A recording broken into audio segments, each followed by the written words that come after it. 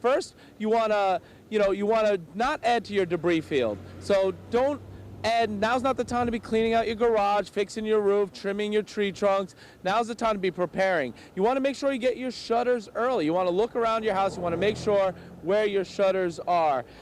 You want to know where they are. You don't have to put them up just yet, but you want to know where they are, and especially if you're near debris, you want to make sure of that. Another thing you want to do, you want to take a look around your patio. You want to make sure that any loose plants, any barbecue grills, or anything that could fly around in a significant storm are taken inside. And just a word of caution about a grill: if you take it inside, in the event that you lose power, don't use it inside. Make sure you take it back outside. That could lead to carbon monoxide poisoning. But again, try to secure some debris. If it's small debris, bring it inside a garage, a shed, or what have you. And otherwise, think about getting those shutters up early if you have debris laying around your yard or laying around other people's yards in your neighborhood. It's about the very latest from Coral Gables. Sean Kniff, CBS 4 News. All right, Sean. Well, in addition to getting up that debris and making all of your preparations, you can also be watching us and watching the storm along with our meteorologists. That's right. Let's get you out right now to meteorologist Craig Setzer, who is tracking the progress of Rita. Craig, good morning once again. Good morning, Danielle and Susan. Good morning, everyone. We continue to track the progress of Rita, which, from what we can tell on the satellite presentation, is becoming better organized. Let's go over to Max Mayfield at the National Hurricane Center. And Max, I'm sure you guys are seeing what we're seeing, that it's getting its act together here. Well, it certainly looks like the thunderstorm activity is increasing around the center, which is right here near Long Island, and the airplane didn't report any significant changes there, but we are confident that it will continue to intensify and will very likely become a hurricane within the next 12 hours or so. Now, it's got a window of opportunity, let's say, before it gets here to strengthen. But would you say that it's got a slightly longer window of opportunity because Key West and the lower Keys are actually farther away than mainland South Florida, Dave Broward? That's right. We're really probably a day and a half away from the center, the closest point of approach to Key West, and that's a lot of time for additional strengthening, and it will likely be a Category 2 hurricane, possibly even stronger. In fact, we always tell people to prepare for one category stronger than we're forecasting. And Max, isn't that one of the worries that we have a tropical storm now, so people, well, they're watching it, but then when it's time to evacuate, especially from the lower Keys, and they see something stronger, it's a little too late for them to move? Well, this was a really tough call, and my hat's off to the state and local officials there who are ordering that mandatory evacuation. That's the right thing to do in this case. Okay, you talked last time we talked an hour ago, the thought of maybe extending the warnings northward. Still in discussion or leaning that way? We're making the new forecast as we speak here, and within the next hour 15 minutes, we'll make a determination whether to extend the hurricane warning northward. Okay, and from what you can tell, things look like they're on the forecast track and everything, or are we big surprises in store? Yeah, I don't think there are any big surprises, but just a little shift to the north, and that gets could get hurricane conditions up here into the southern part of the peninsula. So we're looking at that very carefully right now. Right, and since it's in the organizing stage, the wind field still has to come together more and everything. Yeah, and we have limitation forecasting the track intensity and, as you say, very importantly, that wind field. Right now we don't even have hurricane force winds, and we don't have much guidance from the computers on how far out those winds will go. So we're giving our best shot here, and we're going to have an impact here on the southern portion of the peninsula no matter what. But the closer that core gets to us, the stronger the winds will obviously be. Right. Well, great. Max, doing a great job there. Thank you. Thank you, Craig. And that's just, unfortunately, the state of the science, which is that we just aren't good enough yet at forecasting intensity where we can say clearly it's going to be this strong, nor are we good enough yet at forecasting the exact track. And as it gets closer, the little wobbles make a big difference on who gets the core of the storm and who doesn't. And we just have to prepare because the errors are too great at this point down the road. So we all need to be continuing to prepare. The hurricane watch for Miami-Dade and Broward right now, the hurricane warning for all of the Keys, and as Max was saying, possibly the lower Keys could see a stronger hurricane than maybe the upper Keys because it's just that much longer. It's going to be over the water and strengthening. So we'll continue to watch, and as soon as we get some more information, we'll bring it right to you. Back to you, ladies.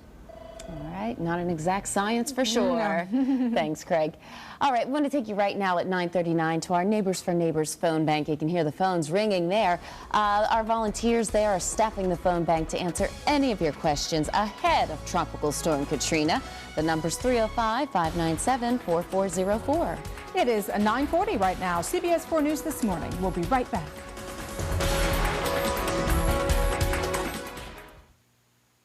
Ready for fall? Then call LA Weight Loss. This is me now after LA Weight Loss helped me lose 70 pounds. The first 10 days, I lost 7 pounds. I lost 13 pounds. And I thought, wow, I can do this.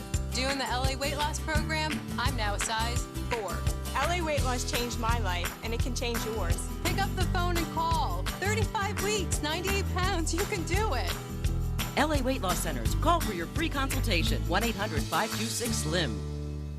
Hey everybody, guess who just got a great deal on Comcast digital cable with On Demand? Chelsea, that's endless kids programming. Really? And honey, with HBO On Demand, you can watch Sex and the City whenever you want, and you don't have to plan ahead. Well, you can't do that with satellite. Uncle Joey, you get all the best Gearhead programs to start as soon as you're ready.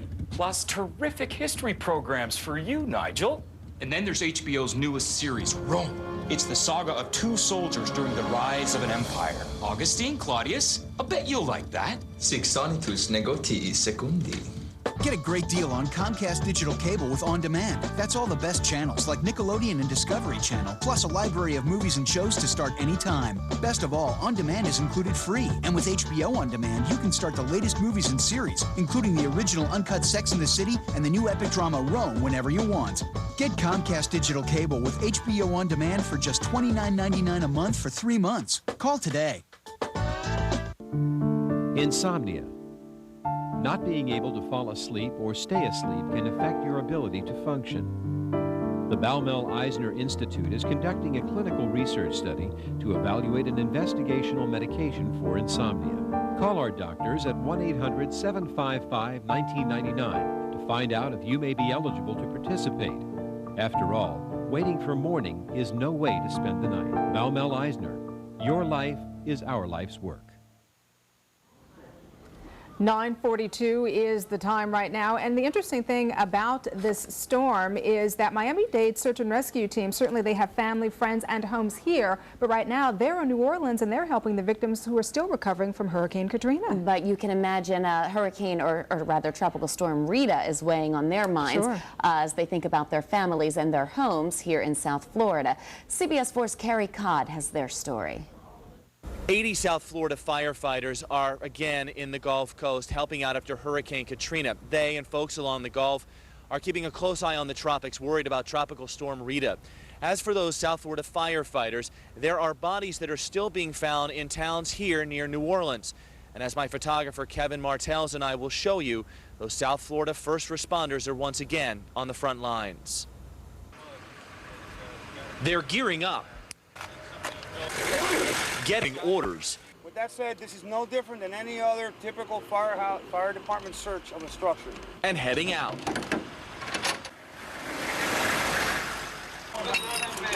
Hey, somebody grab me a mask. The team, South Florida firefighters from Miami-Dade, Broward, and Palm Beach counties. The target, an assisted living facility in Chalmette, about 40 miles east of New Orleans. The mission, make sure the building's empty.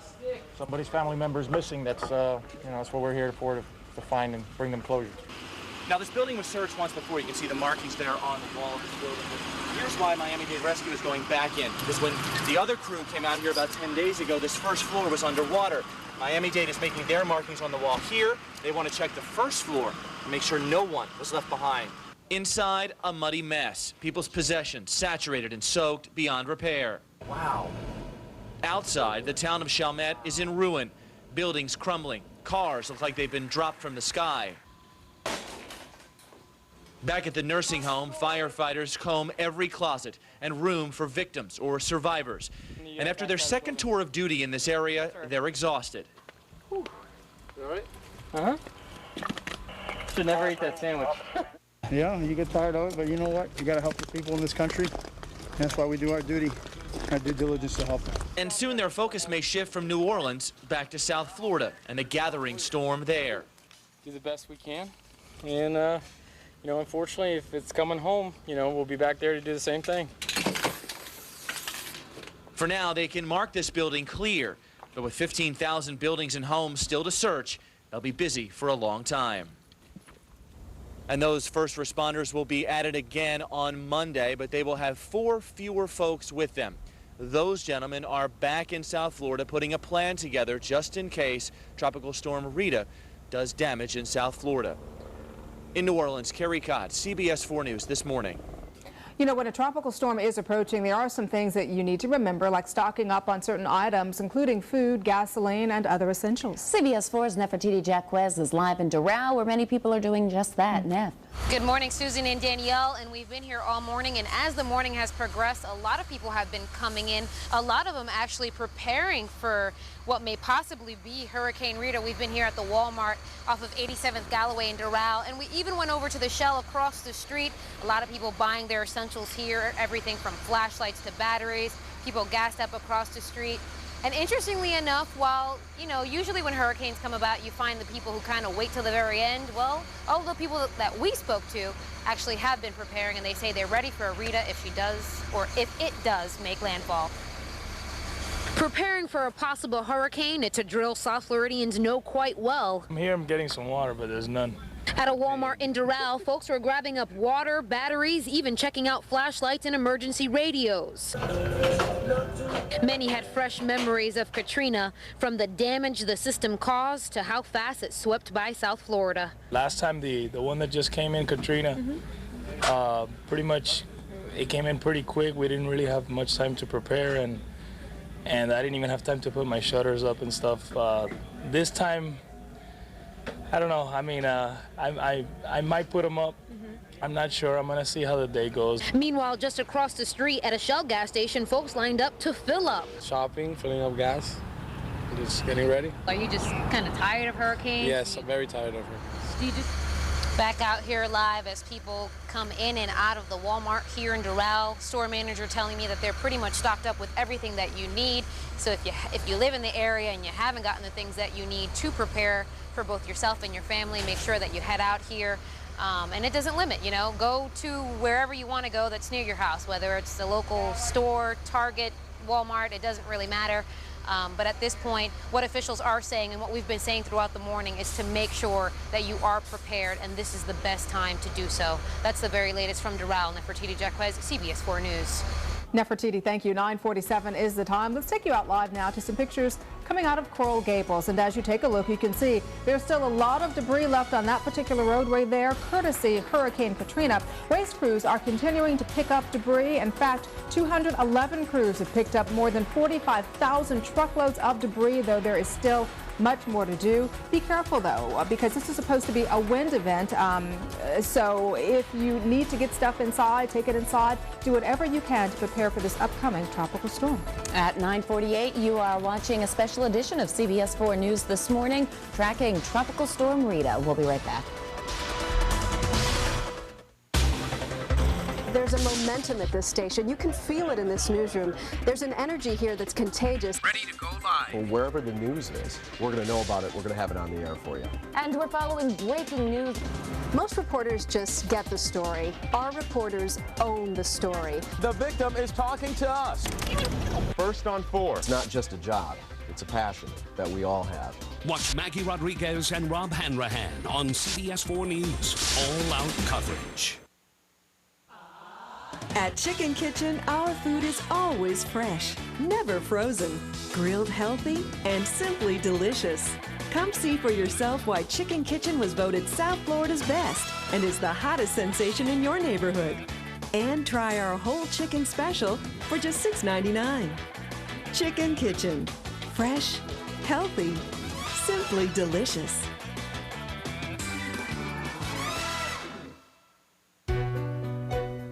Does breast pain and tenderness interfere with work, exercise, and family life?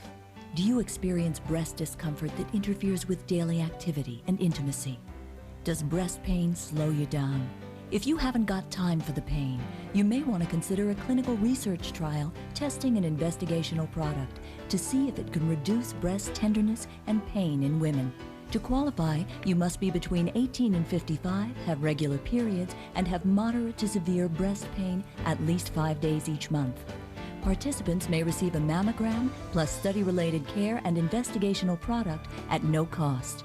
You may also be compensated for time and travel. In your busy life, You don't have time for the pain. To see if you qualify for this breast pain clinical trial, call 1-866-862-4240. That's 1-866-862-4240. Call today, 1-866-862-4240. 10 minutes right now before 10 o'clock, and Miami-Dade's Emergency Operations Center opens its doors at 7 o'clock. It opened at 7 o'clock this morning to keep watch over Tropical Storm Rita. That's right. CBS 4's Yusila Ramirez is live in Doral with the details. Yusila. Well, things are up and running here at the Dade County EOC. The mayor a couple of hours ago briefing us what they're doing, what their plan is. We can tell you that EOC has been activated at a level 2, and that pretty much means that every single, not every seat here is filled, but most of them are helping in the planning and the coordinating on what the county is going to do. You've got the folks here from emergency management as well as public safety departments, EMS, police, fire, all on hand, along with FP&L and Bell South and South Florida Water Management also present here, again helping in all the planning. The mayor telling us that their motto for the day is be prepared. Following the 11 a.m. advisory, we will probably be asking for evacuations. There'll probably be evacuations of mobile homes and voluntary evacuations of Zone A, which includes these areas: the 8.5 square mile area, Barrier Islands, Miami Beach, Virginia Key, Key Biscayne, Golden Beach, Sunny Isles Beach, Bal Harbor, Bay Harbor, Indian Creek Village, Surfside, North Bay Village, and island portions of the city of Miami. Those who sustained damage during Hurricane Katrina and do not feel to stay home. It is best to stay with family or friends who live inland. Shelters will be opened at a later time, and we'll be announcing them after the 11 a.m. advisory. The locations, like I said, will be advised at a later time. Schools are open today. We have been in discussions with the superintendent of schools, Rudy Crew, and by noon today we should have a better idea about whether there's going to be schools tomorrow. All county services, Metro Bus, Metro Rail, Metro Mover, are operational at this time. Miami International Airport is open. However, passengers are urged to call their carriers for updates. All Miami-Dade County offices are open. The mayor goes on to say that county offices will be open for today after 12 o'clock. They'll be deciding whether or not they'll let the employees go at that time and what will happen for tomorrow. As I mentioned earlier, South Florida Water Management also here at Dade County EOC. And right now, I want to turn it over to Jose Fuentes, who can kind of brief us, because I know there's still some concerns in some parts of South Dade and also the western part. Tell us what's going on with that. Well, as a result of Katrina, it's kind of the remnant still with the amount of water it dropped, which was above 12 inches. The district has really taken even a harder action as far as moving water out of the system on the western part of the county, which was still saturated, and the southern part of the county. So we've been actively opening all those gates in that area, as well as doing some pumping in order to alleviate and lower the water levels in South Dade. And you mentioned earlier also that opening those gates turning out to be a lot more efficient than doing a lot of the pumping? Right. A lot of folks look for the pumps to be activated, and when they're looking at our East Coast gates. And in actuality, when we open our gates and they let water out of the system through gravity, we get better results. Our pumps are there for high tide conditions when we can't move water, and we know that there's a storm coming. So if we go into high tide, the levels are high, we will continue or start forward pumping. So what can you tell the folks who live in those areas now who are probably very concerned about what this storm is going to bring? Well, I think that we're going to be cautious about this tropical storm at this point, possibly Hurricane Rita, and just continue to operate in an emergency type mode and continue pre-storm drawdown. But my biggest concern is the amount of water. We saw the results of something that was supposed to be a windstorm last time that became a major, actually a rain event that became a windstorm and rain event. So be cautious. If you have things on the floor in your house that may be in low-lying areas, remove them. Don't take the chances. All right, thank you very much. Jose Fuentes with South Florida Water Management. And of course, the mayor reiterating that over and over again, that be prepared. And the day to do that would be today, because by tonight, we're expecting that weather to turn. Again, just to recap what the mayor said, after 11 a.m., after that advisory, they'll be deciding whether or not there'll be mandatory evacuations in those low-lying areas and mobile homes. Most likely, he said, they will be issuing that mandatory evacuation. They'll be opening up the shelters, but that won't happen until 6 p.m. tonight, because most likely those shelters will be area schools. And of course, as you know, school is in session for the day. The mayor telling me that most likely they will have a shelter on the north end, south end, and a special needs shelter. They're just trying to hammer out those last minute details to figure out where they're going to put those folks who need to evacuate from those mobile home areas and the low-lying areas. As for the schools and what the situation will be for tomorrow, they'll be deciding after 12 o'clock. They're talking to the superintendent of Dade County right now to figure that out. And around 12 o'clock, they're also planning another briefing here at the EOC. In the meantime, if you have any questions, you're being urged to call the Answer Center if you live outside of Miami-Dade County, right here at 305-468-5900. For those who actually live in the county, you can start dialing the 311 number, which they unveiled last week. They'll be able to help you out with any questions that you may have surrounding the storm. What they're urging you not to do, though, is to call 911. So again, we're here on standby at the EOC, waiting to get briefed again in a couple of hours to see what the county's plan is next. That is the very latest. Yusila Ramirez, CBS 4 News. Yusila, thank you. And Broward County officials will start watching developments with Tropical Storm Rita very soon as well. CBS 4's Joan Murray is live in Plantation with the latest there. Joan. Okay, well, here in Broward County, they have decided to go ahead and hold a news conference at 12:10 this afternoon. We know that the Broward County mayor will be here, at least a representative from Sheriff Ken Jennings' office, as well as a representative from the Broward Superintendent of Schools office. Frank Till is out of town, we understand, so a representative, and of course the director here. Joining me now is Carl Fowler, Public Information Officer, Emergency Management here in Broward County. Carl, what will be the purpose of this 12:10 news conference?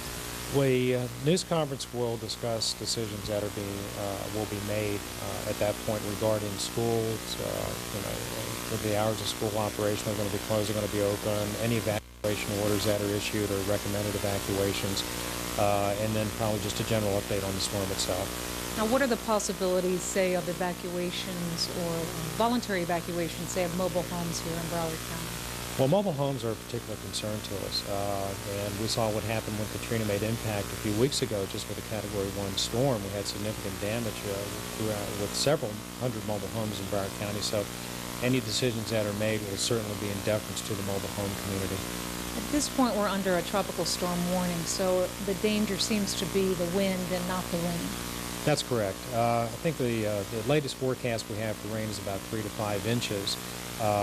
Which will be kind of significant, but it shouldn't be overwhelming. So you are correct, the wind will be a particular concern to us.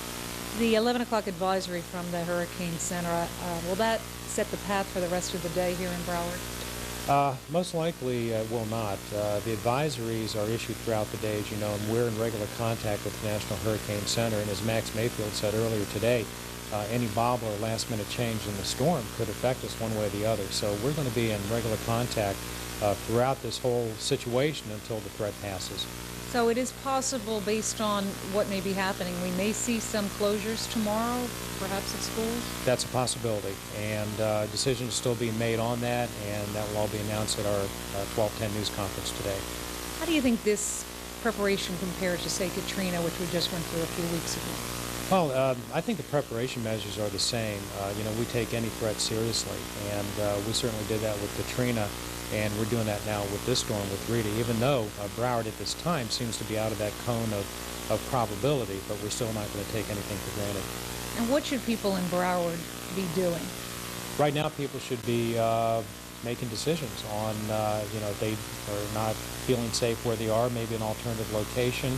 We'll make an announcement later today at the news conference with regard to any shelters that may be open to accommodate people who feel that they need to go someplace else, and checking to make sure their hurricane supply kit everything's there that should be there. If there are voluntary evacuations, will transportation be available?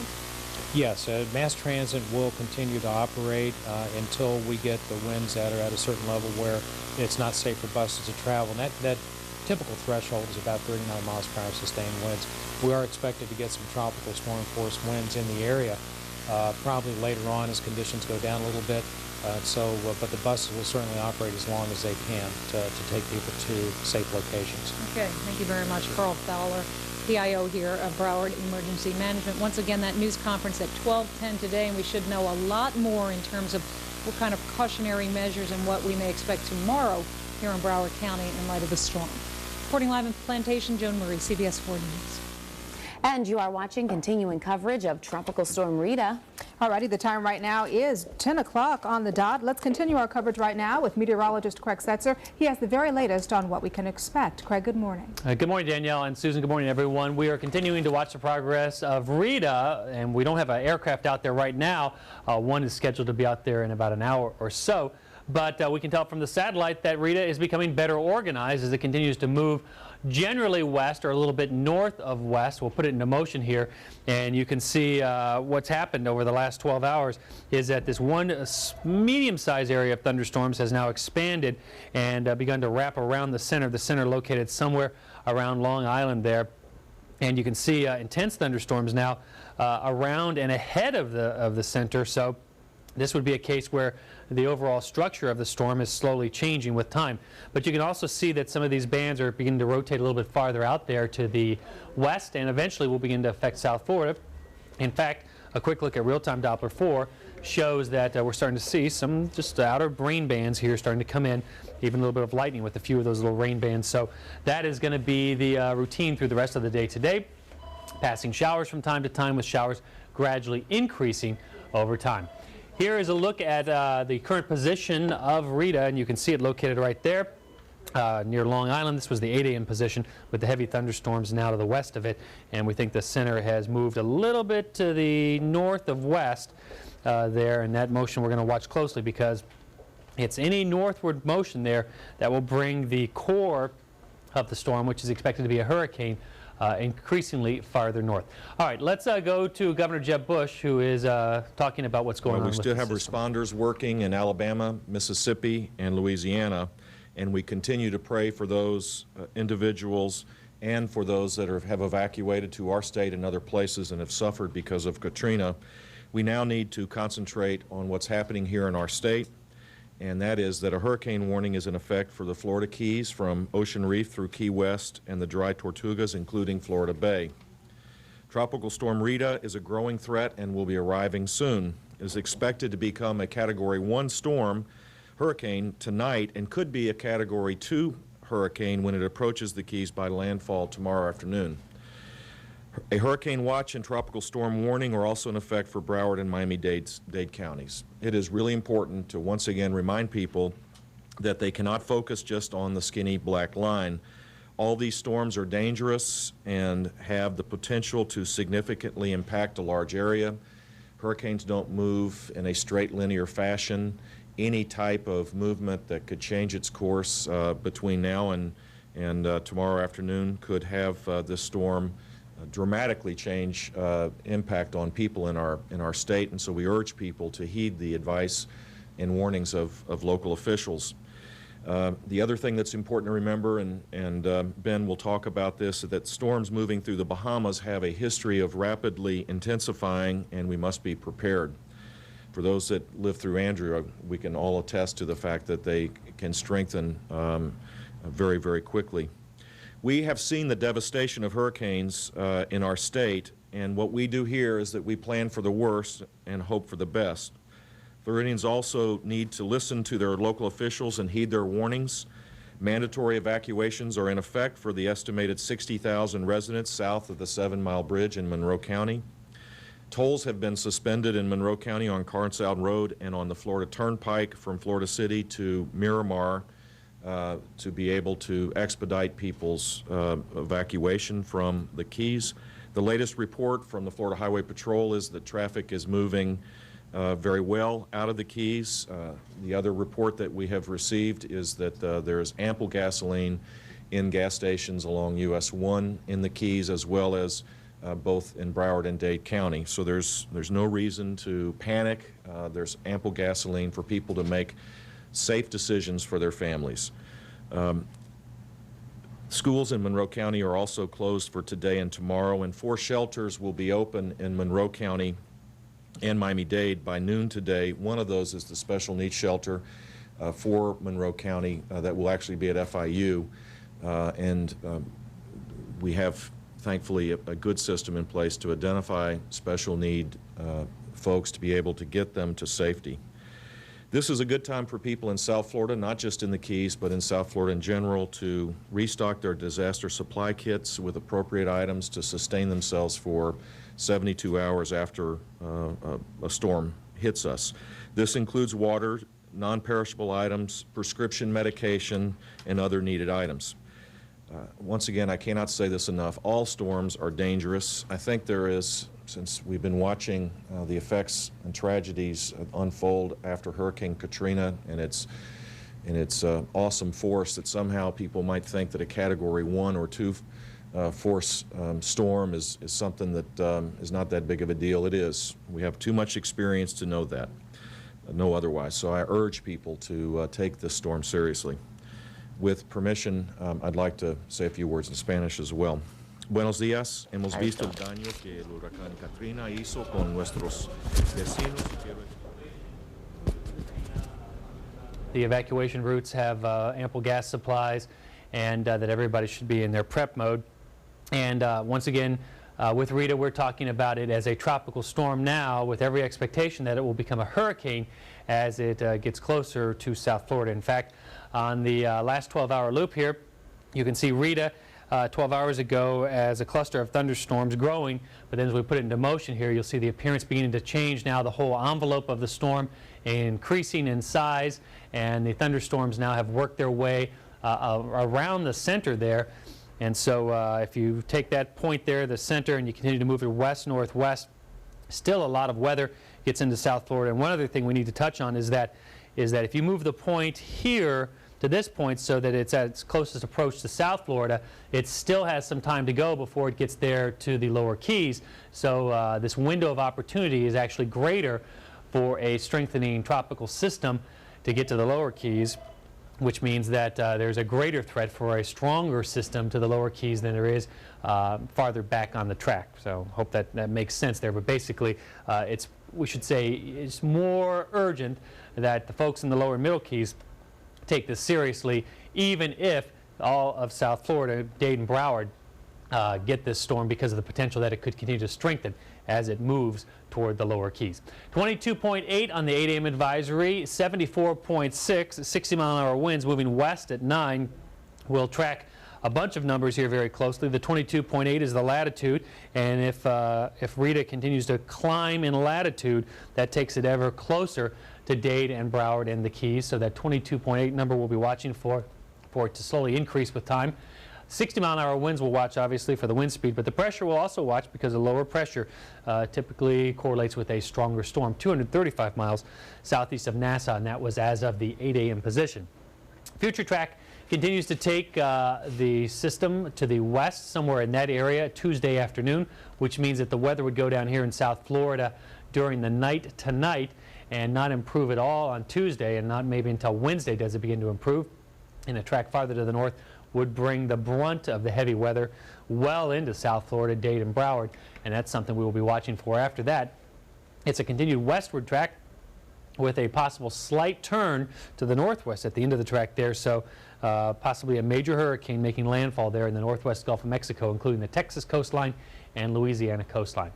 Water vapor loop continuing to show that high, the steering high, that is expected to keep Rita from turning too far to the north, but it may be close enough that hurricane force winds could be felt in Miami-Dade County, and a hurricane watch is in effect, and the possibility that could be upgraded to a hurricane warning within the hour at the 11 o'clock advisory, so we will be anxiously awaiting that. In terms of what to expect locally today as the weather slowly deteriorates, here's Elizabeth Hart. Well, good morning, and it is still a beautiful day around South Florida, but interesting to note, we started off with pristine blue skies, nary a cloud to be found, and over the last 3 to 4 hours, they've really been building in sort of those puffy fair weather clouds, and it is allowing some sunshine to pump the temperatures up. We're sitting at 85 degrees, but here very, very shortly, we expect some of those outer bands to start to move in. In fact, we've had some winds picking up just a little bit, nothing real impressive here, and it certainly doesn't look like this, but that's what we think it will start to look like later in the day, with the trees waving in the breeze and the rain being driven down towards the ground. 13-mile-per-hour wind at Pompano Beach at last check. Fort Lauderdale was 16 miles per hour. So they're going to stay in this 5, 10, 20-mile-per-hour range for the next couple of hours. And this afternoon is when we think it will really start to be noticeable that there is something tropical brewing and coming our way. Now, in addition to the hurricane warning for the Keys and the hurricane watch and the tropical storm warning that's in effect for Miami-Dade and Broward County, we have a flood watch that has already been posted for everybody in the Keys, Key Largo all the way down to Key West. Our thinking is that just from the rainfall alone, we're going to have a big problem here, 5 to 10 inches in the general range, and certainly could see some locally higher amounts. If you'll remember back to Katrina, we had that area down through Miami-Dade County from about Cutler Ridge through Perrine down to Homestead and Florida City that just got hammered with nearly 1.5 feet of rain. So we will see some pockets along the order there. And again, if Rita stays on this path, most of it is going to be down into the Keys. Now, we're not just going to be talking about flooding from rainfall. We think that if Rita again continues on this course off to the west right now, that we will have storm surge flooding in the lower Keys on the order of 6 to 8 feet. And then we could get some storm surge flooding on the backside of the storm coming in from the bay as well.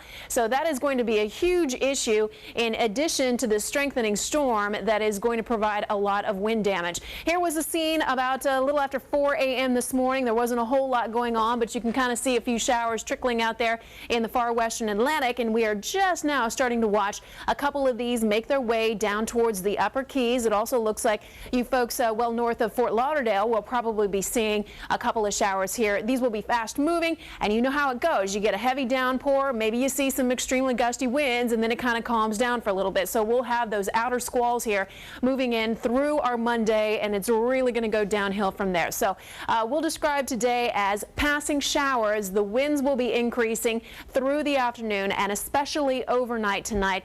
If everything stays on course, tomorrow is expected to be our worst day, but just how far north or south Rita is depends on just how bad it is. Could be real bad if there's even a minor jog up to the north. And as we take a look ahead, Wednesday, we'll be glad to get to that point. It will most likely still be kind of stormy around here, but we should see improving conditions with the winds finally starting to back down a little bit and the rain letting up. So if we can just make it through here and stay tuned and do all our prep work today, we should be all right. Gusty squalls, winds building in through the day, our high near 90, so it is still going to be very, very warm, even with the clouds building. Boaters, you got to do it now. There really isn't a whole lot of time here. Stay near port, get out there, do what you need to do, secure your boat. Keep in mind that the wind is primarily going to be out of the east, at least as the storm is getting ready to head towards South Florida. Seas will be building up to about 9 feet, and that's by tonight. And we will be looking for very rough conditions on the bays. Heavy rain and wind, again, it's just going to be building late this afternoon and through the evening. 80 for the low, and then through the week, it's all up in the air as far as how intense Rita becomes. At any rate, we do think that by Wednesday, late in the day especially, things should be improving, and then we should be clearing out for the weekend with sunshine back here in South Florida, which is the way we like it, ladies. It is indeed. Elizabeth, thank you. And with hurricane watches and warnings posted from the Keys northward, South Florida residents are, of course, preparing for Rita. Our team coverage moves now to CBS 4 Shamari Stone in Isla Mirada. Well, that's right. There's a mandatory evacuation for people who live in low-lying areas, tourists, and mobile home residents. It's been beautiful out here in Isla Mirada. We're north of the 7-mile bridge, north of Key West, and it's really nice out here. If you take a look behind me, you can just see how peaceful the Atlantic Ocean is. Of course, that could change depending on Rita. Now, if you move to the right, let me just show you. That is the Coconut Cove Resort. You can see that the beach is empty. One person, just a worker out there, he plans on leaving. If you move to the right, you can see this motel, and a lot of the tourists evacuated last night. They got out of Dodge, concerned about Rita. And if you move to the right over here, You can see some mobile home residents. The woman who lives right in this mobile home says she's going to evacuate. That place is made out of weak construction materials and could easily collapse, be destroyed if Rita comes this way. I'm now joined by these two wonderful people, Melanie Strasser, Nadine McLean. Melanie, are you going to evacuate? I'm not planning on evacuating unless the storm surge does come up. You know, they're anticipating possibly 3 to 6 feet. If the storm surge does start rising, then yes, I have a place to go about 3 miles up the road, that a house that will withstand up to a Category 3. You know, some people are watching this are going to wonder why. They're wondering why mobile home residents aren't evacuating. There is a mandatory evacuation. Well, I've been here through many, many hurricanes, and it looks like this is going to pass to the south of Key West. I think we're going to get some high winds, probably, you know, maybe up to 60 miles per hour. My mobile homes withstood winds up to 120 miles per hour. So I think I'm going to be all right. The main thing I have to worry about is the storm surge. I'm now joined by Nadine McLean. She is the manager of the Windley Park mobile homes here. What's going on? I mean, you've been spending all morning trying to tell people to leave. How many people have left? Well, I don't know for sure. I know there's about 6 that have left, and I think some of them left last night. We have some that are still preparing to leave. So I think we'll end up with maybe 5 people left in the park, which is their decision. You know, we tell them, you need to leave. It could be nothing, it could be catastrophic. We don't know for sure. Well, I want to thank you for joining us. You heard it from Melanie Strasser and Nadine McLean. Some people are evacuating, whereas others, they treat this as a rehearsal drill, not a big deal. We'll just have to see what happens. Back to you. And it is now 10:16 as we continue to cover Tropical Storm Rita. Ileana Varela and Angela Ray joining you now. And we are joined on the phone by the mayor of Key West, Jimmy Weekley. Key West, once again, under a hurricane warning and an evacuation order. Mayor? Good morning. Good morning. How are things going? Everything's going well. People are securing their properties. I see a lot of people out with plywood and, you know, putting up their storm shutters. Preparing for Ms. Rita to pay us a visit. And we are issued at 9 a.m. this morning a mandatory evacuation from the 7 Mile Bridge to Key West. Now, So, Mayor, I'm sorry. Mayor, I know you said that shelters are not going to open, and you're very adamant you don't want anybody there. You want them actually to move northward, correct? That's correct. We're encouraging our residents to leave. There will be shelters in Marathon at the Stanley Swidlick School, also in Key Largo at Coral Shores High School, as well, of course, as FIU in Miami there. Well, you know, people in Key West have been known or almost notorious for defying storms. How many people would you say, excuse me, what percentage would you say of the population that has actually heeded the warnings? Well, it's kind of early to tell that, but normally we think we get somewhere around about 30% of the population that actually evacuates. So we're hoping we get more than that this time in light of, you know, Hurricane Katrina still fresh in everyone's mind. And although we're looking at a 1 or 2, there still could be a lot of damage, and that's what we're telling people, you know, just because it isn't a real catastrophic storm, there still could be a lot of damage. There still could be you know, trees down and utility poles down, and we're looking at 6 to 8 feet of a storm surge as well as 8 to 10 inches of rain. So we expect you know, to have some flooding, and we would like, you know, people to evacuate and not be here for this event. Mayor, do you find your residents are more anxiety-ridden this year in particular than in most years, because we have had so many storms come at us? It seems like even more than last year, and we had our spate of storms last year. Yeah, I don't think so. I think it's something we take in stride here. You know, people are concerned, obviously.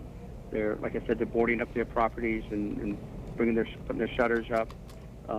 And, you know, we've been through this. My concern is people that stay, they have to understand that once the wind gets over 35 miles an hour, we remove all of our emergency vehicles off the street. If there's any kind of incident, there's no way in which we can respond to that. So it's not only it's a public safety issue. It's telling people that they need to evacuate for that reason, as well as for the safety of their own selves and their families as well. Mayor Weekly, when do you think the bars themselves, establishments, businesses like that will actually shut down? Because that will tell a lot of people, well, okay, no more fun for now. Maybe I should take this a little more seriously. We probably won't do anything like that until sometime later, either this evening or tomorrow. It depends on the path of the storm. And once again, that decision is based on the winds reaching 35 miles per hour. So once the public safety vehicles are off the street, then we start asking the businesses to close as well. Mayor, after Katrina, we saw so many people stranded in New Orleans, in some cases for days, and some people did not survive after being stranded. And a lot of questions were raised about how much did the local government do. How much can you do when there's a mandatory evacuation? A lot of people don't understand what mandatory means. Are people still, is it still up to the homeowner to make the ultimate decision? How much power do you have to go? Can you go into people's homes and say, get out? No, we really can't do that. We encourage them the best way we can to, in fact, heed to the evacuation notices.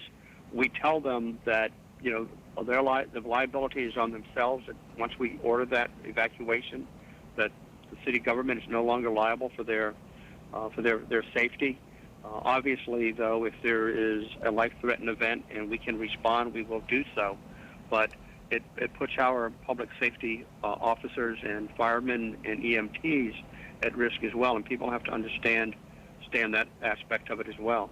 So we do it, as I said before, it's a real safety issue, with safety, to make sure that we get as many people out of our community as we can for the good of the community.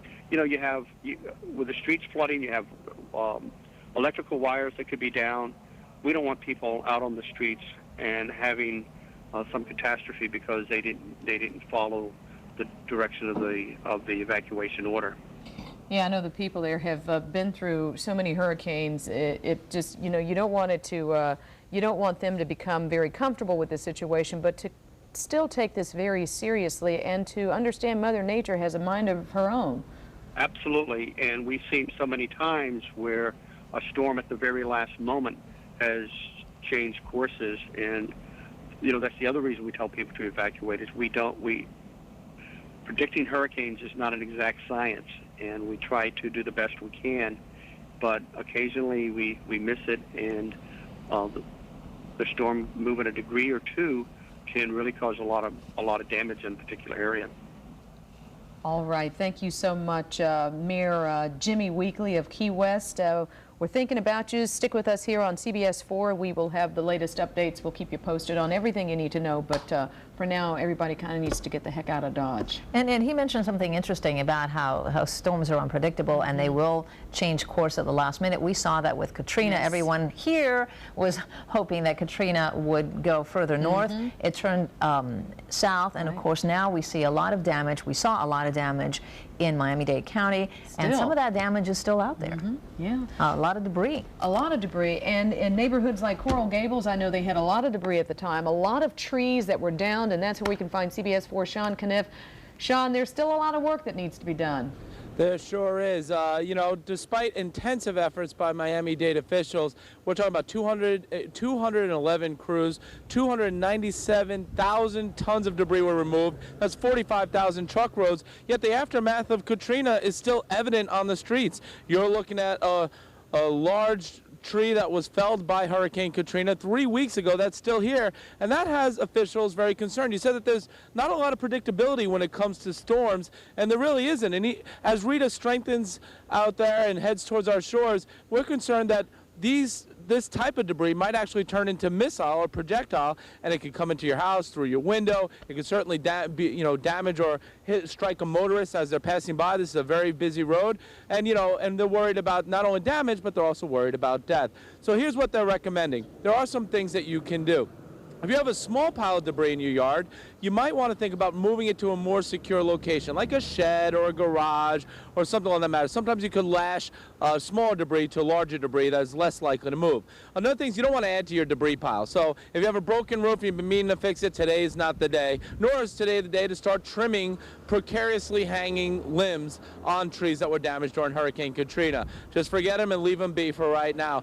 And after that, you also want to take a look around your patio, and you want to see whether or not you have any other things in your yard, like chairs, lawn furniture, barbecue grills, and you want to put them in a more secure location. If you're going to bring your grill inside, a word of caution, make sure you don't use it in the event that you lose power. Do not use it indoors, because that could lead to carbon monoxide poisoning.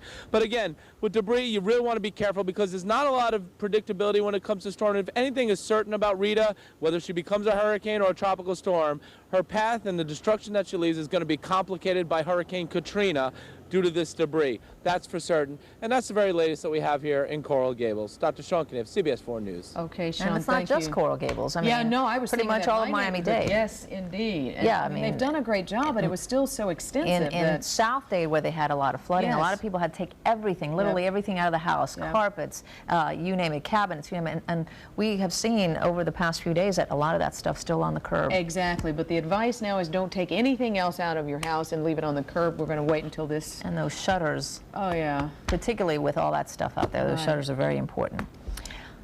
Well, should we go to a live picture now of Neighbors for Neighbors? These are the folks who are always around when we need them the most. They are here. They are volunteering, staffing the phone bank there. They can answer any question you might have about Tropical Storm Rita. Please give them a call, whether it's shelter information, it doesn't matter. Just give them a call. They are there to help you. The number's 305-597-4404. All right, we're going to take a short break, and we'll be right back with our continuing coverage on Tropical Storm Rita. Stay with us. We got the lineup that just won't quit. I'm eating my dinner. How's it now, Chunky? Just chilling, making out of it.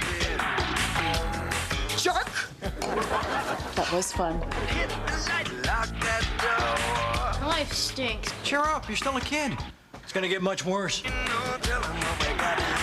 there a Dr. Barnes here? Yeah, start your night with CBS. Make a night of it. I'd like to tell you about a clinical research trial which is studying a new investigational drug to treat type 2 diabetes.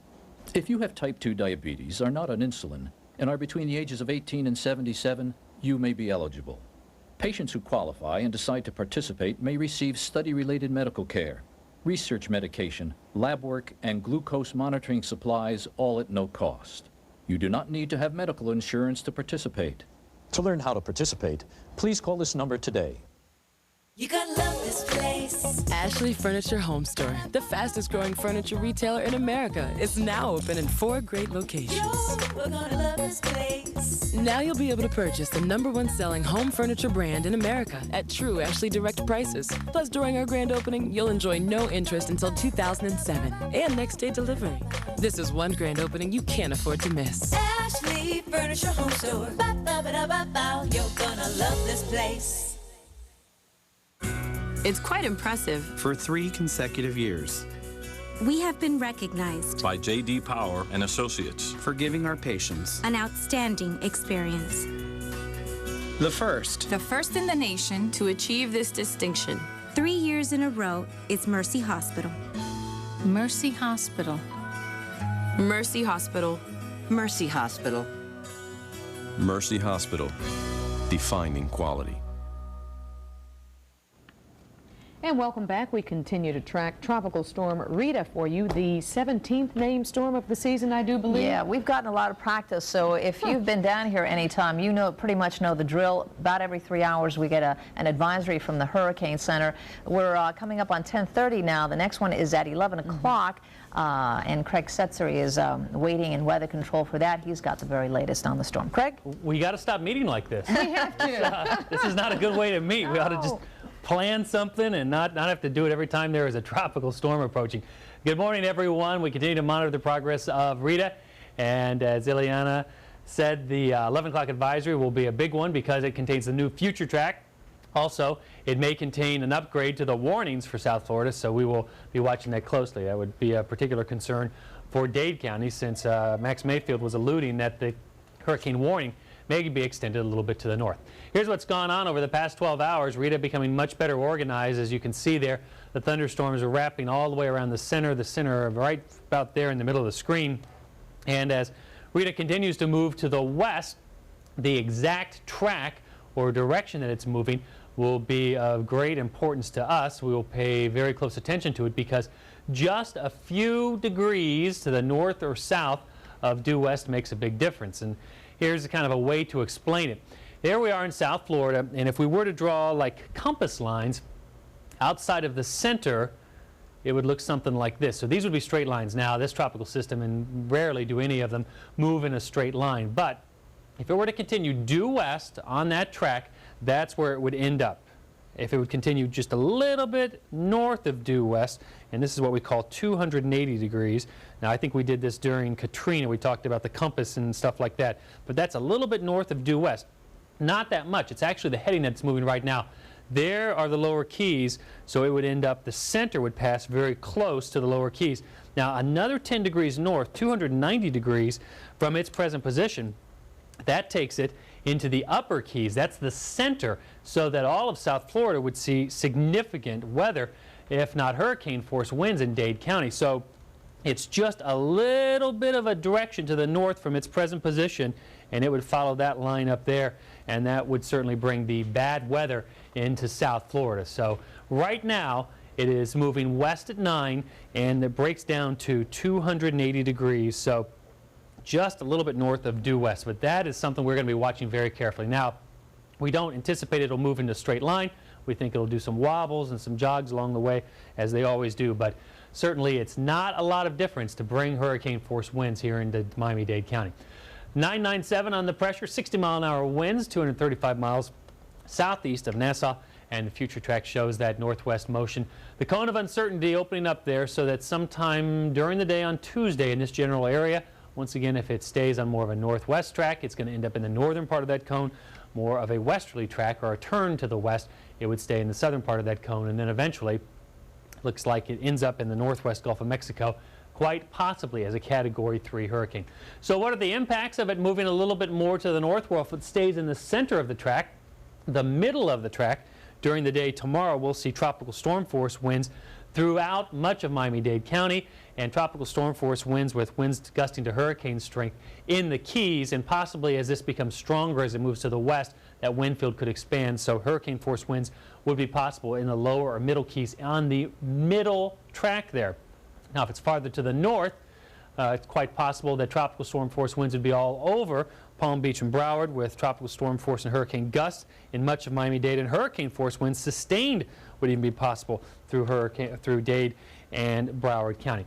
But just too early to call, but we need to be prepared because it's not much of a northward movement that would bring that hurricane force wind field into Dade County and cover the entire Keys where the hurricane warning is in effect. In terms of preparation, here's Pamela Wright with a look at what's going on today weather-wise. Hey, Craig, well, this is why we have been encouraging you through the morning to get things done early, because look what is now even holding together and coming in, and it's a batch of significant rain coming in and windy within these showers. Pompano Beach from Sample Road all the way down to Fort Lauderdale along A1A, so pretty gusty squall already making it this far out from the storm and blowing in. So Cypress Creek Road, it's going to be soaked out that way and out towards Margate and Coconut Creek and Plantation, even getting some of the rain out of this, likely as it continues to move in. Now, from the big picture, we see just spotty showers down in South Miami-Dade, but the storm is still very far away, and we're seeing some of these batches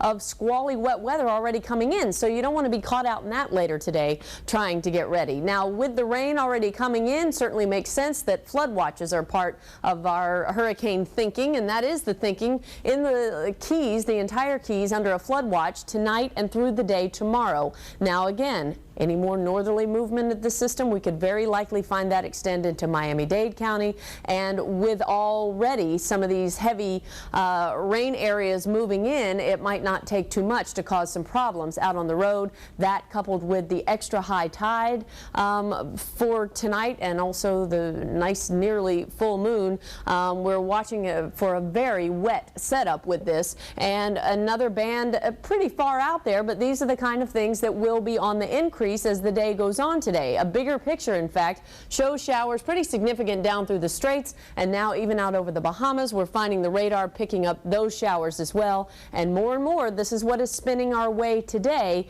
even though we are talking about more in the way of sustained bad weather for tonight. Here's the true view of your afternoon. With all this tropical moisture around and things very unsettled, we could certainly be seeing storms off and on through the afternoon and then increasing tonight. Now for tomorrow, you just count on a day that you'll be settled in for the day, and of course ideally you want to be settled in by the time the sun goes down tonight if you can, but the weather will significantly get worse over the overnight hours and through the day tomorrow. Now even into the middle of the week, we still could be drawing up some moisture courtesy of Rita, and whether the moisture tail is still influencing us, it could still be rather stormy. So it's an ugly setup for the next few days and very dangerous at times, and we're already seeing some of those times coming in this morning. You're just getting more breaks between them. The winds will continue to build as the day goes on. Encouraged to stay near port, and those kinds of showers and squally storms even blowing towards you out there.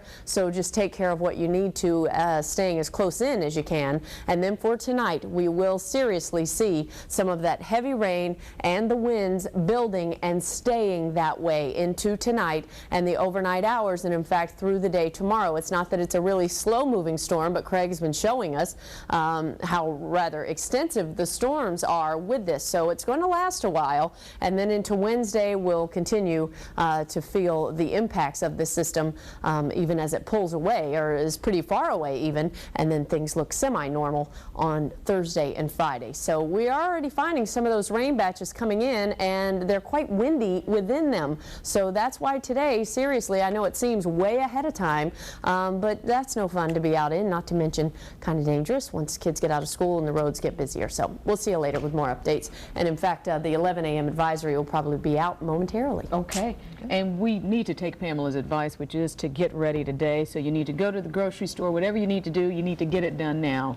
Yeah, I mean, and the thing is that the day started out pretty much as a normal rainy day because the kids are off to school, but like she says, it's going to start getting ugly, and you want to get things done before it starts getting ugly. And we're going to check to see whether people are doing just that. Nefertiti Jaquez is standing by in Doral. She's at a Walmart. And how much action are they getting out there? A lot, Ileana. Mainly compared to this morning. We've been out here all morning.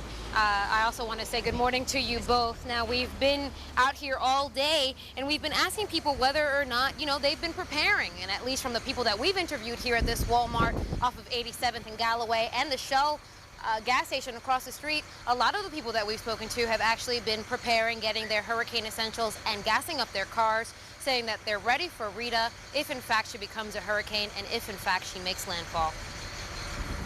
Preparing for a possible hurricane, it's a drill South Floridians know quite well. I'm here, I'm getting some water, but there's none. At a Walmart in Doral, folks were grabbing up water, batteries, even checking out flashlights and emergency radios.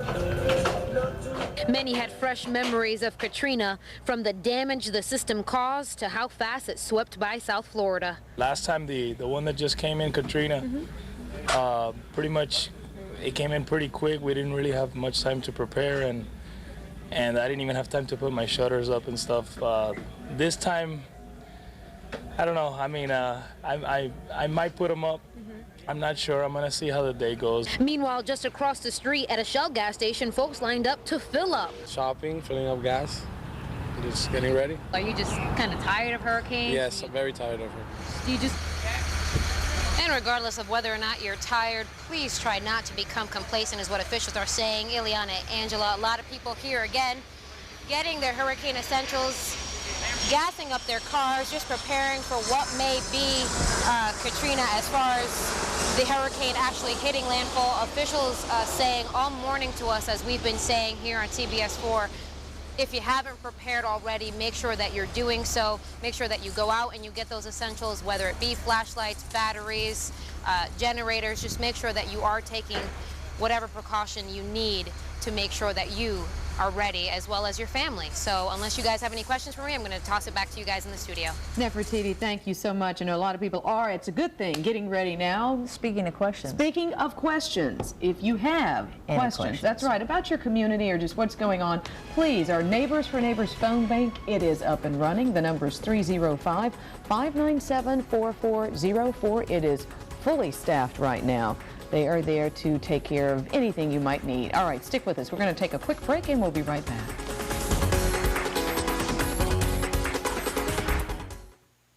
I feel great. I have a new life. If you are more than 100 pounds overweight, we can help you. Hi, I'm Dr. Nestor de la Cruz Munoz, Director of Bariatric Surgery. Join me Wednesday night at Hialeah Hospital at 7 o'clock to discuss weight loss surgery. I respect doctors. My father's one. Most doctors do an excellent job. However, there are some who do not. If you have permanent injuries as a result of the negligence of a doctor or hospital, call me, Robert Rubenstein, for a free consultation. I will protect your rights.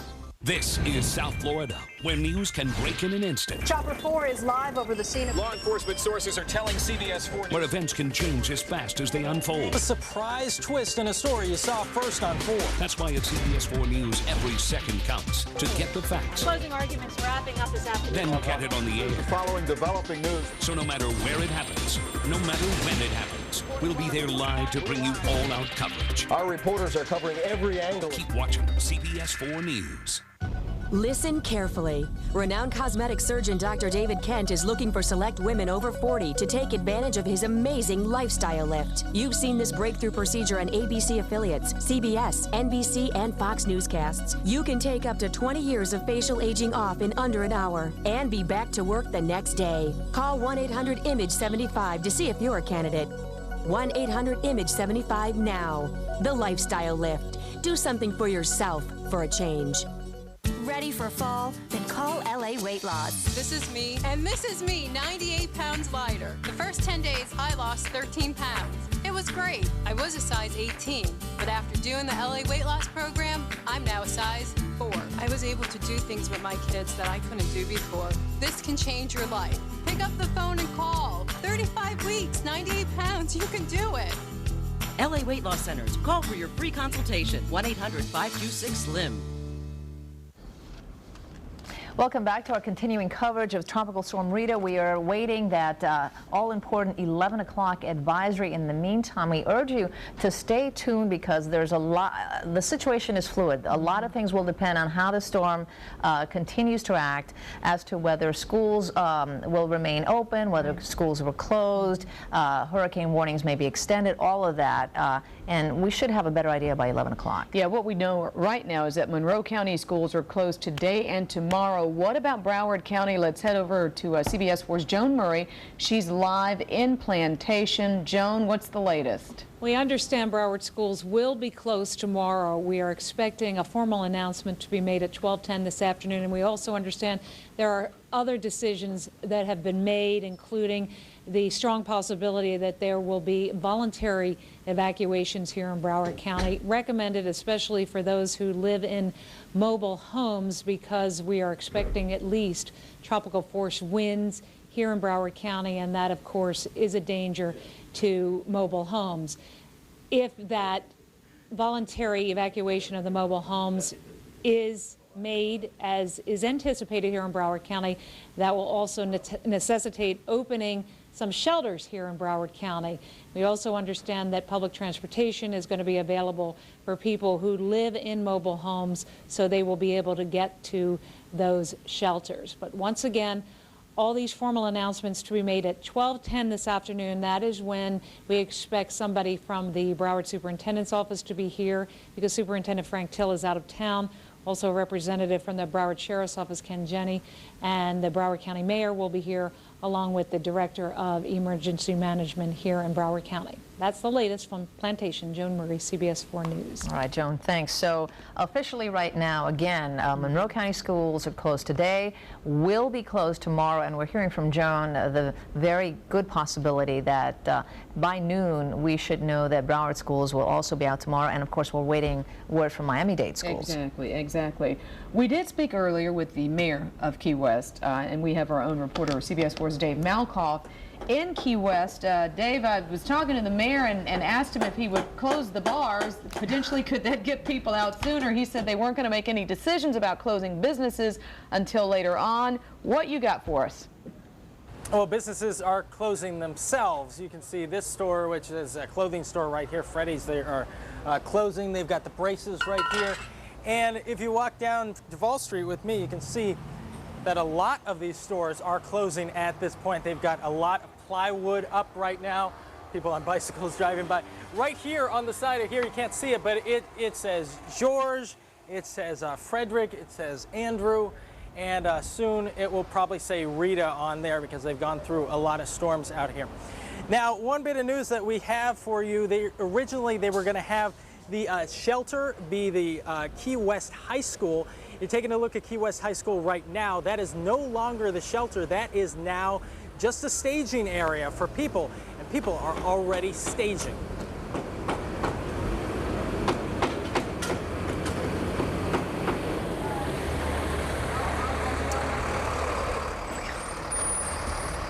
All right, Dave is hidden behind that truck that just passed over him, and we have lost contact with him as we continue to track Tropical Storm Rita, which has her eyes on the Florida Keys. Of course, we don't know, can't pinpoint exactly yet where she is going exactly, but we know if you look at the breadth of the storm that we are going to be in stormy weather possibly as soon as this afternoon. We're already feeling the effects, in fact, as according to Weather Control. Yeah, and the Bahamas, they are certainly looking to get some increased weather as well. They say they're not too concerned right now, but still, they are under warnings and watches there. And our CBS 4's Ted Scouten has been hanging out there in Nassau, Bahamas. Ted, tell us what it's like there now.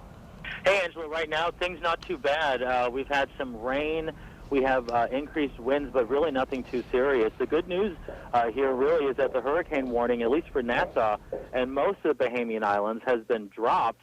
The bad news, however, is that the hurricane warning pretty much pushed away a lot of the tourists. Right now we're on Bay Street, and it's pretty dead. There's a few tourists hanging around, but mostly it's just people who work here and are just kind of hanging outside the stores with really nothing to do because mostly everyone is gone. Same story over at the Straw Market, which is a really popular place for tourists. They go in there and they can buy trinkets and different crafts from the Bahamas. And what folks are telling me is that because the cruise ships aren't coming in today, they're really not. They don't really have much to do. Normally today there would be several cruise ships in and it'd be booming business for everyone. But obviously right now they're not coming in. One other thing, if you're traveling to the Bahamas by air, the airport in Nassau is open right now, and it's expected to remain open. It's business as usual. We were just out there, and the regular flurry of activity going on at the airport there. It doesn't seem like there's a mass crowd of people trying to get out or anything. So right now, everything pretty much status quo over there. Same thing up in Freeport. If you're going to, if you have travel plans maybe to the southeastern Bahamas or the central Bahamas, that's when you need to call the airline just to make sure that the flight is still going. I would imagine a lot of those flights by this point have probably been canceled. Also, keep in mind, we still are under a tropical storm warning here in Nassau and pretty much all of the Bahamian Islands. And, you know, one thing I'm just seeing, too, as we're driving on Bay Street here, is there's actually people working on landscaping in the area that is, if you're familiar with Nassau, where the bridge goes over to Paradise Island, there's people working on the landscaping right now, so people really not all that concerned. And as we're driving around town, no boards up, nothing. Everyone seems to be pretty calm at this moment. Angela and Ileana. All right, Ted Scouten, thank you so much. We're going to talk more about the weather in the Bahamas and, more importantly, what's coming this way. Let's head over to Weather Control and Chief Meteorologist Brian Norcross. Brian, welcome. And good morning. Good morning. And we have news from the National Hurricane Center now. A hurricane warning is now issued for Miami-Dade County. So a hurricane warning now in effect from the Miami-Dade Broward County line down all the way through the Keys. The hurricane watch continues in effect for Broward County, along with a tropical storm warning. So the thinking at the National Hurricane Center is two things. First of all, that the path of Rita and the strength of Rita are uncertain enough that there is a significant risk of some hurricane force winds in Miami-Dade County. Now, it looks like Rita is going to stay far enough to the south that the risk is most likely of tropical storm force winds, but some possibility of hurricane force winds in Broward County. And of course, for the Keys, the concern continues, and the primary concern is for the Keys for the strongest possible hurricane force winds, because the Keys are so long that the storm, if the storm strengthens as it moves on off to the west, you're going to have a stronger storm in the lower Keys than in the upper Keys, just if the storm behaves as expected. So the headline on the new advisory is that now a hurricane warning in effect for Miami-Dade County and the Keys. Tropical storm warning and hurricane watch continue for Broward County. Now, we're going to put all the information together. In fact, any change in the wind speed there, Craig? It's just now coming in 65 miles per hour. So it's still a tropical storm, but increasing in strength as we go here, as expected. And we can see on the satellite picture it is becoming better organized. So let me send it back to you. We'll have the full information here in just a few minutes. All right, Brian, thank you. All right, and we do have Dave Malkoff back with us now, joining us from Key West. He was outside where some businesses are already closing shop, right, Dave? Oh, absolutely. And here in Monroe County and Key West, we have been under a hurricane warning since about 11 o'clock last night.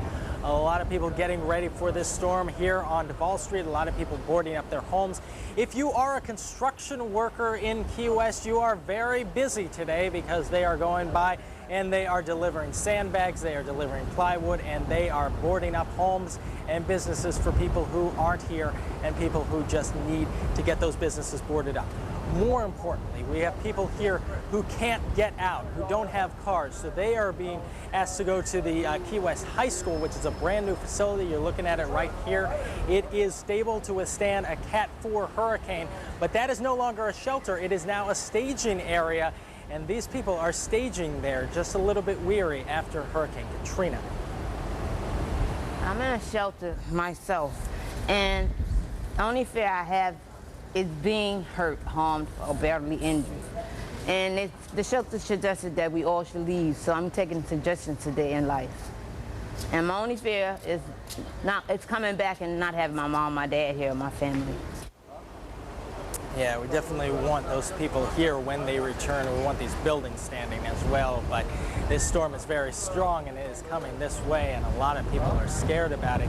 A lot of people are still staying in their homes. They have been here for generation after generation, and they just feel that they are going to stick out the storm. But the people who do want to leave, there is transportation for you available at the Key West High School. That is the brand new facility. Just go to the Key West High School. They will be starting at noon today. They will have buses available. They will take you all the way up to FIU, and that is the facility where you will stay until it's safe to come back down here to Duval Street. In Key West, I'm Dave Malkoff, CBS 4 News. Back to you. Thanks, Dave. And now that Miami-Dade County has been upgraded into a hurricane warning area, you know that there's going to be a lot more questions from all of you because now the stakes are higher. That's right, and we are prepared for any questions you might have.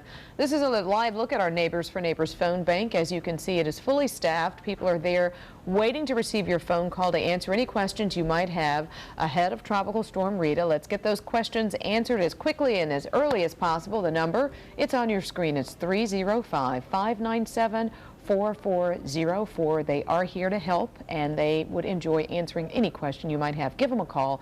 We're going to take a quick break. Stay with us.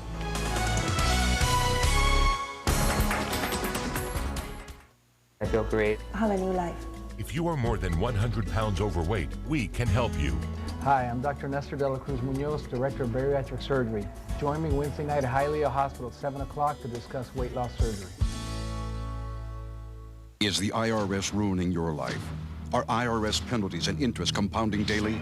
Stop the cycle now. Hello, I'm John Harris, president of J.K. Harris & Company. The people who negotiate for our clients are former IRS agents and tax professionals. They've helped our clients save millions of dollars. You too could qualify to significantly reduce your tax debt. Call the IRS experts at J.K. Harris now for your free confidential tax settlement analysis. Call 1-800-893-0286. You have a creative side. You see what others don't. You have an eye for style and a mind for business. You're an innovator at heart. In the fashion programs at the Art Institutes, we'll help you turn your ideas into a recognizable style for the real world. Your art becomes your voice. The fashion programs, the Art Institutes, 1-800-278-9948. Ready for fall? Then call LA Weight Loss. This is me now after LA Weight Loss helped me lose 70 pounds. The first 10 days, I lost 7 pounds. I lost 13 pounds. And I thought, wow, I can do this. Doing the LA Weight Loss program, I'm now a size 4. LA Weight Loss changed my life, and it can change yours. Pick up the phone and call. 35 weeks, 98 pounds, you can do it. LA Weight Loss Centers. Call for your free consultation. 1-800-526-SLIM. I feel great. I have a new life. If you are more than 100 pounds overweight, we can help you. Hi, I'm Dr. Nestor De La Cruz Munoz, Director of Bariatric Surgery. Join me Wednesday night at Hialeah Hospital at 7 o'clock to discuss weight loss surgery. And welcome back as we continue extended coverage of tracking Tropical Storm Rita. Right now, Miami-Dade County under a hurricane warning. Things have certainly ratcheted up a notch for us as Monroe County and the rest of the Keys, all of that area being asked, the lower Keys to evacuate, all the residents, the upper portion of the Keys, visitors and non-residents being asked to leave right now. Yeah, and this hurricane warning that's been extended to Miami-Dade, you know, ups the ante. So a lot of businesses that perhaps were thinking about opening tomorrow may now be rethinking that. So let's go to the newsroom. Susan Barnett has a list of closings that you'll want to know about. Susan? Yeah, we are getting a few things in at this point, and I suspect more will be coming in very quickly. But first, I want to let you know that as far as the Archdiocese of Miami schools in the Archdiocese of Miami, they're saying that as soon as Miami-Dade schools make their decision, which we expect will be sometime around noon today, they say they will follow suit. So if Miami-Dade schools are closed, then the Archdiocese schools will be closed. But if they decide to stay open, then the Archdiocese will follow suit. They say if you have any questions, call your individual schools. Also, the Department of Children and Families in Monroe and Miami-Dade counties wants people to know that all DCF offices in Monroe County from Marathon South, all those offices are closed all day today and evacuation orders are in effect. DCF offices in Monroe County north of Marathon, those offices are going to close today at noon. And then all offices in Miami-Dade County will close today at 2 o'clock. So all DCF offices in Miami-Dade County will close today at 2 o'clock. In north of Marathon in Monroe County, they will close at noon today. And of course, all DCF offices in Monroe County south of Marathon are already closed and mandatory evacuation orders are in effect. This includes adult services, food stamps, Medicaid, substance abuse, and mental health services. However, they do want to let you know that Child Protective Investigations and Adult Abuse Investigations Unit will remain operational, as well as the abuse hotline, which is 800-96-ABUSE. And just a reminder, in case you missed Joan Murray's report a little while ago, Broward schools have canceled schools for tomorrow. So Broward County schools are closed for tomorrow, as well as all after-school activities today. So that's the latest from the Breaking News Desk. Susan Barnett, CBS 4 News. Thanks, Susan. And you know what I hear from a lot of my neighbors? There's still a lot of debris out there.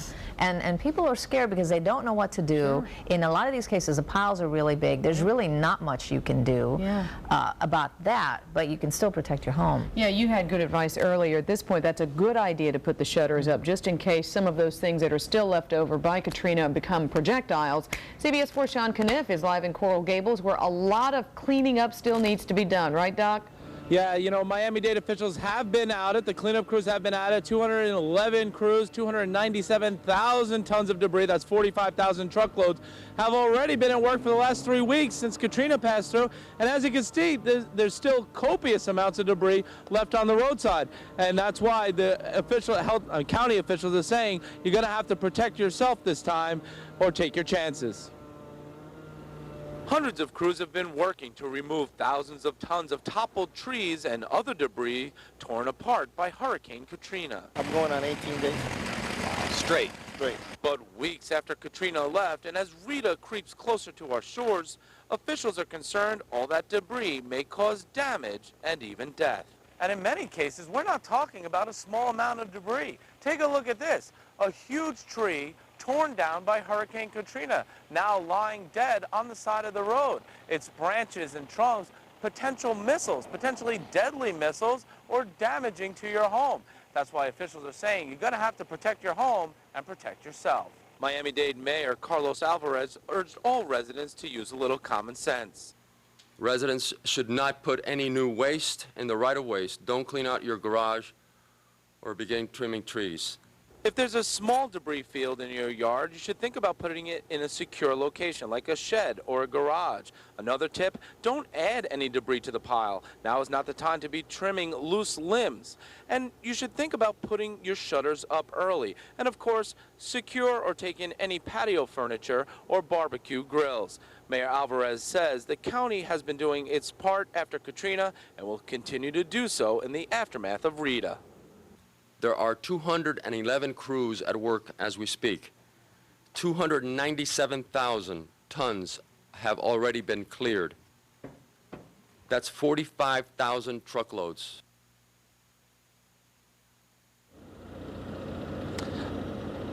Okay, well, there you have it. They've been at work, and they're going to continue to work all day today, and we've been promised they're going to be continuing to work in the aftermath of Rita, whether she's a hurricane or she stays a tropical storm. That's the very latest from here in Coral Gables. Dr. Sean Kneff, CBS 4 News.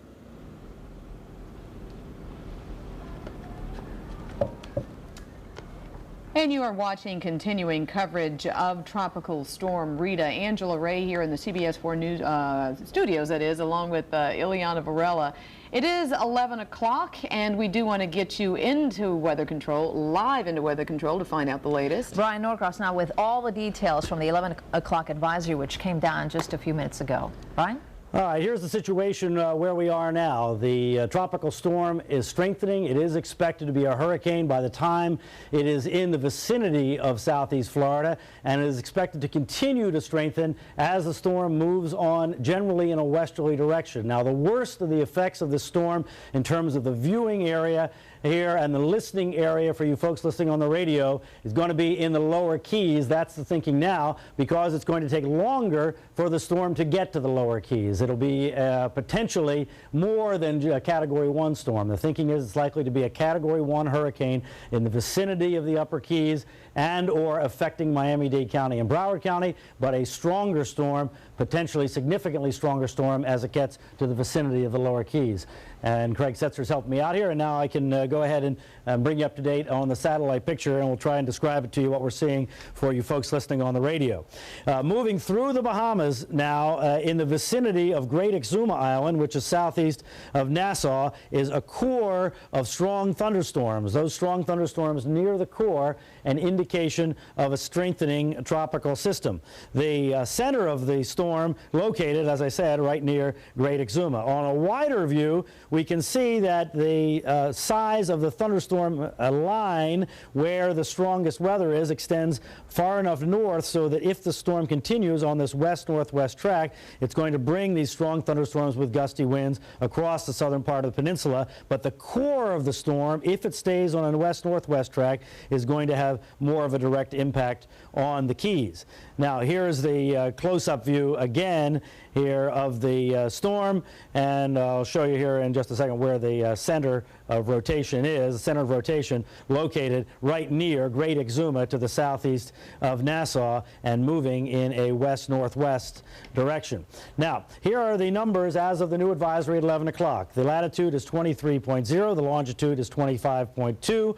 The wind's now up to 65 miles per hour, moving to the west-northwest at 12. Now, that latitude number is important because we watch that closely and see if the storm is climbing north at all. That's our first 23-degree north latitude, so it's making a little bit of a move to the north, but more of a move to the west. So therefore, that west-northwest direction at 12.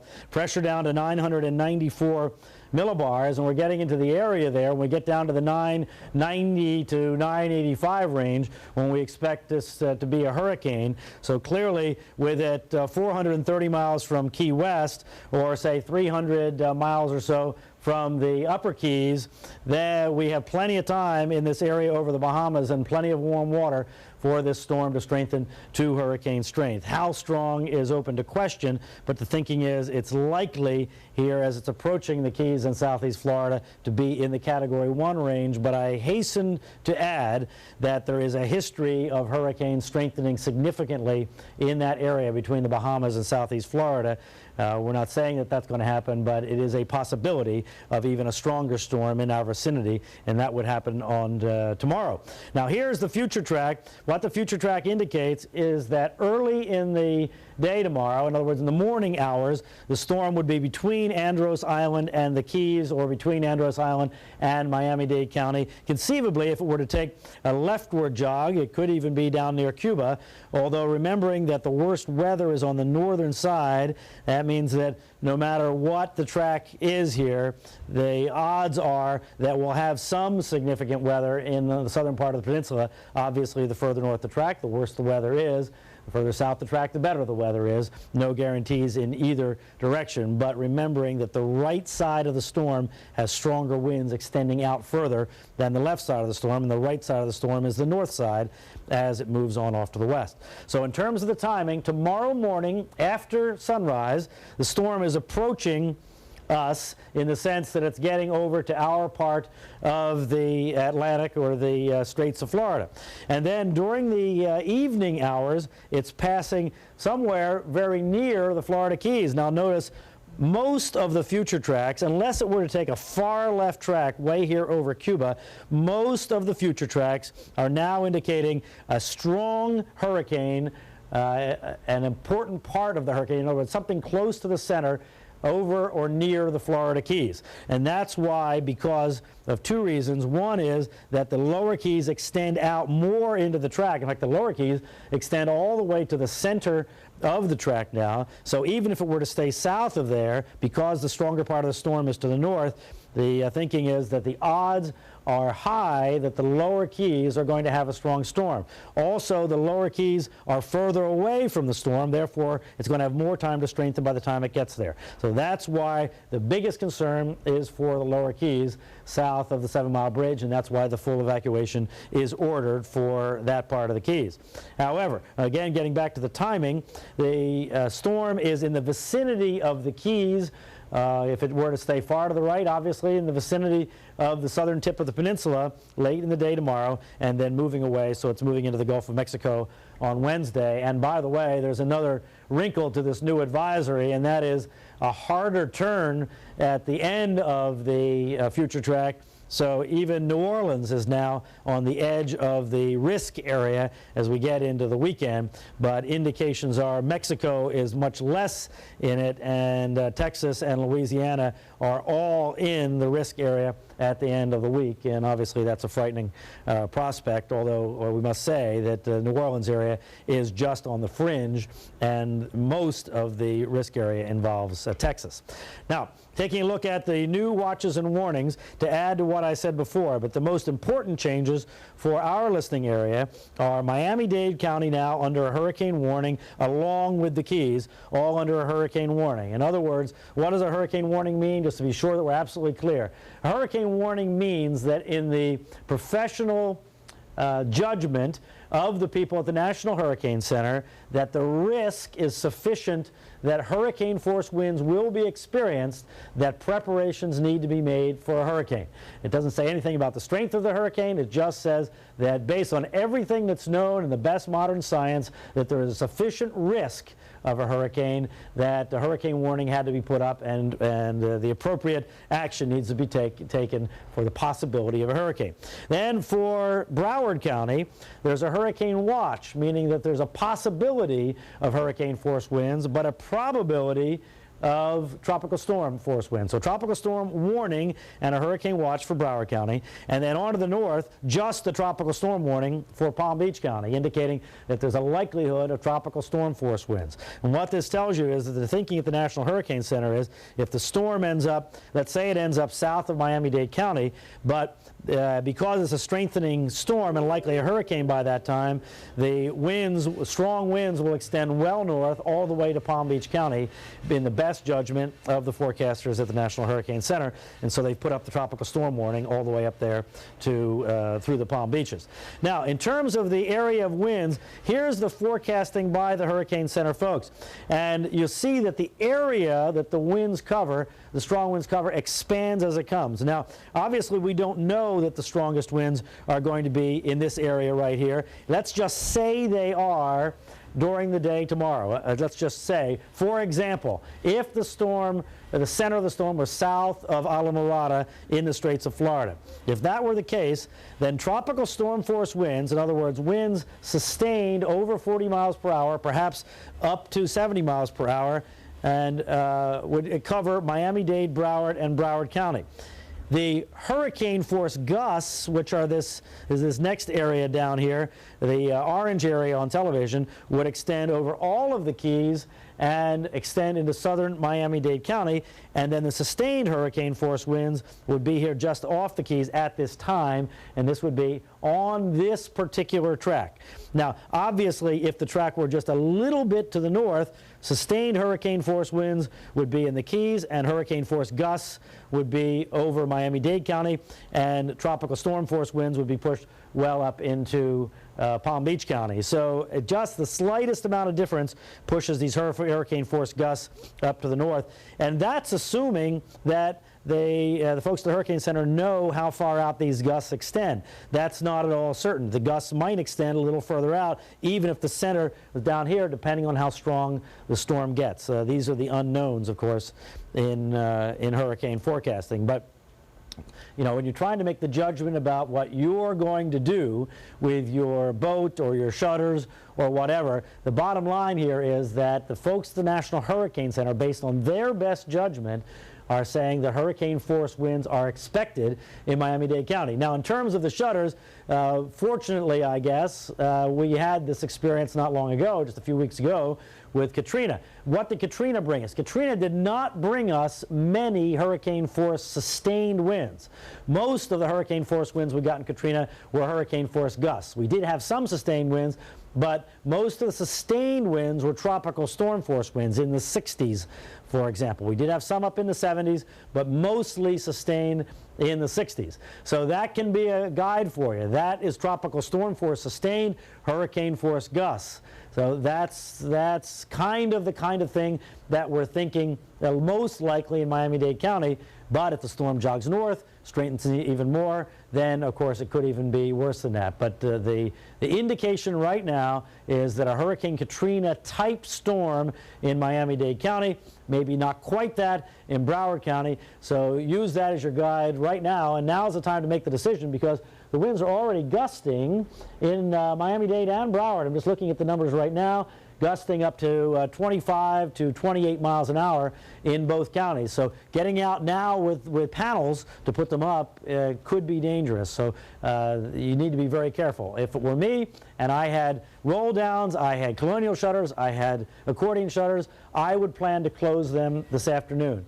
If you're the further south you are, the more inclined you might be to get out and put up panels, but be very, very careful because the winds are already gusty across South Florida. In the Keys, full preparations need to be made, and especially in the lower Keys, an evacuation has been ordered with very, very good reason. There is the possibility of a very strong hurricane, the strongest hurricane in many years, as a matter of fact. There's a possibility of that in the lower Keys, and that's why the evacuation has been ordered there. So that's where we stand right now. Let me send it back to you in the studio, and we'll get more information together. We'll be back with you here in a few minutes. Okay, Brian, let's just go ahead and piggyback off of what he said about Key West and head on down and talk to Dave Malkoff, who has been there in Key West. Dave, I'm sure you were just listening to Brian's latest forecast for all of us, but in particular for the Keys.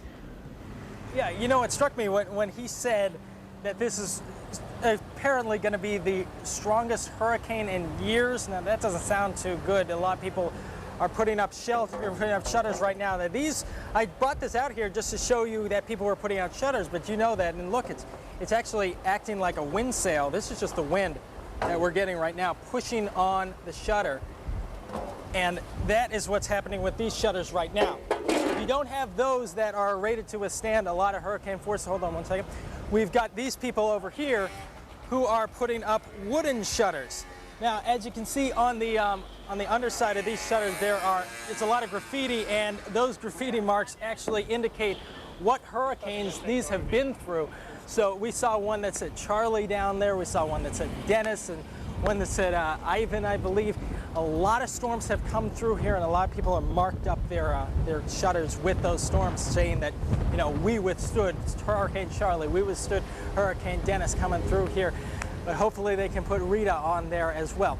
Bit of news for you. There is there's a shelter that was going to open at the high school down here, but that is no longer a shelter. They are actually putting that up as a staging area for people with special needs and homeless people. If you have any kind of special needs, you got to get out of here, and you don't have a car, that is the place to go. You want to go to the high school, the brand new Key West High School here in Key West, and that will be the place where they will bring all the buses in, and they will take people up to FIU. But right now, a lot of people just waiting as the winds are starting to come in here, and it's a beautiful, beautiful day here in Key West, but bet you that will change. In Key West, I'm Dave Malkoff, CBS 4 News. Back to you. That will change, and that's the point. Brian Norcross was just saying that we're already beginning to see wind gusts of 25 miles per hour, which he said you know, could be troublesome if you're trying to put up shutters at the moment. You have to be very careful. So again, that window of opportunity that we constantly talk about beginning to shrink. Yeah. And people need to get their supplies, and they need to get it now if possible. And some people are doing that. CBS 4's Nefertiti Jacquez has been in Doral at a Walmart, which has seen brisk business all morning. She's joining us from there. Nefertiti? Good morning, Ileana and Angela. Well, now that Miami-Dade County is under hurricane watch, people have been coming out to this Walmart right here at 87th Galloway in Doral, just stocking up on the hurricane essentials, anything from batteries to flashlights, emergency radios, grabbing up water, anything that they can find in the store that will help them better prepare for what may be a pretty bad hurricane at this point. And what we're finding is that, yeah, you know, time and time again,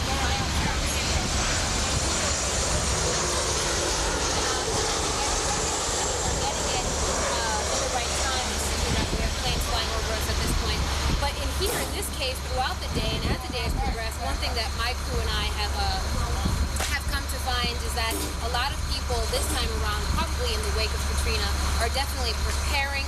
And at this point, again, as they said, they're getting their essentials. They've been here. We've been here throughout the morning, seeing these people coming in to buy their stuff. A lot of the people definitely taking heed and grabbing all of the things that they do need to be completely prepared. And as officials have been saying all morning, as we have been saying all morning, it's important for you guys to make sure, if you can, to go out now. This is the time, this is the best time to go out and get those hurricane supplies. Ladies? All right, Nefertiti Jacquez reporting live from Doral, the Walmart there, which is always very busy, but probably a lot busier now. We're going to try to get her away from that noisy truck the next time we check back in with her. But If you have any questions, need any information, we have some folks here who can help you out. They are always here for you during this hurricane season and every hurricane season. It's the people at Neighbors for Neighbors. A live look at the phone bank there, the number 305-597-4404. We want to get you set and ready to go in case Tropical Storm Rita heads our way. All right, we're going to take a quick break. Stay with us.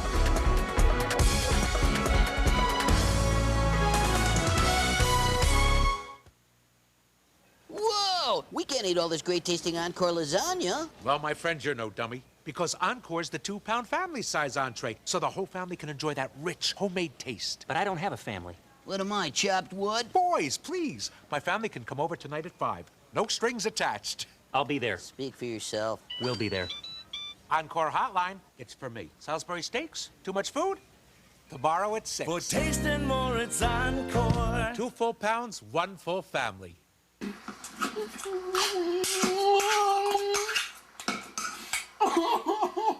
Your phone bill got you down? Try a better alternative. Welcome to the new Super Telecom. No matter where it happens. Reporting live. No matter when it happens. A story you saw first on 4. For all-out coverage, keep it on CBS 4 News. If your house, mobile home, or other structure contains polybutylene pipe with plastic or metal insert fittings, you may be entitled to free replacement of your plumbing if it has leaked. You may have additional legal options for dwellings purchased after August 12, 2002. Call 1-800-392-7591 or visit the website at pbpipe.com for information about the settlement and to determine if you qualify. To qualify, your PB plumbing must have been installed between January 1, 1978 and July 31, 1995. Polybutylene pipe, also known as PB plumbing, is a non-rigid, sometimes curved plastic pipe used in water supply plumbing systems. For information on your legal rights and eligibility, visit the website at pbpipe.com or call toll-free 1-800-392-7591. That's pbpipe.com or call 1-800-392-7591. This news break has been sponsored by El Dorado, a different kind of furniture store. And welcome back to our continuing coverage of Tropical Storm Rita, now 11:20. And if you're just joining us, the latest news out of the National Hurricane Center is that the hurricane warning, which had been in effect just for Monroe County, basically the Florida Keys, has now been extended to include Miami-Dade County. And because of that, a lot of planning at the Emergency Operations Center is changing. A lot of closings are coming our way, and stay tuned because we've got all of it for you. Most definitely. CBS 4 Susan Barnett is live in the newsroom for us now with more on closing. Susan. Yeah, Angela, Ileana, this is the time to be listening because this is when all of this stuff starts coming in. Now, we've heard from the University of Miami now. all campuses are closing today at noon, and they will also be closed tomorrow. So the University of Miami, all campuses are closing today at noon, and they will stay closed tomorrow. That also includes all schools associated with the University of Miami. Also, I should let you know the Metro Zoo is closing today at noon. So the Metro Zoo closed today at noon, and we did hear already from Broward County Schools. They will be closed tomorrow, and also all school-sponsored activities, after-school activities, are canceled for today. We also wanted to mention, I'll get to that in just a second, also want to let you know that we are still waiting to hear from Miami-Dade Public Schools. They have not made a decision yet on whether school will be in session tomorrow. We do expect that about noon, or sometime around noon is when they said they'd have that. And we have one bit of breaking news to pass along. There is a verdict, we have learned. There is a verdict in the Butch Hinton murder trial, rather. That is the man, Colvin Butch Hinton, 44 years old, who has been on trial for a few weeks now for the abduction and killing of 19-year-old Shannon Melendi back in 1994. A verdict has been reached. We are expecting to hear what that verdict is in just 15 minutes from now out of Atlanta, Georgia.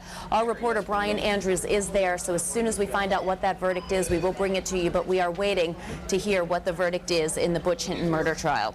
So that is the story right now from the breaking news desk. Susan Barnett, CBS 4 News. All right, Susan, thank you so much. And as Ileana just told us, Miami-Dade County is in the middle of a hurricane warning now. We want to find out what's going on at the Dade Emergency Operations Center, what new word we have from that area. Let's go to Yusila Ramirez to fill us in. Hey, Yusila. Well, we should find out any moment now. Actually, officials are meeting as we speak to go over that 11 a.m. advisory. And of course, things have changed now that we are included in that warning. So we are standing by waiting for them to fill us in with some of the closures on this end. But in the meantime, we can tell you that most of the seats out there, a lot of the seats out there are filled with officials from emergency management as well as public safety, FPNL, Bell South, South Florida Water Management. Everybody's standing by and helping in the planning and the coordinating of what the county is going to do next. After this advisory, we were told they would decide on mandatory evacuations in the low-lying areas and the mobile homes, as well as those voluntary evacuations. So we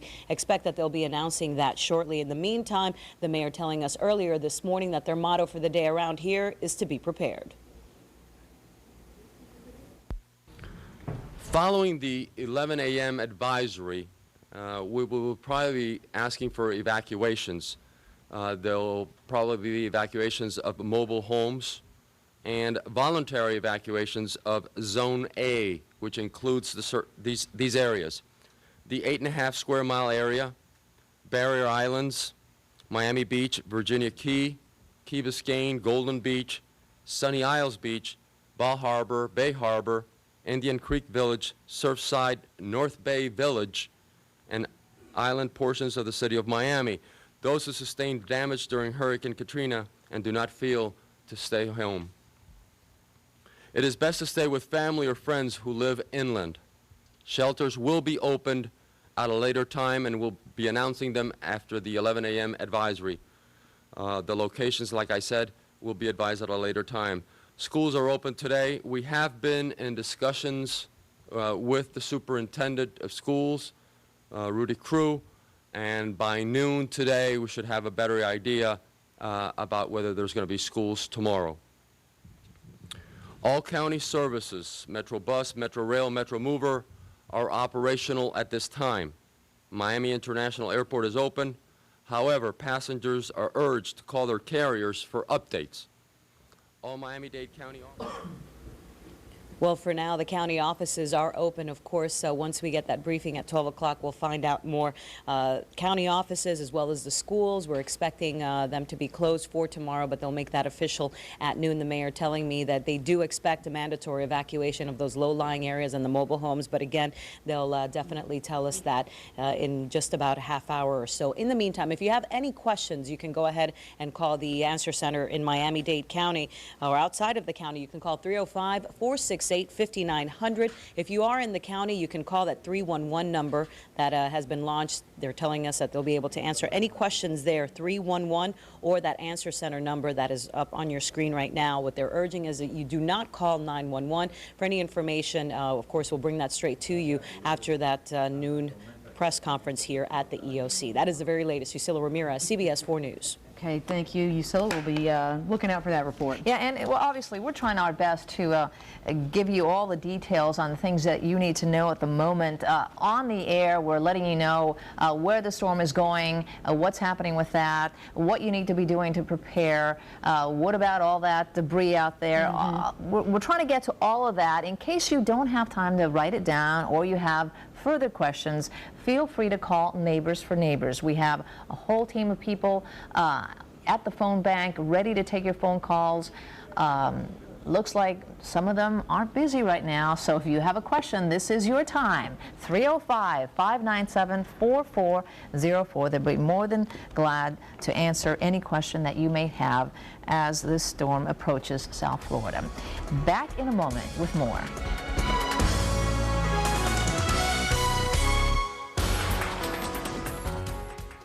Hey everybody, guess who just got a great deal on Comcast digital cable with On Demand? Chelsea, that's endless kids programming. Really? And honey, with HBO On Demand, you can watch Sex and the City whenever you want, and you don't have to plan ahead. Well, you can't do that with satellite. Uncle Joey, you get all the best Gearhead programs to start as soon as you're ready. Plus terrific history programs for you, Nigel. And then there's HBO's newest series, Rome. It's the saga of two soldiers during the rise of an empire. Augustine, Claudius, I bet you'll like that. Sixonitus negotii secundi. Get a great deal on Comcast digital cable with On Demand. That's all the best channels like Nickelodeon and Discovery Channel, plus a library of movies and shows to start anytime. Best of all, On Demand is included free. And with HBO On Demand, you can start the latest movies and series, including the original uncut Sex and the City and the new epic drama Rome whenever you want. Get Comcast digital cable with HBO On Demand for just $29.99 a month for 3 months. Call today. If your house, mobile home, or other structure contains polybutylene pipe with plastic or metal insert fittings, you may be entitled to free replacement of your plumbing if it has leaked. You may have additional legal options for dwellings purchased after August 12, 2002.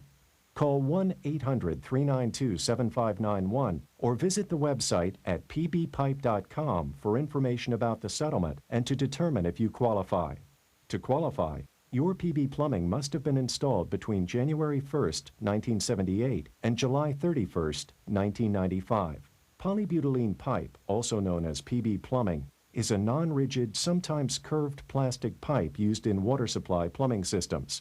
For information on your legal rights and eligibility, visit the website at pbpipe.com or call toll-free 1-800-392-7591.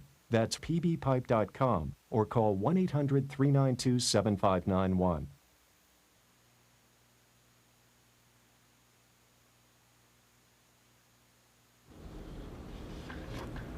We are following some breaking news for you right now out of Decatur, Georgia. There has been a verdict in the kidnapping and murder trial of Shannon Melende. We have joining us live on the phone Brian Andrews, he's been covering that trial for us. Brian, what is that verdict? It's just about to be read right now. I'm looking at Judge Ann Workman. She is on the bench, and she has just asked the jury foreman if they have reached a verdict, and the jury foreman has said yes. The judge is right now asking everyone in the courtroom to remain calm as the verdict is read. Let me set the scene for you right now. The Melende family is sitting on the front row. Yvonne Melende, Shannon's mother, Shannon's younger sister, and Shannon's father. They're all together. They're holding hands. They look a little nervous, but they also seem to be relieved that this day has been 11 years in coming for them, and they are hoping that, of course, the state has proved its case to this jury and that they convict Colvin Butch Hinton III of murder. There are 3 counts that he faces: felony murder, and kidnapping. We're going to see now what the jury has to say. And again, I have one ear to the phone and the other ear to what's going on here in the courtroom, and it appears we're just seconds away from this verdict being read. I'm looking at Luis Melende, Shannon's father. He has a very deliberate look on his face right now. He's wearing a dark suit and glasses. You know, Shannon's mother is wearing a purple suit. Mm-hmm. Brian, it's Angela here, as I know you're waiting for that verdict. This was a case that was largely made off of circumstantial evidence, right? Yes, they don't have a body. They don't have any hard evidence. They just have circumstantial evidence linking Butch Hinton to this. Stand by, Angela. I think we're just about to get it. All right. The judge is saying, would you tell me if this is a unanimous verdict? Foreman says yes.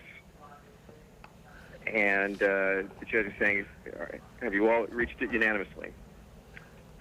Now the camera is swinging over to Hinton, and he's been asked to stand as the verdict is being read. And now the foreperson is reading the verdict. We, the jury, find the defendant, Colvin C. Hinton, guilty of murder. That is, the Melendes are now in tears. Count 2.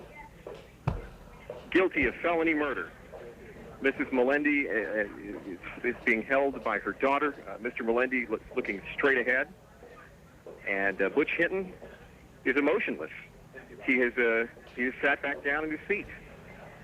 We're now looking at Mrs. Melende, who is in tears, but she has a smile on her face. Obviously, this day has been a long time in coming. Justice 11 years in the making for the Melende family of Miami. Colvin Butch Hinton III convicted of Shannon Melende's murder this morning in DeKalb County, Georgia Superior Court. You heard it here live on CBS 4. We'll send it back to you in South Florida. And Brian Andrews, thank you so much for that.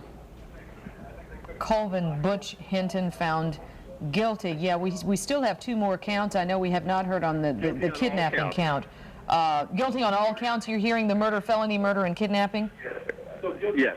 Guilty on all counts. Okay, all right. So Brian, it looks like the testimony of those jailhouse snitches paid off for the prosecution. It's always a risky move because of, obviously there's always doubts as to whether these people who are criminals themselves are telling the truth, but it paid off in this case.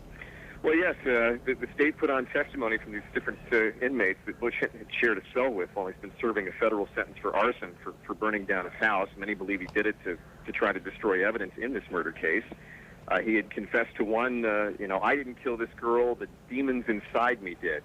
And he apparently told another inmate, well, they'll never find her. The police screwed up this investigation. Shannon's been scattered to the wind, suggesting that he had dismembered her body and chopped it up and burned it. The state had put on evidence that he was burning something in the backyard of his home the day after Shannon was murdered. I'll tell you what, guys, I've got to run because it looks like they're going to clear the courtroom in a few moments, and we're going to have a chance to hear from the Melendi family. Okay. I'll try to join you on the satellite within the next hour or so. Sounds good. Sounds good. The verdict, just another example of how even when you don't have concrete evidence like a crime scene or a body, that a jury can still find someone guilty through other evidence, as you said, jailhouse snitches or whatever else is being offered up by the prosecution. So the bottom line here is the breaking news out of Atlanta is that Colvin Butch Hinton has been found guilty of murder and kidnapping in the case of Shannon Melendi, the 19-year-old Miami college student. She was attending Emory University when she disappeared. Butch Hinton, the man who's been found guilty, was an umpire in the same baseball field where Shannon also worked, and had been together, according to one of the witnesses, had been eating together the day that she disappeared 11 years ago. The family has been waiting for this verdict. It has come down. Sentencing will be set for further down the road, but he will not be put to death in this case. The prosecution will be asking for the life in prison. All right. Some closure there for the family, hopefully. Let's get back to what's happening with Tropical Storm Rita. We want to check back in the Miami-Dade Emergency Operations Center, and Yusila Ramirez, she has some new information for us. Yusila? That's right. This is in reference to Dade County schools. We understand they have been closed or announced that they're closing tomorrow. The schools in Broward already closed. Now they're saying Miami-Dade County will follow suit. We're here at the EOC waiting to get briefed at noon. We understand right now county and city officials are meeting, trying to figure out where they're going to go from here now that they've got that 11 o'clock advisory in hand. Another big decision we're waiting is for the mandatory and voluntary evacuations, the mandatory evacuations of low-lying areas and the mobile homes. The mayor telling us they'll be announcing that at noon as well. But once again, coming out of here is that Dade County schools will be closed for tomorrow. That's the very latest from EOC. Yusila Ramirez, CBS 4 News. All right, Yusila, now let's get the latest on the storm from Brian Norcross in Weather Control. Brian?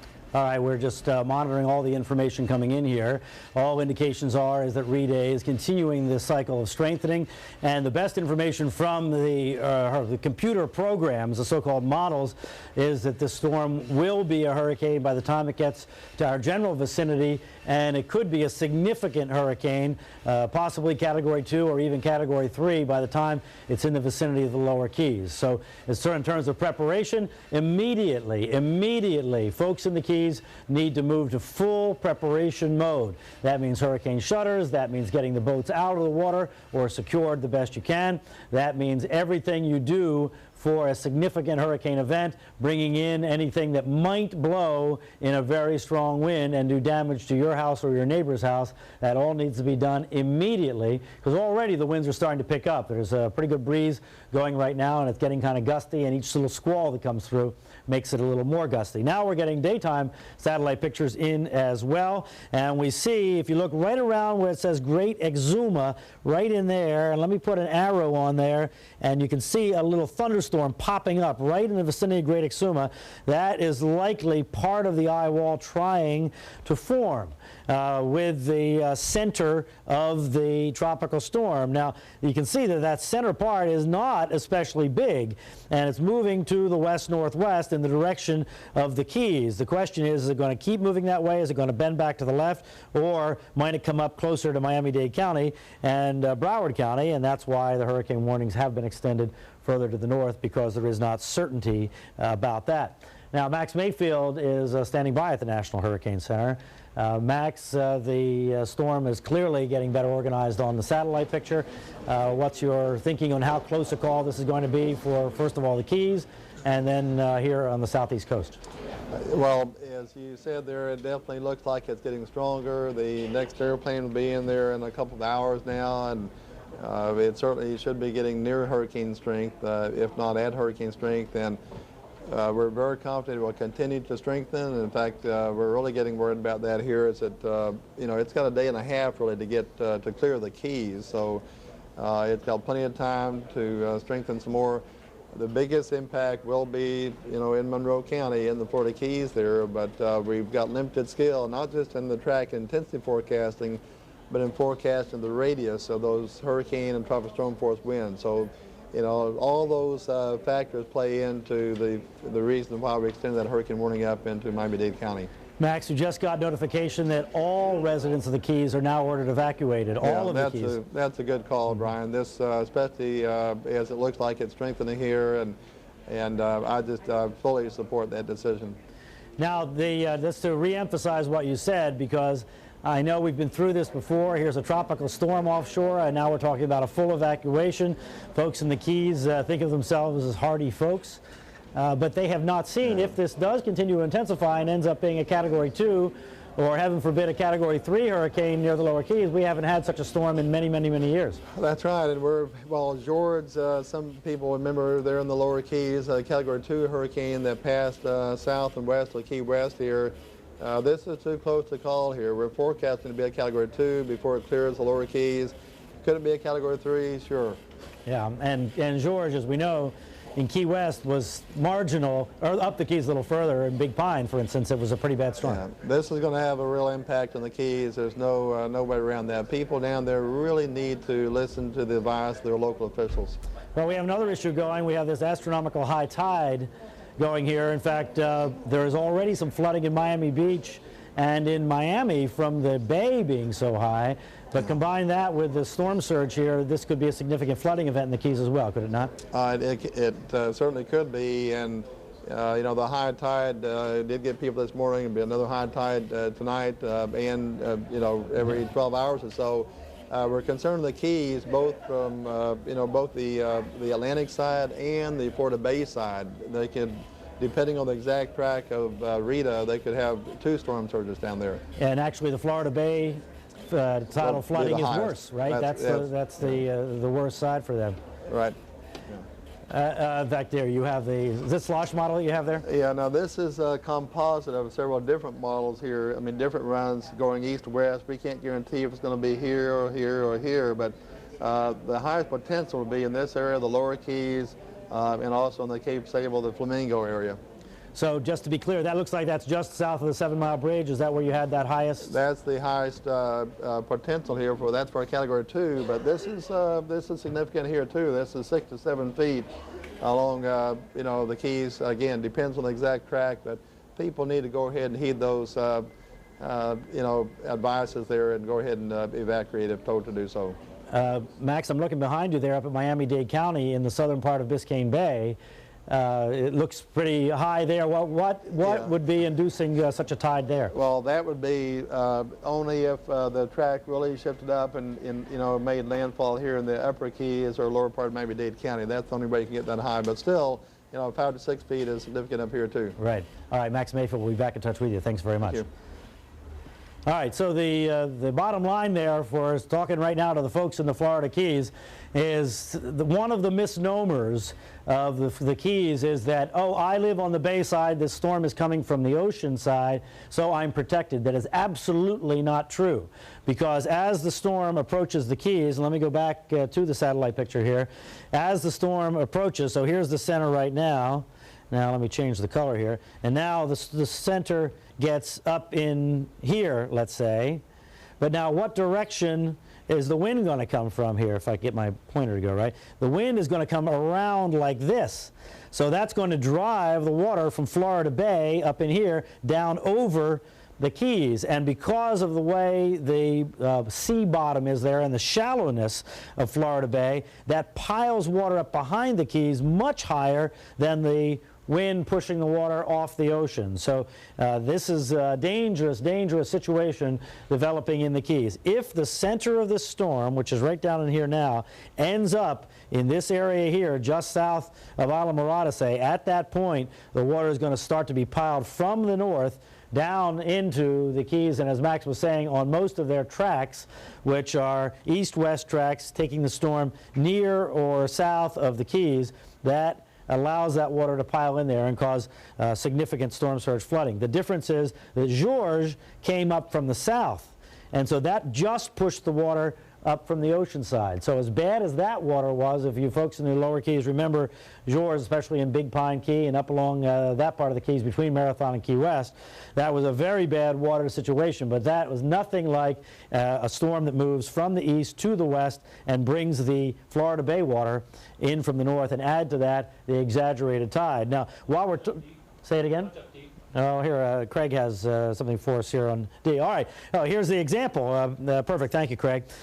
Here's the rotation of the storm coming around like this, piling the water in the lower Keys. There's the 7 Mile Bridge right there. So in this area, all the way from the 7 Mile Bridge down to Key West on the bay side, on the Gulf side, as you would say in Key West, that's where this heaviest water would be. Now, the other issue is in Miami-Dade County, this persistent, if the storm does go south of us, which every indication is that it will, the persistent wind pushing water in Biscayne Bay combined with the astronomical tide is going to flood parts around Biscayne Bay, especially in southern Miami-Dade County and in Miami Beach, and probably even up on some of the islands in the bay. Some of the Spoils Islands in the middle of the bay are significantly underwater, were significantly underwater already this morning. So you can expect in Miami-Dade County, because of that opening, big opening in the bay, south of Key Biscayne, right in there, that is going to cause flooding there as well. So we're going to have a time with this thing here tomorrow, you can bet. Here's the satellite sequence, the wider view now, and we can see the core. The core is really quite clear right down in there. That's where the worst of the weather is with this. As it develops, and as the storm moves to the west-northwest, moving in this direction, as it develops, these bands out here will become more mature. Right now, these are very strong cells with very strong, potentially damaging winds. So the question is that going to consolidate into a strong feeder band? And if the storm comes by here, where will that feeder band be? If the storm goes way south, maybe it'll clear us in Miami-Dade and Broward. If it stays up here closer to the Keys, then these strong feeder bands on the north side will be in Miami-Dade and Broward. Remember, Hurricane Katrina was a lopsided storm. In Hurricane Katrina's case, let me get something here where you can see better. Hurricane Katrina's case, that was the center. The bad weather was all down to the south. In the case of this storm, look at the south here. The south has nothing to speak of in it. The bad weather looks like it's in a more conventional way up to the north. So that means that the strong winds will extend further north from the center, wherever the center goes on this east-west moving storm. One other point is that the Gulf Stream runs out of a pool of water up here, down through the Straits of Florida, and then on up like that. So that is very deep, warm water, and if the hurricane, as we expect it to be, moves from here on through the Straits, that'll run it over that deep, warm water, and that's why it appears there would be sufficient fuel here for strengthening. Just to bring you up to date, if you didn't get the latest advisory, the wind's up to 65, moving west-northwest at 12, 994 millibars. So we won't have more information from hurricane hunters for another few hours here, but we'll get it early this afternoon, and 430 miles east-southeast of Key West as of 11 o'clock. And there's that future track bringing the storm through or near the Keys tomorrow. Some possibility, of course, and we can all hope that it would stay to the south, although obviously that would be bad for our friends down in Cuba. But there is a little needle to thread there to get through, but you know, we just can't count on that. For folks that are watching us from the Keys all the way up into the Palm Beaches, there is the likelihood that we're going to feel this storm one way or the other throughout our viewing area. worse to the south and not as bad to the north. And then the storm, as a major hurricane, potentially moves over toward Texas and Louisiana, but of course we have time to think about that. Once again, on the watches and warnings, Palm Beach County, tropical storm warning. Tropical storm conditions are likely. In Broward County, tropical storm conditions are likely, but hurricane conditions are possible. Miami-Dade County, hurricane conditions are expected, most likely in the form of hurricane-force gusts, with the possibility of some hurricane-force sustained winds, much like Katrina. In the Keys, hurricane-force winds are expected, and some hurricane-force winds will be major hurricane-force gusts, at least, is the expectation at this time. If not, sustained hurricane-force winds in the lower Keys, that's a possibility, although right now the forecast is for sustained, not major hurricane force, Category 2 storm force winds with gusts exceeding that. And then on the west coast, there are some warnings and watches as well, including over there in the Fort Myers, Naples area, where they have tropical storm watches in effect now. As the storm is expected to strengthen. So there we are once again with the close-up satellite picture. We continue to monitor this just to see if we continue to see signs of strengthening here around the center, and indeed we are seeing, unfortunately, another system coming at us that each time the pictures come in, it appears to be better organized. It looks like it's stronger. We won't really know the strength until the hurricane hunters get out there. Here will be after the noontime hour when we get the next updates from the Hurricane Hunter aircraft. So I'll send it back to you now, and we'll see you back here in a few minutes. Hey, Brian, I think we'll take a minute. All right, Pamela, sorry. Yeah, no problem.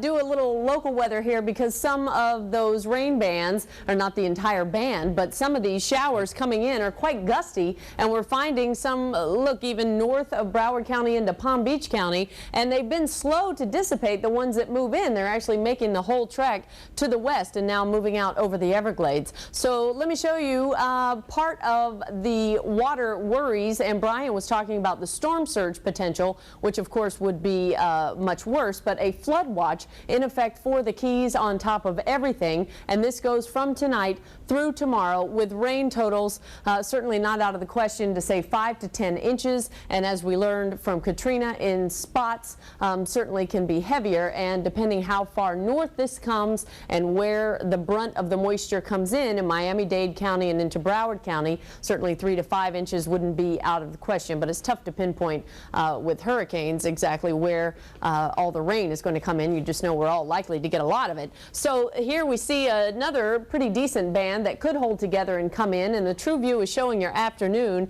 getting darker out there, and also increasing winds. We say late, but that's when we're talking about really the stronger sustained winds, but already today quite gusty. We've had wind gusts near 26 miles per hour even in Miami-Dade County already, so making it a little tougher as the afternoon goes on to get done what you need to do, and so that's why we've been encouraging you since 4 o'clock this morning. So here we go tomorrow. Everything dependent on the track and the strength of Rita, and that's what we're going to be updating you on the next day and a half or so. Into the middle of the week, we still will be dependent on the system and the effects that it will have on us. It will likely be somewhere out here in the Gulf of Mexico into Wednesday, and we could still be drawing up a significant amount of moisture on the other side of this system, so it looks rather unsettled for the next couple of days. So we're ready for you to do what you need to do, and then sort of settle in by later on today and plan on staying put. And think of that when you go to the store, what's going to make us all most comfortable as we do stay put here. And of course, water needs to be #1 on the list. Winds building as the day goes. That would also be with the seas, 7 to 9 feet easily by later today and into this evening. So encouraged to stay near port, but get done what you need to. And then into tonight, we're looking at bands of dangerous wind and rain increasing. And in fact, that pretty much describes our Tuesday, and we want to help you get through it best we can. So we'll be updating you on this throughout the day today, and we'll see some improvement certainly by the end of the week. So be safe, and we will be seeing you a lot. Okay, Right, thanks, Pam. Pamela. Count on it. Well, last time we checked in with Dave Malkoff down in Key West, the winds were already picking up. So let's check back with him again and see what the situation is now. Dave? Yeah, we've got some breaking news from the governor's office in Tallahassee. He is now called down to the EOC here in Monroe County. And this is now a mandatory evacuation of the Florida Keys. A giant effort. Everybody in the Florida Keys must go. This is the first time this has happened this year. It happened once last year, once or twice maybe, but this is the first time this has happened last year. Starting at noon today, which is just in 9 minutes, they're going to ask everyone just to start leaving the Florida Keys. It is getting too dangerous down here.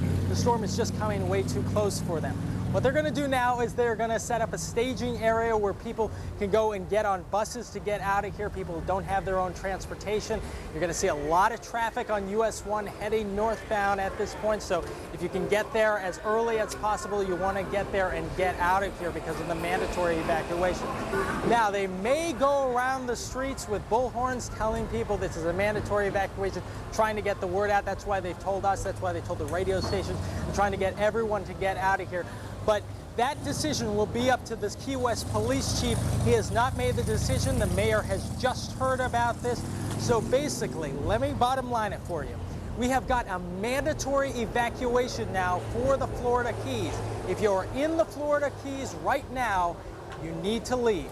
We're live at Key West. I'm Dave Malkoff, CBS 4 News. Back to you. All right, Dave, and as we're talking about the mandatory evacuation, we want to leave you with some live pictures before we take a break. This is Isla Mirada, and not too busy right now, but as all of the Keys are now under a mandatory evacuation, things will be picking up on this road. So for those of our friends down in the Keys who are listening to us now, come on, pack your stuff and hit the road before it gets a little too crowded. Well, it does look like traffic is picking up northbound. As you know, the Florida Keys have been under a hurricane warning. Miami-Dade also under a hurricane warning. If you have any questions of what you need to be doing right now or any other questions regarding trash pickup, closings, anything that comes to mind storm-related, you are welcome to contact our folks at the Neighbors for Neighbors phone bank. They are waiting for your calls. Let me give you the number, 305-597-4404. They are waiting to answer your questions. Give them a call. Back in a moment with more on Tropical Storm Rita.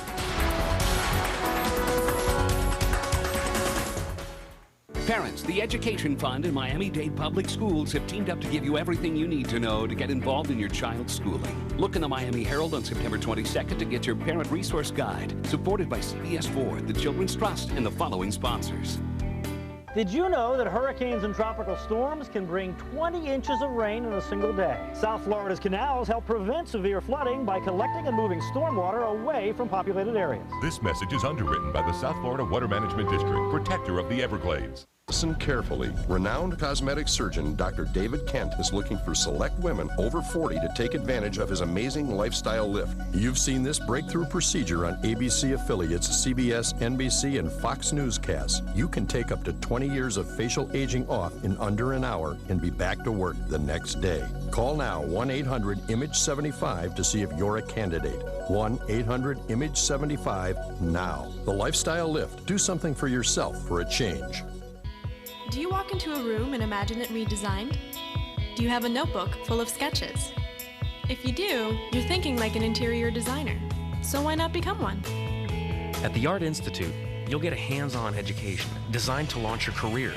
You'll learn from experienced faculty, and small classes mean you'll get the individual attention you're looking for. You belong here.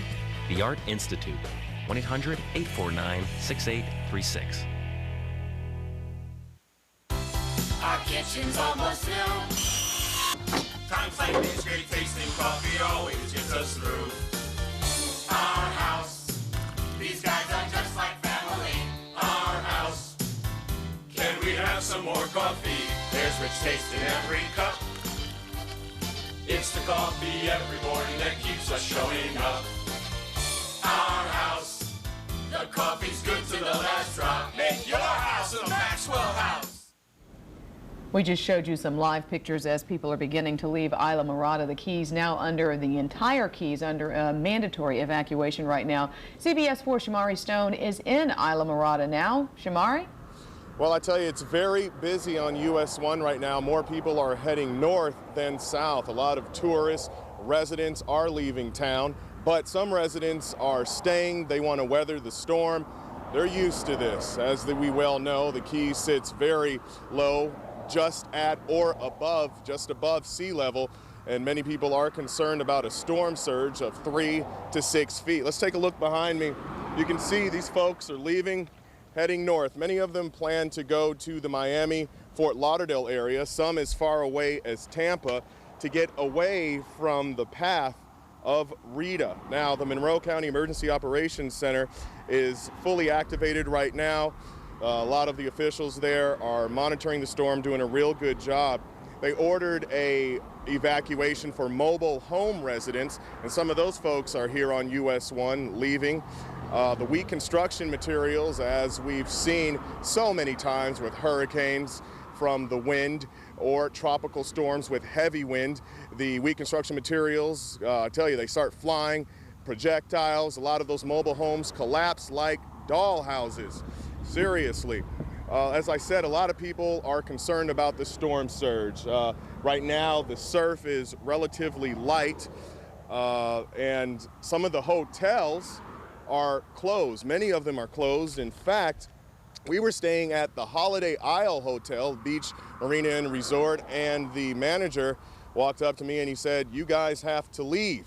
So we got our bags, put them in the live truck. Here's the thing, if a lot of the hotels are closed, they're telling the tourists to leave, head north. Even some of the managers and employees are leaving. They're treating this very seriously. The thing is, where are we going to sleep tonight? I don't know. The assignment desk at CBS 4 is trying to find us a place to stay. Hopefully I don't need to stay in the live truck with the crew. It's relatively small space. We'll just have to see what happens. Back to you. Shamari, I was curious. Earlier, I know that we were talking about 3 shelters actually being open for Keys residents in the lower Keys who have been ordered to evacuate. One of them was in Marathon, and there was another one in Isla Mirada and Florida International University. One would assume that with a mandatory evacuation, those 2 shelters in Marathon and Isla Mirada will close. Do you know anything about that and where those people then are now being told to go? Well, I haven't heard anything about the shelters, but keep in mind, we're north of the 7-mile bridge in Isla Mirada. Some folks consider this the Middle Keys, and people are evacuating here. A lot of the residents and some of the mobile home residents are getting out of town. They're heading up north, presumably to a shelter, but a lot of people tell me that they're going to stay with relatives. Some folks plan to go to hotels just north of the Florida Keys. All right, Shamari, thank you so much. Shamari Stone reporting live for us from Isla Mirada. Let's just sort of recap for you right now. What we do know is all of the Keys right now under a hurricane warning, everybody being asked to evacuate. Miami-Dade under a hurricane warning, Broward under a tropical storm warning and a hurricane watch. And since a few minutes ago, within the half hour, we have learned that both Broward County schools and Miami-Dade schools, which did open today, will be closed tomorrow. Of course, Monroe County schools have been closed all day today and had already said they would be closed through Tuesday. So right now, kids in South Florida will not be going to school tomorrow because of Tropical Storm Rita, which is expected to continue strengthening. Yeah, Governor Jeb Bush has already declared a state of emergency for Florida, which what it means is it gives the state authority to oversee evacuations and activate the National Guard, among many other powers, but already the governor has taken care of that. All right, and of course, we continue to follow and track Tropical Storm Rita for you here at CBS 4 News. We urge you to stay tuned. As anything regarding the storm develops, we will let you know right here, and we will be right back with more of that extensive coverage.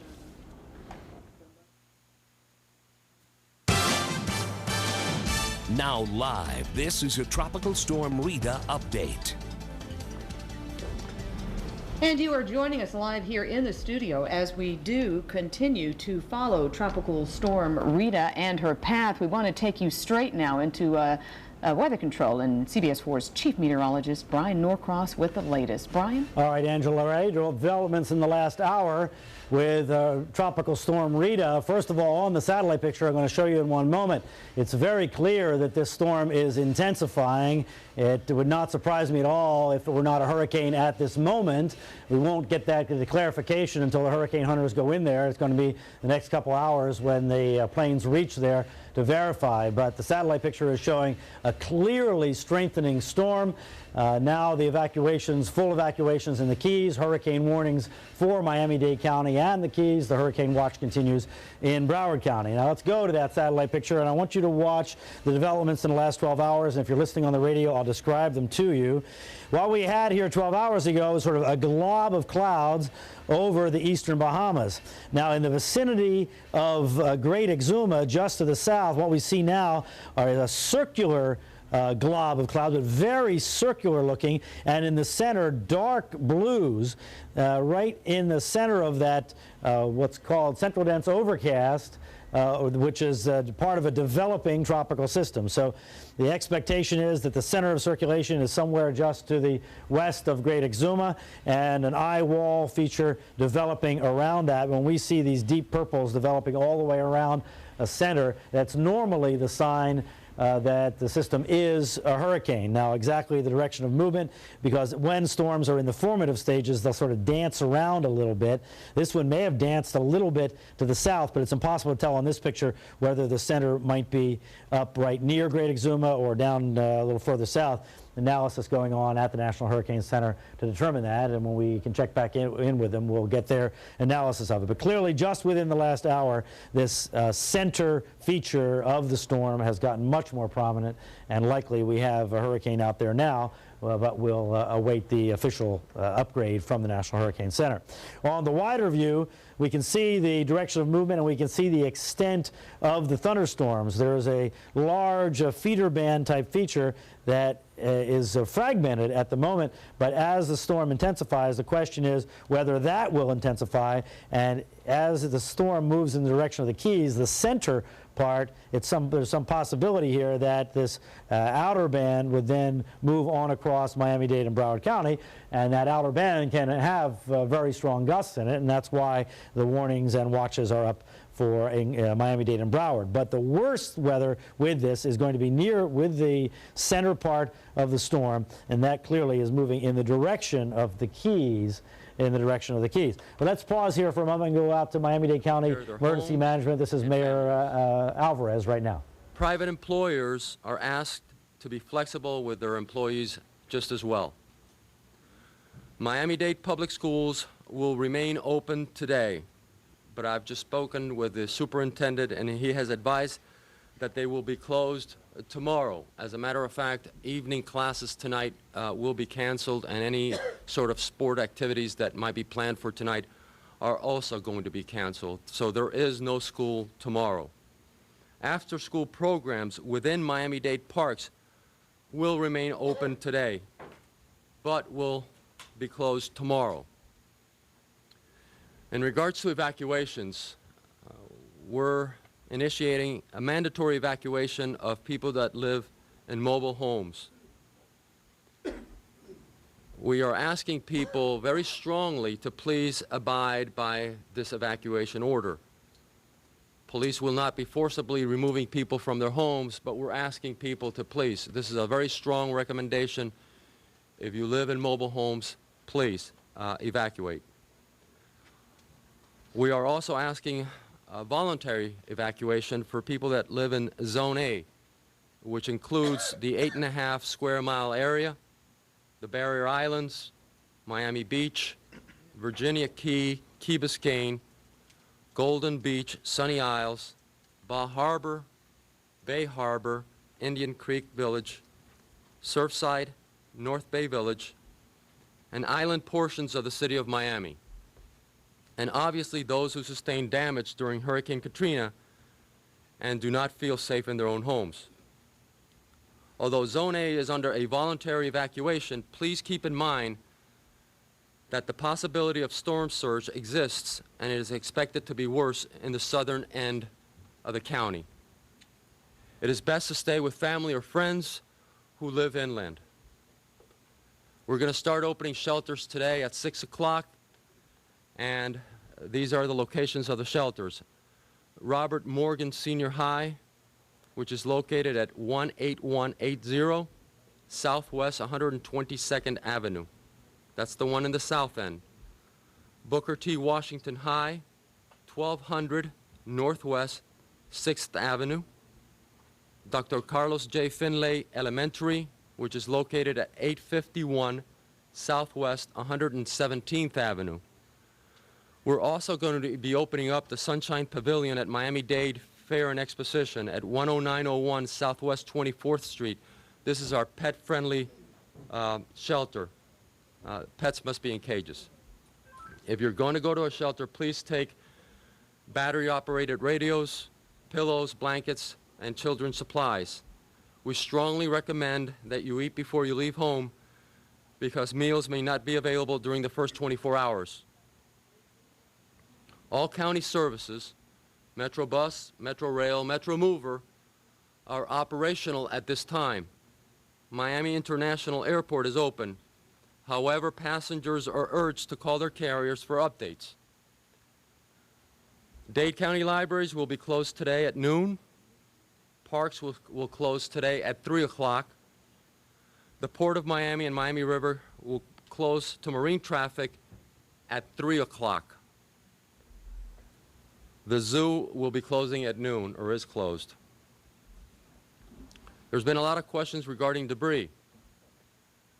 We have approximately 211 solid waste crews that have been working nonstop. They've been working from 7 a.m. to 7 p.m., 7 days a week, to pick up debris left by Hurricane Katrina. Residents should not put any new waste in the right-of-ways. Don't clean out your garage or begin trimming trees. Trash recycling centers are open till 7 p.m.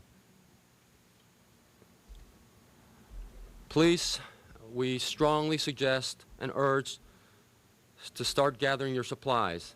Bottled water, canned foods, flashlight batteries, battery-operated radios, and your prescription medications. It is very likely some residents will lose electricity.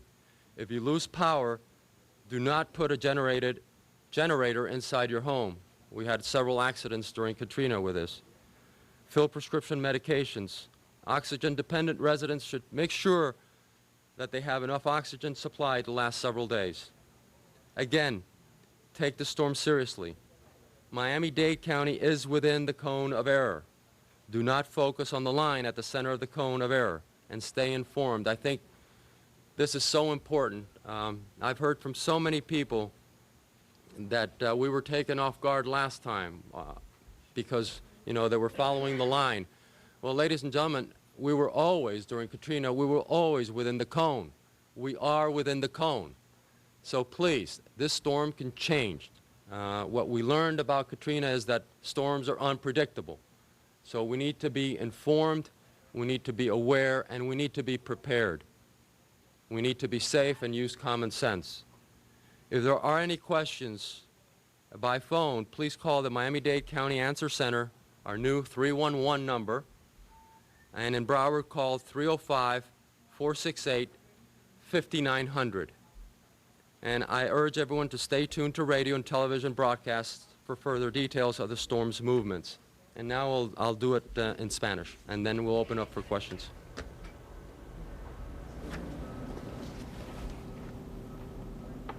You have been listening to Miami-Dade County Mayor Carlos Alvarez give some new information on Tropical Storm Rita. But first, before we recap that for you, we take you to Broward County. The Operations Director, Tony Carper, and Broward School District Safety Director, Jerry Grazios. Currently, Broward County is under a tropical storm warning and a hurricane watch. At 1 o'clock this afternoon, Broward County will be under a local state of emergency. We are taking these actions in an abundance of caution as Tropical Storm Rita approaches South Florida. The Broward County School District will be closing all Broward County schools tomorrow. That's Tuesday. All after-school activities will be suspended after 7 o'clock tonight. Residents living in mobile home areas are under a recommended evacuation. To accommodate those who are living in mobile homes, Broward County Red Cross will open up 3 shelters at 6 o'clock this evening. They are Monarch High School in Coconut Creek, Foxtail Elementary in Davie, and Watkins Elementary School in Pembroke Park. If you are living in a mobile home and need transportation to a nearby shelter, you can call 954-357-8394 to receive assistance. Again, you will be taken to the shelter that's nearest where you live. The pet-friendly shelter will also be open today at the Millennium Middle School in Tamarack. You must be registered to bring your pet to stay at this shelter. Special needs shelters will also be open, and those folks who have registered for special needs shelters are being called by Broward County at this time. All governmental offices and services will be open tomorrow. Broward County buses will run on their regular schedules. The hurricane hotline is open. We have extended the hours of service for the hotline and will remain open for 24 hours a day as we weather the tropical storm. If you have any questions, please call the hotline at 954-831-4000. You can also go to www.broward.org for more information. Again, we have made these decisions in an abundance of caution to make sure that the residents of Broward County are as safe as they possibly can be. And with that in mind, Broward County Sheriff Ken Jenny is here with some more information. Ken? Thank you, Mayor. Know that we in the Broward Sheriff's Office and law enforcement in general have gotten prepared. All our generators, whether it be at the jail, firehouses, or district offices, are topped off. All our vehicles, fire rescue, detention, as well as law enforcement, are fully fueled. And I've ordered our command staff to be on a 12-hour on-off rotation, although non-essential personnel and sworn officers that are not command staff will be on a regular schedule as of now. Deputies will be staffing all shelters. You heard the mayor say that shelters are going to be opened up, 3 of them. Know that these are safe places. The public should feel very safe to go to the shelters. As always, we will have deputy sheriffs there, making sure that the people that are there feel safe and are safe. We're also asking you to follow your instincts. If you feel safer evacuating, you should do so. There will be security at all the shelters, and it'll be a very safe place. Also, for the public to know that BSO has predetermined mustering points for our personnel should something occur. We will ensure that all our people are accounted for. If they cannot go to work, they know where to go for assistance. And we're going to check on every single employee to make sure that all available personnel are on duty and are accounted for. There are several redundant systems within the Broward Sheriff's Office to guarantee constant communications. We have 3 separate cell phone providers. There are regular radios. We have laptop computers with air cards, and we have a ham radio network. So what we're suggesting to the public, if you really feel as though you want to go to a shelter, do so. Feel that it's going to be a safe place because law enforcement's going to be there and it's going to be safeguarding you there. Know that your sheriff's department and police departments are on duty. We're prepared to act in a fashion that will guarantee that public safety continues. With that, I'll turn that over to the mayor. Thank you. Thank you, Sheriff. We are expecting Tropical Storm Rita to bring some rain throughout the day today, becoming heavier throughout tonight and early morning tomorrow on Tuesday. Broward County Director of Emergency Services, Tony Carper, is here so that he can give us a little bit more information about what we can expect. Tony? Thank you, Mayor. As the Mayor was saying, that this Tropical Storm Rita will be approaching us throughout the day today and into tomorrow. We're looking at tropical storm force conditions to start arriving early Tuesday morning and should continue through the midday until later afternoon. Now, I think I must stress that if this storm veers or jogs any to the right, those conditions can be worse than otherwise if it stays on track or if it even moves to the south. So I think everyone needs to take the day to get their preparations in order and be able to ride out a tropical event, whether it be a storm and or a hurricane, but it's something that everyone should pay attention to, get their homes in order and prepared to endure these high winds and heavy rain starting tomorrow morning and throughout the day on Tuesday. With a little luck, by dusk, by sundown tomorrow, all these conditions should be getting better and conditions should be improving. So today's the day, and then this is the time to get prepared. Thank you. Thank you, Tony. In an abundance of caution, Broward County schools will be closed tomorrow. We have made this decision early so that parents can make arrangements. Broward County School District Safety Director Jerry Grazios is here to explain. Jerry? Thank you, Mayor. As the Mayor mentioned, all Broward Public Schools and administrative sites are to be closed tomorrow, September 20th. I want to explain some of the problems that we've had contrasting reports this morning. We want to make sure that all adult education classes and extracurricular activities scheduled for today and tomorrow night are canceled. Our regular after-school care that we provide for children in elementary schools and other schools is operational until 6 p.m. We are having a regular school day. So our extracurricular activities are canceled for tonight. Adult ed is canceled tonight. After-school care is on until 6 p.m. And the school board meeting scheduled for tomorrow is also canceled.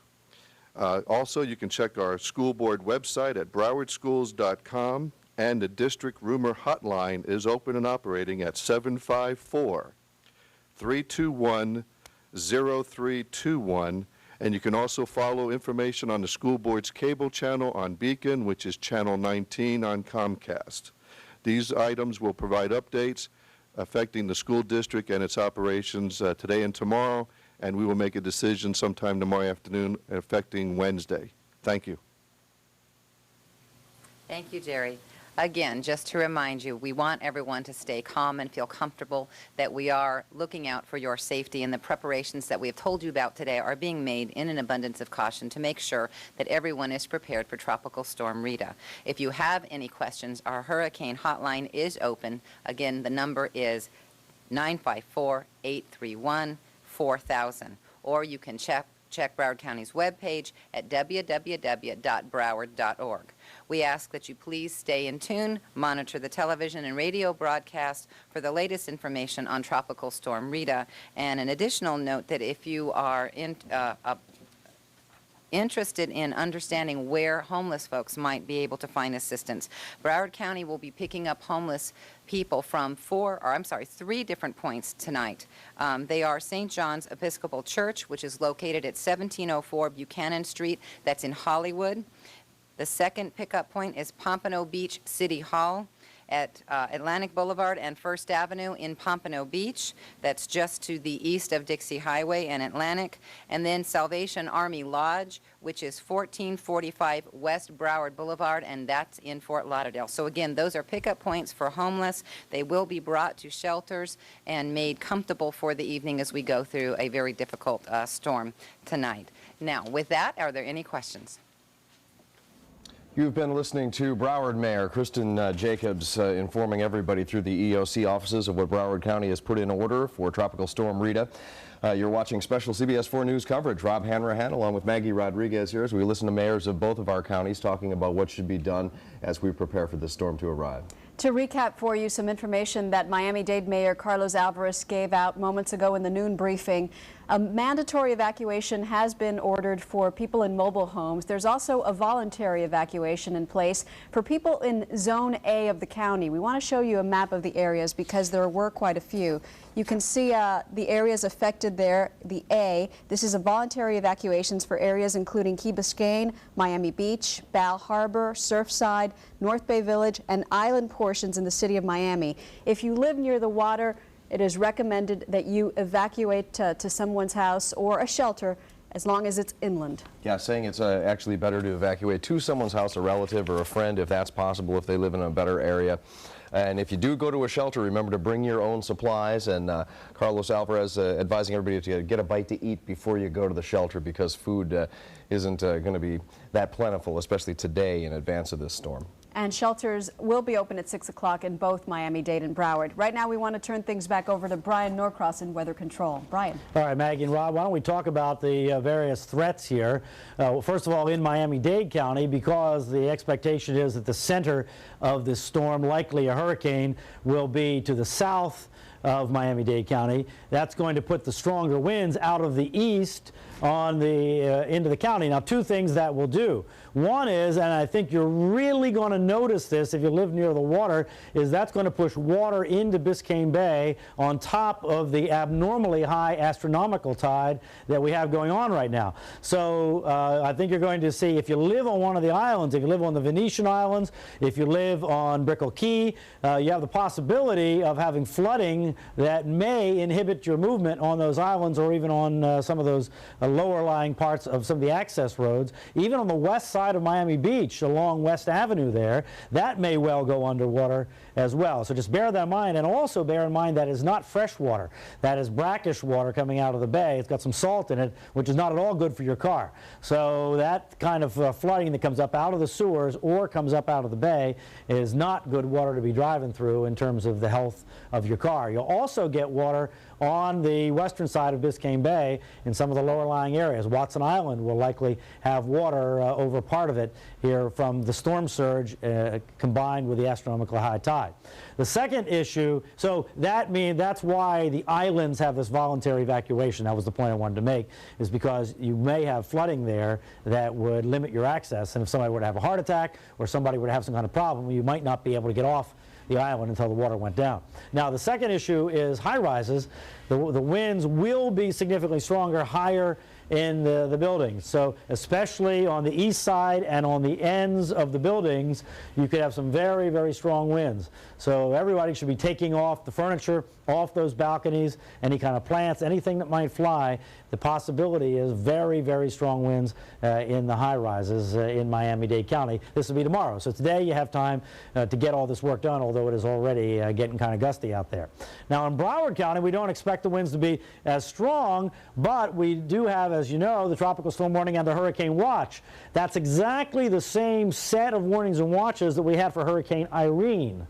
And it baffles me that the county, Broward County, is sending folks to work tomorrow under those conditions. It's like they all forgot about Hurricane Irene, it seems like, because that was a frightening experience for folks trying to get home during that event, because that was just tropical storm force winds with some gusts up in the 50s and 60s and a lot of rain. That was a very dangerous situation, and some people died in that storm as well. So that's an amazing thing, and I hope that Broward might want to reconsider that in an abundance of caution, as they say. It's interesting, they took some very good actions, but then they told people they were going to go to work tomorrow at the county offices, and the buses were going to operate. And it's my understanding the buses can't operate in tropical storm force winds. So there seems to be a bit of a disconnect. Maybe we can get some clarification from them on their thinking as we go through the afternoon. All right, let's get to the advisory now. Here is the 11 o'clock advisory.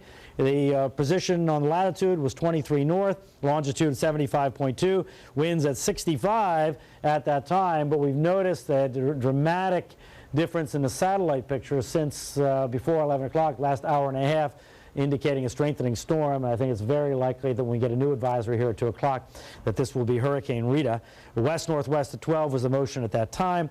So the motion in a direction like this, 994 millibars, but the satellite signature would seem to indicate a strong stronger than that, so we'll watch for a dropping pressure, 430 miles east-southeast of Key West. Now there's the future track. You can see that this will be a Tuesday or a tomorrow event approaching the Keys or the southeast coast or northern Cuba. We can all hope that it stays to the south, but we just can't be certain of that. But remembering that the strong side of the storm is the right side of the storm, so we can hope that that would happen, but we just can't guarantee that this storm is not going to come right through the Keys. And there is the potential, especially in the lower Keys, to have the worst hurricane event there in some time, potentially worse than Hurricane George back in 1999, which was a marginal Category 2 hurricane in Key West. And then, of course, with being on the right side, putting the bad weather into Miami-Dade County and Broward County during the day tomorrow. But obviously, the further from the storm, the less severe the weather would be expected to be. And then moving into the western Gulf and involving Louisiana and Texas, looks like early in the weekend. So all possibilities there. We'll just have to see how that develops. Now, here are the warnings and watches to clarify them now, starting with the most significant ones. The hurricane warning in effect, first of all, for the Keys, where the worst of this weather is expected to be. But hurricane warning now in effect for Miami-Dade County, indicating the likelihood of at least hurricane-force gusts, which would give us weather similar to Hurricane Katrina did just a few weeks ago. Then into Broward County, the hurricane watch, indicating the possibility of some hurricane-force winds, but likely tropical storm-force winds. And that's why, as I say, a little baffling on what the Broward County government has done, because if tropical storm-force winds are likely, it's dangerous to drive in tropical storm-force winds. You certainly can't be driving buses around, big old buses that blow in the wind. So I don't understand that. There's a disconnect there that I'm not clear on. The tropical storm warning continues up into Palm Beach County, all the way up to the Martin County line. And over on the west coast, there are some tropical storm warnings and watches there.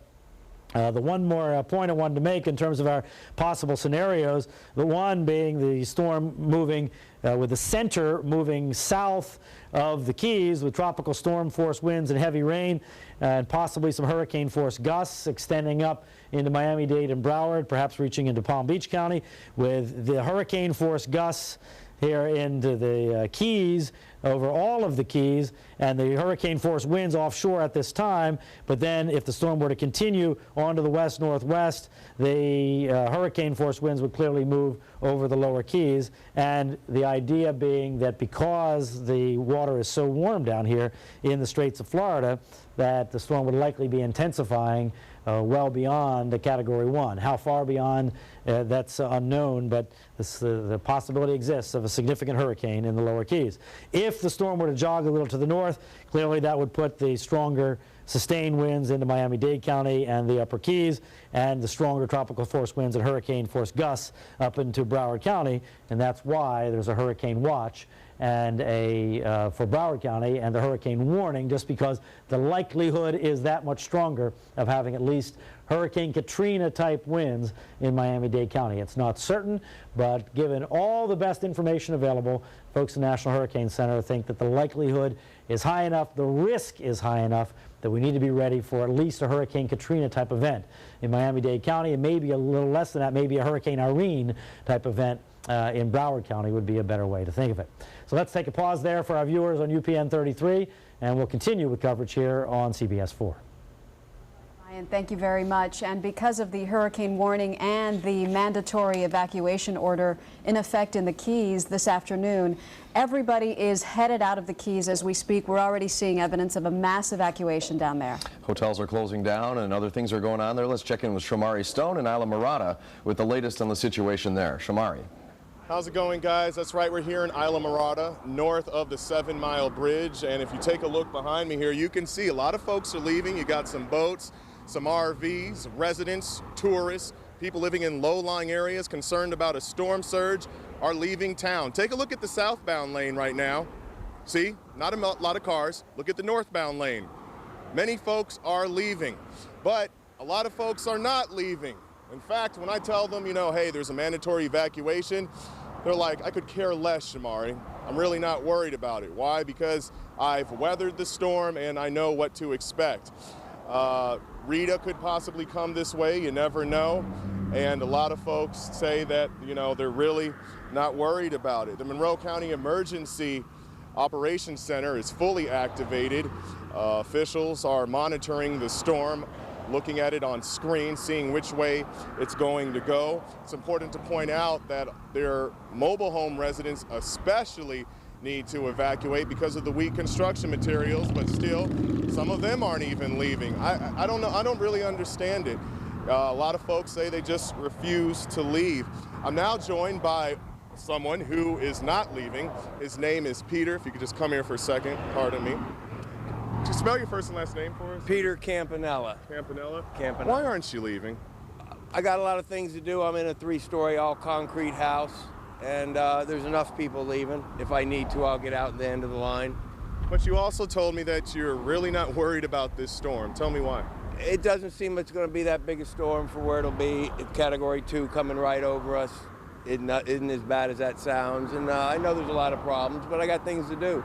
So in your opinion, why are officials telling people to leave? Why is there a mandatory evacuation for the entire Keys? Because if they get caught with all these people in here, they'll never get another building permit for the rest of their life. Well, you know, if my grandfather was watching this, rest his soul, he would say that you were hard-headed. I probably am, but meanwhile, I'll keep a good eye on what goes on, and there will be room behind the back of these cars if I need it, but no, I doubt you'll see me leaving for this. All right, well, hopefully in the next 48 hours, we can do another interview, and we can do a little follow-up. How about that? That'll be good. You catch me at Bentley's Restaurant about 7 miles south down the road. All right, we'll be there. Thanks. Right, thank you. I appreciate it. You heard it from Peter. He's not leaving. A lot of people we talk to have that same opinion, whereas some say, you know what, I'm not going to risk it, Shamari. I'm just going to head north. Some people are going to Miami, Fort Lauderdale. One person told me he's going as far away as the Panhandle. There's a lot of anxiety for some people, especially with Katrina brushing through this area. A lot of them saw the horrifying pictures out of New Orleans. Not to say that such a catastrophe would happen here. We don't have the levees like that. But, you know, just to think about it, there's a lot of people who are anxious. Back to you.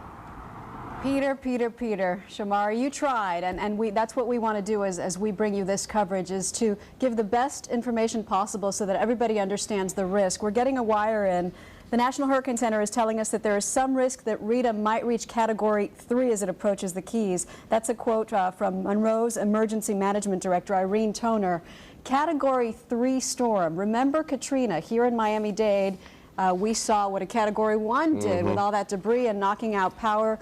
The Keys, you don't know what it's like to have a Category 3. I don't know the facts, I'm sure Brian does, but earlier I heard him mention it's been years since they even felt the brunt of a Category 2 storm. So this is serious. This is not something to be taken lightly. And I think part of what happened here was Katrina was so bad up along the Gulf Coast that we've kind of forgotten how bad it was here and feel kind of badly talking about how bad it was here because it was just a Category 1 when it went across. But again, there were a lot of problems. You remember people without power for a week or longer. It seemed like every other tree in Miami-Dade County was down and across the roadways for a couple of days. And we still have that debris lying around too, which is another concern.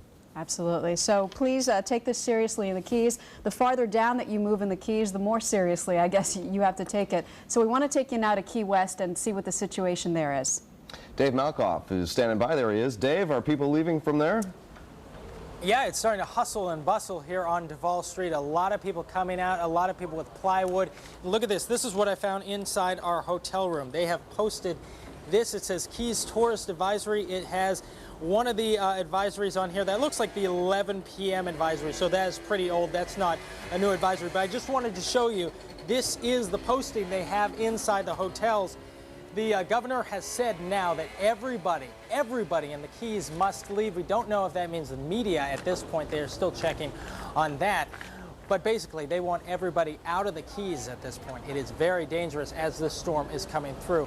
They also have a shelter that they have set up that is not going to be a shelter where they house people, but a shelter where they just take people out of here who don't have cars. I've said this before, but I just want to get it out. It is the Key West High School. If you go to the Key West High School right now, they started at noon. They have buses there. They will take people up to the FIU campus. That's a long bus ride to get up there, but hopefully they will take them out of harm's way. If they're saying, I think I just heard you guys say Category 3 or something, it's amazing how fast this changes. These storms, I mean, we were looking at it and it looked like it was going to miss us, then it looked like it was going to hit us, then it looked like it was going to back off. It's so unpredictable. All it takes is just a degree or two to move up or down, and we really get a wall up here in Key West. So everybody watching the wires and watching the television and just trying to see what the latest advisory is. Everybody must leave here in Key West. No one can stay. We're live in Key West. I'm Dave Malkoff, CBS 4 News. Back to you. Dave, just to clarify, it's not a Category 3 right now. It's still a tropical storm, but there was some concern from Monroe County emergency officials that it could reach a Category 3 by the time it made it to the Keys. I'm curious, you've been there since yesterday. What difference do you see between yesterday and today in the level of anxiety? You know, I mean, it's night and day. I mean, no pun intended. Everybody out here is getting ready for the storm. You were looking at some people boarding up their windows here on Duval Street yesterday. It was all glass. There was no boards. There were no shutters up here. And there was kind of still a party atmosphere. We had 15,000 bikers down here for the poker run, which is a little, they take the motorcycles, and they go from the top of the Keys down to the bottom of the Keys. So they had 15,000 people from all across the country. And then the tourists on top of that. Then they issued that mandatory evacuation order for the tourists. They had to leave. When we got here, it was a festive atmosphere. Now everybody's busy as a bee trying to leave. Dave, you've been down there before during these storms. You get the feeling that this time around we're not going to be seeing the bars that remain open and the people hanging around outside on the streets this time around. No, I walked up and down Duval Street just a little bit ago, and we didn't see the bars open, and we haven't heard since yesterday the people saying, well, a little bit of rain isn't going to kill you. We haven't heard that kind of flippant attitude. We hear people taking this much more seriously. People are already starting to arrive at the shelters, and here in Key West, as a tradition, people do not go to the shelters. They kind of don't see that as an option. They just stay at home because they've been in these houses that have just withstood storm after storm, and they just stay in the houses and they don't go to the shelters. Now we're actually seeing people who are actually going to those shelters at this point, so people taking it very seriously. And that's good advice for you too, Dave. I heard you mention you didn't know whether the media could stay. If you do decide to stay, if you are allowed to stay, I hope you find out where the nearest shelter is. Yeah, we're in the La Concha Hotel, and that is one of the oldest, most sturdy buildings. It is the tallest building in Key West, and we are up on the 4th floor. So we should be okay up there. This is a building that is inland. So it's not right on the water. It's not where you see at the southernmost point where the water just comes in sheets and sheets and it just pours onto the street. That most likely is not going to happen here unless we get more of a storm surge than we've ever seen before. They are asking people to leave, and this is the first time this year that they have asked people to leave here from Key West, that it was a mandatory evacuation order for everyone in the Keys. Last year we did have that happen a couple times, but this year is the most serious hurricane in Key West that they have seen this year.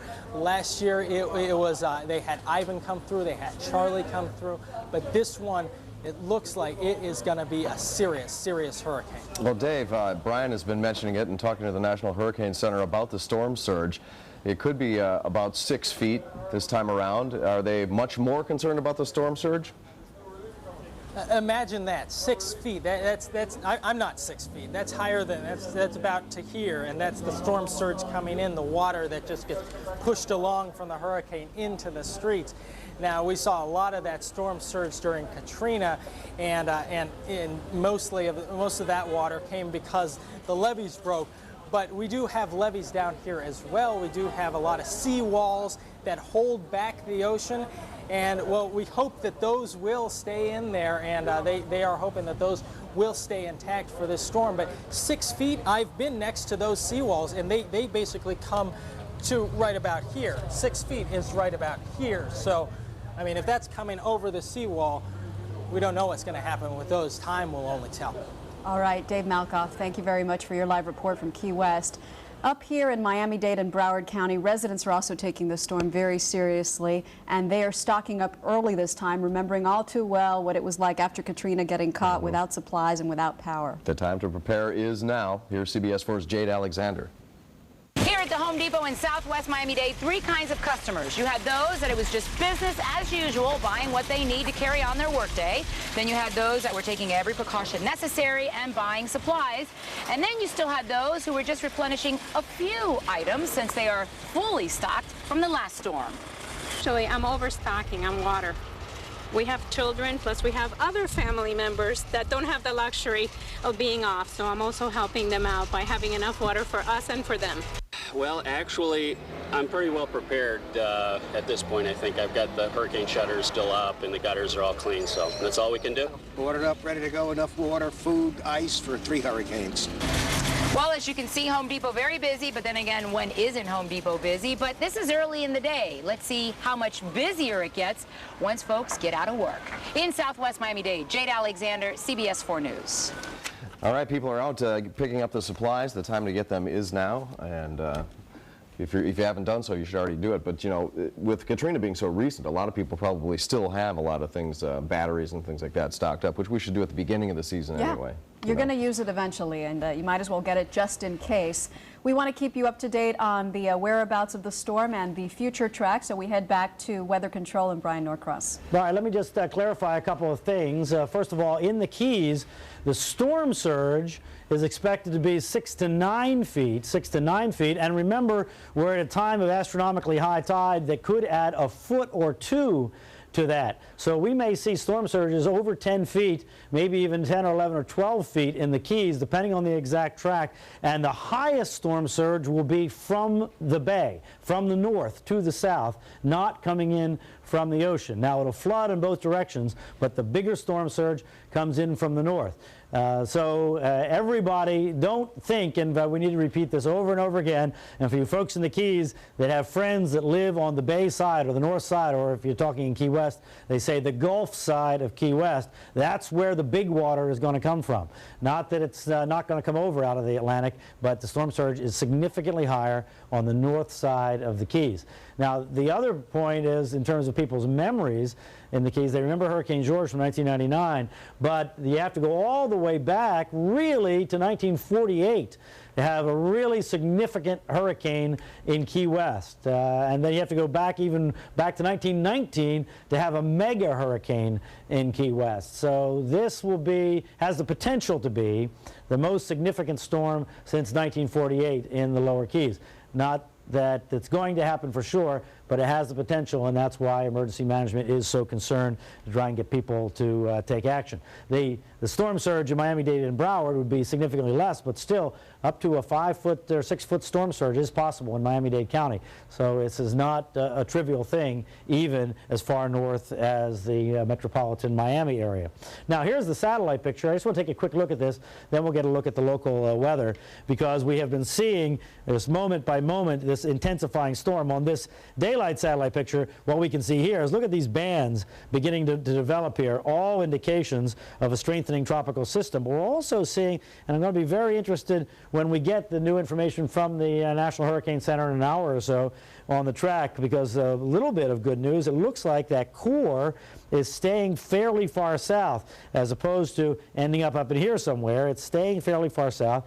So let's hope that trend continues. Here, where the computer analyzes where the tallest thunderstorms are, sort of the strongest thunderstorms, and we see that sequence, we can see the core of the system is right in there where the eye is trying to form, right there. And as I said, every time we see this, now this feeder band is getting a more organized look to it. So all indications are of a strengthening tropical system, and I'll be very surprised if when we get the 2 o'clock advisory that we don't hear that it is a hurricane by that time. It's going to be very close, looks like to us, if it is not upgraded at 2 o'clock. All right, now let's check in with Elizabeth Hart to bring us up to date on what's going on here in the local weather. Elizabeth?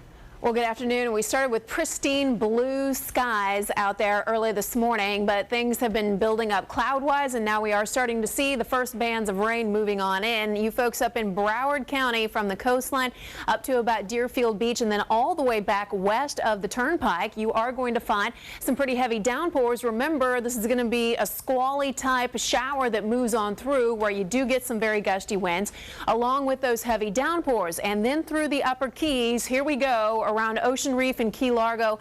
These showers have been moving in for the last hour or so, and some of this is trickling in to southern portions of Miami-Dade County. So anybody from Cutler Ridge down to Homestead and then extending towards Card Sound Road, you are going to be in and out of it. Let's go ahead and expand it out. I want to show you the flow here so you'll understand where this is all going to be coming from. Our winds are going to be out of the northeast for the short term. So here we were about 7:20 this morning. Everything was offshore, but then here it comes, and this is going to be the general progression as we head head through the afternoon, the storms will become more frequent and they will intensify in their strength. We do have, in addition to all the hurricane warnings and the hurricane watches that are posted from various parts of South Florida, we have a flood watch that is in effect from now until at least Tuesday evening, and that is for all of the Keys, from Key West right on up to Key Largo.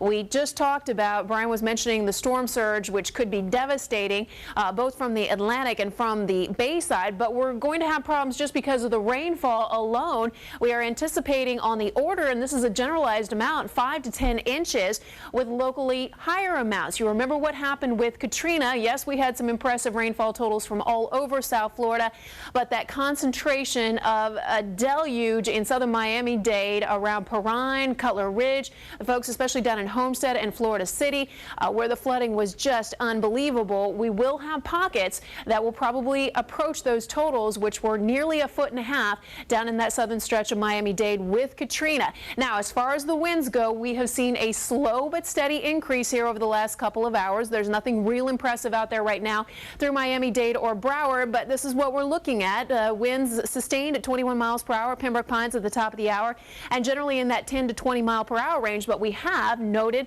some gusts now between 20 and 30 miles per hour. So any preparations that you are trying to finish up here, you need to do it as quickly as possible because the winds are just going to keep building. So description of today, passing showers. Remember, it's going to be squally, so you'll have some heavier downpours and those gusty winds, and then things will kind of subside for a little bit. They will be increasing in intensity and frequency through the night, and then tomorrow could be a very rough day all throughout South Florida. Just how far south or north Rita is certainly is going to make the call as to how bad weather will be here on the mainland.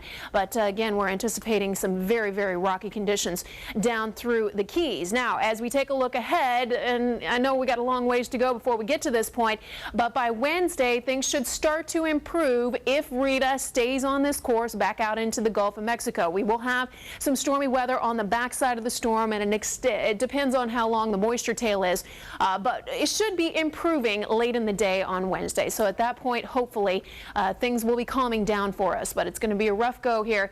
Gusty squalls, winds building through the afternoon. Our high near 90. We're in the upper 80s right now, sort of irrelevant at this point, but in case you were wondering, boating, stay in port. This is not a situation you want to mess around with. I know you probably got last minute things that you need to do to get your boat ready. Do it as quickly as possible. Seas will be building up to about 9 feet, and it is going to be extremely rough. Conditions not fit for anybody out there. And then tonight, dangerous wind and rain. This is when we really think it will start to set in the overnight. And then Tuesday and Wednesday, it's all about Rita, and we'll be dealing with the wind and rain. And then again, Wednesday, late in the day especially, we think conditions will be improving. And then Thursday and Friday, hopefully we will be back to the South Florida weather we know and love so well, with sunshine and temperatures near 90. We do hope. Thank you, Elizabeth. But in the meantime, keep in mind the forecast for today. Gusty squalls, winds building, and tonight dangerous wind and rain. That's going to compound traffic out there. If you are in the voluntary evacuation zone in Miami-Dade County, you might want to consider starting to leave now because the weather is only going to deteriorate. We want to show you a map of the area that is under that voluntary evacuation in Miami-Dade County. This is an overview of Zone A, the area affected. And also being evacuated will be the Golden Beach area, Sunny Isles Beach, Bay Harbor Islands, and Indian Creek Village. Also in Zone A, Miami Beach and North Bay Village. And that includes Virginia Key and Key Biscayne. And in southwest Miami-Dade as well, this is the area in Zone A. Voluntary evacuations, you don't have to leave, no one will force you, but emergency officials in Miami-Dade County believe it's a good idea for you to find another place more inland to go to as we prepare for Tropical Storm Rita. And in Miami-Dade County, I just want to mention there's a mandatory evacuation order for all mobile home dwellers, but again, the mayor's saying we don't forcibly pull anyone out of their homes, but mandatory evacuation means you should leave right away. We know that so many of you have questions, and that's why we want you to know that you are free to ask Brian, our very own Brian Norcross, who knows just about everything there is to know about about this kind of weather. CBS4News.com is our website. Go to the Ask Brian link and send us any questions you might have. Hey, we did this during Katrina. We're going to do it again through Rita. Take some pictures of the storm. Don't put yourself in any jeopardy as the storm is moving through. That's not what we mean. But after it passes through, if you have some damage or something interesting regarding the storm and you have a digital camera, snap a picture of it and go to www.cbs4news.com, and you can follow the icons and send that picture to us, and we'll put it on the air. You're watching continuing coverage of Tropical Storm Rita. This is your weather station, CBS 4. We'll be right back.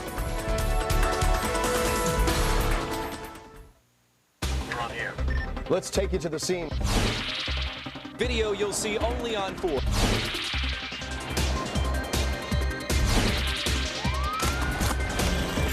Breaking news. Hi, I'm Bob from FPL. Hey, what do you live for? My kids. Is he a fisherman in the making? What does he live for? Ice cream. A good shot. The ocean. That one was mediocre. My family. My mom. Your mom? Hey, what do you live for? My fiance over here. You better say that, especially on TV. No matter what your reasons are for staying safe, you should always stay away from power lines. Be sure to look up when using ladders, antennas, or pruning saws. Safety is everyone's responsibility. I live for my family now, for her and for the baby. That's exactly what we live. You no longer have to go out of your way to get what you want. Now, Team Metro's direct services are coming to you. Whether you're looking for a baby stroller parking permit, your dog license tags, passport services, or an application for the Golden Passport service, we've got it all at your neighborhood Team Metro office. For additional information or to find out the address of your local Team Metro office, call 305-468-5900. Medicare is changing in 2006. If you have questions about the changes, we can help you find the answers. Stop by the Humana Mobile Medicare Information Center and talk face-to-face with a Humana Medicare advisor. Visit one of the locations near you. Let's talk. Seasonal allergies are a fact of life, but symptoms can be controlled. Hi, I'm Darrell Saboni, your Publix pharmacist. Knowing when and how to treat your allergies is essential to feeling your best. Claritin allergy products provide effective non-drowsy relief for those who suffer from allergies. For long-lasting relief from your worst congestion, sinus pressure, and itchy, watery eyes without getting drowsy, try Claritin D. Look for non-drowsy Claritin D at your local Publix and take control of your allergies. Live Claritin Clear. Welcome back. You're watching continuing coverage here on CBS 4 of Tropical Storm Rita. Rob Hanrahan along with Maggie Rodriguez. We're going to be here for the next 11 or 12 hours as we track the storm moving closer to South Florida. Right now we want to take you to the Bahamas, in particular Nassau, which earlier today saw some squalls associated with Tropical Storm Rita. Our Ted Scouten is there. What you're looking at right now, this is actually the port in Nassau. You can see that it's completely empty. Normally there's a cruise ship or two in here at this point, but right now no cruise ships are in here, and that's having a big effect on people who work around here, who rely on people on cruise ships for a living. You can see right over here, this is a liquor store and there's no one in here. Hey, come on out here a second. Okay, so what's business like right now? Business is really slow today. The fact that most business in sales today. Now, so there should have been ships in here, then you would have had a lot of people walking around. We had an awesome business today. If the weather wouldn't prolong it, but it's really rough today. Are you at least a little bit relieved that there's not a hurricane warning in effect here? Of course. And what you're looking at now, this is the famous straw market. This place is normally just bustling with people, but not today. No one's in here hardly, and you can see there's a lot of merchandise, but no people. What's it like? It's not a good day at all. Everybody deciding right now to close up and go home, you know. Not only because of the tourists, but, you know, the weather. The weather don't seem to be. So really hurting not having the cruise ships in. Right. And then it's bad for our business today, you know. We come out here expect to make a little living, and, you know, we have to end up going home. That was Ted Scouten reporting from Nassau, and Ted joins us now live over the phone. Is there a feeling there, Ted? I'm curious that they dodged a bullet this time. Well, Maggie, I think people are very relieved, at least that the hurricane warning's been canceled, but government officials have been on the radio, especially late morning, early afternoon, reminding people that there's still a tropical storm warning in effect for all of the Bahamian Islands, except for Andros and Exuma. Both of those are still under hurricane warnings, and they're telling folks to be prepared for anywhere from 4 to 8 inches of rain and heavy storms. Just a little while ago, we felt some pretty heavy bands coming through here. Nothing really too serious except a lot of rain when those came through, and the wind picked up. But right now things are a bit calm again. So it's just been some rain, some wind, and it's been in and out. So I think at the moment people are feeling lucky, but they're definitely being told, don't let your guard down. There is still a tropical storm warning in effect, and there can still be some pretty gusty winds and a lot of rain associated with this. That's what I was going to ask you, Ted. I didn't know if the people now feel like they can stand down of sorts. I don't think people really stood up, so to speak. As we were driving through town, nothing was boarded up, absolutely nothing, even though there was a hurricane warning in effect. Now, granted, when people went to bed last night, it was a hurricane watch. Then when they got up, it was a hurricane warning. But still, nothing was boarded up. Even the government offices in downtown Nassau on Bay Street, if you're familiar, none of those were boarded up either. So that was a little bit surprising, especially given all the storms that have gone through here. But right now, people, I think, are just hoping that it stays the course south of here. All right, Ted Scouten live in Nassau, thank you. And if we move north of the Bahamas and to the west, that's where people really cannot afford to stand down. They have to be on guard, and that includes all of South Florida, Miami-Dade, and Broward. And there's a concern, as we've been talking about, because so much debris is left over from Hurricane Katrina. Even if this isn't as bad a storm as it could be for the Keys, up here in Miami-Dade and Broward, we have to remember if there's any wind at all, it will likely pick up that debris, and that will become dangerous projectiles that could make the situation particularly dangerous. Yeah, we see this debris all over the place, and something they tell us before every storm: pick everything up in your yard, bring in your patio furniture. They become projectiles. The debris can certainly do that. We have a report on that from Coral Gables now.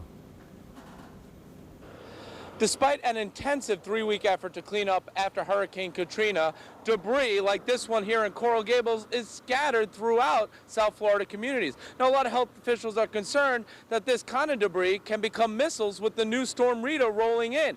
You have branches that are precariously hanging over busy roadways. You have loose tree limbs that can be picked up by just about any gust of wind. So that's why they're recommending taking several steps. If you have a small debris pile in your yard, you might want to secure it, put it in a shed or a garage. That's one idea. Another thing is, don't add to your debris pile. If you have loose tree limbs around the house, leave them be. It's not time to start trimming your trees or start pruning them. It's not time to start fixing the roof. Those days are over for now. That's for tomorrow or after Rita. Another thing, think about putting your shutters up early if there's debris around your yard. You're going to want to think about putting those shutters up a little bit earlier. And of course, as with all major storms, go out in your patio, look around, make sure you secure any lawn furniture that may be there, and also take in your barbecue grill. But a word of caution about barbecue grills: if you take it inside and in the event that you lose power, please don't use it indoors, because that can lead to carbon monoxide poisoning. You're going to want to take it outside before you have your cookout.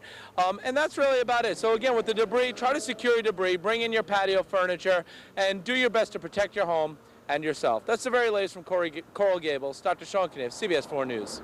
All right, good advice from Dr. Sean Kniff out there in the streets for us, talking about the debris situation. We want to switch gears now and talk about a situation in Atlanta. A very important trial reached a verdict today, the Shannon Melendi case. Our Brian Andrews is covering the story in Atlanta, and he brought it to us live as the verdict was being read. Brian. Hi, Maggie. We're just outside the courthouse here in Decatur, one of the suburbs of Atlanta, where within the next 35 minutes there's going to be a sentencing hearing for Colvin Butch Hinton, who just within the last 90 minutes was convicted of the murder of Shannon Melendi.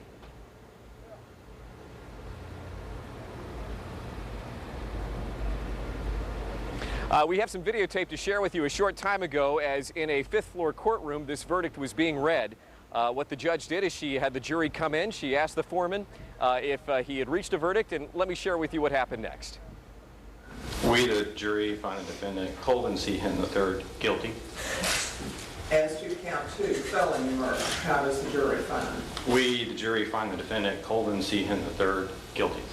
All right, and with that, you did not have to reach the lesson to the charge. No, ma'am.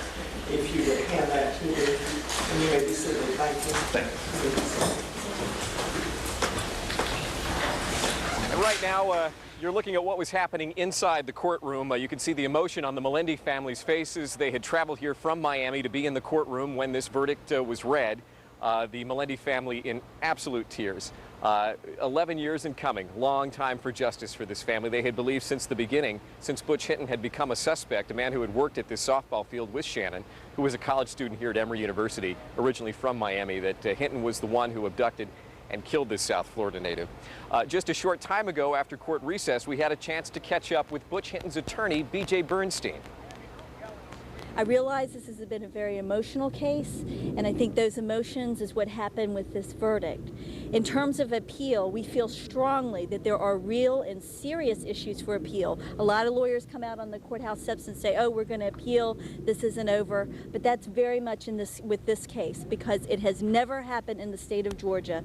And if this is allowed to stand, then any case, any time when there's emotion that is ruling will take over versus what facts and evidence should be there. Again, we've had no body cases in the state of Georgia, but we have never had one with no body and no crime scene. And circumstantial evidence, such as what was presented here, cannot and should not be the basis of a conviction. And we have some video to share with you again of Butch Colvin Hinton III, a 44-year-old man from Georgia who was convicted this morning of the murder of Miami native Shannon Melendi. Much of the state's case was based on statements made by inmates that Hinton had shared a cell with. He had confessed to one, I didn't kill that girl, the demon inside me did. He confessed to another that police will never find Shannon's body because she's been scattered to the wind. His neighbor testified that on the day after Shannon went missing in 1994, at 4 o'clock in the morning, Butch Hinton was in his backyard burning something. Butch Hinton faces a mandatory life in prison sentence. That sentencing hearing is set for 1:30 this afternoon, at which time we expect the Melendi family to make a victim impact statement. Of course, my photographer, Manel Kalu, and I will be here to bring that for you. Reporting live from Atlanta, I'm Brian Andrews, CBS 4 News. Now live, this is a Tropical Storm Rita update.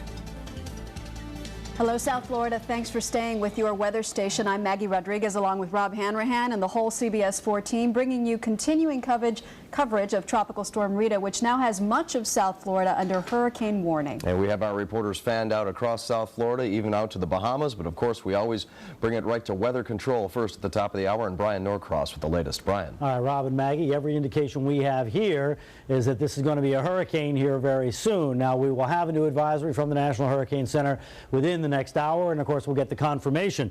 But on the satellite picture, as we look at develop over the last 12 hours, a couple of things we see. One is this very solid round area of purple near the center. We also see just a much more established what's called outflow, these fingery clouds, wispy clouds flowing out. That's at the higher levels of the atmosphere. So the air comes rushing in at the bottom of the storm and then goes out. And when you see a lot of air going out of the top, that means a lot of air is coming in at the bottom.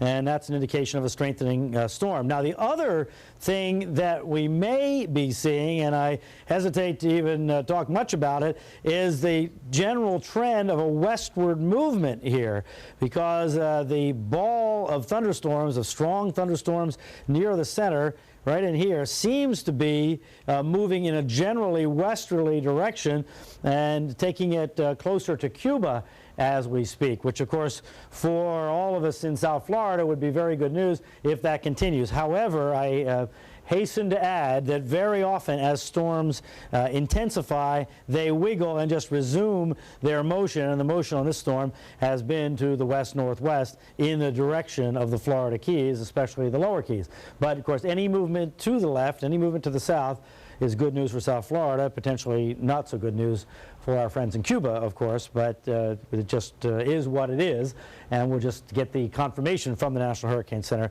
with the advisory coming up within the hour. Here are the numbers of the latest advisory we have: 23.0, 75.2, with 65-mile-an-hour winds at that time. The hurricane hunters are just arriving there now, so we should get some new information from them here soon. West-northwest at 12 is the motion, as at 11 o'clock, and the pressure was 994 at that time, 430 miles east-southeast of Key West. Now, the future track, this is from the 11 o'clock advisory. We won't get a new future track until 5, but future track brings the storm past the southern part of Florida tomorrow.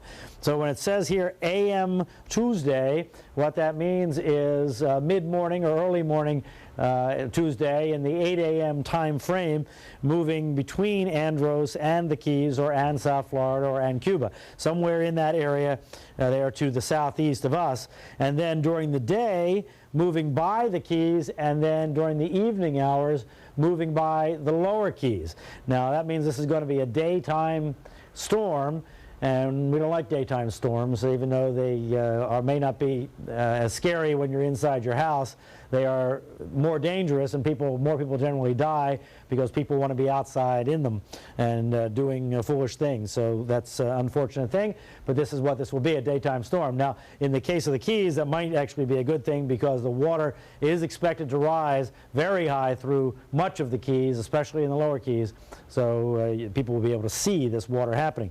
And then moving on by, so it's moving by and weather improving on Wednesday, and then moving over into the western Gulf and beginning a turn to the north. So the risk area now includes all of Louisiana, including the New Orleans area, although New Orleans is on the edge of the risk area, and including all of the Texas coast for late in the week and early in the weekend. Now, in terms of the warnings and watches, the most important warnings are in the Keys, where the hurricane warning is expected. Hurricane warning is in effect. Hurricane force winds are expected, potentially very strong hurricane force winds, especially in the lower Keys, just because the hurricane, potential hurricane, likely hurricane, has more time to get there than the upper Keys. It's just further on to the west, so there's more time for the strengthening process to continue. So hurricane warning for the Keys, hurricane warning for Miami-Dade County, indicating that at least hurricane force gusts are expected. In other words, weather like Hurricane Katrina is expected based on the best available knowledge at the National Hurricane Center. That's what we had in Hurricane Katrina. Mostly hurricane force gusts, some hurricane force sustained wind, but mostly gusts. In Broward, hurricane watch and a tropical storm warning, indicating the tropical storm force winds are expected and hurricane force winds are possible. Tropical storm warning on up through Palm Beach County. That's just because as the storm strengthens, it gets stronger and bigger on the northward side. More on that now. Now here is the area of winds encompassed by the storm at this point, and watch it grow as it moves to the west. And this is the National Hurricane Center forecast, indicating a hurricane that is getting stronger step by step as it moves to the west-northwest. Now, if it ends up in this scenario, we're calling scenario 1, if it ends up here south of the Middle Keys during the midday hours tomorrow, that would put tropical storm force winds all the way up into Palm Beach County and heavy rain over the entire southern peninsula and bad, dangerous weather that we're going to have to stay in and avoid throughout Miami-Dade and Broward. Within these tropical storm force winds, there might be some hurricane force gusts.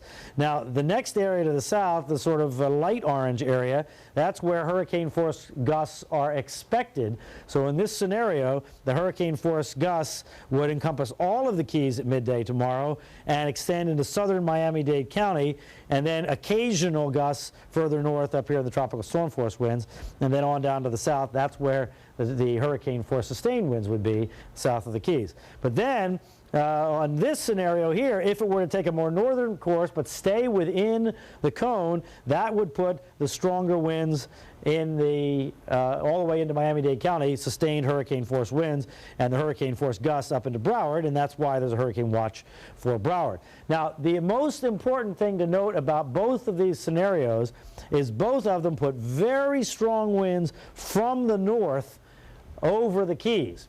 And what that does is that drives the water out of Florida Bay here and the Gulf against the Keys, and the strongest and highest storm surge in the Florida Keys occurs on the north side of the Keys. You might think it would be because of the water coming in from the Atlantic, but that's not the case. It's the north side of the Keys where this high storm surge occurs, and the National Weather Service in Key West is anticipating storm surges there may reach in the 10 to 12 foot range, taking into account the extra high astronomical tides. Obviously, any kind of storm surge with 10 to 12 feet. And then, by the way, waves on top of that.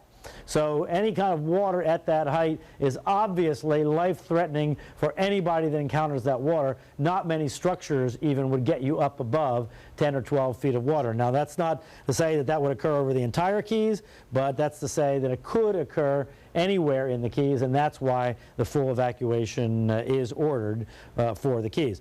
But so what's going to happen when the storm is down here? It's driving wind like this. That's going to drive water against the lower Keys and going to drive water into Biscayne Bay and up against the coast in Miami-Dade and Broward.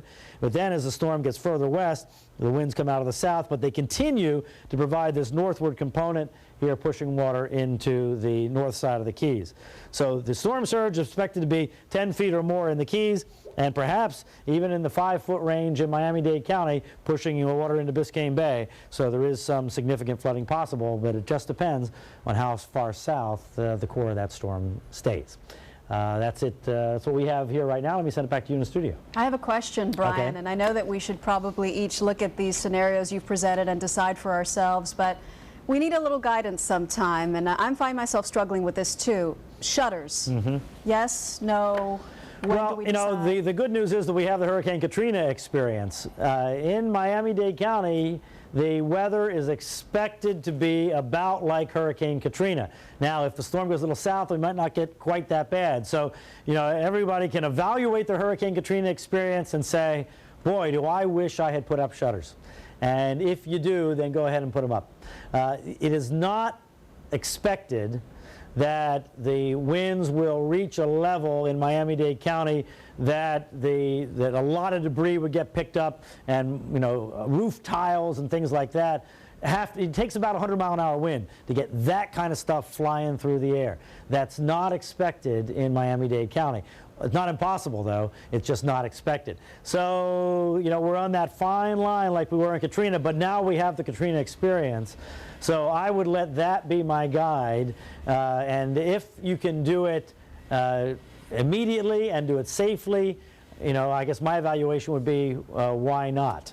And in the Keys, by the way, it's essential. All preparations, total preparations and evacuations need to be undertaken in the Florida Keys. And I guess I would also say, Maggie, the further south you are in Dade, the more likely the recommendation would be to go ahead and put up the shutters, because obviously the closer to the center of the storm, the more likely you are to have winds that might very well pick up something and blow it into a window. In any case, if you don't put up shutters, in any case, in Miami-Dade or Broward, the recommendation will be that you do not get near the windows tomorrow while this is going on, that you have yourself an interior place, because you never know when a branch or something is going to come off a tree and come and break a window, and we don't want people doing anything foolish. All right. Thank you, Brian. I just see here on the wires, Maggie, that the state of Florida is dispatching a National Guard cargo plane to evacuate 22 patients from the Key West Hospital. They're bringing them to Sebring near Lake Okeechobee. These 22 patients are being taken out of there because of the fear of the storm surge. Good call. I'm sure another lesson learned from Hurricane Katrina. Here in Miami-Dade County, there is a lot of important information that you need to know coming from emergency officials today. CBS 4's Gary Nelson is standing by at the Miami-Dade EOC offices. And Gary, here we go again, huh? There sure is a lot of official storm information, word coming out of this Miami-Dade Emergency Operations Center within the last hour. So listen up, Miami-Dade County residents. We're going to run it down for you here, from schools to shelters. Miami-Dade County schools will not be open tomorrow. That call made late in the morning, but they decided with that hurricane warning up, they just can't hold class tomorrow. Indeed, all nighttime school activities tonight in Miami-Dade County. That volleyball game you might have scheduled, that wrestling match, it ain't going to happen. All nighttime activities in Miami-Dade County schools have been canceled for tonight. Shelters will be opening as mandatory evacuations have been ordered for Miami-Dade County mobile home residents. We have some graphics where we can run over these evacuations for you. All mobile home residents in Miami-Dade County have been ordered to evacuate. That's a mandatory evacuation. You just can't trust that mobile home in tropical storm or hurricane force winds. And Zone A, that's the folks who live out by the water. And Zone A stretches the length of Miami-Dade County north to south, including the Golden Beach area, Sunny Isles, Bay Harbor. And then as you move on down from there to the south, Miami Beach, North Bay Village, Virginia, Key Biscayne, and the like. And also included in this evacuation area, there's Key Biscayne, Virginia Key, and whatnot. Also included in the voluntary evacuation area, the so-called 18-square-mile area in southwest Miami-Dade County. You know, if you live in the 18-square-mile area, if it rains good, you flood. If it rains real good, you flood really bad. You are included in this evacuation area. Now, shelters opening across Miami-Dade County at 6 o'clock this evening. Robert Morgan Senior High at 18180 Southwest 122nd Avenue. I'm going to read these names and addresses slowly for you. Booker T. Washington Senior High will be open at 6 o'clock this evening, 1200 Northwest 6th Avenue. Dr. Carlos J. Finley Elementary School, another shelter opening at 6 o'clock, 851 Southwest 117th Avenue. And the Sunshine Pavilion at the Miami-Dade Fairgrounds, 10901 Southwest 24th Street. That is the pet-friendly shelter. Your pets have to be in a cage, in a carrier of some sort, and we would prefer that they be friendly pets as well. Now, if you're going to a shelter, please take your battery-operated radio with you. Take a flashlight with you. The power could very well go out in the shelter as well. Take a little bit of food to eat, because if indeed we are shut down, it could be 24, 48 hours before the authorities are able to get food to you. Eat a good meal before you go. That would be a good call. Elsewhere in Miami-Dade County, Miami International Airport is operating as normal right now, but you never can tell what might change. Call your carrier if you have a flight planned tonight or tomorrow. Miami-Dade parks are closing at 3 o'clock this afternoon. Metro Transit continues to operate the buses and the rail as scheduled, but that could change as situations continue to develop. If you have any questions in Miami-Dade County, if you have any concerns, anything you need to report, anything you need to ask, 311. That's all the number you need. The folks who answer your call at 311 can answer any question you might have, or, we are told, get you to the person who can. Now, Miami-Dade County Mayor Carlos Alvarez came out here about an hour ago, almost a pasty complexion to him as he looks at this storm as it bears down, and wonders, as do the rest of us, what it might hold in store for Miami-Dade County. The mayor continuing to stress, don't take this thing lightly. Let's listen. Take the storm seriously. Miami-Dade County is within the cone of error. Do not focus on the line at the center of the cone of error, and stay informed. I think this is so important. I've heard from so many people that we were taken off guard last time because, you know, they were following the line. Well, ladies and gentlemen, we were always, during Katrina, we were always within the cone. We are within the cone. So please, this storm can change. What we learned about Katrina is that storms are unpredictable. So we need to be informed, we need to be aware, and we need to be prepared. We need to be safe and use common sense. Be safe and use common sense. We are within the cone, the mayor says, and aren't we all way too familiar at this point with that cone, that thing we have to keep our eye on, not the center line, but that cone of error, that cone of possibilities that Brian Norcross so ably continues to draw for us. Now, again, the latest word from Miami-Dade County's Emergency Operations Center: no school in Miami-Dade County tomorrow. All nighttime school activities canceled tonight. Shelters have been opened or will open beginning at 6 o'clock. Mandatory evacuations for mobile home residents, voluntary evacuations for folks in Zone A. That's the barrier islands and along the coast. For now, we're live at the Miami-Dade Emergency Operations Center in Doral. Gary Nelson, CBS 4 News. And Gary, the great rundown there from EOC in Miami-Dade. Miami-Dade County up and running. Monroe County has been busy all throughout the weekend, yesterday especially, and today, with a mandatory general evacuation now for everyone from the 7-mile bridge down to Key West. And of course, Broward County today also getting prepared. Broward, no exception. And of course, we've got you covered there with CBS 4's Michelle Gillen live at the Emergency Operations Center. Michelle. Good afternoon, everyone. Well, it is a partial activation of the emergency management team at this hour, and the members of that team are brainstorming as we speak. And so I want to put out a special caution that some of the declarations that are being made are still in a state of flux. For example, will all government business continue tomorrow? There's been some anxiety about reporting to work. At least the Hurricane Center is predicting that there will be tropical force winds. And so we want to make clear here, at least officials and representatives here say they want you to know that these decisions are still in a process. Carl Fowler joining us here. Let's talk about that, Mr. Fowler, because as you know, know, back with Hurricane Irene, there was some concern, and after that, some criticism of decisions made in the county for, under similar conditions to the one that we're in now, of having county offices remain open. There were some deaths afterwards. Sometimes it sends out the messages that it's okay to go drive and people become electrocuted. Obviously, nobody wants that on their conscience, or you know, the goal here is safety. So do you have any concerns right now about still keeping county business open tomorrow? Well, throughout the day, we're going to be watching the storm very closely, and we're in regular contact with the Hurricane Center and with the state office in Tallahassee and all of our cities. And so that decision is fluid.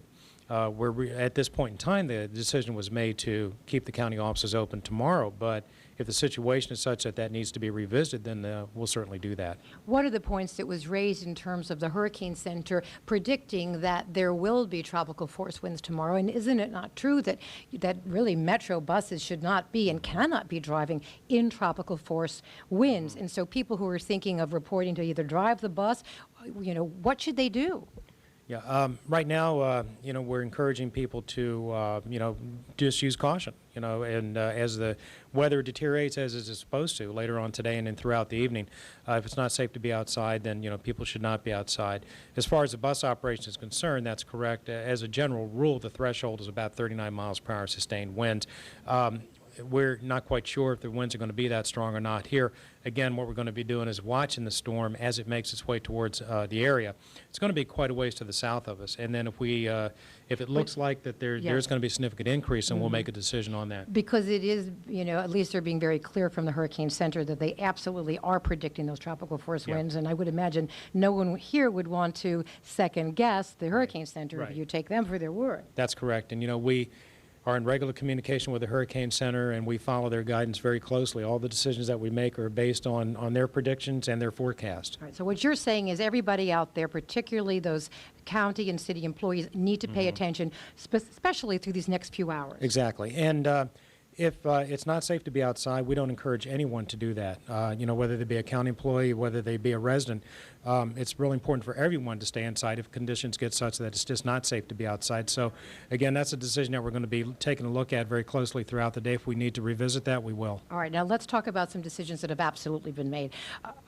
For sure, we know schools are closed tomorrow. There was some confusion that because county government will stay open, some school teachers understandably have been calling in saying, wait a second, do I have to go to work or not? Right. If you're a school teacher, you do not have to go to work tomorrow. Tell me about that. That's correct. Yeah, all Broward County schools are closed tomorrow. And that applies to school employees and, of course, the students as well. All right, so that's done there. Let's talk a little bit about shelters. Now, it was announced before that beginning at 6 p.m., shelters will begin to open. Which ones are open? I know the Red Cross is only opening 3 so far. Can you tell us about that? Yeah, actually, the shelters will be open at 7 o'clock, I believe. And they're going to be available in 3 locations. And I have a list that I can refer to if we want to go ahead and read that. Monarch High School, which is in Coconut Creek. The other shelter is Fox Trail Elementary, and that's located in Davie. And then Watkins Elementary, which is in Pembroke Park. And those shelters will be open at 7 o'clock. And the reason those shelters are open is because in those areas there's a significant mobile home population. And our big concern with this event is the wind.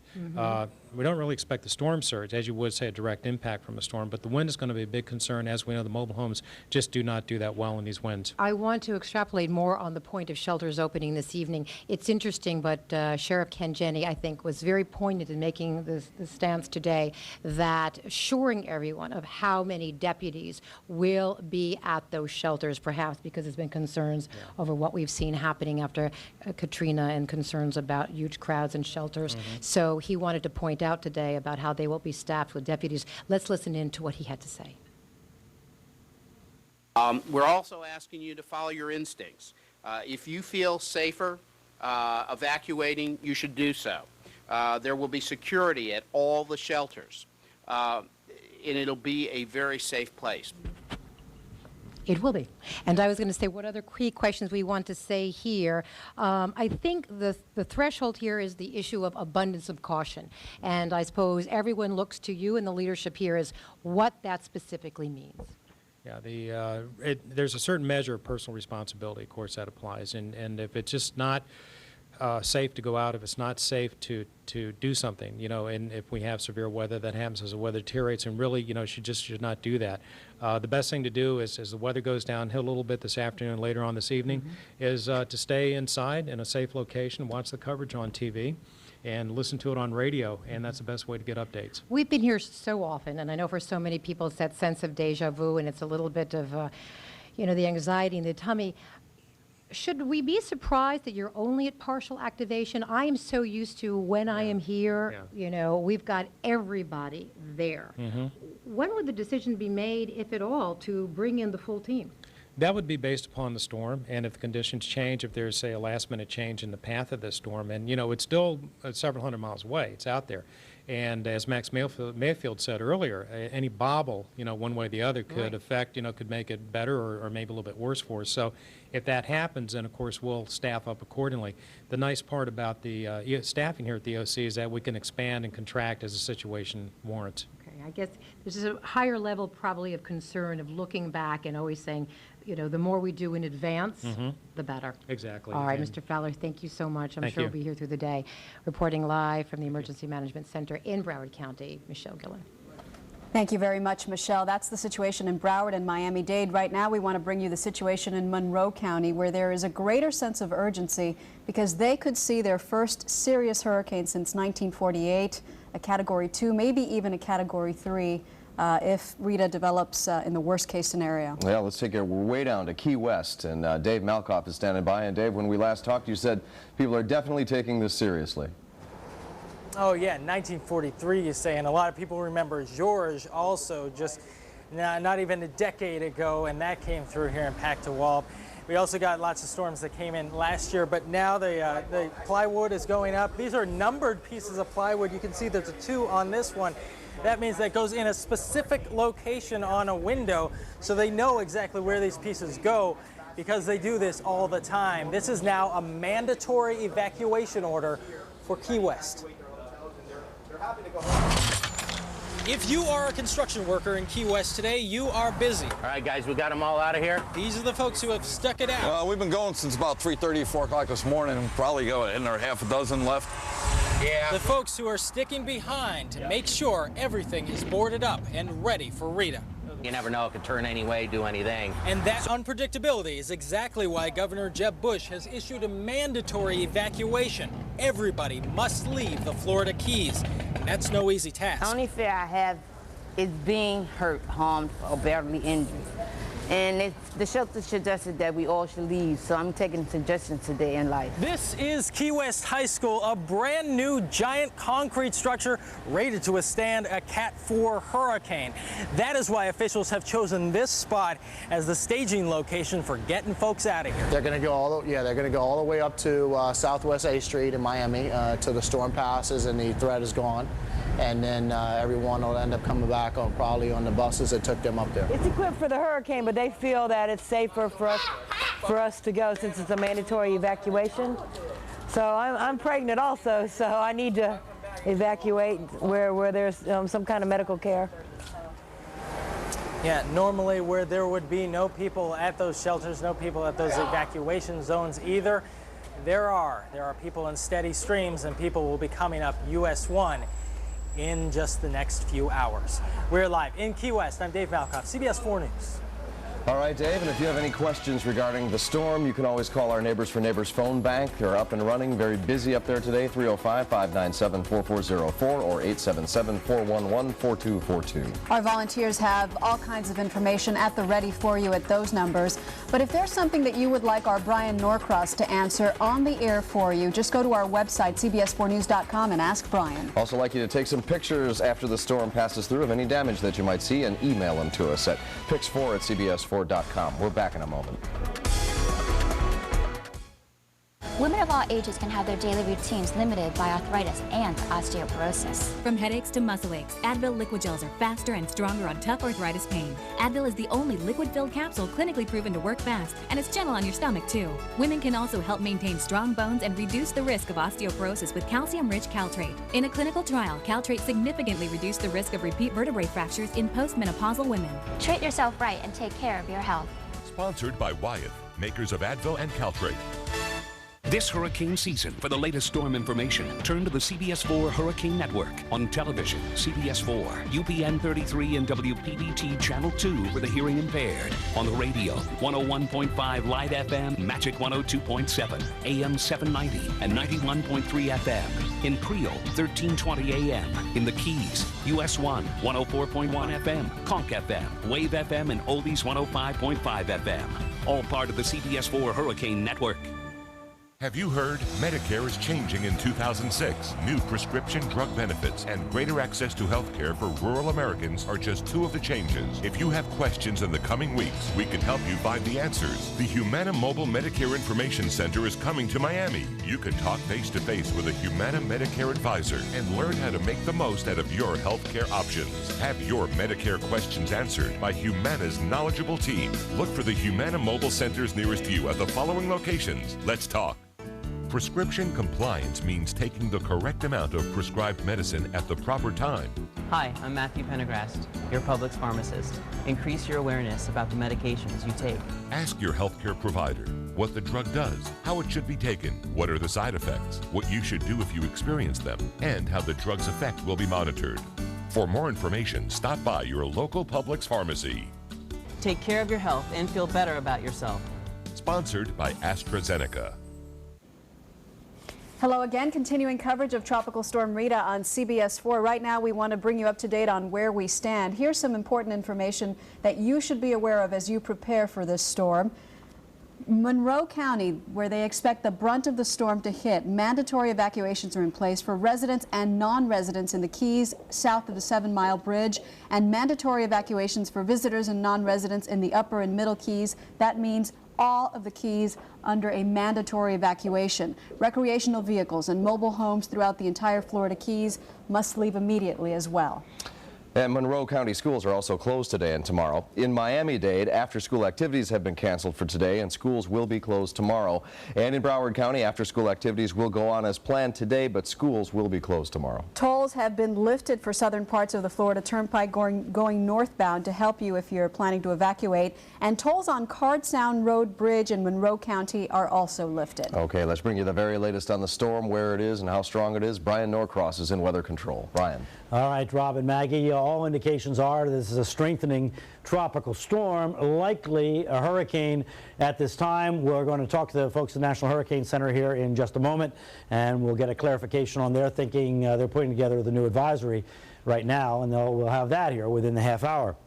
Now take a look at the satellite picture and a couple things to notice. First of all, it's just very clear as we look at the daytime satellite picture that the storm has developed into a much more mature looking tropical system with a much more defined spiral look to it. We also see that it seems to be sort of a half a storm, has all this going on up here at the top but nothing going on down at the bottom, so that's why it's not some ultra strong hurricane at this time. It's just a developing tropical storm, probably is a hurricane. Now we go closer up, there may be a little good news in here, but again, waiting on clarification from the National Hurricane Center because it's hard to make out exactly where the center is.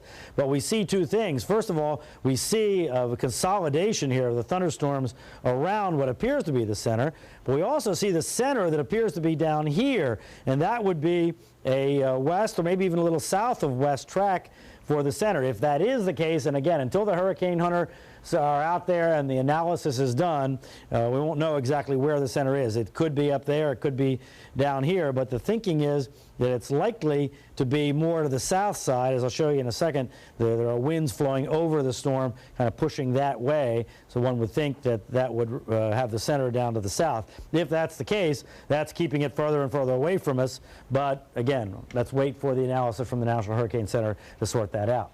Here are the numbers as of the latest advisory we have at 11 o'clock. It was a 65-mile-an-hour storm moving west-northwest at 12, pressure at 994. Hurricane hunters are out there as we speak, examining the storm, and again, we're going to check in with Max Mayfield here in just about 2 minutes and find out what they're seeing from the hurricane hunters, 430 miles east-southeast of Key West at that time. All right, taking a look at the future track, and then we'll go on and check in with Max.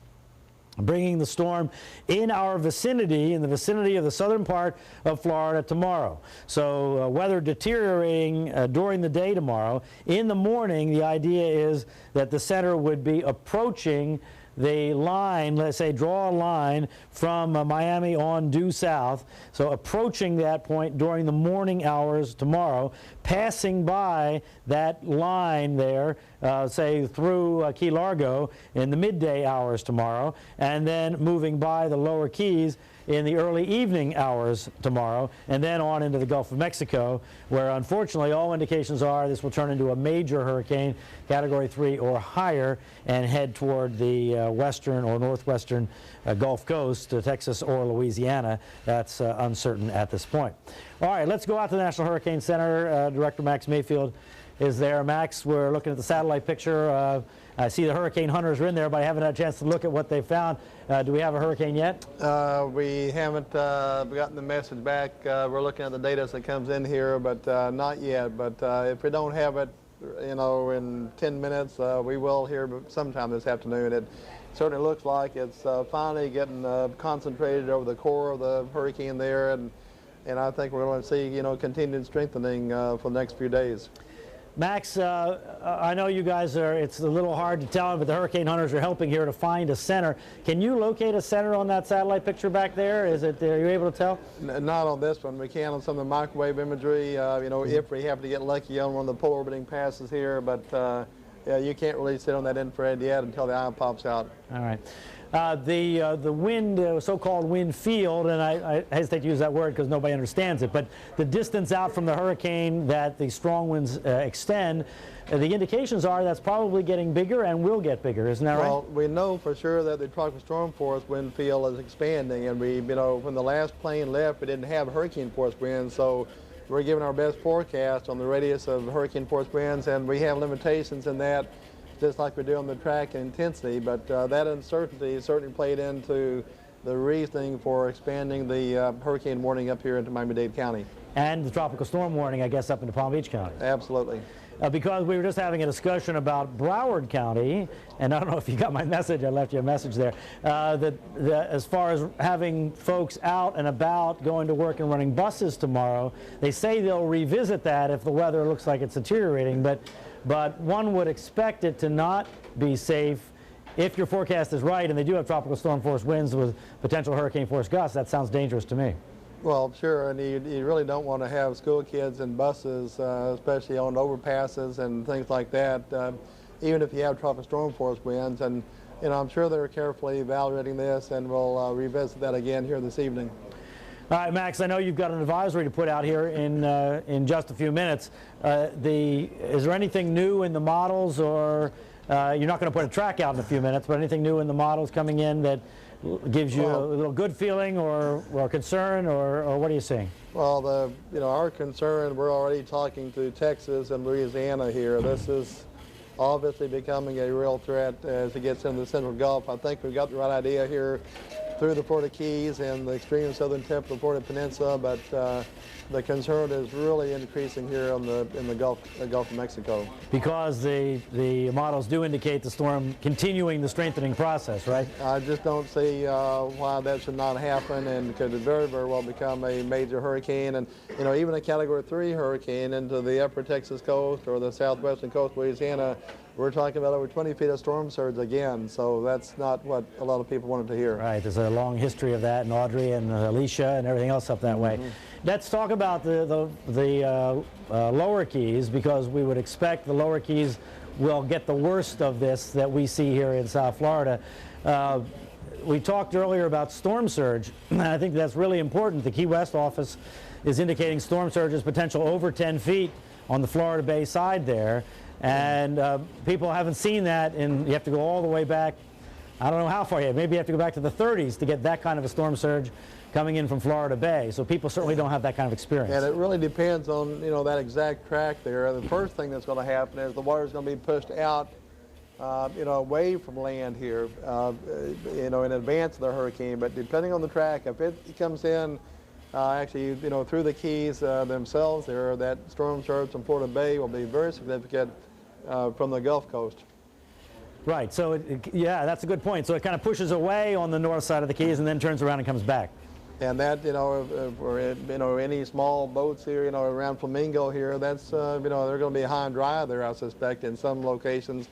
And then it could come back, even up in here in the, the national park there as a storm and likely a hurricane by the time it gets in here. That water's going to be pushed up. They may have 2 storm surges down there in the Florida Keys. Right. It wouldn't be the first time that's happened. Right. All right, Max. Thanks very much. We'll be back in touch with you. So it's not just the wind situation in the Keys. It doesn't happen very often, and I said I have to go back to the 30s, but I suspect in Hurricane Betsy back in 1965 that went through the Keys, they experienced the similar sort of north wind pushing water against the northern end of the Keys. Now, I wanted to get to that because I think in terms of people's life and property and health here, this is the most significant part of this here, is that if the storm takes a track and becomes very close to the Keys tomorrow afternoon. So this is a midday tomorrow scenario, just a possibility of a location based on the National Hurricane Center's track where the tropical storm force winds and the heavy rain are up here. The hurricane force gusts are in this orange area here, extending into southern Miami-Dade County and all of the Keys, and then the hurricane force winds over 75 miles an hour are just offshore at this point. But the point is that at this time, the winds are already coming in from the north over the lower Keys, pushing water against the lower Keys. When the storm was down here, getting to that point, the winds were here pushing the water out of Florida Bay, at least temporarily. So what happens is the water gets kind of pushed away, and then it gets pushed back down, depending on the exact track of the storm. Also, this entire time, notice that if the storm tracks along like this, the entire time water is pushed into Biscayne Bay.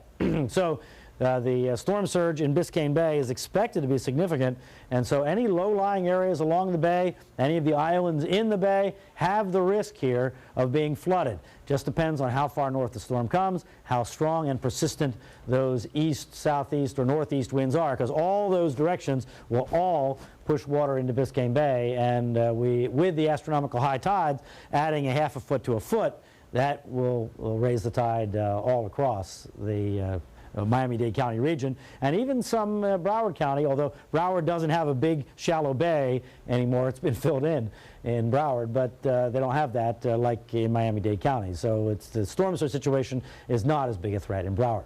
All right, let's leave the tropical storm there, but let's check in with Elizabeth Hart, tell you what to expect here locally. Elizabeth?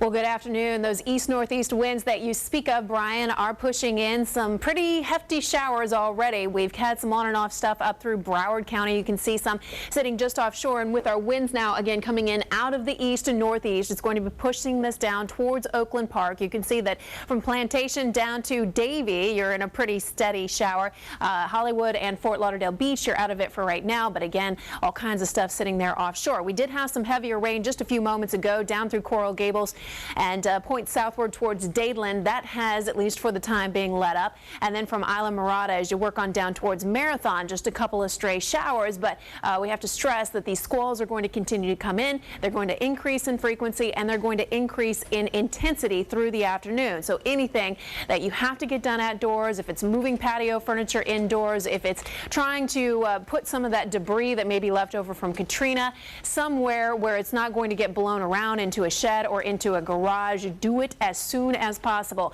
All right, let's go ahead and take a look at the flow here. I want to take you back to a little before 7:30 this morning, and you can see that everything was still offshore. We had beautiful blue skies out there. It was a great start to the day, and then here we go. This is, again, just the beginning of it. On the far northwest side of the storm, we're starting to see these bands moving on in, and you can see them holding together pretty well as they move out over the Glades and even just to the east of the Fort Myers area. Now, we spent a lot of time talking about the storm surge, which could be a huge ordeal, especially down in the Keys, but possibly even for Biscayne Bay. On top of that, we are going to have torrential rain, depending on how far south or north Rita ends up going.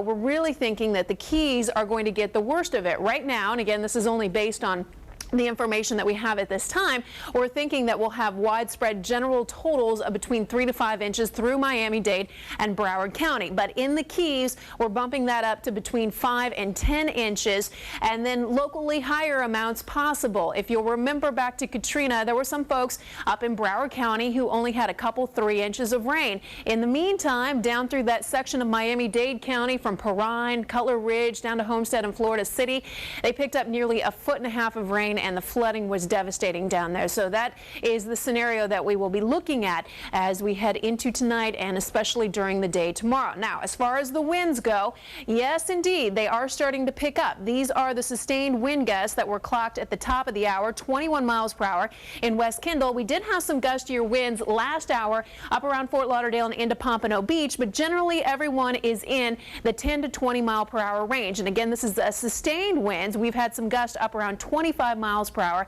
and I can't stress enough that from here on out, those winds are going to be picking up and the rain is going to become more frequent and heavier. So passing showers, they will be intense at times. The wind is going to be on the increase, especially late this afternoon and into the overnight.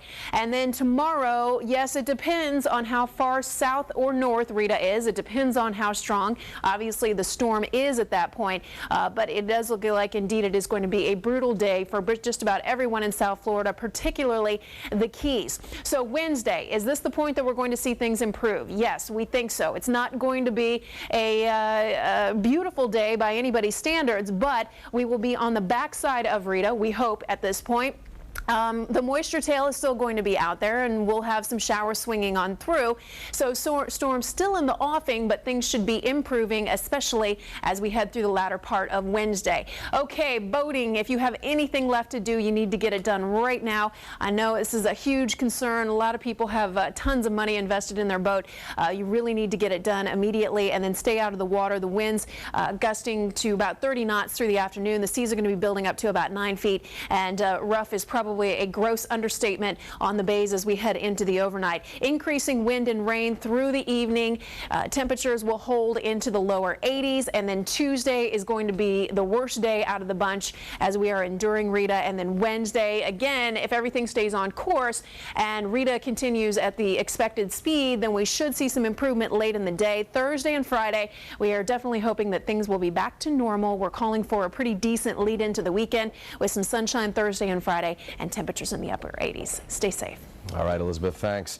The word is to prepare at this point, and certainly down in the Keys, people have been racing to get ready for this. Some people have not, unfortunately. Yeah, Shamari Stone, whom we spoke with earlier, spoke with one resident who was ignoring the mandatory evacuation order. Are you seeing a shift in that attitude now, Shamari?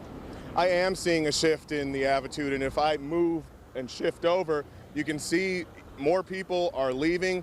I've been talking to people in the area, and I guess as they see that the storm is strengthening, they plan on leaving. Now, a lot of folks are heading north. You can see, you don't see a lot of cars going south, and they plan to go to Tampa, hotels in Miami, and Fort Lauderdale. Now, if we take a look down here, how are you doing? You're evacuating. What's going on? Well, I'm a bit stressed right now, so we've been preparing a office this morning and then put my shutters up in my house, and I had no clue that they were calling for a mandatory evacuation of the Middle Keys until after I finished all that. I turned on TV and there it was, and it was like, I need to get out of here because it seems like in the last couple years the tracks are not right on like they have been before that, so I'm a little bit nervous about this hurricane. And I know that Katrina brushed through the Keys. Were you a little nervous about that as well? Well, actually, my debris pile in my yard was higher for Katrina than it was for Dennis just 2 weeks before that. So I know right now that this is nothing to be timid about. It's time for us to be aggressive and get out of here. Now, do you live in the Keys? Yes.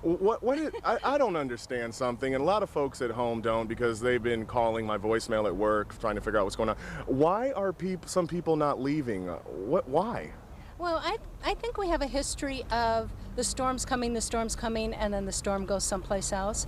And I also think that in people who live in the Keys' lifetime, especially in Key West, that those folks haven't seen much destruction from hurricanes. But it seems like everything you look at, including the models, show that there's an uphill swing for severe storms, and I think we have to take it seriously. Indeed, our meteorologist Brian Norcross has been talking about that all morning. Where do you plan on going? I don't know. Usually I've always had a plan. One of the things that I've always planned was that we have a police officer behind us. Oh, really? Who's probably going to come kick us out. Okay, well, we'll have to do that. Yeah, but I think I'd like to stay close to home as I can. All right, well, I want to thank you for joining us, Mary Enstrom. Good luck to you, and hopefully if it passes, we don't know what's going to happen, it'll get out of here. So we're here, live television, and Mary Enstrom's going to be heading north, and a lot of folks are evacuating, as you see there, and a lot of people tell me that they plan on getting out of here, and you hear that some people are staying. I have a question for Brian Norcross. Around, I'd say 30 minutes ago, some rain just moved through this area. Now, is that rain from the storm, or is it a thunderstorm? No, it's an outer band, Shamari. It's the distant outer bands. We're getting them outer squall band. It's not a well-organized band, and as you noticed, it moved by very quickly because the circulation around these things, the air is moving very fast. But those are just going to increase, slowly increase, and increase both in frequency and in intensity as the center of the storm gets closer to you. Do you think that this storm is going to become a hurricane? Yeah, I think it's going to become a hurricane. It wouldn't surprise me if we get another advisory here in the next 10 minutes. And it's already a hurricane. If not, almost certainly by 5 o'clock this afternoon, it'll be a hurricane. And it'll likely be a strengthening hurricane as it moves in the general direction of the Keys here through the night, tonight and into tomorrow morning. Well, thank you. You heard it from meteorologist Brian Norcross. We'll continue to give you live updates here on CBS 4, your weather channel. Live here in Isla Mirada, I'm Shamari Stone, CBS 4 News. All right, Shamari, thank you very much. Yeah, now we have breaking news in the Shannon Melendi case. Earlier we told you that Butch Hinton was convicted of murder. Now we have learned the sentencing. Joy Purdy is at the breaking news desk. Joy? Maggie, we have just learned out of Decatur, Georgia, that 44-year-old Calvin Butch Hinton has been sentenced to life in prison for kidnapping and killing then 19-year-old college student Shannon Melendi. That killing happened 11 years ago. This just hours after a jury found him guilty of murder, felony murder, as well as kidnapping. Melendi, as you know, she was an Emory University student, a scorekeeper at a soccer game when she disappeared in March of '94. Butch Hinton was an umpire at that game. They never did find Shannon Melendi's body, but obviously the evidence strong enough for a jury to convict him. And again, Butch Hinton just sentenced to life in prison for kidnapping and killing her. That's the very latest at the breaking news desk. Joy Purdy, CBS 4 News. All right, thank you, Joy. We're back to turning our attention now to Tropical Storm Rita. Everybody is making their preparations, and a lot of people have questions as they're getting ready. That's why, as always, our Neighbors for Neighbors phone bank is up and running. Leave Davalos is up there with the volunteers. Leave. A lot of people do have questions, and as you can see, it is very busy up here. It's been very busy from the morning, and it is even getting busier. A lot of people calling our volunteers here, answering their questions. And right now with us, we have Sharon Faridi with Neighbors for Neighbors, who is going to fill us in on some of the questions. A lot of phone calls this morning regarding schools. Are they open? Will they be open tomorrow? Exactly. We are getting a lot of questions about schools. The best thing I can tell you is that the latest word we have is that Miami-Dade schools after-school activities canceled for today. So if you have a volleyball game, basketball game, a school picnic, canceled. Also, schools are closed for tomorrow for Dade and Broward and obviously Monroe County. Right. And now another issue people are calling in about: shutter their windows. Should they shutter? Should they not shutter? That's what they're saying. Absolutely. The question of the day seems to be to shutter or not to shutter. But, you know, this is a decision that only homeowners can make. Residents need to make that decision on their own. You have been watching the weather, and basically there was a lot of feedback that we got after Katrina, people saying, we wish we had. And if there's a lot of debris, obviously do it. Why not? And just keep monitoring the storm and keep watching our, Brian is coming on. We're going to be in continuous coverage, so we need to just watch and see what the storm is going to do. But if you are going to do it, right now is your chance during the day while the storm is in too bad. Go ahead and get it done. I've also been hearing a lot of phone calls from folks who live in mobile homes and trailer parks, and they're calling wondering, should we evacuate? What are you telling them here? Well, absolutely. I think that that's the message that's coming around clear. Hopefully people do have a plan by now in terms of hotel reservations, family, relatives that they should be going to. So just keep monitoring the storm and make those decisions. Right now, this is your chance. And obviously if they don't have a hotel or friend's house to go to, there are shelters that will be opening. Tell us a little bit about the shelter. The most important thing, yeah, we are getting word that shelters are opening around 6 o'clock in Dade and in Broward, but you need to remember that shelters are not hotels. So just make sure you pack up, take your medicine, bedding, food, snacks. There are shelters that we do have information about for pets in Dade and in Broward, but I think you have to be pre-registered, so I don't know if that's going to apply to them for today. But yeah, just make sure that you take everything you need for the shelters to make sure you're comfortable during your stay there. Okay, we have some shelters up on the screen right now. You can see the Broward shelters, Monarch High School. Then you've got also some more Watkins Elementary School, and the Dade County shelters also up on our screens. Again, just to continue watching CBS 4 for continuing coverage on all the information that you need to know. And again, the shelters are not hotels. You need to bring everything to make your stay as comfortable as possible. Absolutely. I think that just make sure you take medication, food, snacks, bedding, comforter, pillows, that sort of thing along with you. A lot of people are also calling us about preparation. What should they do with their barbecue outside, their tables, their chairs? What are we telling them? Well, like I said, while the weather is allowing us, bring in everything, secure it, make sure that if there is debris, secure it as the best you can, and certainly don't add any more to it. Okay, that's some good advice. Again, thank you very much. Sharon Farida here with Neighbors for Neighbors. Again, let's take a look at our volunteers. They are very busy here answering a lot of questions from residents here. Back to you in the studio. All right, Lee, thank you very much. I want to elaborate a little bit on the shutter question. I know it's a very popular question, and I asked Brian on the air about it a little earlier, and he said the lesson should be you should base your decision on what happened in Katrina. If after Katrina you thought, I wish I had put up shutters, then during this storm you probably should. If you live in the Keys, you definitely should. If you live in South Miami-Dade, you should as well. Why not?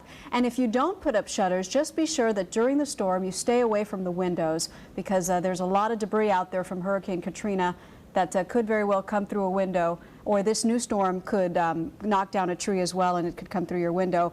If you don't put up shutters, or you do put up shutters, regardless, you need to have supplies on hand, plenty of water. We're probably going to lose power in some areas, so something to heat the food when you have no power, like a sterno. I remember after Katrina being desperate because we couldn't heat anything.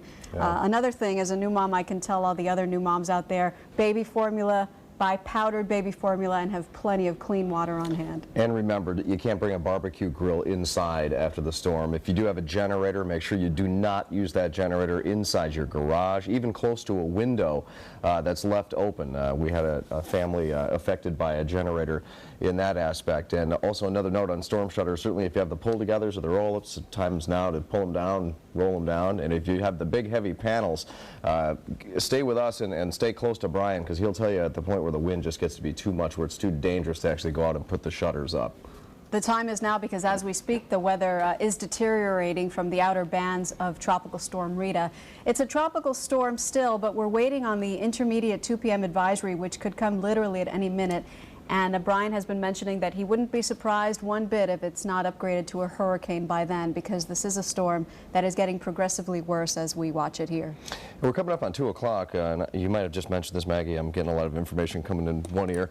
But we get the intermediate advisory at 2, and so we are standing by and waiting for that. We're anxious to get to Brian Norcross at the top of the hour and find out the latest on the situation with Rita right now. Once again, Monroe County is under a mandatory evacuation south of the 7-mile bridge. People are streaming out of the Keys at this point, and we are under a mandatory for the entire Keys, and we are right here under a hurricane warning in Miami-Dade. And that's why voluntary evacuations are in place as well for Zone A in Miami-Dade County. That means if you live along the coast, if you live on the Barrier Islands, or in that 8.5-mile area that you know is Zone A, you need to think about evacuating as well. We're going to be on the air with you as Rita approaches and obviously as the storm passes, and I'm sure you'll have a lot of questions. You're invited to send them to us via email, and we'll direct them right to Brian Norcross. That's CBS4News.com. Click on Ask Brian. Also, if you can take a picture as the storm moves through of any damage or of the storm itself, certainly send them to us. We'll turn them around and put them on TV for you. You can count on your weather station to keep you posted on Tropical Storm Rita. Stay with us for the 2 p.m. advisory. We'll be right back. You're curious to learn more about me. I love McDonald's Dollar Menu. Get the double cheeseburger and more. Very affordable. 61. I see you're intrigued. This hurricane season, for the latest storm information, turn to the CBS4 Hurricane Network. On television, CBS4, UPN 33 and WPBT Channel 2 for the hearing impaired. On the radio, 101.5 Light FM, Magic 102.7, AM 790 and 91.3 FM. In Creole, 1320 AM. In the Keys, US 1, 104.1 FM, Conch FM, Wave FM, and Oldies 105.5 FM. All part of the CBS4 Hurricane Network. If you or anyone you know has been injured in an automobile or any kind of accident due to the negligence of another, the law firm of Cohen & Cohen may be able to help you. If you've been injured in any accident, out of work, expenses adding up, call Cohen & Cohen. Ask someone you know. They may have been helped by Cohen & Cohen. Call 1-800-33-COHEN. Call 1-800-33-COHEN. Prescription compliance means taking the correct amount of prescribed medicine at the proper time. Hi, I'm Matthew Pendergrast, your Publix pharmacist. Increase your awareness about the medications you take. Ask your healthcare provider what the drug does, how it should be taken, what are the side effects, what you should do if you experience them, and how the drug's effect will be monitored. For more information, stop by your local Publix pharmacy. Take care of your health and feel better about yourself.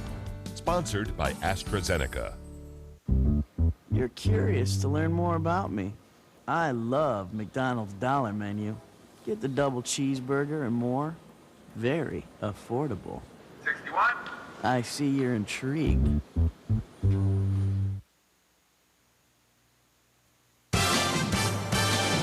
Now live, this is a Tropical Storm Rita update. And welcome back at 2 o'clock. Rob Hanrahan along with Maggie Rodriguez. We're here watching Tropical Storm Rita as the storm approaches us. We wanted to bring you up to date on the very latest. The evacuations are underway in the Florida Keys and Monroe County, and visitors and non-residents in the upper and middle Keys have been asked to leave since yesterday. It's a mandatory evacuation for the entire Keys, basically, which is expected to feel the brunt of this storm. We are waiting for the 2 o'clock advisory, so we want to take you into weather control and Brian Norcross. Do you have it yet, Brian? I don't have it yet, Maggie. In fact, take a look at this here. We're watching the camera out the National Hurricane Center. They're working back there in the back feverishly. We've seen them kind of running around back there trying to get it together. Now, normally when there's a delay, it's because, in fact, I know what the delay is because we are monitoring right now the information coming from the Hurricane Hunter planes that are flying through the storm. And we've seen winds right near hurricane strength, but I haven't seen any at hurricane strength. So it may be that they're just waiting a few minutes to see. In fact, oh, there's the advisory right now. Still a tropical storm. Rita nearing hurricane strength over the central Bahamas. Here, just give me 1 second here, and I'll just go over it with you as it comes in. The hurricane warning continues in effect for Dade County, continues in effect for the Florida Keys, and tropical storm warning, hurricane watch in effect for Broward County. Hurricane watch now in effect for extreme southwestern Florida. That's over on the other side of the coast from us. And there are some slight other changes, but nothing for our viewing area here. Nothing for Miami-Dade, Broward, or the Keys that is different. The center at 23.1, 75.9, so it still is on that west-northwest track. Now moving a little quicker, though, at 14 miles an hour, and the winds now up to 70 miles an hour. So, as I said, we saw from the hurricane hunters that they had found winds that were just approaching hurricane strength, and evidently they didn't find any stronger than that, so 70 miles an hour is the number. So we'll get it all written out for you in just a moment. But let's take a look at the satellite picture, and we can see, as we have seen here since this morning, the change in the shape, the overall shape of the envelope of clouds. And we see, first of all, this center down to the south is very round. Then we also see a strong looking feeder band here, and another feeder band here. And then we also see on the top side these wispy clouds that are sticking out like that. And they're in the upper levels of the atmosphere. And when you see a lot of them, what that tells you is that a lot of air, what it's doing is it's going in and spiraling inside, and then it's going out the top. And so if a lot of air is going out the top, that means a lot of air is coming in the bottom, and that's a sign of a strengthening storm. So when we see that kind of a cloud signature, that indicates the storm is strengthening. Now with this other kind of satellite picture, where the computers analyze the clouds and show us where the strongest thunderstorms are, we see that there's this core of strong thunderstorms here just to the west of Great Exuma, and we're on C. Okay, I can give you the numbers here in just one second. And right in there is where the center is. Now, just to locate it, it's right in there is where the center appears to be. So obviously to our southeast, moving in this direction, the west-northwest. The thing is that as the storm gets stronger, the strong winds extend further out to the north.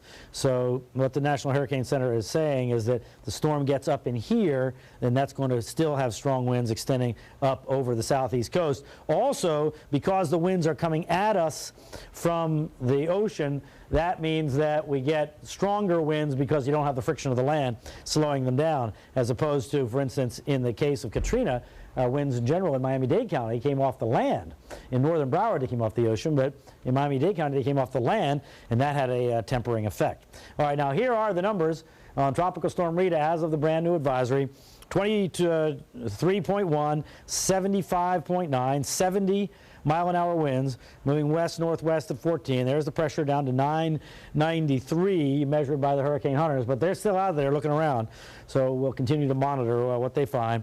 And 380 miles east-southeast of Key West is the location as of the 2 o'clock advisory. And here you can see the sort of snaky look of the thing. You notice it kind of jogs back and forth as it intensifies and pulls itself together, but generally the track is something like that. And indeed, that's what the future track is going to show. And there you see it is continuing on the same kind of future track, but bearing in mind that we will not get a final future track, a new future track, until 5 o'clock. So this is still the future track from the 11 o'clock advisory, which, notice, brings it over here into the Texas-Louisiana area as a major hurricane, and obviously a lot of concern there as well. Now, as far as our immediate situation here is the one scenario. This is a scenario with the storm going essentially down the middle of the future track. And the future track, of course, comes from the National Hurricane Center, and growing at a rate, an average rate expected from the National Hurricane Center forecast. So if that happens and they have everything exactly right, which of course we wouldn't expect it to be exactly right, but they're getting very good at this, the tropical storm force winds and the heavy rain would cover all the way up into Palm Beach County. Cover all of Miami-Dade and Broward and up into Palm Beach County. In those tropical storm force winds, we would expect tropical storm force gusts. Some tropical storm force gusts. Now this orange area around the center, that's where the hurricane force, when I said tropical storm force gusts, I mean hurricane force gusts. Hurricane force gusts, regular hurricane force gusts, frequent hurricane force gusts would occur here closer to the center in this light orange area. And you notice with the center way down here in the straits, that extends up into only southern Miami-Dade County south of Homestead. But the slightest jog to the north puts those up into the populated part of Miami-Dade, especially South Dade, and that's why the hurricane warning is in effect for Dade County. And here you see the center of the storm with the hurricane force winds at this time, midday tomorrow, there south of the Keys. And then the storm moves on off to the west. Now, what's driving it? Here we can see, look at this, there's two things. First of all, look down here. See this spinning down here? That's a low pressure, a little low pressure spinning like that. Also, we have up in here a big, big high pressure system, and it's going like this. So what's happening here is this high is building this way. So it's got kind of downward pressure on the storm. And that's why the thinking is what's going to happen is it's going to respond for a while to this low, trying to push it a little bit to the north, nudge it to the north.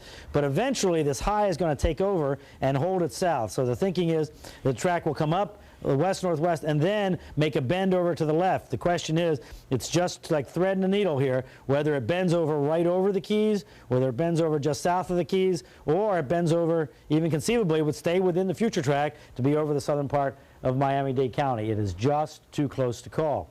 And then looking down the road, and by the way, when you see a high pressure system like this sitting above where you expect a tropical storm to be, that's an ideal situation. So in the Gulf of Mexico here, the thinking is this will become a very strong hurricane. But by the time it gets there, the high will have moved over and provide steering like that, and therefore push the storm up into Texas or Louisiana. So what we have is the storm going one way and the high going the other way. So the bottom line here is that this is going to be, the odds strongly favor the worst of the storm going near the Keys, although it's just too close to call on how bad the weather is to the north. And the stronger the storm gets, very likely it'll be a hurricane this afternoon, or just new information coming in, but nothing substantial. We'll have those details for you in a little bit. The stronger the storm gets, the further out the strong winds will go. The tropical storm force winds will expand up the coast, and that's why they put the tropical storm warning as far north as Palm Beach County. Now, when I come back here in about 20 minutes, I'll tell you what, let's talk again about the water situation, because one of the things of most concern here that people aren't thinking about, because we haven't had a big storm surge type hurricane in a long time here in South Florida. Obviously, we just saw this horrendous situation on the Gulf Coast with storm surge. Well, we expect storm surge with this storm to some degree in especially Miami-Dade County, but potentially to a significant degree in the Keys. We've been going over that, and we'll go over that for you again coming up here in about 20 minutes. So we'll see you then. Thank you very much, Brian. Because we will likely feel some effect in Miami-Dade and Broward County, emergency managers here are already very much in storm mode, and they have implemented measures that you need to know about ahead of the storm. They sure are. They're busy at Miami-Dade EOC. Gary Nelson is standing by. And Gary, what's the latest from there? Well, Miami-Dade officials waited until late in the morning, just before noon, before deciding no, there will be no school in Miami-Dade County tomorrow, and there will be no after-school activities this afternoon and tonight. If you had that wrestling match or volleyball tournament, whatever scheduled, forget it. It is not going to happen. No school tomorrow, no after school, no evening school activities in Miami-Dade County today. Now, a short while ago, Mayor Carlos Alvarez issued mandatory and some voluntary evacuation orders and ran down shelters that will be opening beginning at 6 o'clock here in Miami-Dade County. Here's what the mayor had to say. We'll give him some graphic assistance along the way. We're initiating a mandatory evacuation of people that live in mobile homes. We are asking people very strongly to please abide by this evacuation order. Police will not be forcibly removing people from their homes, but we're asking people to please. This is a very strong recommendation. If you live in mobile homes, please evacuate. We are also asking a voluntary evacuation for people that live in Zone A, which includes the 8.5 square mile area, the Barrier Islands, Miami Beach, Virginia Key, Key Biscayne, Golden Beach, Sunny Isles, Bar Harbor, Bay Harbor, Indian Creek Village, Surfside, North Bay Village, and island portions of the city of Miami. And obviously those who sustained damage during Hurricane Katrina and do not feel safe in their own homes. Although Zone A is under a voluntary evacuation, please keep in mind that the possibility of storm surge exists, and it is expected to be worse in the southern end of the county. It is best to stay with family or friends who live inland. We're going to start opening shelters today at 6 o'clock, and these are the locations of the shelters. Robert Morgan Senior High, which is located at 18180 Southwest 122nd Avenue. That's the one in the south end. Booker T. Washington High, 1200 Northwest 6th Avenue. Dr. Carlos J. Finlay Elementary, which is located at 851 Southwest 117th Avenue. We're also going to be opening up the Sunshine Pavilion at Miami-Dade Fair and Exposition at 10901 Southwest 24th Street. This is our pet-friendly shelter. Pets must be in cages. If you're going to go to a shelter, please take battery-operated radios, pillows, blankets, and children's supplies.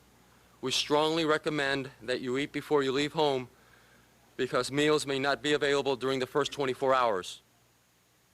Miami-Dade Mayor Carlos Alvarez running down the evacuation zones and running down the shelters that will become available beginning at 6 o'clock this evening in Miami-Dade County. Let me tell you, the mayor and the emergency managers here in this operations center are taking this storm very, very seriously. As Brian Norcross continues to remind us throughout the day and throughout our coverage, this thing can wobble. It can move one way or the other within that cone of error that we've seen so much of. Miami-Dade County is very much in play as it relates to this storm. The only thing that remains to be seen is to what extent we will be affected by it. But the news here now, mandatory evacuations for everyone living in mobile homes in Miami-Dade, voluntary evacuations for Zone A, the coastal areas along the beaches, and Key Biscayne, Virginia Key, Miami Beach, Bay Harbor Island, Sunny Isles, Golden Beach, and the like. Schools closed tomorrow. No after-school activities in Miami-Dade County today. Now, Miami International Airport, as we look at some other services,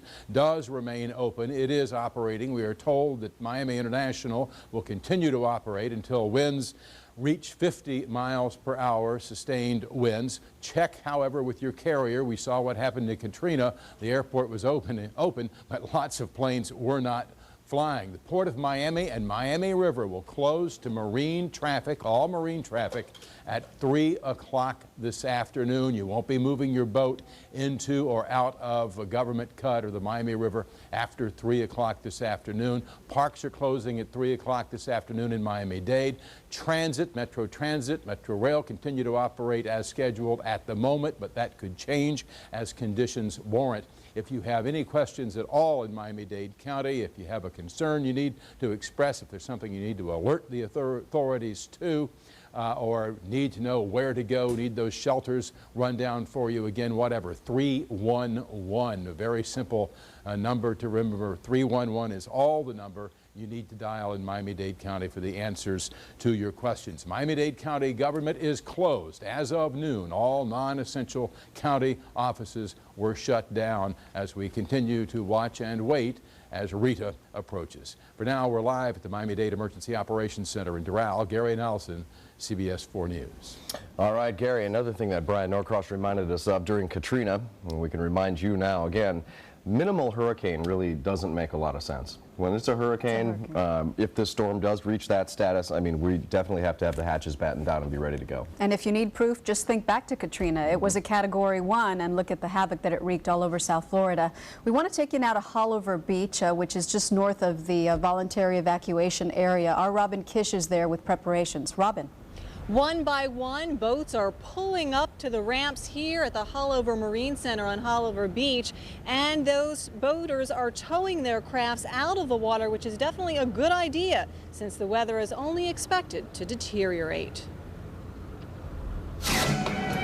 At the Haulover Marine Center on Haulover Beach, the plywood is going up. The cafe chairs and umbrellas are coming in, and boaters are pulling onto dry land. We heard about the tropical storm warnings. Where we keep it behind my brother's house is just probably be okay, but I wouldn't want to take a chance.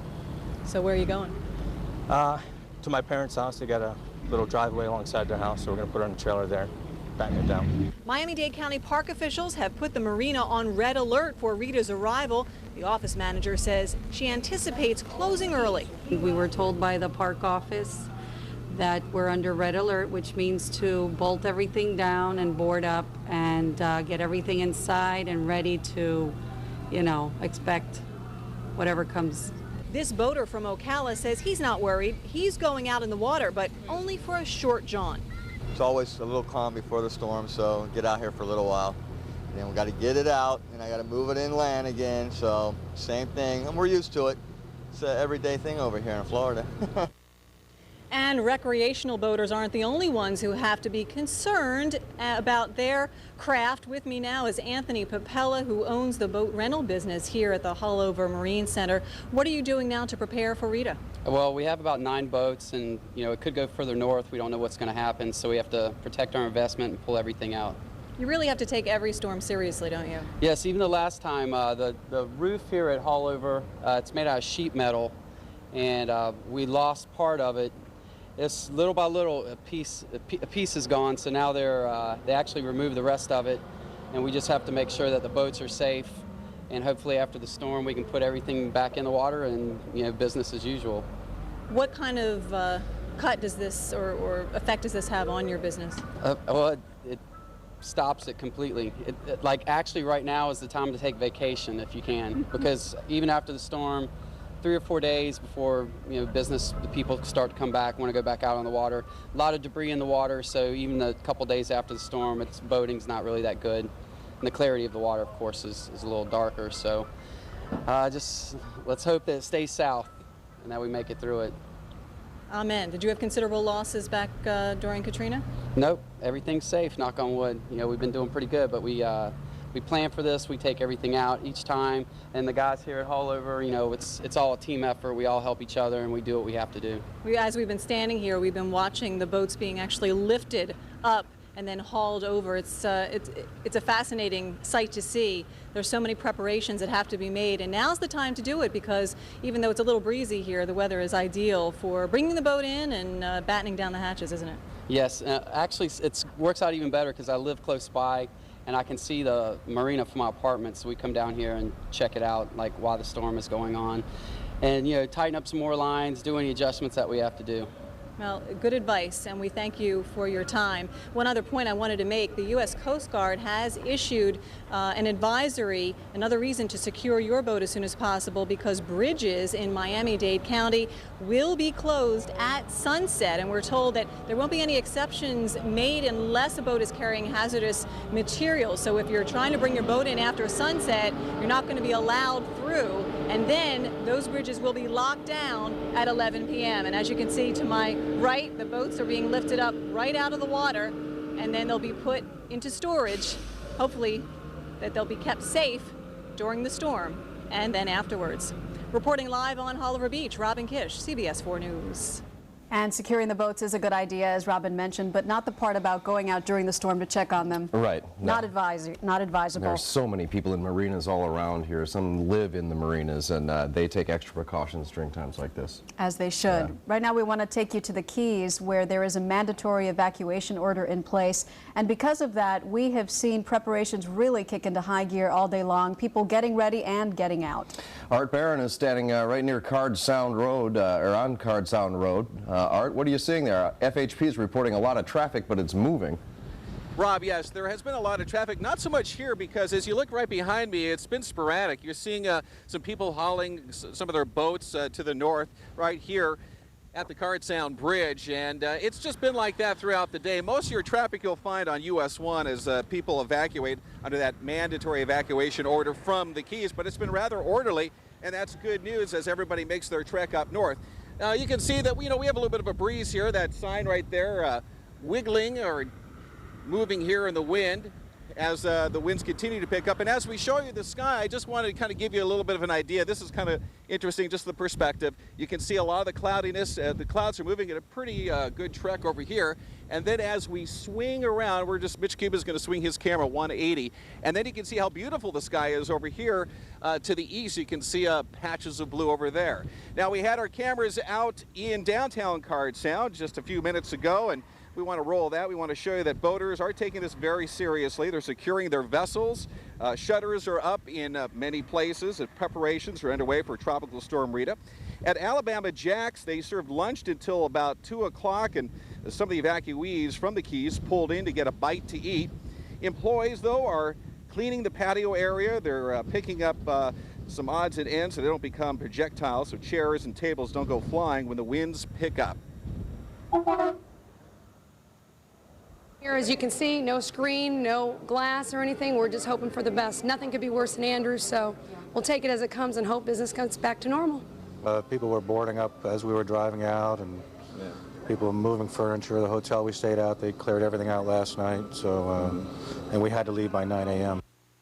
So people are heeding the warnings, and they are moving out because it is a mandatory evacuation from the Keys.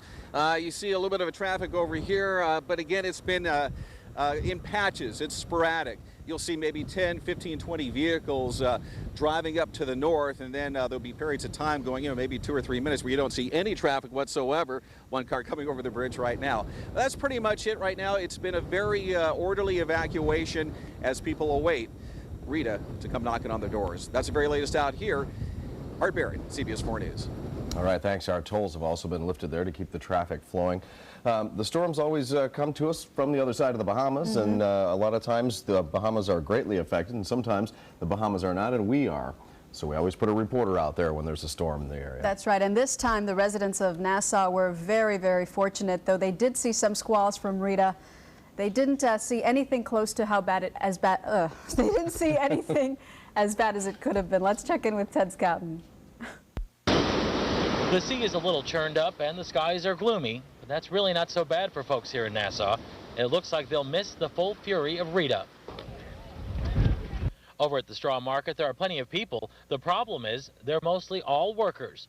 The tourists just aren't here. Not a good day at all. Everybody deciding right now to close up and go home, not only because of the tourists, but, the weather. Here's the problem. The port is empty, no cruise ships. And with no ships, that means no visitors. Downtown Nassau should have been bustling with tourists with cash in hand. Instead, it's pretty much dead. Awesome business today. If the weather wouldn't prolong it, but it's really rough today. So now what everyone around here is just hoping that Rita will pass by pretty quickly so things can get back to normal. In Nassau in the Bahamas, I'm Ted Scouten, CBS 4 News. Right now we bring our coverage back to Miami-Dade County. Coral Gables, if you drive through there even now, so long after Katrina, you still see mountains of debris, tree limbs littering the streets of that city. And those can always be dangerous when another storm is approaching. The branches and things can become projectiles. Here's CBS 4's Sean Caniff. Despite an intensive 3-week effort to clean up after Hurricane Katrina, there are still tons of debris scattered throughout South Florida communities. And that has officials concerned that this debris, with Rita rolling in, could become some dangerous and deadly missiles. Hundreds of crews have been working to remove thousands of tons of toppled trees and other debris torn apart by Hurricane Katrina. I'm going on 18 days. Straight. But weeks after Katrina left, and as Rita creeps closer to our shores, officials are concerned all that debris may cause damage and even death. And in many cases, we're not talking about a small amount of debris. Take a look at this. A huge tree torn down by Hurricane Katrina, now lying dead on the side of the road. Its branches and trunks, potential missiles, potentially deadly missiles, or damaging to your home. That's why officials are saying you're going to have to protect your home and protect yourself. Miami-Dade Mayor Carlos Alvarez urged all residents to use a little common sense. Residents should not put any new waste in the right-of-ways. Don't clean out your garage or begin trimming trees. If there's a small debris field in your yard, you should think about putting it in a secure location, like a shed or a garage. Another tip, don't add any debris to the pile. Now is not the time to be trimming loose limbs. And you should think about putting your shutters up early. And of course, secure or take in any patio furniture or barbecue grills. Mayor Alvarez says the county has been doing its part after Katrina and will continue to do so in the aftermath of Rita. There are 211 crews at work as we speak. 297,000 tons have already been cleared. That's 45,000 truckloads. Now, cleanup crews are going to be continuing cleaning up debris like this throughout the day today. And when the storm comes in, they're probably going to take a small hiatus. But then after that, they're going to be resuming in the morning in the wake of Tropical Storm Rita or Hurricane Rita, whichever it may be. In Coral Gables, Dr. Sean Caniff, CBS 4 News. And as this storm approaches, people are out buying supplies, getting plywood and other things that they need to shore up their houses. CBS 4's Jade Alexander reports from Pinecrest. At the Home Depot in Southwest Miami-Dade, three kinds of customers. You had those that it was just business as usual, buying what they need to carry on their workday. Then you had those that were taking every precaution necessary and buying supplies. And then you still had those who were just replenishing a few items since they are fully stocked from the last storm. Actually, I'm overstocking on water. We have children, plus we have other family members that don't have the luxury of being off. So I'm also helping them out by having enough water for us and for them. Well, actually, I'm pretty well prepared at this point. I think I've got the hurricane shutters still up and the gutters are all clean, so that's all we can do. Ordered up, ready to go, enough water, food, ice for 3 hurricanes. Well, as you can see, Home Depot very busy, but then again, when isn't Home Depot busy? But this is early in the day. Let's see how much busier it gets once folks get out of work. In Southwest Miami-Dade, Jade Alexander, CBS 4 News. You're watching continuing coverage of Tropical Storm Rita on CBS 4, your weather station. We'll check in with Brian Norcross in weather control in just a couple of minutes. We'll be right back.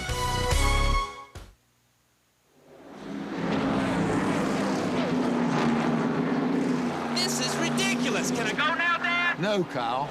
This is for you. Oh, good. I want you to see what it's like waiting to get started. You take pills for a headache. They have to dissolve first. But Goodies gives you a head start because it's a powder, which means nothing works faster. I promise. I'll only take Goodies from now on. Can I go now? All right. But you better get a move on. Goodies, it's just plain fast. Clorox regular bleach isn't just for the laundry. It can be used all around the home. That hard-to-clean mildew in the bath and shower? Gone. Ugly toilet stains? Gone. Tough kitchen grout stains? Gone. Hidden germs on faucet handles? Gone. Clorox regular bleach is approved for cafeterias, hospitals, and daycare centers. Why not use it around your home? It disinfects toys to help prevent the spread of cold and flu viruses. It sanitizes, deodorizes, and disinfects all sorts of things. Take it outdoors to remove mildew and moss from patios, fences, and more. If you still think Clorox regular bleach should be relegated to the laundry room, it's time to get the facts. Go online now and download a free tips booklet and start getting more use out of that Clorox regular bleach bottle you already own. Clorox regular bleach. It's ready to go to work. Clorox. Cleaner world, healthier lives.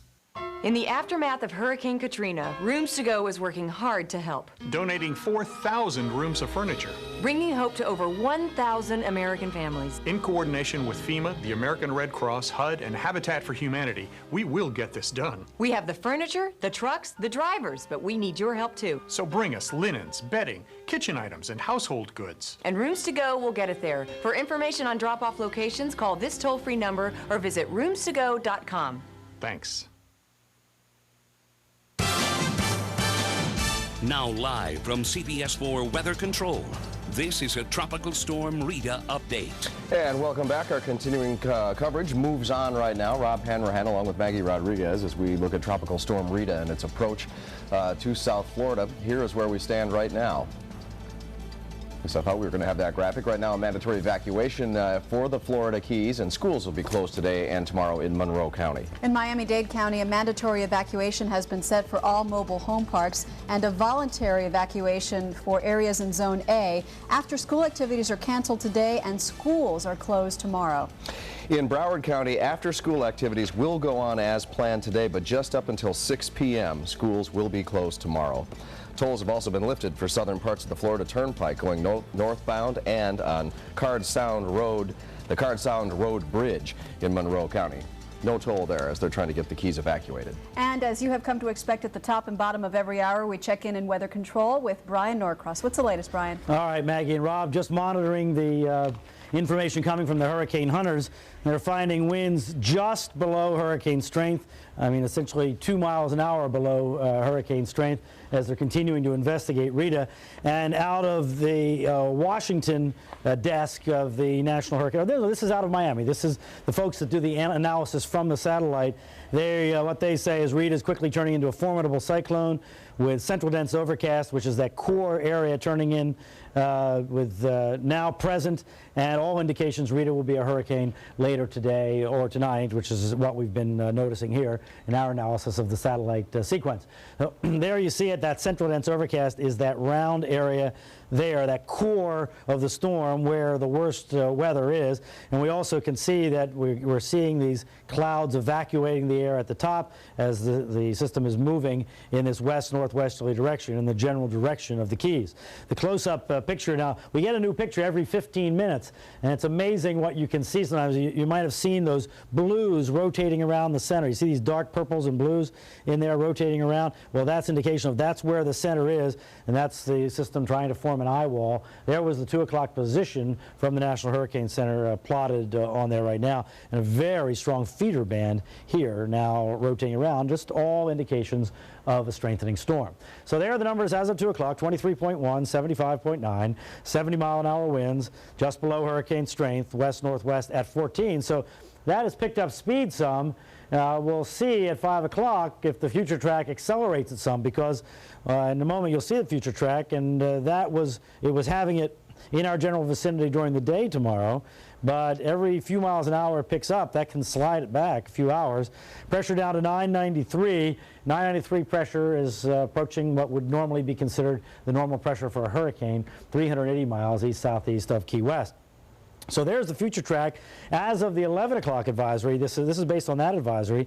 And notice it has it in the vicinity of South Florida and the Keys over during the day tomorrow. This AM Tuesday in this area here, meaning in the early morning hours after sunrise, but before 9 a.m. in that area there, and then in the evening hours here in the vicinity of the lower Keys. So a daytime storm, but with this timing, I wouldn't be surprised to see a little bit of acceleration of that. In any case, it's still going to happen tomorrow, and all preparations need to be completed today. Then the storm just continues into the Gulf. All indications are as a strengthening hurricane and moving over into the Texas or Louisiana coast. And yes, New Orleans is in the risk area, but clearly the biggest threat is in Texas and western Louisiana, where there is a long history of very bad hurricanes over here in Cameron, Louisiana, and even in Houston. They had a Category 3 hurricane hit the Texas coast in 1983. Now, well, the warnings had not changed, and that just sped on by me there, but we'll get back to that for you next time. The main issue here, and I just got off the phone with an old friend down in Conch Key, talking about storm surges down there in Conch Key, which is in the Middle Keys, and the big storm surges that have occurred in the Middle Keys with hurricanes of the past. Now, this storm is more like Betsy. Hurricane Betsy went up north and then came down and went right over Key Largo and went like this. And Hurricane Betsy put maybe 5 to 7 feet of water across the Keys in here. So now this storm, if the eye gets this much closer and it's to the south, that's going to put even more. And the National Weather Service in Key West is indicating storm surges will exceed 10 feet or may exceed 10 feet in the Keys, especially here in the lower Keys. The closer to the eye, if that's the eye right in there, the closer to the eye that you are, so if that eye goes like this and actually goes over the lower Keys, that's going to put tremendous water over from Florida Bay over the lower Keys. Now, there will be storm surge pushed up on this side as well, including into Miami-Dade County with this wind, this persistent wind coming around this way. But the biggest storm surges will be over here, looks like most likely in the lower Keys from the Bay side, and it will definitely be life-threatening storm surge in the Keys, and that's why the evacuation is underway. You will just have to be lucky. If it happens, if the storm comes close to the lower Keys, there will be life-threatening storm surge. There's no doubt about it. It's happened every time before. There's no reason it's not going to happen again. The only thing that would keep it from being very bad is that the storm would stay way to the south. Now, if it stays fairly far south with this north wind, you'll still get some storm surge there. It turns out that Florida Bay and the northern side of the Keys is a very vulnerable area to storm surge. We just don't often get this kind of a wind scenario there. So that may turn out in the end here to be those dangerous part of this storm is this extremely high water, because as we found out in Hurricane Andrew, when we had whole houses collapse on people, the people survived by hiding in the pile of rubble. Now, we don't expect that to happen. We don't expect this to be a Hurricane Andrew type storm, but we didn't have people staying in the area where the big storm surges came in Andrew. So this may be, this is the signature of this storm, and we just hope that people pay attention, read their history book, and look at their neighborhood, especially on the north side of the Keys, or as you would say, the west side of the Keys, as you tend to say there, that is where this vulnerable storm surge is likely to occur. All right, let's turn it over to David Bernard, who's been checking out the radar, and we can see on the radar the storm is advancing on South Florida. David? Well, we're continuing to see occasional showers moving across the area. We see some showers now moving from east to west into the Everglades. We don't see anything immediately offshore right now, but expect these to increase in frequency as we go through time. We'll go to the regional radar picture, put this into motion. This will extend a little bit further offshore. Notice how these showers are rotating in out ahead of Tropical Storm Rita. A little bit of a break here, and then more are beginning to move in from the Atlantic. So I expect, especially by this evening, for the rainfall to pick up even further. And obviously we have flood watch in effect through Tuesday because of the anticipated heavy rain potential. 5 to 10 inches possible storm total, local amounts even higher. So that flood watch in effect for the Keys and for parts of South Florida. Again, that'll be through tomorrow because this heavy rain is going to last for some time. Latest wind speeds we have across South Florida right now, not terribly high, but they're consistently blowing in the 20-mile-per-hour range across most of the area. And in fact, if we look anywhere from Pompano Beach to the Fort Lauderdale Airport, 23 miles per hour, Opelika 22. Right now, West Kendall and Homestead about 15 miles per hour, and expanding out just a bit, looking across the rest of the state, Key West right now at 18 miles per hour for their current wind speed. So here's a look at our weather the rest of today. Passing showers, again, wind continuing to increase, especially later on tonight. Then as we go into tomorrow, stormy conditions, obviously, with Rita passing over or very near South Florida and certainly very close to the Florida Keys. But just how far north, again, what Brian said, that's what we're waiting to find out as we watch this, exactly where that center ends up going. But obviously stormy tomorrow, and even on Wednesday, because of the path of this storm as it pulls away far into the Gulf, we're going to be on the wet side of the storm, and so surges of rainfall are still going to be possible even into Wednesday,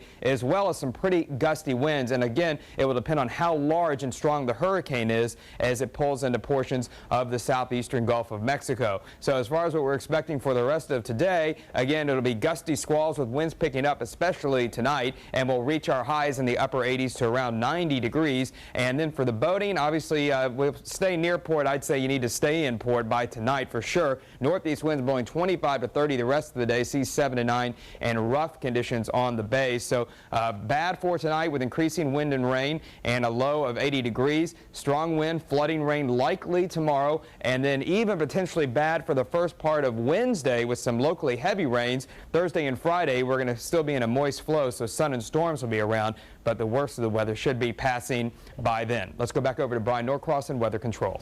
All right, David, thanks very much. And let's go right out to the National Hurricane Center. Director Max Mayfield is with us. Max, hurricane hunters have continued to investigate winds near hurricane force, or maybe right at hurricane force, I guess, right? Just below the threshold there, Brian, and it's a tad academic here. It's just a matter of time before it not only becomes a Category 1 hurricane, but I think it will continue to strengthen here over the next 2 to 3 days. Max, on the last advisory, it looks like maybe a little bit of a lean to the left on the track. Or do you think that's just wobbling along and it's going to continue on this west-northwest track? I think it will, Brian. I wouldn't make too much out of a tenth or two here or there. I think the part of the uncertainty here is in forecasting the size of the hurricane. The tropical storm force winds are expanding. We don't have hurricane force winds yet, but it's very difficult to forecast how far out those winds will go. The main impact, we still see in the Florida Keys, but depending on what the size of this hurricane does, will certainly have some impact here on the southern portion of the peninsula. Max, I know you're in contact with emergency managers in the Keys. How's the evacuation going? Are they happy? Or are they dismayed? Or are they concerned? What are you getting? Brian, I just put Billy Wagner on hold here when we started this interview, and I'm going to call him back as soon as I get off from here. But what I've been seeing on the television here is that looks like people are moving and moving pretty well. I really would urge people that are listening to you all right now in the Florida Keys to please heed those mandatory evacuation orders and go ahead and do that, and do it this afternoon and this evening. We were just talking about the storm surge potential. I got a call from an old friend in Conch Key reminding me of the storm surge there from Hurricane Betsy, which was not on exactly this track, but not a too dissimilar track across, east-west track across the Keys, and it was substantial. And not only is the storm surge going to be substantial, remember that, US 1, as you go down there into the Keys, even in the upper Keys, they're around Lake Surprise, that road's going to go underwater when the winds get up near tropical storm force. So sometime, after midnight or very early tomorrow morning, that road could very well be cut off, and that's it. We're not going to be able to get anybody else after that. So please, if you're told to evacuate, please go ahead and do so as soon as you can. All right, Max, we've been talking about Rita becoming a hurricane. And the water is deep and warm in the Straits of Florida, I guess, right? So there is no reason to think that as it moves to the west, it wouldn't just continually get stronger and stronger. So the lower Keys would expect a stronger hurricane than the upper Keys if it works as you would logically think it would. That's the way it looks now. Not only is the ocean very, very warm, but the upper level environment is very conducive for development, for the next 2 to 3, even 4 days. And looking downstream, significant concern for the Gulf Coast? We've already been talking, actually we started yesterday talking to Texas, Louisiana, and we talked to them again today through our Hurricane Liaison team, and they know they need to pay very, very close attention to this, and if this does become a major hurricane in the Gulf, I hate to say this again, but we're talking about 20 feet or more of storm surge near and to the east, or where the center eventually makes that final landfall. Yeah, there's a long history of very bad news over there. All right, Max, we'll let you go, let you talk to Billy, because we're very interested to find out from him the details of what's going on down there. Okay, we'll thank you, check with you a little bit. Thank you. All right, we want to just add to what Max said. Billy Wagner, by the way, is the emergency manager emeritus of the Florida Keys, and so we'll get a good reading on how things are going. I know in the Keys there's a long history of folks toughing it out, but you can't tough it out against storm surge. And if you're near the water, you are risking your life by not getting away from that water.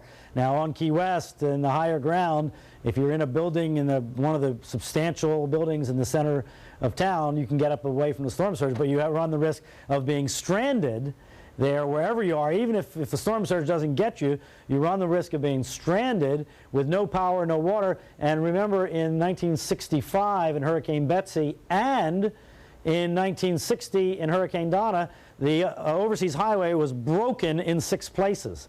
So they had to actually rebuild the bridges because the bridge approaches were washed out.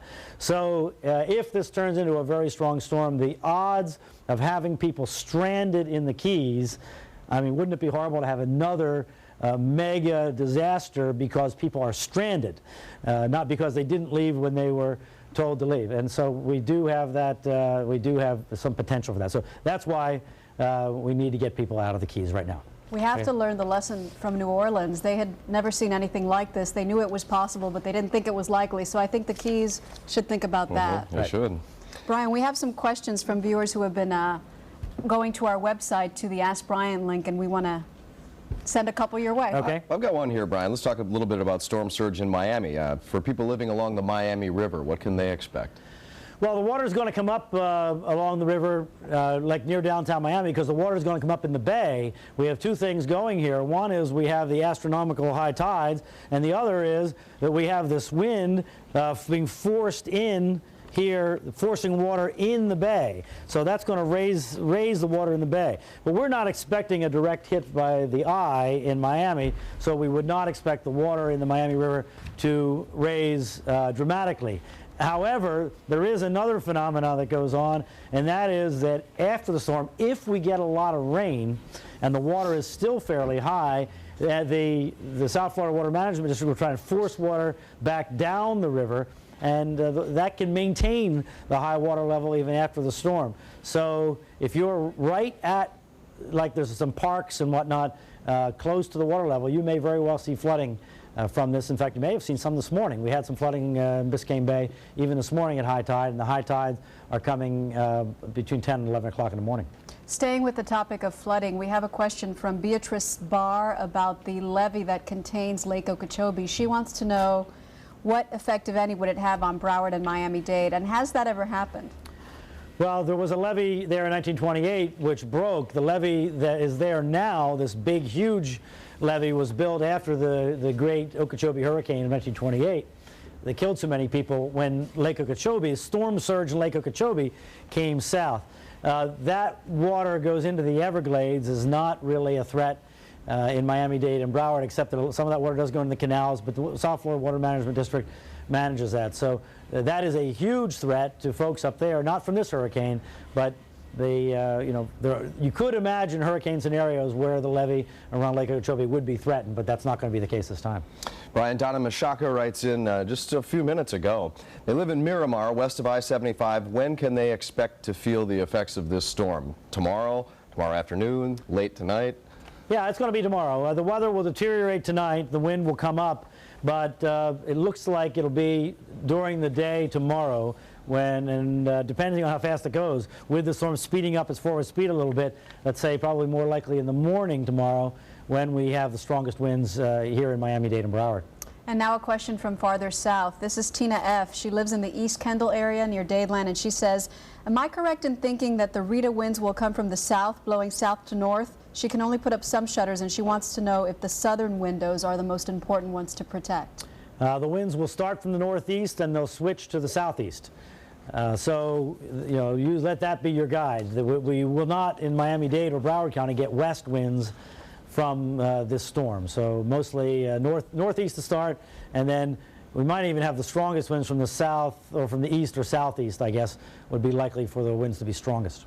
Speaking of the winds, Brian, Mary writes in asking about the diameter of the storm. How big around is this expected to be? Well, that's the interesting question. As Max was just mentioning, how far out these tropical storm force winds will extend when the storm is in our vicinity is very open to question, because it doesn't even have a hurricane core yet. So, this is a hurricane center forecast for the hurricane winds in the core, and it's just based on experience and what the computers are saying and expectation of how far out they'll extend.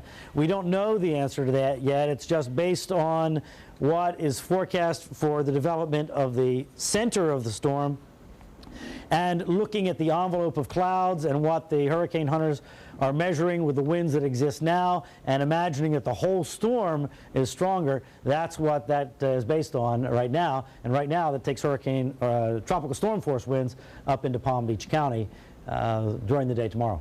All right, Brian, thank you for your insight, and thank all of you for your questions. We invite you to keep them coming. The website, cbs4news.com. Go to the Ask Brian link. Brian talked about Key West, especially how you might be okay down there in one of the main central buildings. However, when the storm surge comes in, the concern is people being stranded. So that's why people have been getting out of the lower keys. A mandatory evacuation order has been in effect all day. Our Dave Malkoff is monitoring the situation here live. Dave? Yeah, a lot of people are concerned about getting stranded down here. We had one man come up to us last night, and he was almost in tears saying, where are the buses? Where is the transportation out of here? Today, they do have those buses. They are taking people out of here if you don't have a vehicle of your own. But right now is the time to board up buildings, because anytime after this, it will be way too windy for that. If you are a construction worker in Key West today, you are busy. All right, guys, we got them all out of here. These are the folks who have stuck it out. We've been going since about 3:30, 4 o'clock this morning, and probably got in there half a dozen left. Yeah. The folks who are sticking behind to make sure everything is boarded up and ready for Rita. You never know, it could turn any way, do anything. And that unpredictability is exactly why Governor Jeb Bush has issued a mandatory evacuation. Everybody must leave the Florida Keys, and that's no easy task. The only fear I have is being hurt, harmed, or badly injured. And the shelter suggested that we all should leave, so I'm taking suggestions today in life. This is Key West High School, a brand new giant concrete structure rated to withstand a Cat 4 hurricane. That is why officials have chosen this spot as the staging location for getting folks out of here. They're going to go all the way up to Southwest A Street in Miami till the storm passes and the threat is gone. and then everyone will end up coming back on probably on the buses that took them up there. It's equipped for the hurricane, but they feel that it's safer for us to go since it's a mandatory evacuation. So I'm pregnant also, so I need to evacuate where there's some kind of medical care. Yeah, anybody who needs medical care like that, anybody who may be in labor in any time, those considered a special needs person. And also there are lots of homeless people down here. The original plan was to open up shelters right here in Key West. That is no longer the plan. The plan is to take everyone to FIU. In Key West, I'm Dave Valkov, CBS 4 News. Back to you. And Dave, on the subject of evacuations, I don't know if Dave can hear us, but I was wondering if officials down there have given him an idea, percentage-wise, of how many people have left. All right, we lost Dave's audio. Oh, it's back now. Dave? Oh, can you hear me? Okay. Okay, it's hard to hear with this, but basically they didn't get a real handle on how many people were here. We can tell you that there are about 27,000 people just on the island of Key West. So getting everyone out of here and getting them through that narrow path on US 1, that's going to be a massive undertaking, and it's going to take more than one just run with buses. All right, Dave Malkoff live in Key West, thank you very much. Right now we want to turn our attention back here to the studio. Weather Control is monitoring some activity out there as we speak. David Bernard is standing by with the latest for us. David. Well, this storm right now between Coral Springs and Tamarack is quite heavy, and strong winds are being reported with it. It's rotating rapidly from east to west. It's getting ready to move across the Sawgrass, and again, strong winds with this. There could be some gusts to a tropical storm force for sure with it as it continues moving west very rapidly. More showers and squally weather like this is expected as we go throughout the day, and that's why we said by tonight conditions could start deteriorating significantly, especially in coastal areas and in parts of the Upper Keys. So again, strong storm between Coral Springs and Tamarack, rapidly moving to the west. We'll keep you up to date. All right, thank you, David. Right now, the Coast Guard has already been urging people to certainly take care of any business they have on the water with their boats or anything concerning the ports. Joining us on the phone right now is Petty Officer Ryan Doss. Officer Doss, can you hear us? Yes, good afternoon. Good afternoon. Thanks for being with us. Tell us about some of the precautions that are in place for boaters. Well, right now we've got a number of things going on in the area. In Monroe County, all the bridges have been closed and locked down. They will not reopen for vessels to get through until after the storm, when bridge crews can return, when power gets restored to those bridges. If mariners haven't gotten their boats out of the area by now, we're urging them just to do what they can to secure them where they are and not to try and move them. We've had a lot of search and rescue cases go on during the hurricanes this year so far, and we're hoping that we don't have any this time around. In Miami-Dade County, all of the bridges they'll start being closed at sunset tonight. That means that if there's an emergency situation, such as a vessel has some kind of hazardous cargo on board, it needs to get out of the Miami River or some other waterway, the bridges will be open. But for someone trying to move their boat to a safer place, they will not be opened. So once again, if boaters in Miami-Dade or Broward County are going to move their boats, now is kind of the last minute, and they need to do that now, then they will be locked by the end of the night. They will be locked and will not reopen until after the storm. If you have a boat that's so large you can't take it out of the water, what are your recommendations from the Coast Guard as far as securing it? If you say you can't get it out of Monroe County or whatever, what should people do with it? They should contact their marinas. Wherever they have their boats docked, the marinas there can work with them and give them the best recommendations for the facilities where their boats are docked. It really varies by facility and by marina. Officer Doss, once the storm arrives, what is the likelihood that you'll be able to get out to somebody who maybe chose to ride out the storm at sea? It'll definitely be a better possibility up in in Dade and Broward and Palm Beach counties, but there's no guarantee that we will. I would venture to say that in Key West, it's not going to happen. All of our non-essential personnel are being evacuated out. We'll be operating with a skeleton crew down in the Keys, and this happened last time when Katrina came through the Keys. We had a family missing out off the Keys, and we weren't able even to get an aircraft in to search until after the storm had passed through, and unfortunately they survived. And we had the same thing happen during Dennis earlier this year. There was a boater who lost a sailboat and ended up having to swim to shore during the hurricane. So we're there's a misconception that the Coast Guard will go out at any time, and we're not always able to respond, especially during the storm. Well, both those instances, those people were really lucky. I remember both of those stories. Tell us your recommendations for people who live aboard their boats. Recommendations for people who live aboard their boats: find somewhere to tie your boat up and get off, and go to one of the shelters in the in the counties that have hurricane shelters open. Don't ride out the storm on your boat, because even if you're in the marina on your boat, you can still get seriously injured or killed on your boat.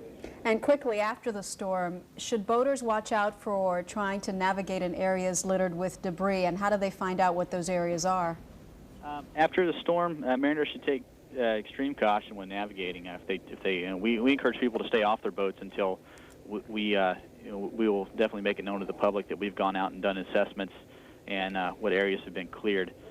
But the aids to navigation, the buoys, the day markers out in the channels, almost always they're either blown out of place or they're completely destroyed by the hurricane. So, you can't rely on those. If you're out there navigating after the storm, keep a sharp lookout for anything in the water, any large debris, any pollution. Please report it to us if you can, and use any method you have of determining your position. Don't just rely on those markers out there. Use your GPS, use your charts.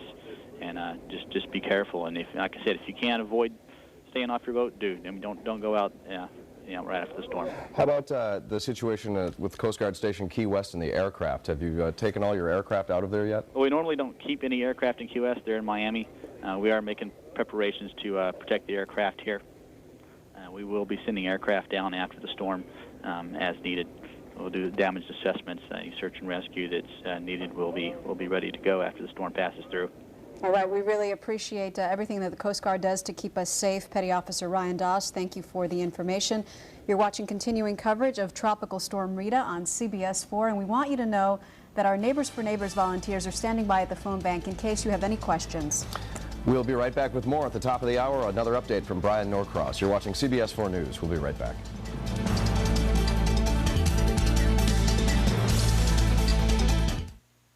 Tracking Rita. The storm is intensifying. From the Keys to all over South Florida, our crews are everywhere, covering the preparations, the evacuations, and the rush to clear out leftover debris. For the very latest on Rita, keep it on CBS 4 News.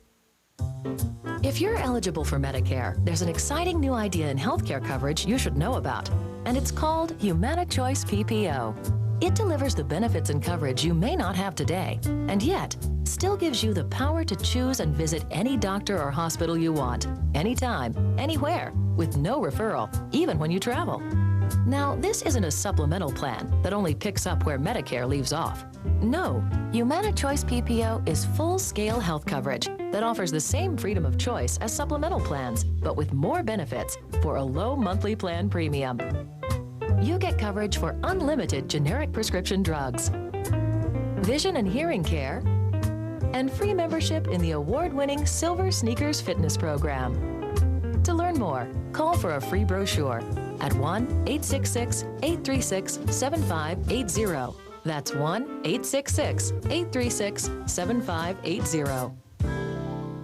Ready for fall? Then call LA Weight Loss. This is me now after LA Weight Loss helped me lose 70 pounds. The first 10 days, I lost 7 pounds. I lost 13 pounds. And I thought, wow, I could do this. Doing the LA Weight Loss program, I'm now a size 4.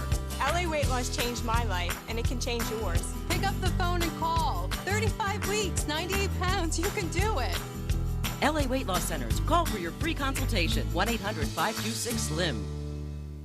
Disney on Ice celebrates Walt Disney's 100 years of magic. Come see your favorite Disney characters and stories live on ice. Experience the magic of Mulan and The Lion King as you sing along with your all-time favorite Disney songs. CBS 4, WFOR-TV, and WLVE Smooth Jazz invite you to save $4 on tickets for kids 12 and under to select shows. Disney on Ice celebrates 100 years of magic. Playing September 21st through October 2nd. Get your tickets today. Now live, this is a special edition of CBS 4 News, tracking Tropical Storm Rita. Hello, South Florida. I'm Maggie Rodriguez, along with Rob Hanrahan and Brian Norcross in Weather Control, keeping you posted on Tropical Storm Rita, as you have come to expect from us. At the top of every hour, we give you an update on where we stand. Here's the information. Monroe County, a mandatory evacuation order is in effect for all of the Florida Keys. Everyone must go. Schools will be closed today and tomorrow. In Miami-Dade, after-school activities have been canceled for today and schools will be closed tomorrow. In Broward County, after-school activities will go on as planned today, but schools will be closed tomorrow. To help you if you're out getting supplies or evacuating, tolls have been lifted for southern parts of the Florida Turnpike going north, and all the tolls on Card Sound Road Bridge in Monroe County are also lifted. Let's get the latest from Brian Norcross. He's standing by in Weather Control with our top-of-the-hour update. Brian. All right, we've been monitoring the hurricane hunters. They have this device on there that shoots down to the surface of the ocean and actually measures the wind speed based on how the salt spray is moving, and finding winds right at hurricane force, just right on the threshold. There's still the National Hurricane Center, as of the advisory an hour ago, carrying a 70-mile-an-hour tropical storm, but all indications are this will likely be a hurricane later this afternoon, as it's in a slow intensifying process. And based on everything we know by looking at the atmosphere, there's nothing really to keep it from continuing to slowly intensify.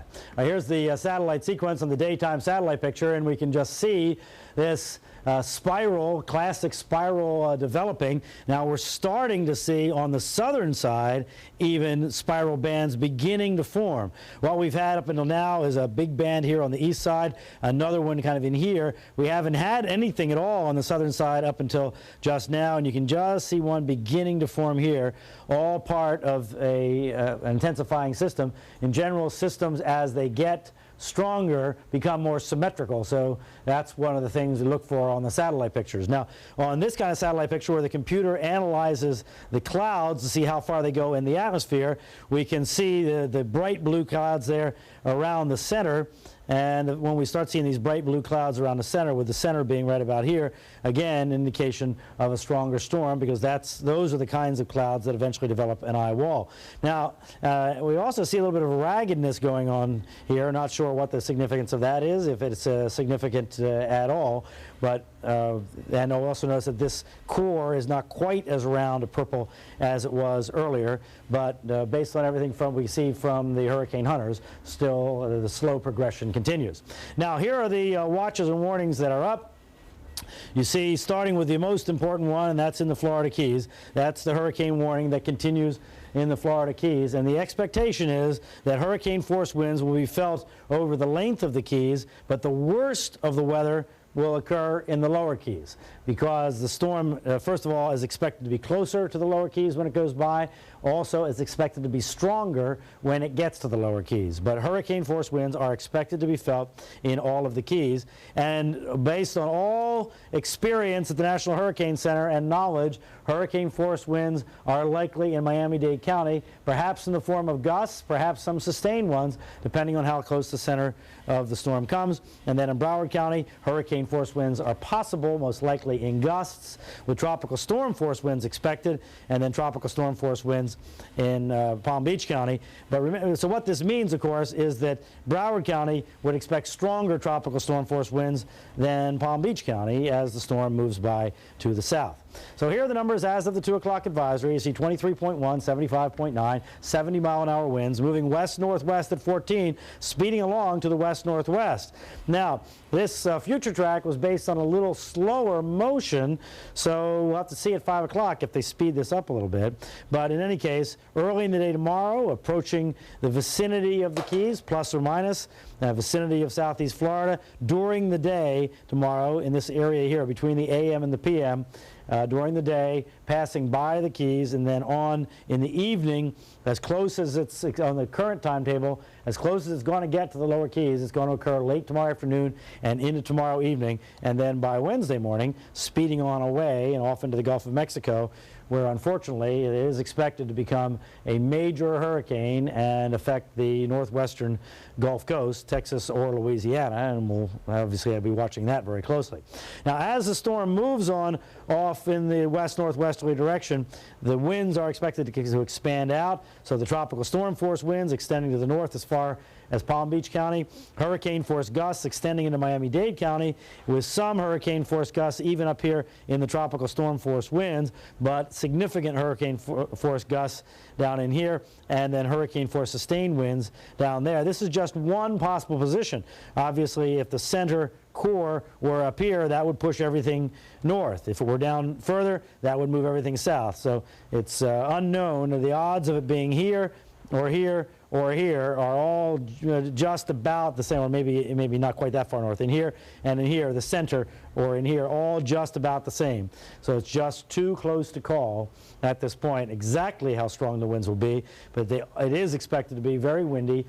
Tree branches coming down, power going out, and all those things that unfortunately we become too familiar with, even in Miami-Dade and Broward, with the possibility, and I want to say this every time, the possibility of the worst storm in a long time in the Keys, especially the lower Keys, because if the center is moving this way and those hurricane force winds extend over the Keys, that's going to put significant water over especially the north side of the Keys, and the lower Keys especially, where the water could be at a dangerous, life-threatening level, 10, 12 feet, with waves on top of that, and obviously nobody on the ground could survive that kind of a storm surge.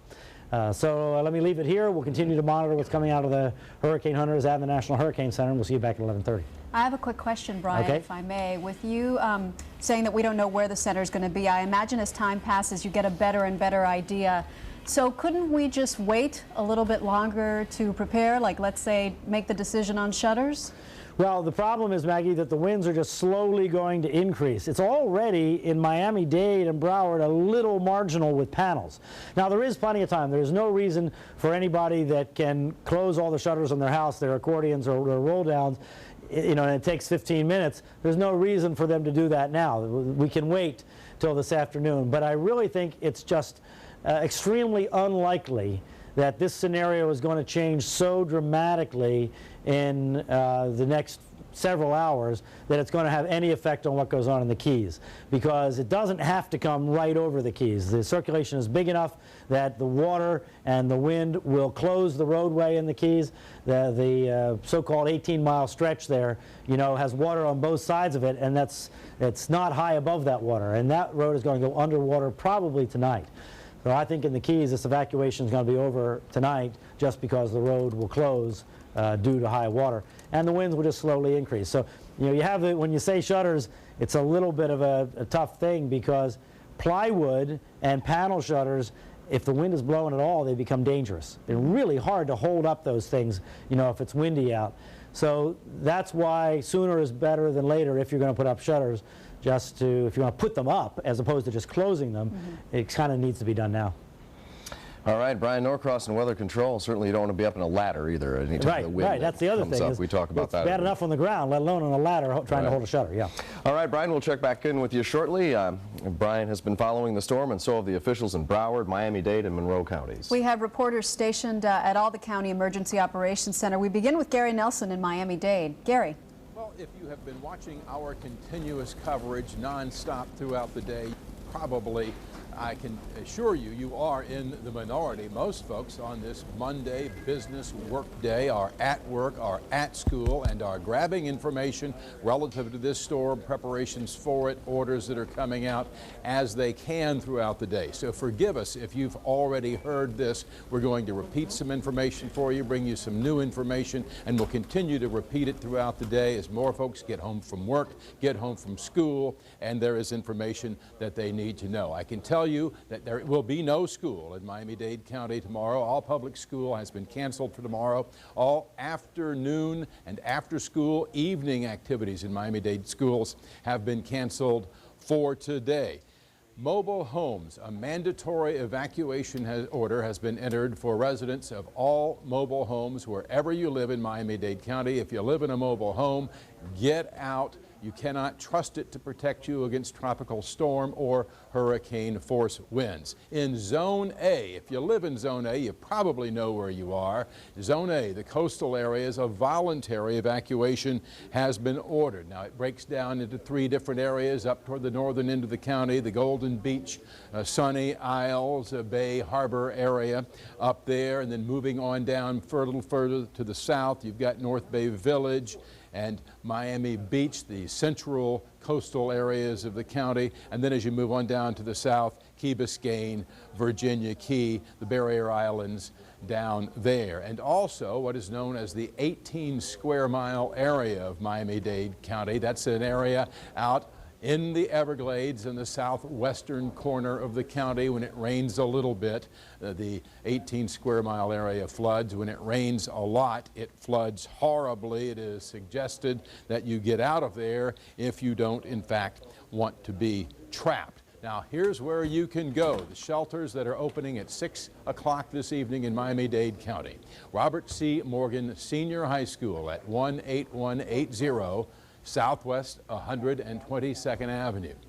Booker T. Washington Senior High School, 1200 Northwest 6th Avenue. That's in the city of Miami. Dr. Carlos Finlay Elementary at 851 Southwest 117th Avenue in West Miami-Dade, and at the Sunshine Pavilion at the Miami-Dade Expo Center Fairgrounds there at Coral Way and 107th Avenue. The pet-friendly shelter. You can take your pet there. The pet must be in a container, a carrier, a cage of some sort, but your pets are welcome. You will be expected, of course, to keep them under control, and we hope all of the pets that show up at the shelter are friendly. Lord knows, with all the frayed nerves and whatnot, we don't need angry pets to deal with. In the way of services in Miami-Dade County, at this hour, Miami International Airport continues to be open. It is operating. But you never can tell how long that will continue. They expect to continue to operate Miami International until winds reach sustained 50 miles per hour. As we learned in Katrina, however, many airlines started canceling flights long before the storm made landfall, so check with your carrier. The Port of Miami and the Miami River are closed to marine traffic. If you were looking to move your vessel into or out of the Port of Miami or the Miami River, forget it. They are closed to marine traffic right now, as are Miami-Dade County parks. The transit system, Metro Rail, Metro Bus, it's operating as usual at this hour, but that could change as conditions change. If you have any questions at all about services here in Miami-Dade County, if you have a concern you would like to report to authorities, if you have a question, again, about where your shelter is, if you didn't catch it the first time we went through it, the number to call in Miami-Dade, very easy, 311. Someone thought of a great system with that 311 number here in Miami-Dade. It doesn't matter whether you're talking garbage or shelters or buses or health care, emergency services, whatever. 311 for non-life-threatening emergency calls. That is the number to call here in Miami-Dade County. Mayor Carlos Alvarez earlier today briefing the media, briefing his constituents, and authorities here at this Emergency Operations Center are not taking this storm lightly. They are hearkening back to Katrina, a storm that caught many of us flat-footed, and here is what the mayor had to say a short while ago. Take the storm seriously. Miami-Dade County is within the cone of error. Do not focus on the line at the center of the cone of error, and stay informed. I think this is so important. I've heard from so many people that we were taken off guard last time because, you know, they were following the line. Well, ladies and gentlemen, we were always, during Katrina, we were always within the cone. We are within the cone. So please, this storm can change. What we learned about Katrina is that storms are unpredictable. So we need to be informed, we need to be aware, and we need to be prepared. We need to be safe and use common sense. Well, there you go. Mayor Carlos Alvarez wanting folks here in Miami-Dade County to be aware of this storm, to know that it will be an event for us. The only thing that remains to be seen, what sort of an event, depends on just what track Rita takes as she comes our way. Again, the news here, mandatory evacuations of mobile homes throughout Miami-Dade County, voluntary evacuations ordered for the beaches and coastal areas, no school tomorrow, no after-school or evening school activities today in Miami-Dade. Now we're live at the Emergency Operations Center in Doral. Gary Nelson, CBS 4 News. And Gary, one thing we're almost certain about at this point is that it will be a far more severe event in the Keys than it will be up here in Miami-Dade and Broward County. A mandatory evacuation order is in place for the upper, middle, and lower Keys as they prepare for a strong hurricane and possible storm surge, the likes of which they have not seen there in decades. And we have several reporters up and down the Keys. Let's go right down to Key West. Jawan Strader is standing by this afternoon. And Jawan, it started to rain, I guess.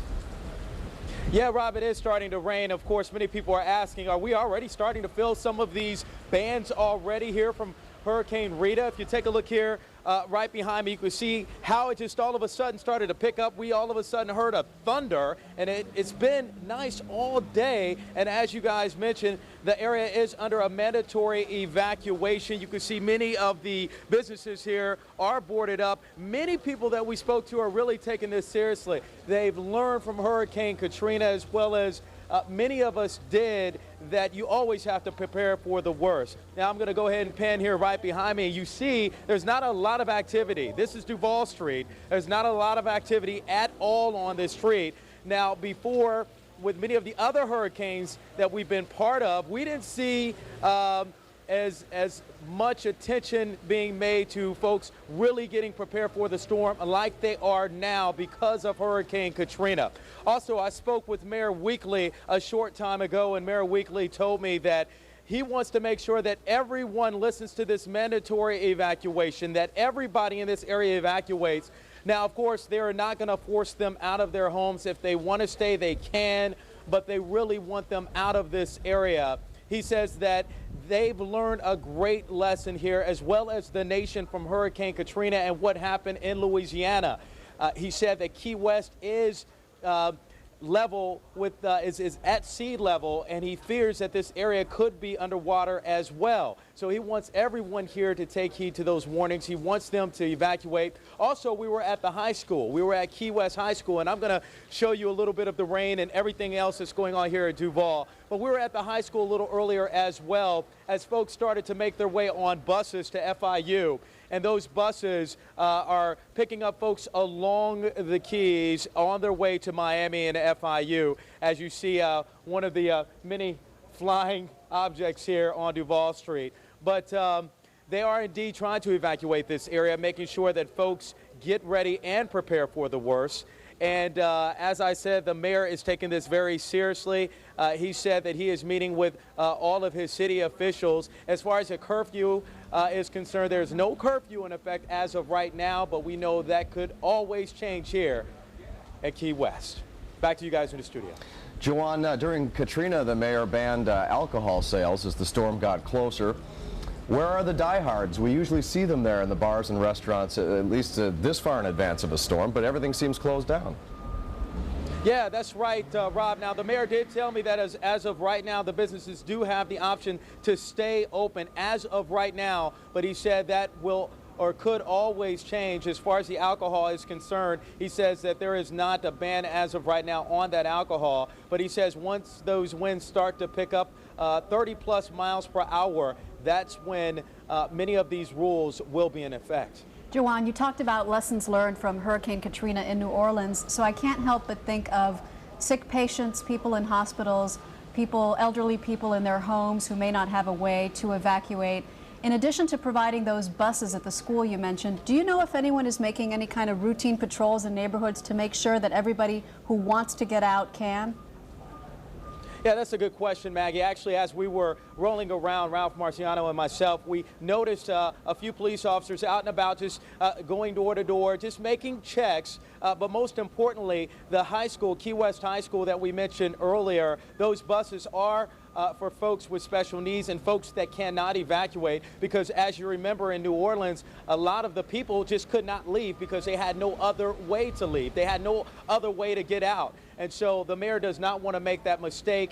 And as you mentioned, Maggie, they want to make sure that they prepare for the worst as soon as possible because they don't want this area to be another New Orleans. All right, Jawan Strader reporting to us from Key West. Jawan, thanks. He'll be standing by there throughout the day and the evening. We'll check back in with him, but we also want to check in further up the line. Let's check in with Shamari Stone. He has been stationed in Isla Mirada for us. Shamari. Well, that's right. We're here in Isla Mirada. We are north of the 7 Mile Bridge, and I tell you, a lot of people are evacuating.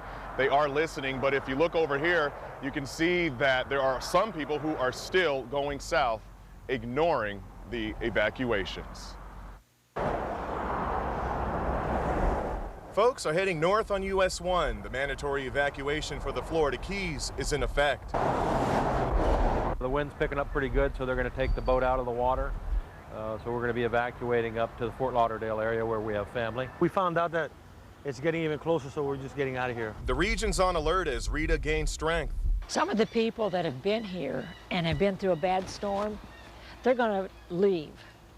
Some of them will stay because they think it's exciting. Nadine McLean manages the Windley Key Mobile Home and RV Park in Isla Mirada. She calls herself Patrol Woman. That's my job, to go around and tell people when there's some type of an emergency to be sure that they know about it. And then it's up to them to decide whether or not they want to act on it. There's a mandatory evacuation, so I'm coming around telling everyone, you know, so that everybody knows. Yes, ma'am. So. I'm talking with Dennis right now as we speak. Okay, Dennis will be here to get you, I'm sure. Yes, ma'am. And the dog. And the dog. Okay. It's a tough job, but she has to do it. Good morning. You know there's a mandatory evacuation. The park sits just above sea level. The storm surge could be 3 to 6 feet. It's a very big concern for me because when Katrina came through, I had a surge on my porch that was over ankle deep. It's the water that's the big problem. And even though the storm is drawing near, some people aren't worried as of yet. You gonna evacuate? Only if it gets to be a bigger storm. Would you say that some people are just what my grandfather would call hard-headed, and why? Well, that's probably true because some of them have never been through a hurricane. Some of them say, I'm tough and I can do this, not thinking about the consequences. Now, emergency officials hope that people think about the consequences. They strongly recommend that you evacuate. Back to you. Okay, Shomari, thank you. And it's very important for folks down there in the Keys, as well as higher up in Miami-Dade and Broward, to monitor the National Hurricane Center because they are constantly watching the storm and upgrading it as necessary. It is very, very close to hurricane strength right now. They sure are. And Katrina passed right over the top of the National Hurricane Center. Let's go there now. Al Sunshine is standing by. Al.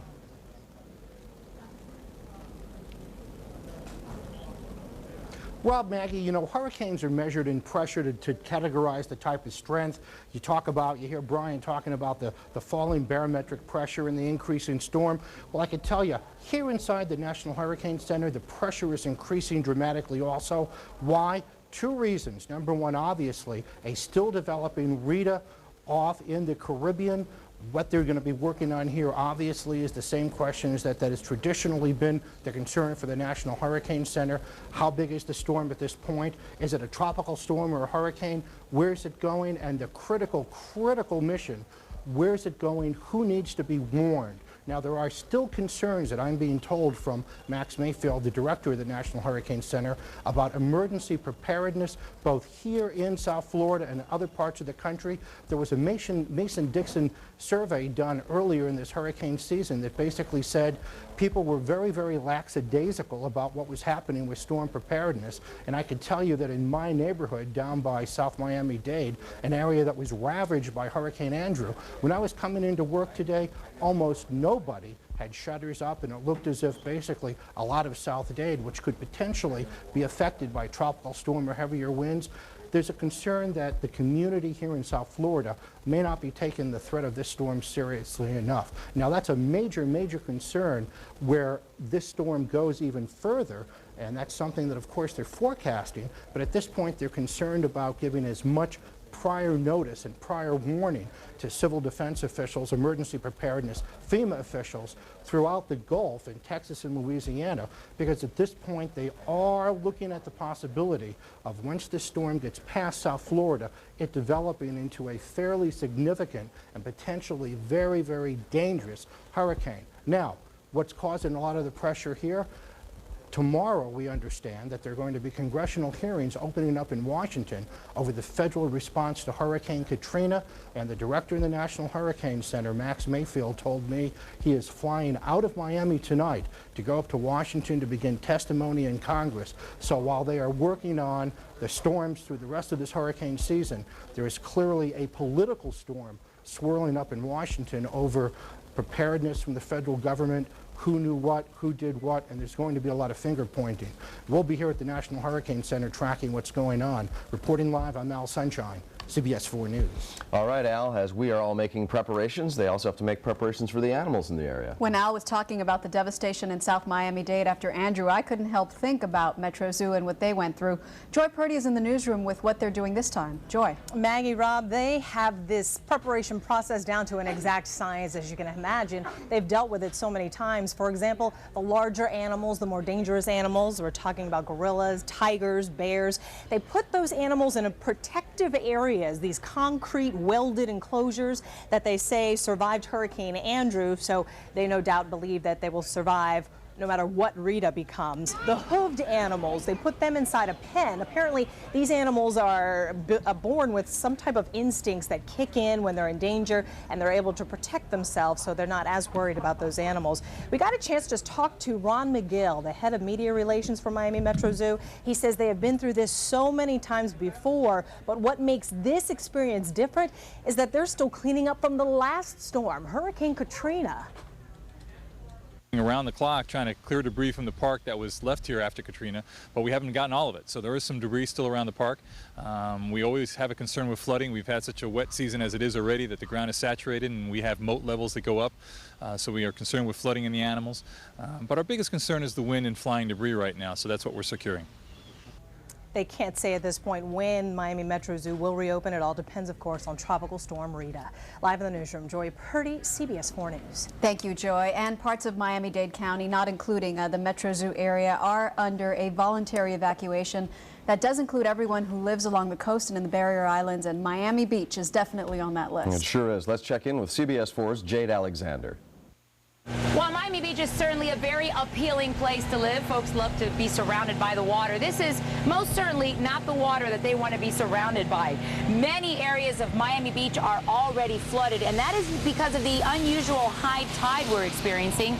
You see, water on the beach drains into the bay, but now the bay is basically just pushing it back. This is a problem that folks in this area have grown accustomed to. Well, when we have a lot of rain, this street usually floods pretty high. We get the water right up to the sidewalk, and today I've seen the canals around here with the water level very, very high, so we're probably going to flood pretty good.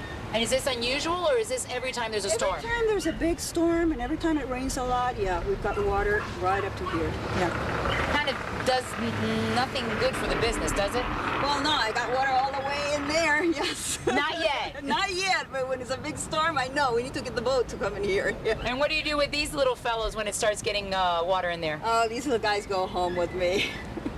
You're one lucky lady. Yeah, I get to have all these cute little guys. Not far from that pet store here at the very famous Wild Oats, this store experiencing some floodwaters from the unusual high tide, making the intersection of Alton and 10th already a very wet one. Now, this is what folks in this area are experiencing now. What remains to be seen is how extensive the flooding will be once Rita passes through. In Miami Beach, Jade Alexander, CBS 4 News. The water is a big concern, especially right now. We're having an extremely high tide right now with the lunar tides.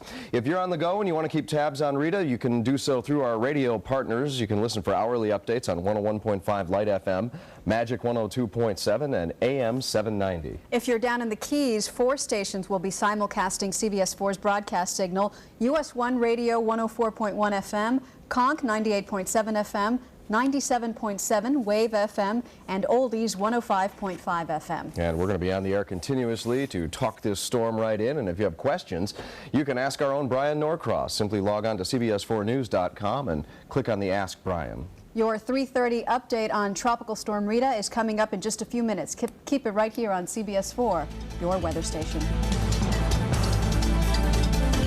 You gotta love this place. Ashley Furniture Home Store, the fastest growing furniture retailer in America, is now open in 4 great locations. Yo, we're gonna love this place. Now you'll be able to purchase the #1 selling home furniture brand in America at true Ashley Direct prices. Plus, during our grand opening, you'll enjoy no interest until 2007 and next day delivery. This is one grand opening you can't afford to miss. Ashley Furniture Home Store. Ba-ba-ba-da-ba-ba. You're gonna love this place. Women of all ages can have their daily routines limited by arthritis and osteoporosis. From headaches to muscle aches, Advil liquid gels are faster and stronger on tough arthritis pain. Advil is the only liquid-filled capsule clinically proven to work fast, and it's gentle on your stomach, too. Women can also help maintain strong bones and reduce the risk of osteoporosis with calcium-rich Caltrate. In a clinical trial, Caltrate significantly reduced the risk of repeat vertebrae fractures in postmenopausal women. Treat yourself right and take care of your health. Sponsored by Wyeth, makers of Advil and Caltrate. Welcome back to continuing coverage of Tropical Storm Rita on CBS 4. We hope that you're getting ready for the storm and keeping it right here for constant information. And let's get right to Brian Norcross in Weather Control. And Brian, you've got the latest coordinates and where the storm's headed. All right, we're watching the satellite picture. We're going to check in with the National Hurricane Center here in just a moment, because interesting on the satellite picture is watch the core. Now, sometimes you can get fooled here by looking at the core because we can see some kind of a little swirl way down here where the center is up in there. So I'll be interested to see when we talk to Dr. Ed Rappaport here in just a moment what their thinking is, because what we would like to see for the Keys and Miami-Dade and Broward, obviously, would be for this core of the system to take a more southern path through the Straits of Florida. We don't know. That's a possibility. That would be certainly be within the forecast cone, but we'll just have to see what the analysis is, the folks at the National Hurricane Center, because it's just misleading sometimes on the satellite picture. On the daytime satellite picture, sometimes you can get a little better idea of where the swirl in the clouds is, but in an intensifying system, it makes so much cloudiness near the center, right in there, that it's just too hard to tell. So we're not exactly sure of the path based on the satellite picture, but we can tell that there are more and more and more of these bands feeding in, including a band feeding in from the south. So all indications of a slowly intensifying storm. The hurricane hunters just have been out there, and they found the storm had winds just at or slightly under hurricane strength. So as of the 2 o'clock advisory, they were carrying 70-mile-an-hour winds in a strong tropical storm. There with Rita, that's an hour old, an hour and a half old now. Moving west-northwest at that time at 14. Pressure measured by hurricane hunters at 993 millibars, 380 miles east-southeast to Key West. So we're still in the same timetable of the storm passing near or over the Florida Keys tomorrow. Now, obviously, the best possible path for everybody concerned, there is a little fine area for this storm to go there, because remembering that the left side is the weak side, so that would even keep Cuba not getting much, and a much weaker storm over South Florida if it were to find that little tiny path. But obviously, if it went down further south, that would be worse for Cuba and much better for us and all of our viewers. And if it went anywhere up in here, that would be very bad for the Keys and put a tremendous amount of storm surge from the north side of the Keys, from Florida Bay, over the Keys, and very strong winds, because by late in the day tomorrow, this is expected to be a fairly strong hurricane, potentially a Category 2, and a slight chance of even being a Category 3 hurricane as it gets that far west over these very warm waters of the Straits of Florida. And then it moves on out into the Atlantic and becomes a potential threat for late in the week for Texas. And just thinking about all the folks in Texas that are now living in Texas because they left Louisiana in San Antonio and Houston, wouldn't this be an awful thing to have to go through something like this again?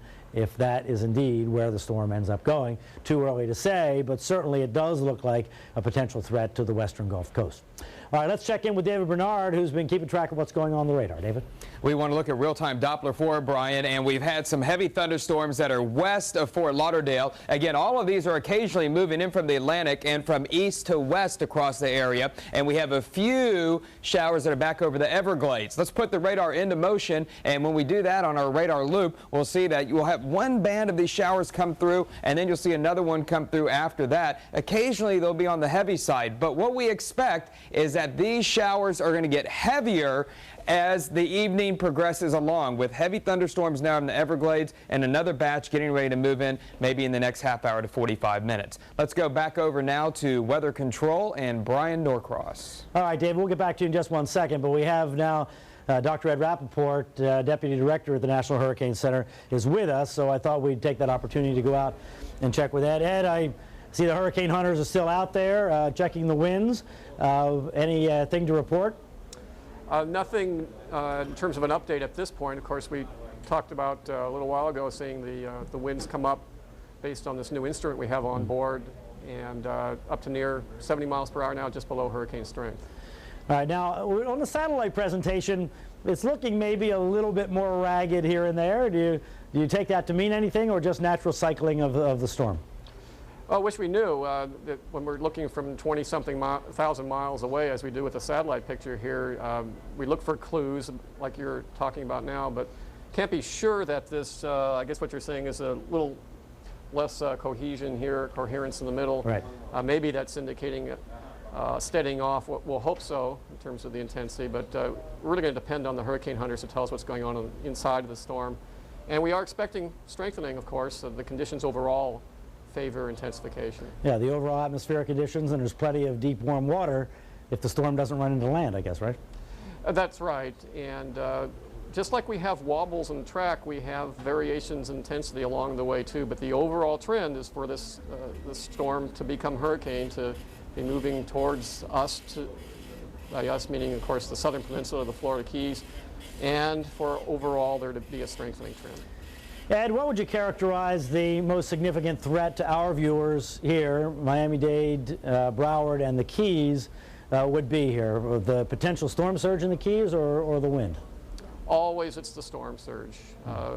Rarely do people die directly from the wind. Of course, unfortunately, sometimes there's wind-borne debris, but historically most of the loss of life has come at the hands of the storm surge. And if we take a look at what we're forecasting now, we could have a surge of anywhere from 6 to 9 feet, particularly in the lower Keys, with a track that's to the west-northwest. And that's what we're forecasting. This would be a Category 2 hurricane, 6 to 9 feet, and that's what the yellows and reds show here. Mm-hmm. The green is about 5 or 6 feet, so that's possible farther north. Of course, that would put water over the roadway. So this afternoon and evening is the time to get out of the Keys. Because by tonight, the thinking is that probably, especially further north, where you have Lake Surprise up in there, that roadway is very, very low. Right, thank you, yes. And the winds will begin to come up later tonight, and the water will come up with it. Now, on the last advisory, you had the forward speed at like 14, up a little bit from previously. Is that what you were forecasting, or would that advance the timetable here a little bit? It moves things up a little bit, but not too much. Again, tomorrow is going to be the worst day, the worst of it for us, both in the peninsula and for the Florida Keys. So I guess the bottom line is anybody that's going to evacuate, prepare, get a boat ready, put shutters up, whatever they got to do, it has to be done today. That's right. Tropical storm force winds will be there by morning, and so this afternoon and evening is the time to get ready and get out. Okay. All right. Ed Rappaport, we'll be back in touch with you. Thanks very much. Okay. All right. The bottom line is this is a tomorrow storm. Today is the day to get ready, and we'll just await the final word from the hurricane hunters. They're out there in the afternoon so that they have all of the data together and the best possible information for the advisory that comes out just before 5 o'clock. And of course, that's why we're here. We'll have that for you then. All right, let's get back over to David Bernard. David? And Brian, just reinforcing what Ed was talking about, if we take a look at the latest winds that are across portions of South Florida, again, we're seeing a steady wind right now in 20-25 miles per hour. Again, at Fort Lauderdale Airport, at last report, sustained at 24. Same with at West Kendall, Opelika 17, at Miami International 16. Homestead had 20 miles per hour. If we take a look at the rest of the state right now and go statewide, we can see that some wind gusts are as high as maybe 20 or 25 miles per hour. So on the true view, this is exactly what they were describing at the Hurricane Center, what Brian was saying. Passing showers today, but late tonight, increasing wind, meaning tropical storm conditions are going to be likely by tomorrow morning, especially areas of Miami-Dade and certainly to portions of the Keys. And then tomorrow,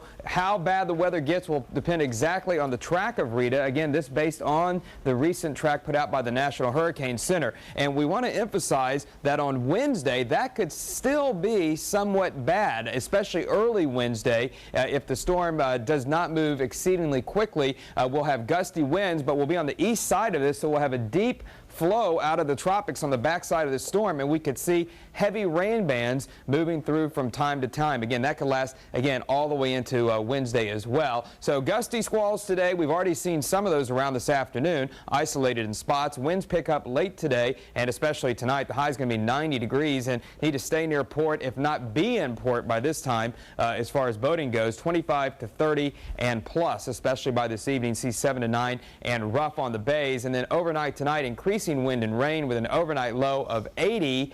And again, we'll really pull out of it Thursday and Friday. Still a chance of storms are going to be around, but again, Tuesday and especially early Wednesday looks like the worst weather. Back to Weather Control and Brian Norcross. All right, David, thanks very much. And just to emphasize what Ed Rappaport was saying about storm surge here, this is the scenario of the wind coming like this counterclockwise around the storm and pushing the water from Florida Bay into this area here, especially of the lower Keys, but of all of the Keys at some point. Florida Bay is very, very susceptible to storm surge, much like, by the way, the Gulf Coast is, because the water is so shallow, and it kind of comes up gradually like that, so the water gets moving and can get higher up, and that's why that 10 or more foot storm surge is possible in the Florida Keys.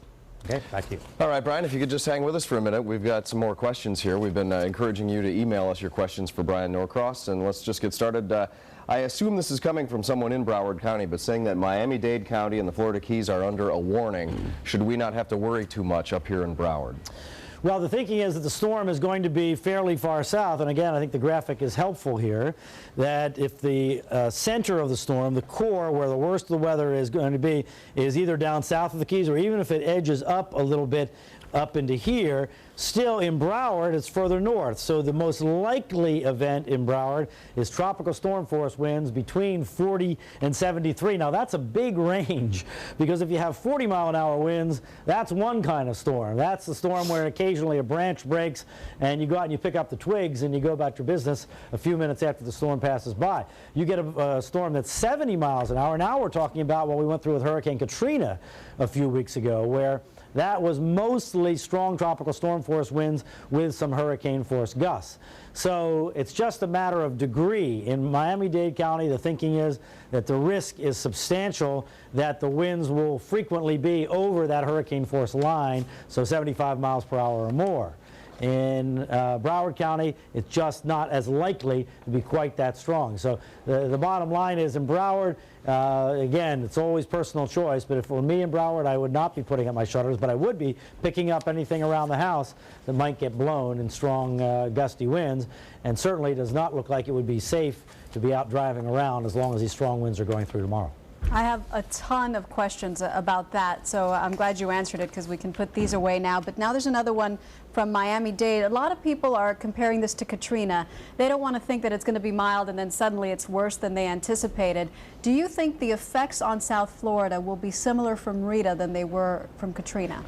I think in Miami-Dade County we need to be thinking about Katrina. It's not impossible that this could be worse than Katrina, but it does not seem likely. I think that that's a good scenario to focus on, and that's why we've been saying if if you remember Katrina and you felt like, oh boy, I was crazy, I didn't put up my shutters, to go ahead and do the shutters for this one. We don't think it'll be worse.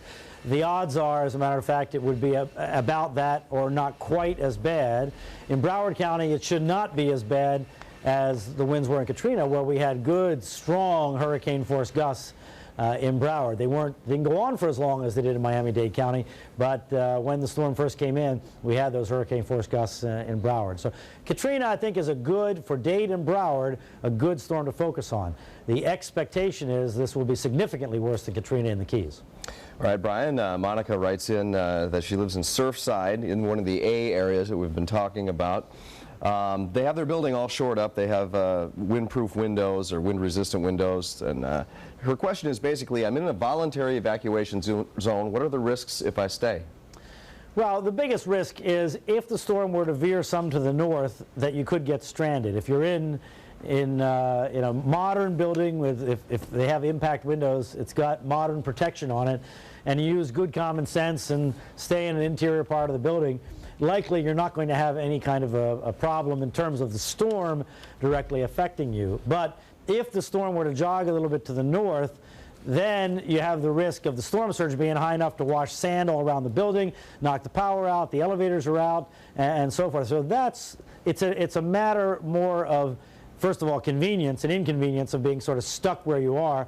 Also, depending on where the car is parked, if the storm surge were to come up high and were to put sand at the street, a lot of cars are going to be ruined in that kind of scenario. But that's not expected.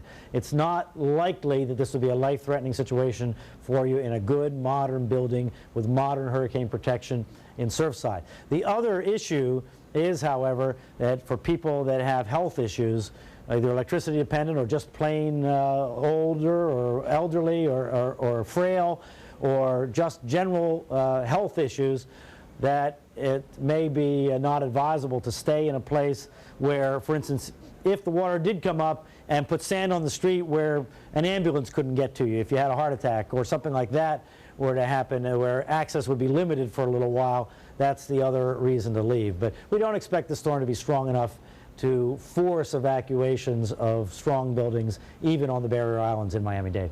Brian, reading through these, it's funny to me that people just so desperately want you to give them a definitive answer on what they should do. Right. We're getting a lot of questions about power. Brian, is my power going to go out? I mean, obviously you don't know. But do you think that as far as we compare to Katrina, that we should be comparing it to Katrina as far as the aftermath as well and the possible extended loss of electricity? Well, you know, if I had to guess, and boy, I'm not a power expert, but just guessing here, I would think we're in better shape because it would seem that a lot of the trees that were in the way of the power lines are gone. As far as affecting the power lines, they may still be lying near the side of the road, which is not a good thing either, but trees that, you know, that affected power lines, that took out the power, a lot of those fell over. So, you know, just instinctively, intuitively, I would think that we're in better shape, but clearly, if we get significant hurricane force winds or wind gusts, that's going to take power out. There's just no question about it. It always does, and it always will.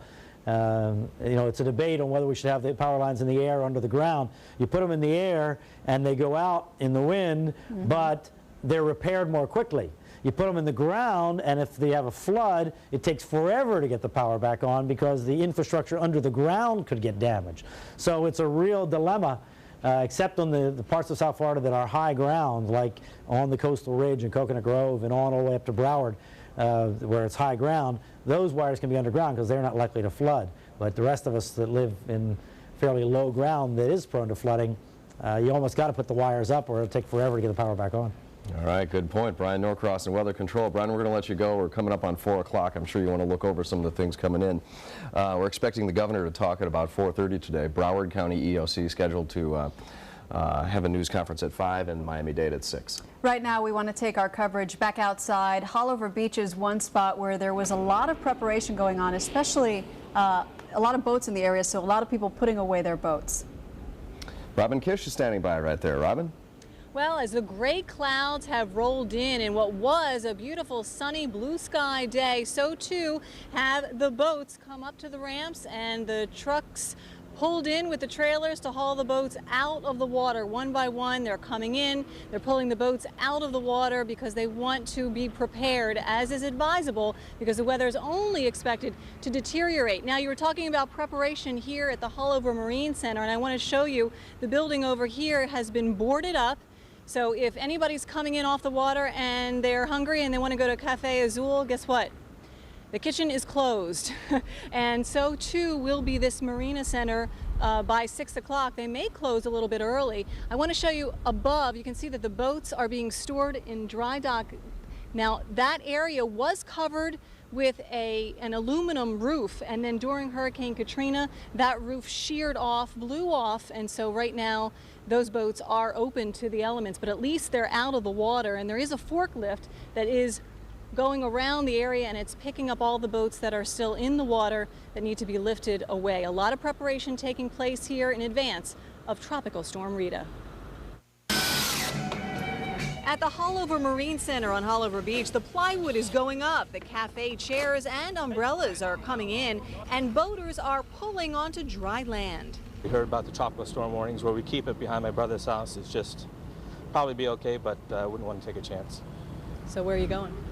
To my parents' house. They got a little driveway alongside their house, so we're going to put it on a trailer there, back it down. Miami-Dade County Park officials have put the marina on red alert for Rita's arrival. The office manager says she anticipates closing early. We were told by the park office that we're under red alert, which means to bolt everything down and board up and get everything inside and ready to, you know, expect whatever comes. This boater from Ocala says he's not worried. He's going out in the water, but only for a short jaunt. It's always a little calm before the storm, so get out here for a little while. And then we got to get it out, and I got to move it inland again, so same thing. And we're used to it. It's an everyday thing over here in Florida. Everyday thing here in Florida. Well, maybe not every day, but we really need to take these precautions because, as we know from experience, these are investments that we've made in boats, in our livelihoods. There are a lot of people who have businesses that rely on the water, and so all of these people here at this Marine Center and at other centers throughout South Florida are also taking precautions. As you can see, there's the lift right there, the forklift, and it will be taking that boat, lifting it up out of the water and then putting it into a dry area just to be safe. Now, we were told by one business owner here, a gentleman who rents out boats, that this parking lot after Hurricane Katrina was flooded up to a waist-high depth. And in fact, you can see there are a lot of puddles here today, and we were told that that is a result of high tide. So absolutely, all these weather phenomena are going to combine, and we'll see what happens when the rains start to come. But right now there is a break in the weather here, so absolutely a good time if you're going to make preparations. If you do have a boat that needs to come out, to tie it down, batten it down. And another reason to take advantage of the time, we are being told by the U.S. Coast Guard that bridges in Miami-Dade County will be closed at sunset, so unless you're a boat carrying hazardous material down the Miami River, no go. If you're just trying to move your boat from one location to another after sunset, you will not be allowed through the bridges, and those bridges will be locked down at 11 p.m. So you really want to take advantage of daylight as well as the time if you need to take measures to secure your property, especially on the water. Reporting live in Hullover Beach, Robin Kish, CBS 4 News. All right, Robin, thanks a lot. The recommendation generally is on a boat, if you have a cabin, to seal off the cabin, but to remove the canvas because the storm will just shred it. Did you do that with yours? Is yours already? Yep. All set. We're going to switch gears and talk about the demand for gas. After Katrina, a lot of people had to wait in long lines to fill up their tanks. This time they want to do it before the storm. Our Beatrice Canals is standing by in the newsroom with more on that. Beatrice. Maggie and Robin, this is the time to do it before the storm gets even closer to us, to go out there and fill up your tanks, and a lot of people seem to be heeding the warnings. We are witnessing this throughout Miami-Dade, and chances are we're going to see this scene play out in parts of Broward as well. Some long lines at the pump. This is a gas station at the intersection of Southwest 137th Avenue on 120th Street in West Kendall. As you can see, a whole lot of cars are lined up there as people wait to fill up their tanks. This is the time to do it before the storm approaches us, when you can still be out on the roadways. Make sure that your cars are filled up with gasoline, because as we experienced in Katrina, there's the chance that if power goes out as a result of the storm with Rita, then chances are that the gas stations in your area will not be able to provide you with gasoline. Also, there's the possibility that the gas stations will run out of gasoline. We witnessed that as a result of Hurricane Katrina as well, so this is the time to do it. What we witnessed earlier today is for those folks evacuating the Keys, there's a concern as well that they need to get out, but fortunately Governor Jeb Bush did reassure the residents there that there is plenty of gasoline. Gasoline supplies are sufficient along that lone highway as they leave the island chain. But for the folks out there in Miami-Dade and Broward, if possible, if you have time as you head out the door leaving work or after you pick up your kids at school, stop over, pull into a gas station and pack your patience, because chances are you'll encounter those long lines. But this is a good time to make sure that your cars are filled up with gasoline.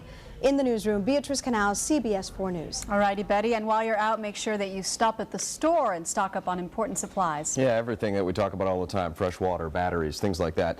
Nefertiti Jacquez reports from Doral. Well, it's that time again where officials continue stressing the importance of preparing. We've been here all morning at this Walmart off of 87th and Galloway. We also went across the street to the Shell gas station where people were gassing up. Now, the people here throughout the morning have been getting their hurricane essentials. The majority of the people that we spoke to saying that they are preparing and they are prepared for Rita just in case the system hits and makes landfall. Preparing for a possible hurricane, it's a drill South Floridians know quite well. I'm here, I'm getting some water, but there's none. At a Walmart in Doral, folks were grabbing up water, batteries, even checking out flashlights and emergency radios. Many had fresh memories of Katrina, from the damage the system caused to how fast it swept by South Florida. Last time, the one that just came in, Katrina, pretty much it came in pretty quick. We didn't really have much time to prepare, and I didn't even have time to put my shutters up and stuff. This time, I don't know. I mean, I might put them up. I'm not sure. I'm going to see how the day goes. Meanwhile, just across the street at a Shell gas station, folks lined up to fill up. Shopping, filling up gas, just getting ready. Are you just kind of tired of hurricanes? Yes, I'm very tired of hurricanes. Now, again, officials stressing the importance of preparing, so if you haven't done so already, make sure that you do it today. That's the very latest in Doral. Nefertiti Jacquez, CBS 4 News. It is time to get ready. And the folks in the Bahamas have been getting ready for this storm, and they actually seem to have gotten by without seeing the worst of it. Our Ted Scouten reports from Nassau. In a tent with 4 little children, and you and your husband are in the car with 4 children and your husband, we will make do. No. All right, short and sweet. And Short it is a and sweet sweet. story out there in Nassau, because they have seen the effects of so many hurricanes in the past. This time, though, they very much dodged a bullet. Yeah, the folks in the straw market were getting all prepared and everything, and then they went, stood down, I guess you'd say, from a hurricane warning. However, they were still expecting some gusty winds and some rain in the Bahamas, and we always like to have our reporters stationed out there to get a flavor of these storms before they get close to the Florida coastline. Right now, though, the concern is the Florida Keys. We have somebody on the phone. If our producer could just repeat who it is. Oh, okay, perfect. Mayor Jimmy Weekley of Key West. Speaking of the Keys, Mayor Weekley, can you hear us? Yes, I can. Thanks for joining us. We know you're extraordinarily busy down there right now. I've seen a very much heightened sense of urgency in Key West. Have you? Yes, there has been. Matter of fact, we just got a report that it seems that traffic heading north is double than what it normally is. So it appears that a lot of our residents have taken heed to the evacuation notice and are evacuating. Do you have any idea of the numbers, possibly percentages of people that you think have left? No, we don't at this time. City and seeing that there's not anyone on the streets or anything would lead you to believe that, you know, quite a few people have decided that they would leave. Mayor Weekley, we have heard from our meteorologists that the big concern down there is storm surge, that you could get it from both sides, from the Bay and from the Atlantic. Are you personally concerned for your city? Absolutely. You know, we realize that we can have a 6 to 9 foot storm surge from both sides of the, you know, from the Gulf side and the Atlantic side, and us being at sea level, or even some areas probably below sea level, could have a tremendous impact on the city of Key West as far as flooding goes. And it depends on the timing of it also, because we're also in a full moon cycle, and whether or not there's a high tide at the time could even cause more of a problem for us. Yeah, it could make a big difference. Mayor Weekly, what are the plans with your police department? I'm sorry? What are the plans for your police department? Well, they're prepared. They're out making sure that any of the homeless people that still may be on the streets, that they're advising them that they need to make a decision of taking one of the buses up to FIU or wherever there's a shelter where they can get in, and they're still going into some of the trailer parks and encouraging the residents in the trailer parks, and actually even in the low-lying areas, that they need to evacuate or go somewhere else to higher grounds. But they're encouraging the evacuation of our citizens in mobile home parks and low-lying areas. All right, Mayor Jimmy Weekly, thank you very much for your live update from Key West under a hurricane warning as we speak. You're watching continuing coverage of Tropical Storm Rita right here on CBS 4. We'll be right back.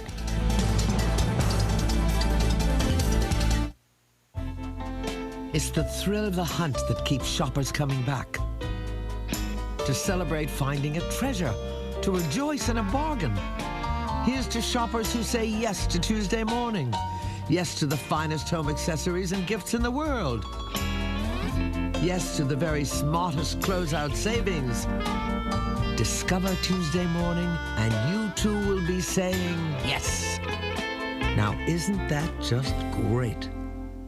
As a parent, you want the very best for your child. At the Joe DiMaggio Children's Hospital, we do too. Just meet one of our doctors, and you'll understand why we're the leading children's hospital in Broward and Palm Beach counties. In fact, we're among the top 5% nationwide in patient satisfaction. Is your child's doctor a Joe DiMaggio Children's Hospital doctor? For a physician referral, call 866-JDCH-DOC. Joe DiMaggio Children's Hospital. Simply the best. Now live, this is a special edition of CBS 4 News, tracking Tropical Storm Rita. Good afternoon. Welcome back to our continuing coverage. I'm Rob Hanrahan along with Maggie Rodriguez as we track Tropical Storm Rita. If you're tuning in for Oprah, the season premiere of The Oprah Show, you can switch over to our sister station, UPN 33. You will see it there, and switch back and forth because we are going to stay right on CBS 4, bringing you updates on Tropical Storm Rita. And here is the very latest at the top of the hour. A mandatory evacuation is in effect for everyone throughout the Florida Keys. That includes both residents and non-residents in the lower, middle, and upper Keys. Plus, Monroe County schools are closed today and tomorrow. In Miami-Dade County, a mandatory evacuation has been ordered for all mobile home parks. And this is the voluntary evacuation zone. Zone A includes all barrier islands in the 8.5 square mile area in southwest Miami-Dade. And those areas include Golden Beach, Sunny Isles Beach, Bay Harbor Islands, Indian Creek Village, Miami Beach, North Bay Village, and Virginia Key, Key Biscayne, and some the area you see there with the big letter A in it, southwest Miami-Dade. Also in Miami-Dade, after-school activities have been canceled for today. Schools will be closed tomorrow, and as you see at the top there of the graphic, we were waiting for that. A flood watch has now been issued in Miami-Dade County as well. And in Broward County, it is the same story. After-school activities have been canceled, and schools will be closed tomorrow. And you should know that tolls have been lifted for your convenience for southern parts of the Florida Turnpike going northbound, and tolls on Card Sound Road at the bridge there in Monroe County are also lifted. I apologize for us pausing there sometimes, but we're waiting for it to switch along with you at home. And we're getting information as we're talking to you at the same time. Top of the hour, let's get the very latest on the storm itself. Brian Norcross, live in Weather Control. Brian? All right, Maggie and Rob, the flood watch just issued for Miami-Dade County. It has been in effect already for the Keys because of the heavy rain expected even on the north side of the storm, because the storm is bigger on that north side. Here on the satellite picture you can see that. Now there's another thing we're noticing on the satellite picture is as we've been talking about, it's very hard to tell where the center is. If the center is under these clouds, that would be for Miami-Dade, Broward, and the Keys a potentially very good thing, because that would mean that the storm has made a little bit of a jog to the south. We're not sure that that's the case, not sure where the center is, whether it might even be up there. The hurricane hunters have been out analyzing, and where within the hour we'll hear from the National Hurricane Center where they're actually plotting that center location. But in any case, in these bands up here on the north side, there is very heavy rain. So as the center, wherever it is, gets over, even if it's over here and it's well south, those bands are going to be over all of Miami-Dade, Broward, and the Keys, and that's why heavy rain is expected during the day tomorrow, and that's why it's a flood watch, getting ready for the possibility of very heavy rain.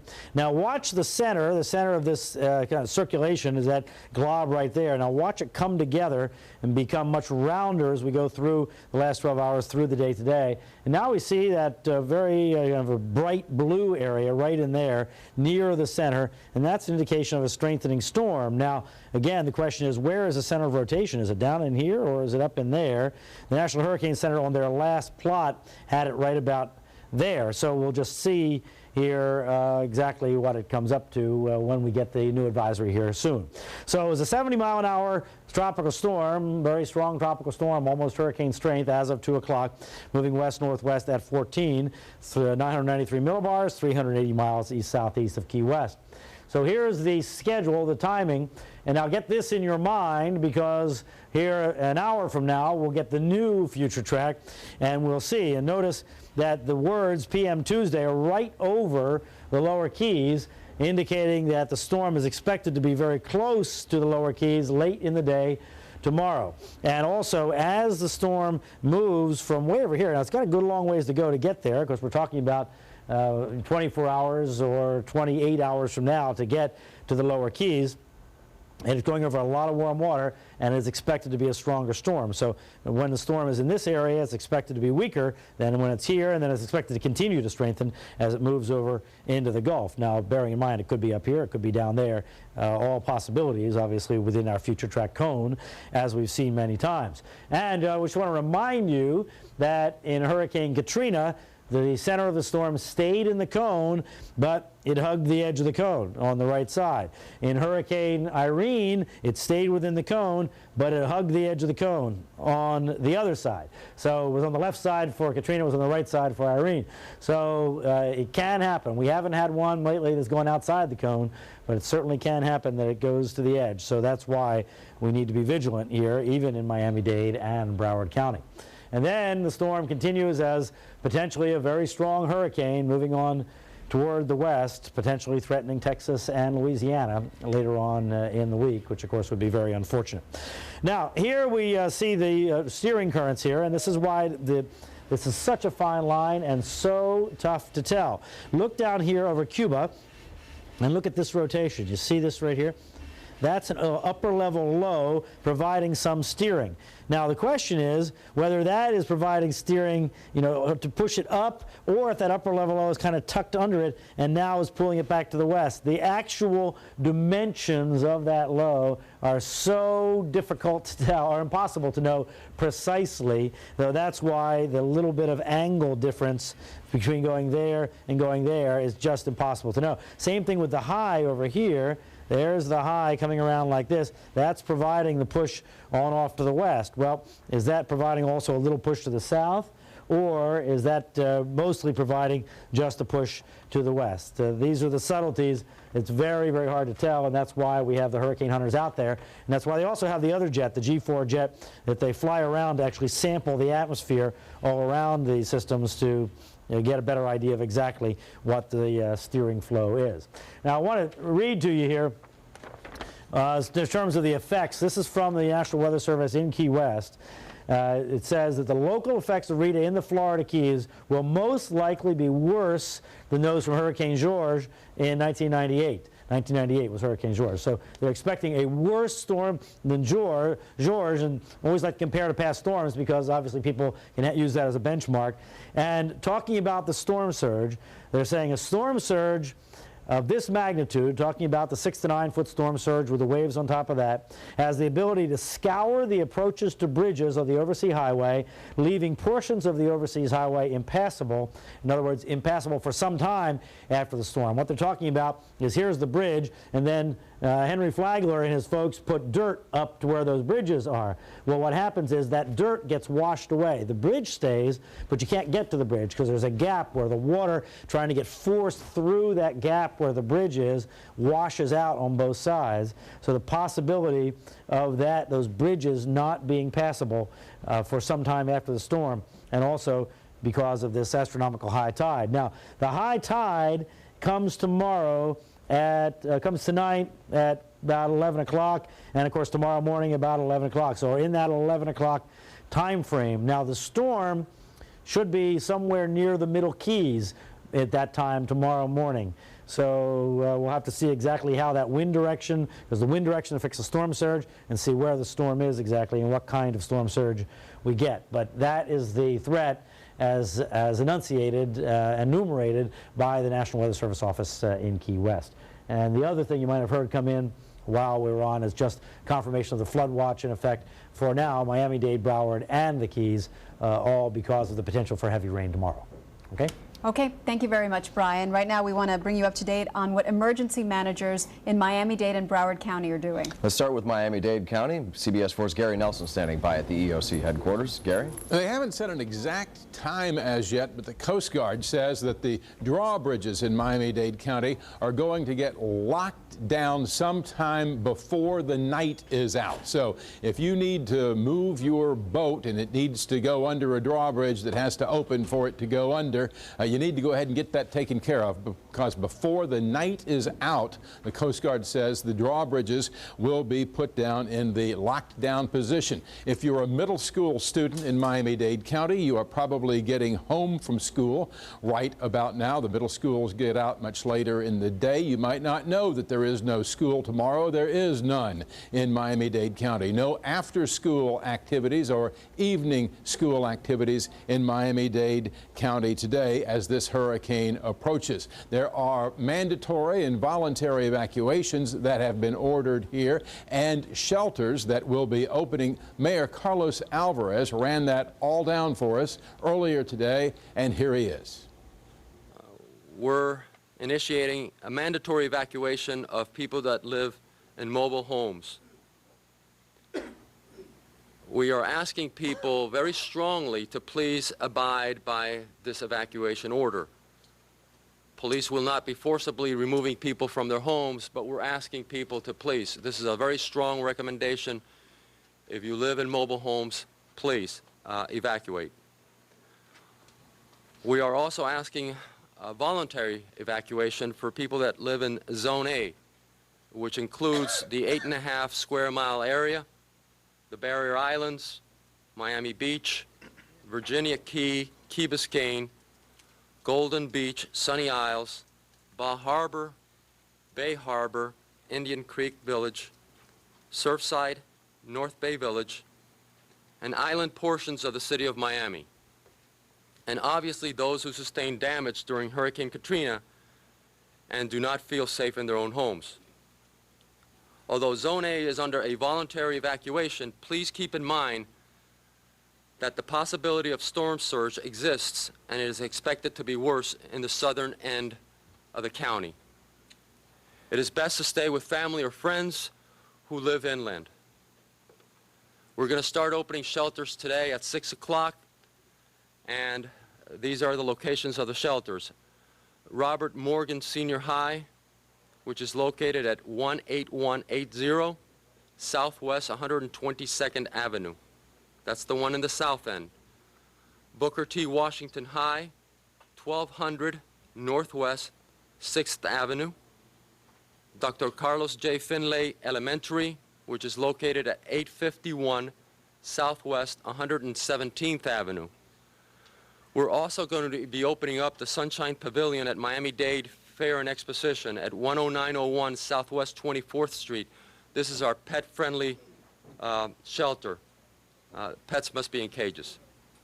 If you're going to go to a shelter, please take battery-operated radios, pillows, blankets, and children's supplies.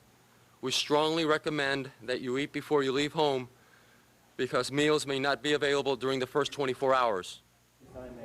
We saw in New Orleans, and I remember very well after Hurricane Andrew, just how it can be in terms of getting some water, getting some food in the aftermath of a storm might be a while. So as the mayor says, take a little something with you to the shelter in case you're going to need it to sustain you for a period of time. We hope, of course, that that's not going to be necessary. Miami-Dade County government, non-essential government, non-emergency government, non-hurricane necessary government is shut down. If you're looking to pull a building permit this afternoon, take care of any other sort of business like that, it's not going to happen. The government workers have gone home to prepare their homes. Miami International Airport at this hour is operating. Among the services that continues, the airport expected to continue to operate until winds reach 50 miles per hour sustained. That is the threshold, but we can tell you that many airlines, as we saw in Katrina, will be canceling, delaying, rearranging flights and planes and that sort of thing. So you want to call your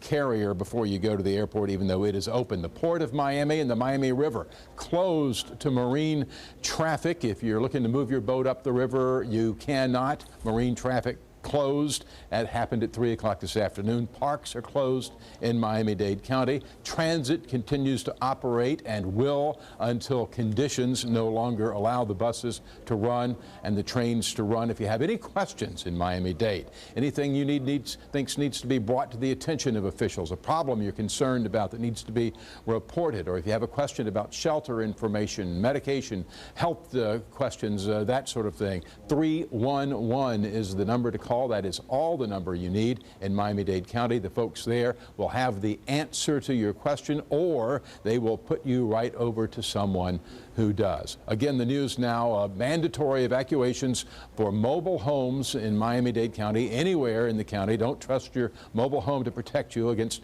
tropical storm or hurricane force winds. Voluntary evacuation for the beaches areas, the barrier islands. No school tomorrow, no after-school activities this afternoon or tonight. For now, we're live at the Miami-Dade Emergency Operations Center. Gary Nelson, CBS 4 News. All right, Gary, they're also preparing up in Broward. Joy Purdy is at the breaking news desk with that information. Joy. Maggie, Rob, we're expecting to hear from Broward County officials at 5 o'clock in about 45 minutes for the very latest. The highlights of what we know so far: there is a recommended evacuation for all mobile homes in Broward County. There are 3 Red Cross shelters that will be open as of 7 o'clock tonight, as well as their pet-friendly shelter. All Broward County public schools will be closed tomorrow, and as for tonight, all school activities after 7 o'clock tonight have been canceled. This information coming from Tony Carper, the Director of Emergency Services, Ken Jenny, the Sheriff, and Kristen Jacobs, the Broward County Mayor. Let's listen. Broward County School District will be closing all Broward County schools tomorrow. That's Tuesday. All after-school activities will be suspended after 7 o'clock tonight.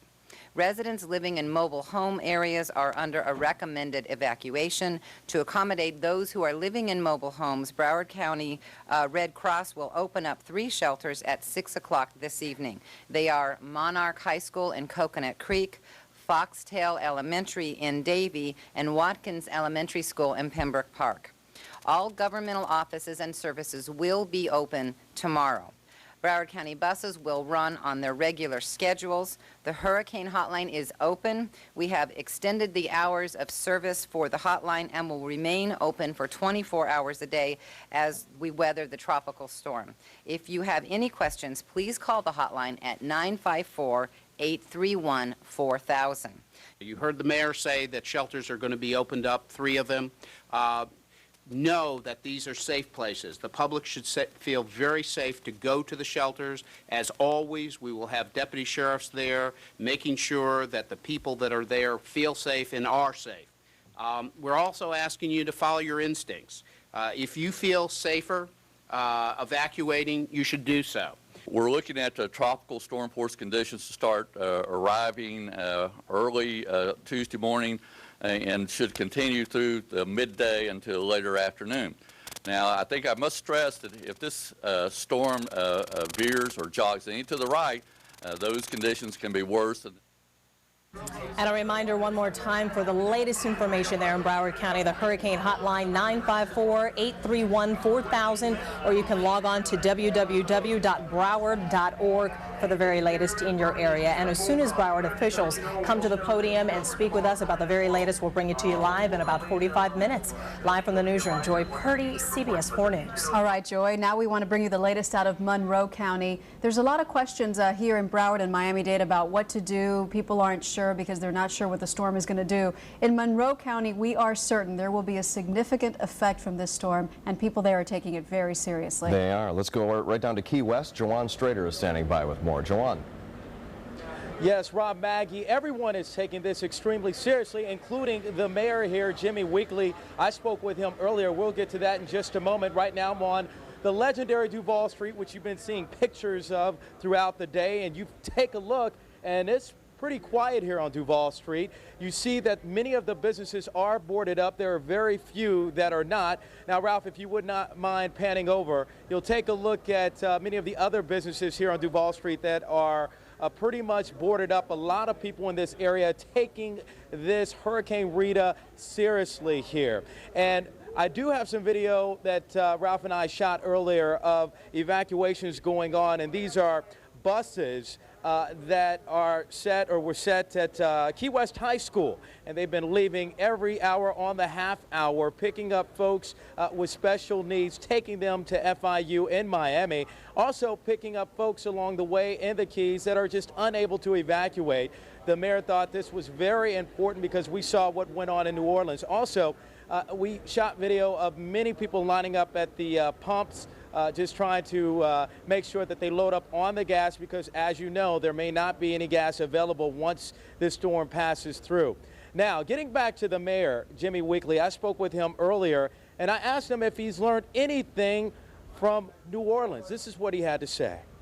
We need to do is prepare for the worst, you know, and make sure that we have everything in place that if the storm does hit us at a Category 3 and there is some devastation in our community, to make sure that, one, we be honest with the people and let them know exactly what's going on, keep them informed.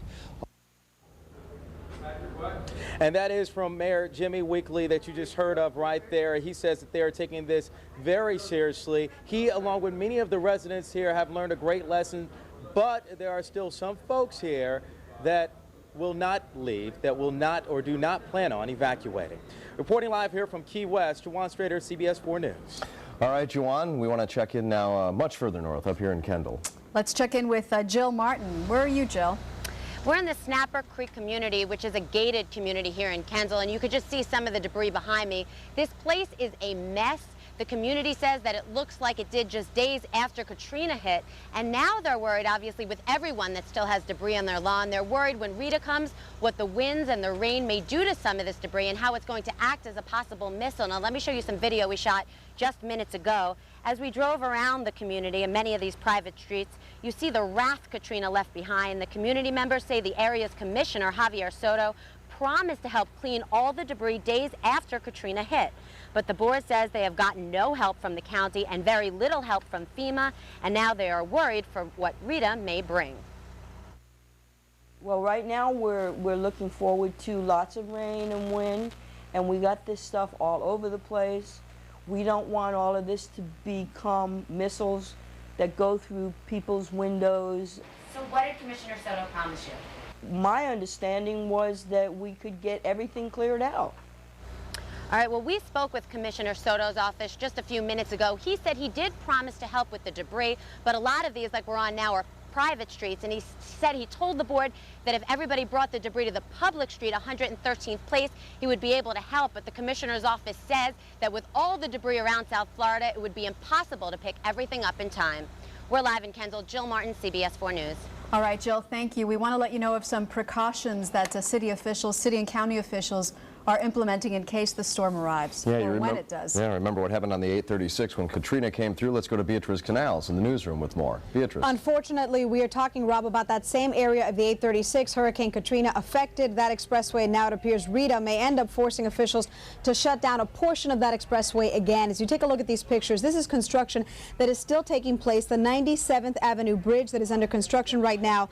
And unfortunately, officials are saying that if the wind should get high enough, they may be forced to shut shut down part of the expressway because of this bridge that is under construction. It is the 836 from 87th Avenue to 107th Avenue. If the winds from Tropical Storm Rita, or should it end up being a hurricane by the time it arrives here, if the winds reach higher than 40 miles per hour, officials tonight are telling us they will be forced to shut down the westbound lanes only along State Road 836 from 87th Avenue to 107th Avenue. As a result of that, as you may recall, Hurricane Katrina ended up causing that bridge to collapse onto the 836, and it caused major problems and left many questions as to the construction of that bridge and if it would be able to withstand an even stronger hurricane than what Katrina was, which was, of course, a Category 1 hurricane. So tonight it appears that officials are waiting to make that decision, but they may end up having to close down part of the 836 from 87th Avenue to 107th Avenue, so keep that in mind.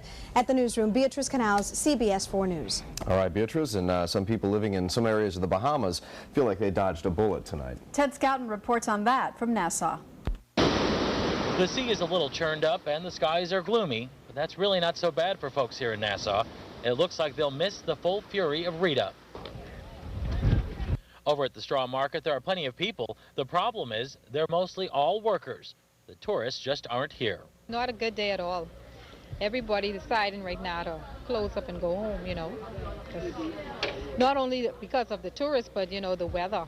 Here's the problem. The port is empty, no cruise ships. And with no ships, that means no visitors. Downtown Nassau should have been bustling with tourists with cash in hand. Instead, it's pretty much dead. Awesome business today. If the weather wouldn't prolong it, but it's really rough today. So now what everyone around here is just hoping that Rita will pass by pretty quickly so things can get back to normal. In Nassau in the Bahamas, I'm Ted Scouten, CBS 4 News. We have been asking you to email us your questions for Brian Norcross, who is with us always as these storms approach and has all the answers. I've got one right here, Brian. No pressure. There he is. I'm ready. I'm here. Okay, good. This lady writes in and asks us, if I put up my shutters or have my shutters closed, is it okay if I open the windows a little bit? Well, it's fine to open the windows now, but if the storm were to come further north, if it were to do that, which we don't expect, but if it were to get really dangerous outside, you want to keep all the windows closed. But for now, absolutely. Open the windows. If you need to get breeze, if you don't have air conditioning or something, then do it. But during the worst of the storm, if it's really howling outside, you want to keep the windows closed. What about conserving power? If the power goes out, what are some things that you can do now to make that less painful? Well, if the power starts, if you start seeing flashes around your neighborhood, the thing you want to do is turn off anything that's at all delicate. The main issue is if you want to try and preserve some food for longer, then you want to go ahead and get some jugs of water in the refrigerator to have them turn into ice, and then that'll keep your refrigerator colder longer. Mm-hmm. Okay, here's one. We would like to know when it would be the latest that they could leave the lower keys. We've been telling people all day to please get started evacuating. Well, that's going to have everything to do with how the wind is in the upper keys. The problem is that we're not exactly sure. I think the likelihood is that by this evening, the upper keys will be shut off because the water will be driven here. Let me go to the graphic here, and you can see with the storm, even when the storm is way down over here, as expected to be in the morning, the wind will be pushing this way. And remember, the overseas highway, or the 18-mile stretch, US 1 comes down like that. So when the water gets pushed that way, it gets pushed over that road, and that closes the evacuation. So what they're going to do in the Keys is they'll stop the evacuation. They'll actually close these bridges in 6 or 7 places so that people can't move too late where they might get trapped somewhere. So they'll do that, and they will announce it in the Keys, and hopefully we'll get the word here and we can announce on CBS 4 when those will start to close. But obviously, if you're going to leave the lower Keys, you got to leave early. In fact, the recommendation would be you go ahead and get in your car and get going, because already the tide is high, and by 10:30, 11 o'clock tonight, that will be high tide again. So that may very well be the time that the water comes over the road there going up to Florida City, and that may be it. And depending on what the traffic is on the overseas highway, that may take a while for you to get up that far. We have a few seconds left, so I want to get in a question from Dylan Stafford. What are the chances that Key West will get a direct hit from Rita? Well, you know, the chances that any one spot on the map ever get a direct hit are always somewhat low. But the problem is that the risk is so high, because with a storm coming in this direction, coming from the east to the west, and coming like this, if it were to go over Key West, the consequences would be tremendously life-threatening for anybody near the water, especially on the north side. Now, it could also go just to the south and still put a tremendous amount of water coming out of Florida Bay on the north side. But, you know, the chances of that eye wall, that's that fairly little thing going right over Key West, are never especially high. But you know, the way you identify or measure risk is you take the chances of something happen, which in this case are really quite small, times the consequences of it happening, which in this case are very, very big. So that's how you get your risk. So even though the odds of the worst possible scenario happening in the lower Keys is not terribly high, it just has to go a little bit off, and then the worst of it is in the Straits. But if it does, you know, people will die, and so that's why action has to be taken. All right, Brian Norcross in Weather Control. We encourage you to go to CBS4News.com and send us a question. We'll be back with another update in just a few minutes. As we go to break, we want to remind you that our volunteers are standing by to answer any storm questions you might have. 305-597-4404 or toll free 877-411-4242. You're watching continuing coverage on CBS4, your weather station. When it comes to bad cholesterol, has your doctor told you lower is better? Because of recent medical information, your doctor may recommend an even lower cholesterol goal than before. Going down. So you've changed your diet, you exercise. But what if you still need a cholesterol medicine? Well, one that can lower bad cholesterol up to 52% is Crestor. Yes, Crestor, along with diet, can lower that cholesterol up to 52%. Is Crestor right for you? That's between you and your doctor. Crestor is not for everyone, including people with liver disease and women who are nursing, pregnant, or may become pregnant. Simple blood tests are needed to check for liver problems. Tell your doctor about other medications you're taking, or if you experience muscle pain or weakness, as they may be a sign of serious side effects. Is your cholesterol really where it needs to be? Ask your doctor about Crestor. Clorox regular bleach isn't just for the laundry. It can be used all around the home. That hard-to-clean mildew in the bath and shower? Gone. Ugly toilet stains? Gone. Tough kitchen grout stains? Gone. Hidden germs on faucet handles? Gone. Clorox regular bleach is approved for cafeterias, hospitals, and daycare centers. Why not use it around your home? It disinfects toys to help prevent the spread of cold and flu viruses. It sanitizes, deodorizes, and disinfects all sorts of things. Take it outdoors to remove mildew and moss from patios, fences, and more. If you still think Clorox regular bleach should be relegated to the laundry room, it's time to get the facts. Go online now and download a free tips booklet and start getting more use out of that Clorox regular bleach bottle you already own. Clorox regular bleach. It's ready to go to work. Clorox, cleaner world, healthier lives. You're watching continuing coverage of Tropical Storm Rita. It is now 4:30. We are awaiting a news conference from Governor Jeb Bush, who already has ordered a state of emergency for the state of Florida. We also want to get the latest on Tropical Storm Rita. Let's go to Brian Norcross live in Weather Control. Brian? All right, we're monitoring the news conference here. No one is at the podium yet, so let's just bring you up to date in case you're just coming home and want to know what's going on with the tropical storm. Now, here is the satellite picture, and through the day today, what we've noticed is that the storm has taken on a better shape, although I must say in the last few images there's some indication of a little bit of a more ragged appearance here to this center part of the storm, but still, you see these little wispy clouds that stick out here. The more of that you see, the more what that is, that's the outflow at the upper levels of the atmosphere. That's the air going out of the storm. So that means there's got to be air coming in the storm at the surface, and then it spirals up and goes out like that. So the more of that we see, the more so-called outflow, the more inflow there is, and indications of a strengthening storm. Now the question is here, where is the center? And we're waiting on word from the National Hurricane Center exactly where the center is. But as of right now, the worst weather weather seems to be right there, and I think the center is going to be located to the north of that. And so we'll have to see exactly what they tell us, and we'll know here within the half hour with a new advisory coming up from the National Hurricane Center. But in any case, during the day today, Rita certainly has gone through an intensifying process. Here's the close-up view of the same thing here, and we can see how the storm will get this very round center on it. See that? It was very round, and now it's a more ragged look, but very often there are oscillations up and down, but the process can still be generally up in terms of intensification. But you know, this is not absolute science. There's just no question about it. And because we don't know where the center is, if the center is down here, that's a dip to the south. But if the center is up in there, then it's just continuing on that west-northwest track, and it may well be. We do see some strong cells here, so this may all just be a kind of broad center of circulation.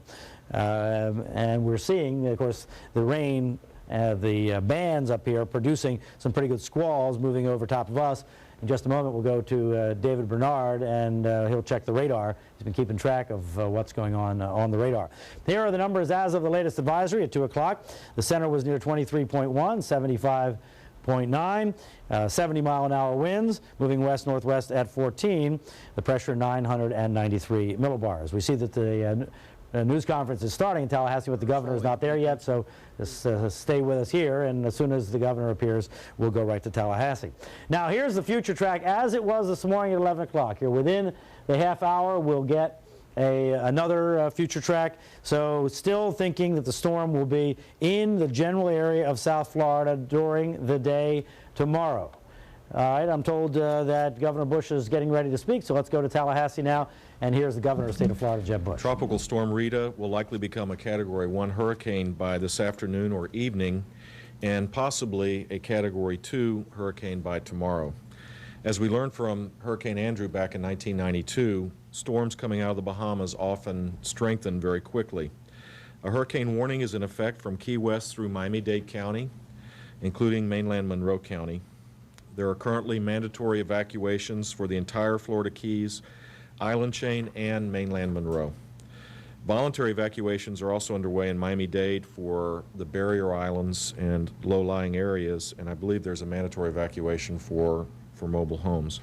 A hurricane watch is in effect for Broward County, and evacuations are recommended for all residents in mobile homes. Just to put this in perspective, that's a population of approximately 5 million people. If you count from Monroe County through Monroe and from Miami-Dade and Broward County, this is impacting a significant number of potential people. Weather conditions will grow steadily worse tonight and tomorrow. At last check, the Florida Highway Patrol is reporting that traffic is heavy, but moving very, very smoothly out of the Keys. The tolls have been lifted on the Miami-Dade County portion of the Florida Turnpike and Card Sound Road, and if we need to make additional adjustments going forward, we will do so. Deputy sheriffs and Florida Highway Patrol troopers are also staggered at various locations along US 1 to assist motorists.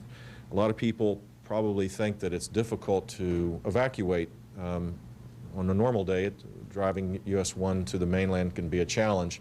But I can assure you that we train for this and we prepare for this, and there's assistance for people, and they should leave if they've been asked to do so. This is an important thing to do. There is an adequate supply of fuel for everyone along the evacuation route. South Florida ports won't be shutting down this afternoon, which is good news for us as it relates to the ongoing efforts to secure sizable inventories of gasoline to deal with the preparation for this storm as well as the aftermath of the storm. One special needs shelter is open at Florida International University in Miami and West Miami for the special needs population of Monroe County. Additional special needs shelters have been identified and will open this evening in Miami-Dade County and in Broward County. All three acute care hospitals in the Keys have evacuated and will be closed. All 30 patients were moved to either Baptist Health System in Miami or Highlands Regional Medical Center in Sebring. This was done with C-130s. The nursing home in Key West evacuated all 98 patients to Sunrise Health and Rehab Center in Sunrise, Florida. The nursing home in Tavernier is currently evacuating all 95 patients by ground transport. 31 vulnerable adults residing in assisted living facilities are being evacuated via ground transportation. The intent here is to make sure that all special needs people and frail Floridians are taken care of first and foremost, and I believe our team has done a pretty good job working with local emergency responders to do just that. On Sunday, the National Guard received my latest executive order in anticipation of Rita. Many of these Guardsmen have participated in response and recovery operations over the past year, and Floridians can rest assured that these battle-tested citizen soldiers will be there to provide assistance for them. Many of our Guardsmen and women are also serving and helping our neighbors to the west in the impacted areas hit by Hurricane Katrina. But rest assured that we have approximately general 8,000 troops available to support our emergency operations. We will be there after this storm, as we have been with every storm that has hit. I've just sent a letter to President Bush asking for an emergency declaration to support all of these activities. And to conclude, let me just say that all of these storms, regardless of the category force of its winds, are dangerous storms. I worry, we've been hit by so many storms that people now are kind of quantifying between the varying, whether it's category 1, oh, don't worry about that one, it's not a category 4. These storms can gain power very, very quickly, and people are forewarned. This is serious, serious business, and they need to make sure that they have their personal and family disaster plans in place, that they have enough food and water to take care of themselves and their families for the 72 hours after the storm hits. With the permission of those that may not speak Spanish, if you don't mind, I'd like to say a few words in Spanish. All right, Governor Jeb Bush in Tallahassee. He's become the hurricane governor. It's an amazing thing here over the last few years. Let me just mention one other thing here. We're standing by for the new advisory from the National Hurricane Center. We just got information on Hurricane Felipe, which is out in the Atlantic and not a threat to land. So you may hear some tones in the background as these advisories come on in. But the main issue here is going to be wherever the center is, of course we don't know for sure where the center is going to be, but how far out do the strong winds extend? This is not an absolute science, so there is no way to know absolutely for sure. So when we have these warnings posted, we have the tropical storm warnings for Palm Beach County, we have the tropical storm warning and the hurricane watch for Broward, we have the hurricane warning for Miami-Dade, and of course the hurricane warning for the Keys are based on just the best estimates of the National Hurricane Center on how strong the winds are going to be in these various places. But in any case, that sound you heard was, again, more information on Felipe out east of the islands in the Atlantic. In any case, we do expect threatening, life-threatening winds and especially water to affect the Keys almost in any scenario we can imagine right now. But again, we'll stand by here. In any minute, we should have a new future track from the National Hurricane Center. All right, let's turn over to David Bernard, who's been keeping track of what's going on the radar in terms of what it might affect your evening and tomorrow. David? Well, Brian, on real-time Doppler 4, it's been a little bit quiet for the past hour or so. We've seen a few showers that are now pushing into the Everglades and along Alligator Alley, moving out to the west. Remember, everything is east to west out ahead of Rita. But again, right along the beaches right now, it does appear to be that we're in a little bit of a lull. We'll go ahead and put this radar into motion. When we do that, we can see that we have these showers that have come in periodically throughout the day, short bursts of heavy rain, and then they move right on through. Notice that we're in kind of a dry patch right here, but offshore we're seeing additional showers developing, and it's just going to be like this for the remainder of the evening hours with showers coming through from time to time. Now, anticipating heavy rains, flood watches have been issued for the Keys and also for Broward, Miami-Dade, and mainland Monroe counties. Now, as far as how much rain is going to fall, could be as much as 6 to 10 inches across the Keys, and then in the mainland areas 3 to 5 inches plus, meaning locally there certainly could be some heavier amounts. And if the storm goes further south, the highest chance of that heavier rain obviously in the Keys and maybe extreme southern areas of Miami-Dade, with lighter amounts up toward the north. So that's kind of how the rainfall is looking through 6 o'clock tomorrow afternoon. Latest winds that we have across South Florida right now, these are sustained winds that are showing up, and anywhere from a 20 plus. In fact, one of the highest readings consistently has been here at the Fort Lauderdale Airport, 24 miles per hour, 23 at Opelika, and of course some of these gusts are higher than that. So it's been a real steady breeze that's been blowing all day long, has not let up very much, and it looks like through the rest of this evening no change, but the wind is going to get even higher later on tonight. Now for tomorrow, obviously dangerous weather conditions are going to be possible over South Florida and the Florida Keys. How bad will it be? Depending on the track, just those scenarios that Brian was explaining to you. The further south Rita goes, the better it is for the Keys and for mainland South Florida. Obviously, the further north, the worse the conditions are going to be in the Keys and potentially here, Miami-Dade, and as well as Broward County, the winds would be higher with a farther northern track. Now on Wednesday, it's expected the storm is going to further strengthen in the central Gulf of Mexico. And so we say it could be stormy and depends on Rita, because if it's a real big hurricane, we're going to have the winds hanging on longer early Wednesday, and with the southeast flow, that means some heavier rain squalls certainly are going to be possible and continuing across the area. So for the rest of this evening, for today, gusty squalls, winds are going to be picking up tonight, and bays are going to be rough, 7 to 9 foot seas occurring with increasing wind and rain overnight, and the worst of the weather it looks like coming for tomorrow. So we'll say strong wind, some flooding rain likely in areas, still depending on Rita Wednesday, with finally, it looks like we begin to pull out of this as we go in toward Thursday and Friday. Robin, Maggie.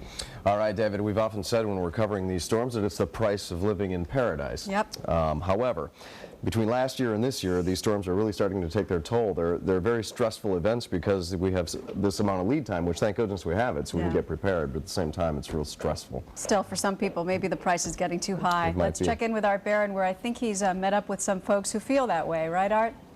Absolutely. You know, a lot of people say, look, this is South Florida, it's paradise, we love the area, so we'll put up with some hurricanes. However, there have been so many of them in the past couple of years, as you know, and people here are just trying to rebound following Katrina that happened here about a month ago. I mean, look at this. This is pretty much the story here in Homestead. You drive down the streets and you see these pockets of debris fields and every conceivable household item. This was cleared out of the homes right across the street because they were flooded out. It had about almost a foot of water up to the doorsteps. But, I mean, I can pick up like little motors like right here. There's a tire over here. Pieces of wood, you still have your twigs, fluorescent light, and look at this broken mirror. That's a pretty thick piece of broken mirror right here, and that of course spells disaster because when the winds pick up, as you know, we've talked about it all day long, they become projectiles, and so the people who live across the street and over across the field can be definitely in harm's way. Now I was out here during Katrina and I remember the water was basically knee high. And a lot of the homes endured flooding about 3 to 4 inches inside. So they cleared all this stuff out, and now, of course, they're on alert because there's a warning, a hurricane warning out here. A lot of people have decided to board up their homes. We took some video about within the past 20 minutes. We want to show that to you right now. People struggling with those huge pieces of plywood, trying to get it all on their windows there so they can protect their homes.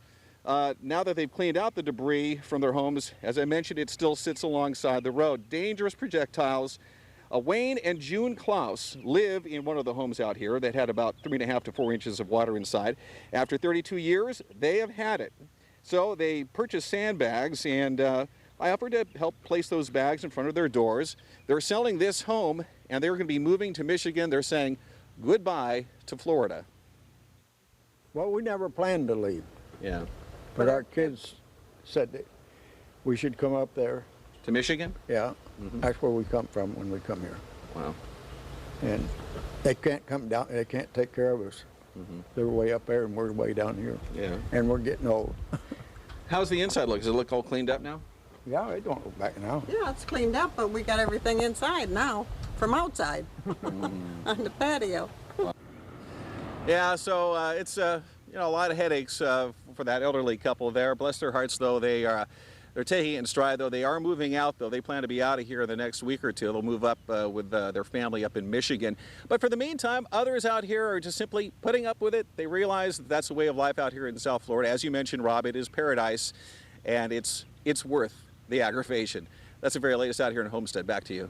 All right, Art, and that's why we're so committed to keeping you up to date on this storm so that you can be as prepared as possible. We have a sneak peek now at the 5 p.m. advisory. Let's go to Brian Norcross in Weather Control. Brian. All right, just in from the National Hurricane Center, and can locate, let me show you here on the satellite picture, and let me locate for you the center of the storm. Here, first of all, we've been noticing a sort of a more ragged look to it. So it is still a tropical storm. It is still Tropical Storm Rita. And let me see here if I can, I thought I could get for you the location. Give me one moment on the satellite picture. I'm trying to read this as we go. Still 70 miles an hour. The pressure is up a little bit, again indicating the raggedness. We were kind of indicating the raggedness. There is the center.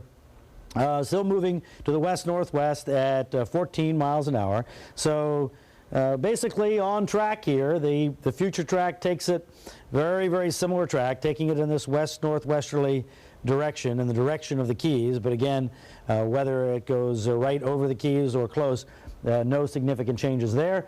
So more or less everything on track, no changes in the watches and warnings as they pertain to us. We'll give you all the specifics here coming up in just a couple minutes. All right, thank you, Brian. He'll gather all that information together. Like you said, in about 10 minutes, we'll check back in with Brian and get more on how the storm is actually forming. They are so busy following this thing not only here in Weather Control, but at the National Hurricane Center. Al Sunshine is with forecasters there. Al? Rob Maggie, the experts here at the National Hurricane Center still have the same task as we've been talking about for the past couple of hours. How big is the storm? Is it a tropical storm? Is it a hurricane? Exactly where is it going? Where is it going to affect in the immediate future? Where is it going to affect in the next several days when it's expected to get out into the Gulf of Mexico? And the most important question that they're looking at also is warning, getting the word out to people potentially in harm's way, potentially right here in South Florida, and then throughout the region of the Gulf when the storm gets out there, to try to figure out who potentially needs to start making some very important, critical emergency preparations. And again, this all comes in light of what's happening up in Washington with Hurricane Katrina hearings scheduled for tomorrow, and concerns that perhaps the federal response was not as solid as it should have been. With me now is Andy Newman of the Monroe County Emergency Management Office. Andy, tell me first, if you can, how's the evacuation going in the Keys? I think things are going quite smoothly. We've had a pretty good response, especially visitors have all gotten out, and the residents are, of course, moving out now. And by the way, these guys, talking about the federal work, these guys have done a tremendous job, not only in this storm, but in previous storms as well. Now, I know for a fact that you and I have talked about storms with Billy Wagner, your director, decades, not just a few years. From what you see of the coordination between the local, state, and federal authorities, has it changed much at this level or not? Well, you know something, Al, I mean, I've been working now in emergency management as well as the tourism interests for about 7 years, and I know that these guys do a great job interfacing with emergency management folks. I know specifically that the director of the Hurricane Center has a special affinity for the Florida Keys, and I know that rubs off and helps us out big time. Now, let's talk about emergency preparedness after Katrina. What has the Monroe County Department done to look at whether you're really prepared, if you could answer some of the concerns that Katrina exposed? Well, I mean, I think that, of course, they are always evaluating their procedures. I can't tell you. Certainly, there's been some examinations, but Katrina was only a couple of weeks ago. So, in terms of having any type of conclusive, I guess, outcome out of that, I think it's a little too early to tell. We're just moving ahead with our policies and procedures as they sit in the book right now. Now, as they sit in the book right now, for people that may still be in the Keys, what are you recommending they do at this hour? Well, you know, the situation is, even though it looks like we're probably going to have a Cat 2 storm, the plans and procedures are to prepare for a Category 3 storm, and Category 3 storm dictates an evacuation of the Florida Keys, which is what's going on right now. And again, we're talking about a full-scale resident evacuation. At this point, a full-scale resident evacuation, for anybody listening, is it something that you're suggesting, or you're basically saying, get out of Dodge? It's a mandatory resident evacuation for the entire Florida Keys, from Ocean Reef all the way down through Key West. And for the most part, are people getting the message? I believe that they are getting the message. My understanding as far as traffic is that traffic is heavy on the overseas highway, but flowing smoothly. Andy Newman, Monroe County Emergency Management, thank you very much. And I can tell you that we were given a very rare opportunity about a half hour ago to actually go into the FEMA Coordinating Center right here at the National Hurricane Center. They, of course, didn't want to answer any questions about the upcoming congressional hearings or the change in management at FEMA, but the troops, the actual folks in the field, are following this storm. They're doing what they say they've done for all the storms here, and they're following this one very, very closely. Reporting live from the National Hurricane Center, I'm Al Sunshine, CBS 4 News. Thank you, Al. We were talking a little bit ago about the toll that all these storms take on residents having to prepare time and time again. It's also quite a blow to our tourism industry because with these active seasons, it's kind of becoming a risky proposition to visit South Florida. Yeah, people don't know when to come, you know, is the sun going to shine or not? Jim Barry is out on South Beach, and Jim, I think you've run into some of these tourists. Yeah, guys, I've run into a couple of folks who've decided to pack up and head out of Paradise a day earlier. So, in fact, we are camped out here at the Majestic Hotel at the corner of 7th and Ocean, and I can tell you the folks who are at the hotel already getting ready just in case the voluntary evacuation here in South Beach becomes mandatory. A couple hours ago, they hauled out the shutters, getting all the hardware here in place, just in case they have to batten down the hatch and evacuate the premises and order the remaining guests in this hotel to go to a shelter. Some of the folks, as we mentioned, have already decided to get out of Dodge a day early. In fact, let's roll some video and show you a couple that came down here for a birthday celebration. Jerry and Barbara Cyphers came here from Pittsburgh, Pennsylvania, and were having a wonderful weekend, but then they heard and saw the hurricane talk and decided it best that they pack up and head out of Dodge. Hurricane talk scare you? A little bit. Yes, we've never been in the middle of one. We were almost caught in Hurricane Emily in Cancun in July. And we left on a jet a day early. I see. They're following you. So we're 2 for 2. Yeah, that's right. We're 2 for 2. I'm not going to leave her home next time. So. But I guess your approach is you'd rather be safe than sorry, huh? Yes, absolutely. Rather be safe than sorry. All right, so they decide they want to get out of town a day early. They were supposed to leave tomorrow. They were concerned that perhaps the airport might close, which certainly is a valid concern.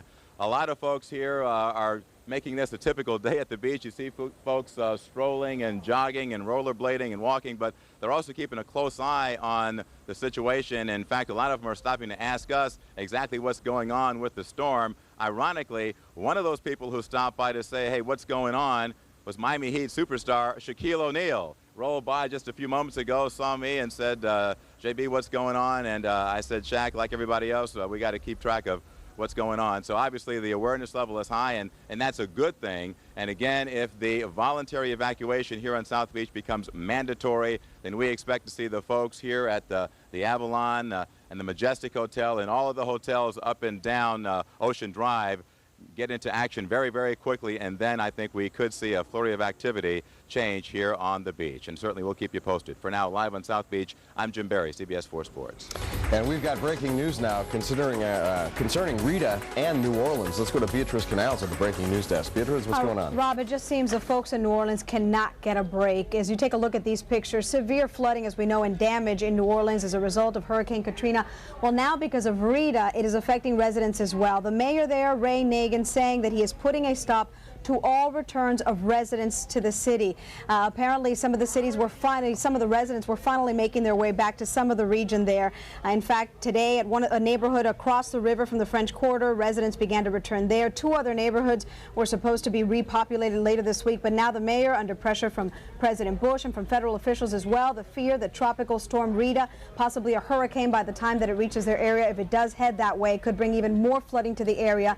He has decided that as of right now, he is not going to allow the return of any residents to the area there and the city of New Orleans. To quote the mayor, I would rather err on the side of conservatism so we would make sure we have everyone out. He is not taking any chances in New Orleans. We'll keep you posted on the situation there. In the newsroom, Beatrice Canals, CBS 4 News. Seeing all those images from New Orleans reminds us why we have to prepare here, especially down in the Keys. And I remember seeing so many pictures of boats that washed up just way inland from the storm. Yeah, with every storm, it's always a risk if you are a boater or if you have a boat. It's time right now to shore up your property. Let's go to Robin Kish. She's at Haulover. And Robin, what have you seen over the last few hours now? Well, we were over at the Marine Center, Holliver Marine Center, just across the road here off of Collins, where people were bringing their boats in while they still had daylight hours and before the bridges were locked down. We've moved across the street, as you can see, the beach behind me, which has also closed. The lifeguard that was operating that lifeguard stand just left for the day. The red flags had been flying. You can see that swimming is off limits right now. It is a dangerous situation here along the beach, but the park did close at 3 o'clock this afternoon, and there really wasn't anyone in the water when we arrived. In fact, there weren't any surfers, we were told by one of the lifeguards as well. And as we pan over, you can see the lifeguards are really calling it a day. They're getting all their equipment locked down, their rescue boards and so forth, because they don't anticipate being out here again tomorrow.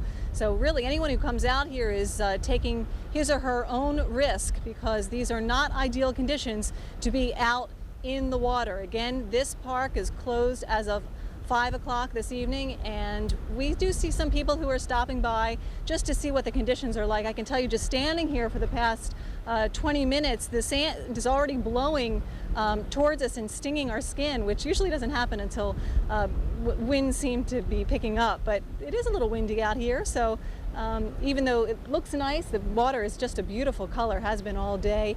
But things are picking up. You can feel this weather system in the air, so to speak, and really not a crowd out here, but we will be monitoring the situation both here along the ocean side and also in the marina area as people make preparations for Tropical Storm Rita. Reporting live at Holliver Beach, Robin Kish, CBS 4 News. All right, thank you, Robin. If you have any questions about the storm, we can help you out through our Neighbors for Neighbors phone bank. The number is 305-597-4404. CBS 4 News continuing coverage of Tropical Storm Rita when we come back. I'm a carpet cleaning fanatic. With 2 kids, 2 dogs, a husband, and almost white carpet, I get my carpets cleaned about every 3 months. Stanley Steamer is by far the most professional company I've ever used. With other local cleaners, I didn't know who was coming, and I had to pay extra for things like moving the furniture. Now for me, it's Stanley Steamer in that yellow van every time. Call today about our $99 special. Call 1-800-STEAMER. Stanley Steamer gets carpet cleaner. From Academy Award-winning director Roman Polanski. You know you've got no father or mother. Yes, sir. Comes a story about friendship. My new friend, Oliver Twist. I hope I have the honor of a more intimate acquaintance. Come on, Oliver, join us. And a boy. Please, sir, I want some more. More! That boy will be hanged on the adventure of a lifetime. Based on Charles Dickens' classic tale. Something in it touched my heart. Oliver Twist, rated PG-13. Opens in New York and LA Friday. Opens everywhere September 30th.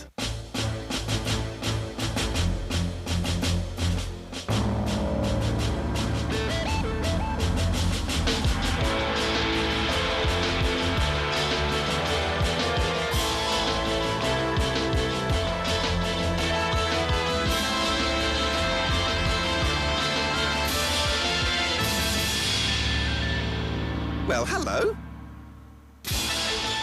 New, low rates in Florida. Hi, I'm Shia.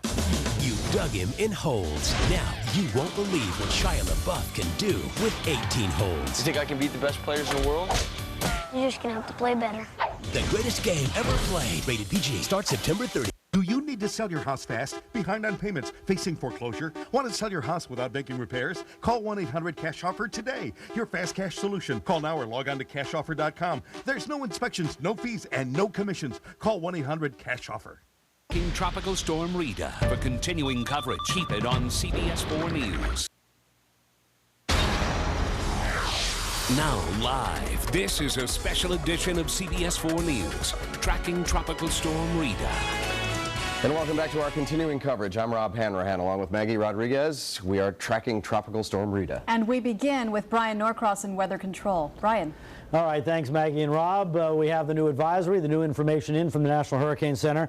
We're also standing by to go to Broward County for a briefing from county officials there, so we'll do that as soon as they begin. Well, here's the satellite picture, and through the day today you can see that the development of Rita has been on the plus side for the storm. It's a much more formidable looking tropical system now, and the question is what's going on down here near the center. But just looking at the overall structure that has bands feeding into it now from all directions in the north, and even one band trying to start in the south. The more symmetric the storm is, the system is in general, the stronger the storm. Now let's go close up on it here and watch this central feature in here, and we can see right in there the effort to complete a band of thunderstorms around the center. And there's the center as located by the Hurricane Hunter aircraft that's been out scanning through Rita to determine exactly what the winds are and the wind direction, and from that they can get the center, and you can see it's to the southeast of us here in South Florida, not too far from Great Exuma, and very, very heavy rain is expected here in the central Bahamas to continue with this storm. Now here is the latest advisory just in, 23.3 north, 76.5 west, still a 70-mile-an-hour tropical storm, but very often tropical systems decrease in intensity in the afternoon and then increase in intensity at night. That's because the atmosphere cools at night, and so you get a bigger contrast. So it's called the diurnal swing of the intensity. So the thinking is that this evening, this likely will turn into a hurricane here, west-northwest at 14 miles an hour, pressure up a little bit to 995 millibars, 345 miles east-southeast of Key West as of the 5 o'clock advisory. Here is the brand new future track.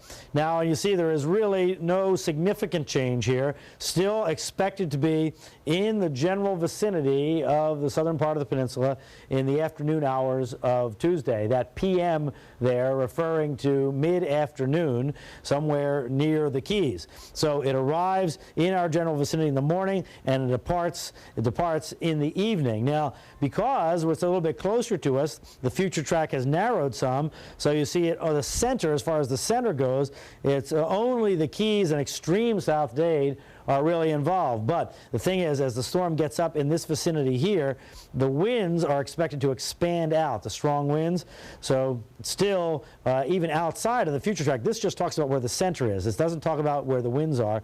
The winds will extend out potentially a significant way north of the center as the storm moves on to the west, and that's why the warnings and watches continue as they have been.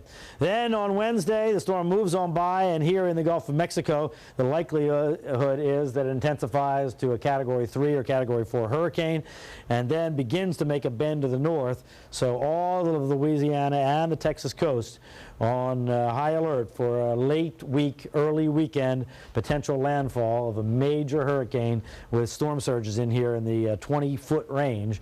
As the way the coastline works there, that's where they get the huge storm surges, as we've seen in Mississippi. So the wind situation looks very similar. We're expecting the tropical storm force winds over top of Miami-Dade, Broward, and partially into the Palm Beach area with some hurricane force gusts. And these in the lighter orange area here, this is now where the hurricane force gusts are on a more regular basis. Obviously a tiny little shift to the north, and that brings those up into Miami-Dade County, with the core of the hurricane staying down here by the Keys and then moving on over eventually, especially the lower Keys. And because the storm will be somewhat weaker as it approaches us, in the theory is, and as compared to when it leaves, that during the day tomorrow is expected to intensify, the lower Keys are expected to get a stronger storm. Let me pause there for our viewers on UPN 33. We'll send you back to regular programming and continue here on CBS 4. All right, now let's go to the Broward County Office of Emergency Management, and here is Mayor Jacobs. Sheriff Ken Jenny, Broward County's Director of Emergency Operations Tony Carper, and School District Safety Director Jerry Grazios.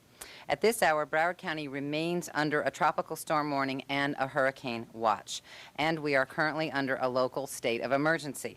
We are continuing to monitor the progression of Tropical Storm Rita as it moves closer to South Florida. In an abundance of caution and to ensure the safety of residents and Broward County employees, Broward County government will close tomorrow. This means that all Broward County government offices will be closed and regularly scheduled bus service for tomorrow has been canceled. However, please note that all Broward County buses will continue to run at their normal schedules throughout tonight. In addition, all Broward County schools will close tomorrow, and all school-related activities after 7 p.m. tonight will be canceled. Residents who are living in mobile homes remain under a recommended evacuation. To accommodate those who are living in mobile homes, the Red Cross is opening up 3 hurricane shelters at 6 o'clock tonight. They are Monarch High School in Coconut Creek, Fox Trail Elementary in Davie, and Watkins Elementary in Pembroke Park. The pet-friendly shelter will also open tonight at Millennium Elementary School in Tamarack. You must be registered to bring your pet to this shelter.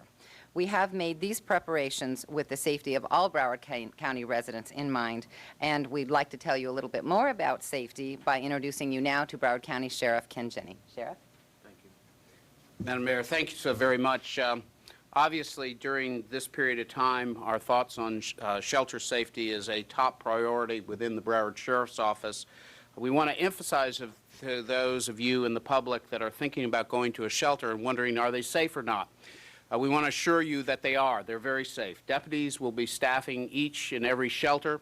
There's going to be a high visible presence there. And in addition, with each school closed, we're reassigning extra deputies to increase our road patrols and increase our presence at shelter locations. Also at the special needs shelter, I've got to emphasize that we will have fire rescue paramedics. So, Frank, if you are going to be in a special needs shelter or another shelter, you're going to be in one of the safest places in Broward County, number one. And number two, if you have a need for special needs, the fire rescue will be there. So, from a physical, medical sense, you will also be protected. All of us are committed to ensuring the safety of those residents who've decided to ride out the storm at a shelter rather than at their home. I want to emphasize now is the time to remember that 911 is for emergencies only. The Broward Sheriff's Office non-emergency number is 765-4321. That's 954-765-4321. Our non-emergency line for law enforcement and fire rescue matters that are not life-threatening. If you have questions about closings or other hurricane-related matters, we're asking you not to call 911. So if you have any questions about closings, whether you're going to work or anything else, please do not call 911. Instead, you should use the county's information line, which is 954-831-4000. Also, another thing is that a lot of you, when you're home, you're wondering about the weather. We want you to know that the Broward Sheriff's Office has 18 weather monitoring stations across the county. I encourage you, with those of you that have access to a computer, to visit our website, www.sheriff.org. You're going to find the current conditions, wind conditions in your neighborhood. So once again, these shelters that are open are safe. The special needs shelters not only have deputies there, but paramedics to help you. We're encouraging you not to use 911 except for a police or fire or paramedic emergency, and to use 954-765-4321 instead. And I think if we do all those things, we will remain safer and better for it. Thank you. Thank you, Sheriff. The Hurricane Hotline for Broward County is open now and will remain so for 24 hours a day throughout the duration of the storm. If you have any questions, we encourage you to please call our hotline and not 911. Call 954-831-4000. At 11 o'clock, Tropical Storm Rita made a short jog to the north. To bring us up to date on the latest from Rita is the director of the Broward County Emergency Operations Center, Tony Carper. Tony? Thank you, Mayor.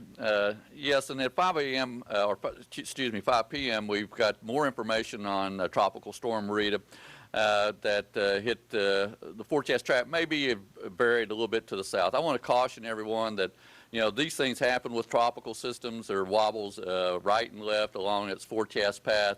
Our forecast here in Broward County is for tropical storm conditions starting sometime early tomorrow morning, lasting much of the day tomorrow. I think we're going to have a long, sustained period of higher winds, 15 to 25 starting out, and then going to 25 to 35, and then finally the tropical storm gusts 40 to 45. And if the system wobbles to the right, then it's closer to us, we'll have stronger winds. If it wobbles the other way, we could have lesser winds. But everyone should be prepared for tropical storm force conditions, should get yourself prepared this evening, get your home prepared and things around your home, secure loose objects and other things that you might need to take care of in a high wind, and then be prepared to see these conditions start tomorrow morning by daybreak and lasting much of the day. Thank you. Thank you, Tony. Tomorrow, as we said earlier, all Broward County schools will be closed. The Broward County School Board has also canceled its meeting for tomorrow. And now Jerry Grazios, who is Broward County School District Safety Director, will talk to us about schools. Jerry? Thank you, Mayor. As the Mayor mentioned, the Broward County schools will be closed tomorrow. We just want to make sure we specify that the after-school care that is still going on at schools closes at 6 p.m. tonight. So our after-school care program is operating, and it closes at 6 so that we can go ahead and open up the shelters that were mentioned earlier. Also, the school board meeting tomorrow is canceled. All adult education classes and extracurricular activities scheduled for tonight are also canceled, and they're also canceled for tomorrow. So we have that taken care of.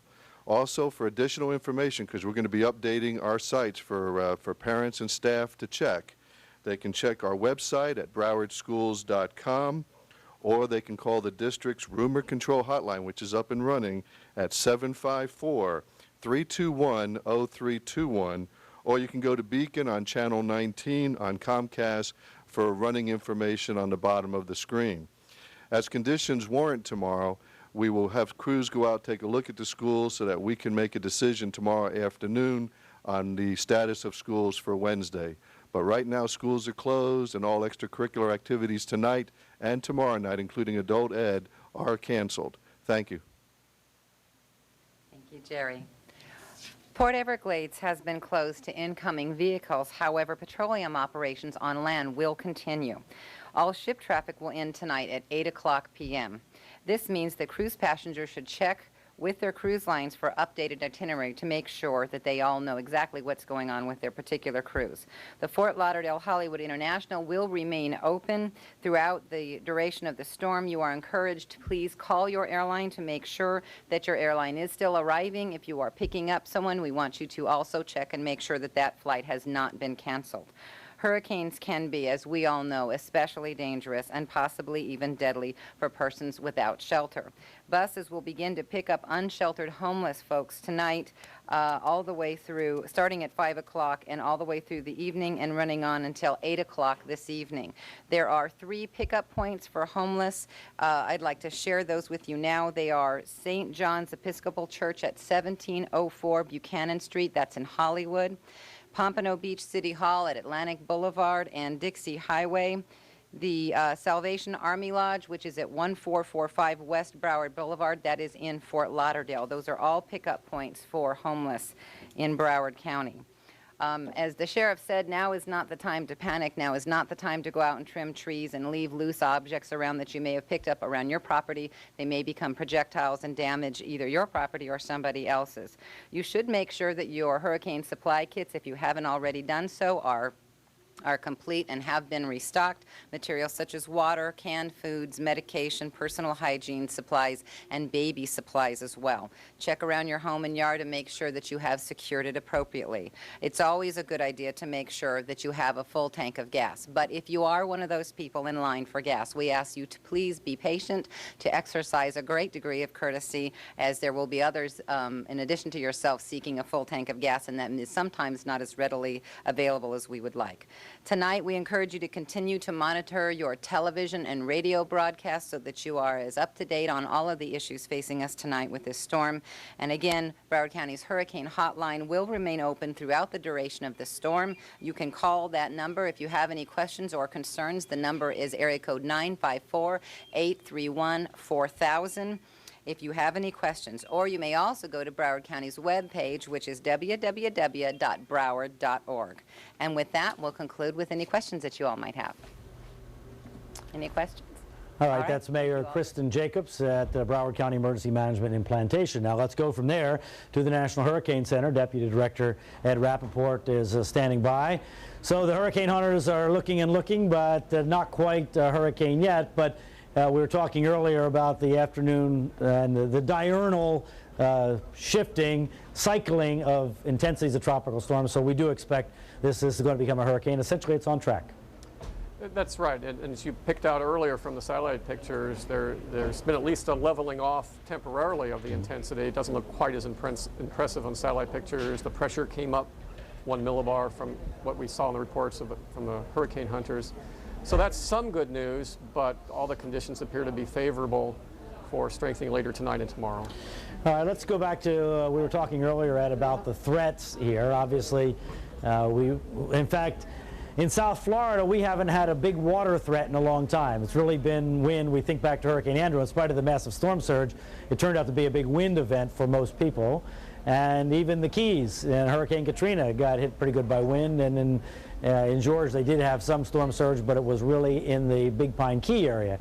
But this looks like the real threat to life and property may be water, wouldn't you say?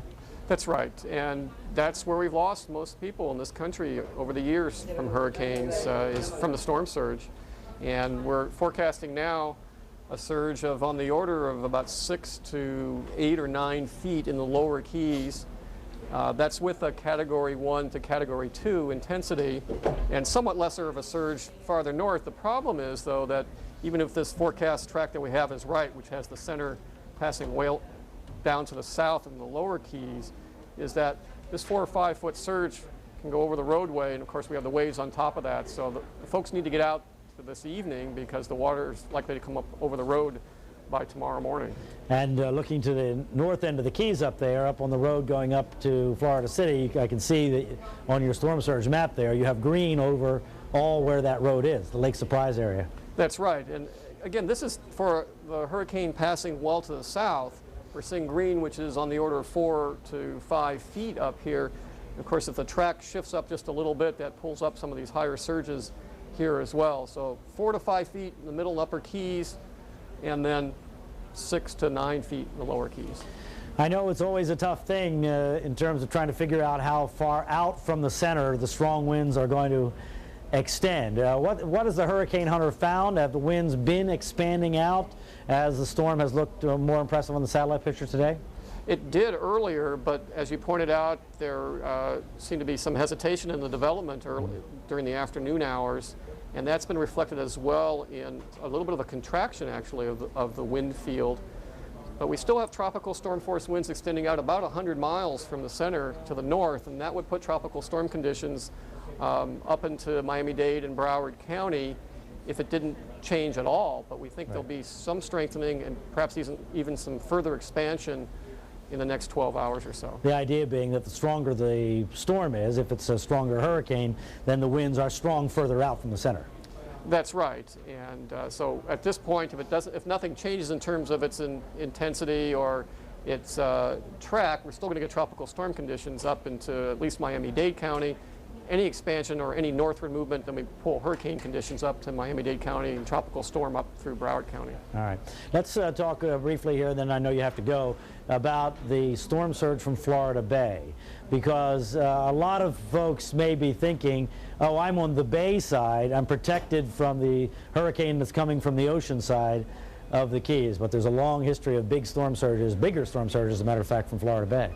Yeah, this will ultimately depend on the precise track of the soon-to-be hurricane. If it moves in to the south, then most of the winds are going to be coming in and from the east and northeast over the middle and upper Keys, and so indeed the Atlantic side surge will be the worst. But if the storm comes in to the middle Keys, for example, then you're going to have the water coming in from the northwest side from Florida Bay. So either way, they're going to wind up with a surge event. We just don't know quite yet whether it's going to be from the Florida Bay side or the Atlantic side. Atlantic side. All right, Ed Rappaport, thanks very much. We'll be back in touch with you. So that is the fear that will be the worst part of this thing, depending on where the storm is. And what Ed was talking about, you can see if the center ends up down here, there's where the winds are pushing the water from Florida Bay down toward the Keys. Right here. So that is the concern, and that's why the evacuation has been ordered. All right, let me send it back to you.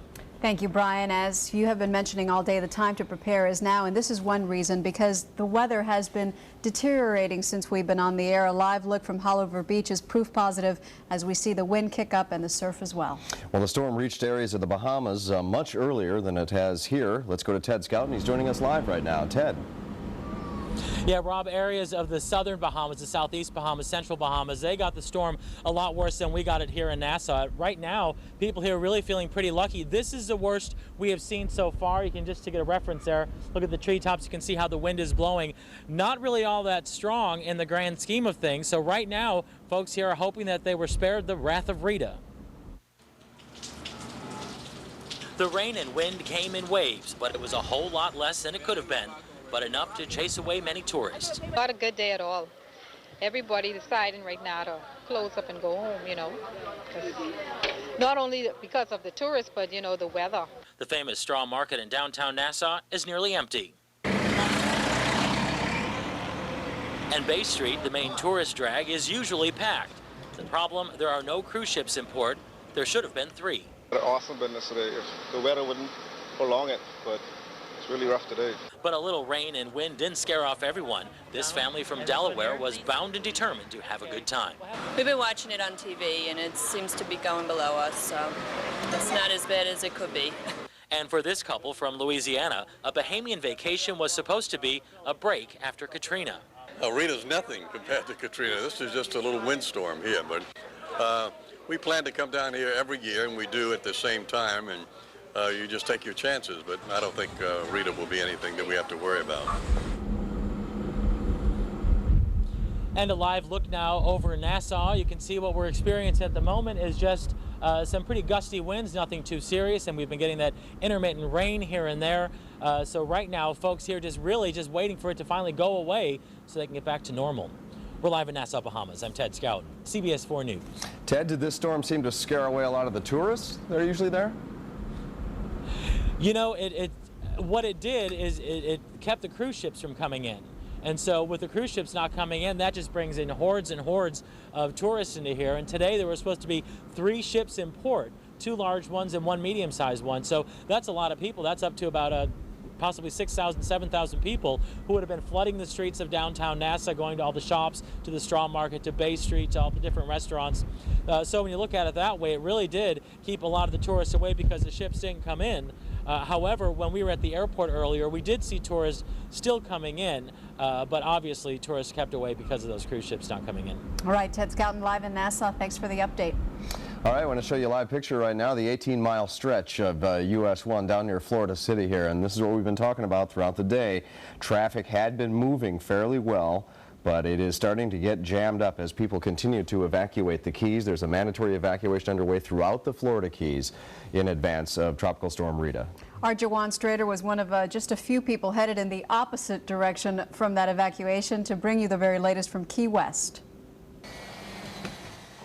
Folks all across Key West are preparing for Hurricane Rita, boarding up businesses and homes. At the gas pump, long lines, and at the high school, buses evacuating residents to Florida International University in Miami. It's not a game.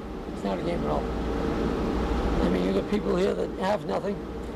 You know, we don't want to have a mess like they had in Louisiana. No way. And the mayor feels the same way, learning a lesson from Hurricane Katrina.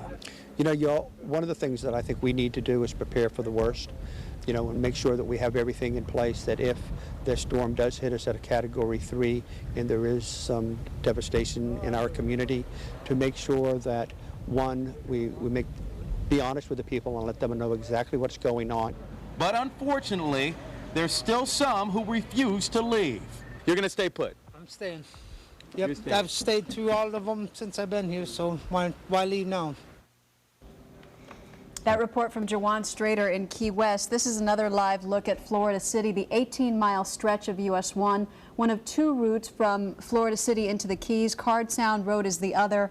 And in both of these locations this afternoon, there is a lot of traffic as a mandatory evacuation out of the Keys is in full swing in anticipation of Tropical Storm Rita, possibly, likely, by the time it affects the Keys, Hurricane Rita. They've been talking about anything from a Category 1 to a Category 3, so it is imperative that the Florida Keys, residents, visitors, everyone, get out and get out now. I think that's the area right there where Card Sound Road meets US 1 at the 18-mile stretch, as you were talking about. So obviously a point where traffic is coming together, and now you get into some traffic lights and things that are further up the road here, and you can see they're just bumper to bumper, people lined up. We had gotten a few Ask Brian's in, people who were living in the Middle Keys, saying, how's the longest, or what's the longest I can wait before I leave? Well, I think this pretty much tells the story right here, Maggie. It's the sooner the better, obviously, if you don't want to sit in traffic all night long. Some people haven't reached that point. They're still farther south in the Keys. Let's turn to Isla Mirada. Our Evan Bacon is there. Evan, what kind of flow are you seeing there, although I see now you're on the beach? Right now we are on the beach of the Islander Resort. We're at mile marker 82. This is one of many resorts in the area that has been evacuated for the most part. We actually see a couple people on the right walking over. We don't know if they're tourists or not, but most of this island is evacuated. And as you can see, things look pretty calm right now. We are on the east side of the island, the Atlantic Ocean side of the island. If we walk about 500 yards to the west, to the Gulf side, we have a good 10-15 mile an hour sustained wind. And as I'm staying here, we're already getting some rain coming in. Maybe a band is coming through. But we're expecting things to pick up as the night goes on. We also shot some video at the front of this resort just a few minutes ago of the traffic that's lined up out. Actually, you're seeing some shuttering going up right across the island. Oh, there we go. We got the traffic. This is what it looks like here just a few minutes ago. We shot at the front of the Islander Resort, mile marker 82. It extends all the way up toward Plantation Key, mile marker 90. And as you showed a few minutes earlier, out of the lower Keys, it's getting pretty bad out there. Now, at the Casa Mirada, which is one of the local resorts over here, they've been putting up the shutters, as you can see.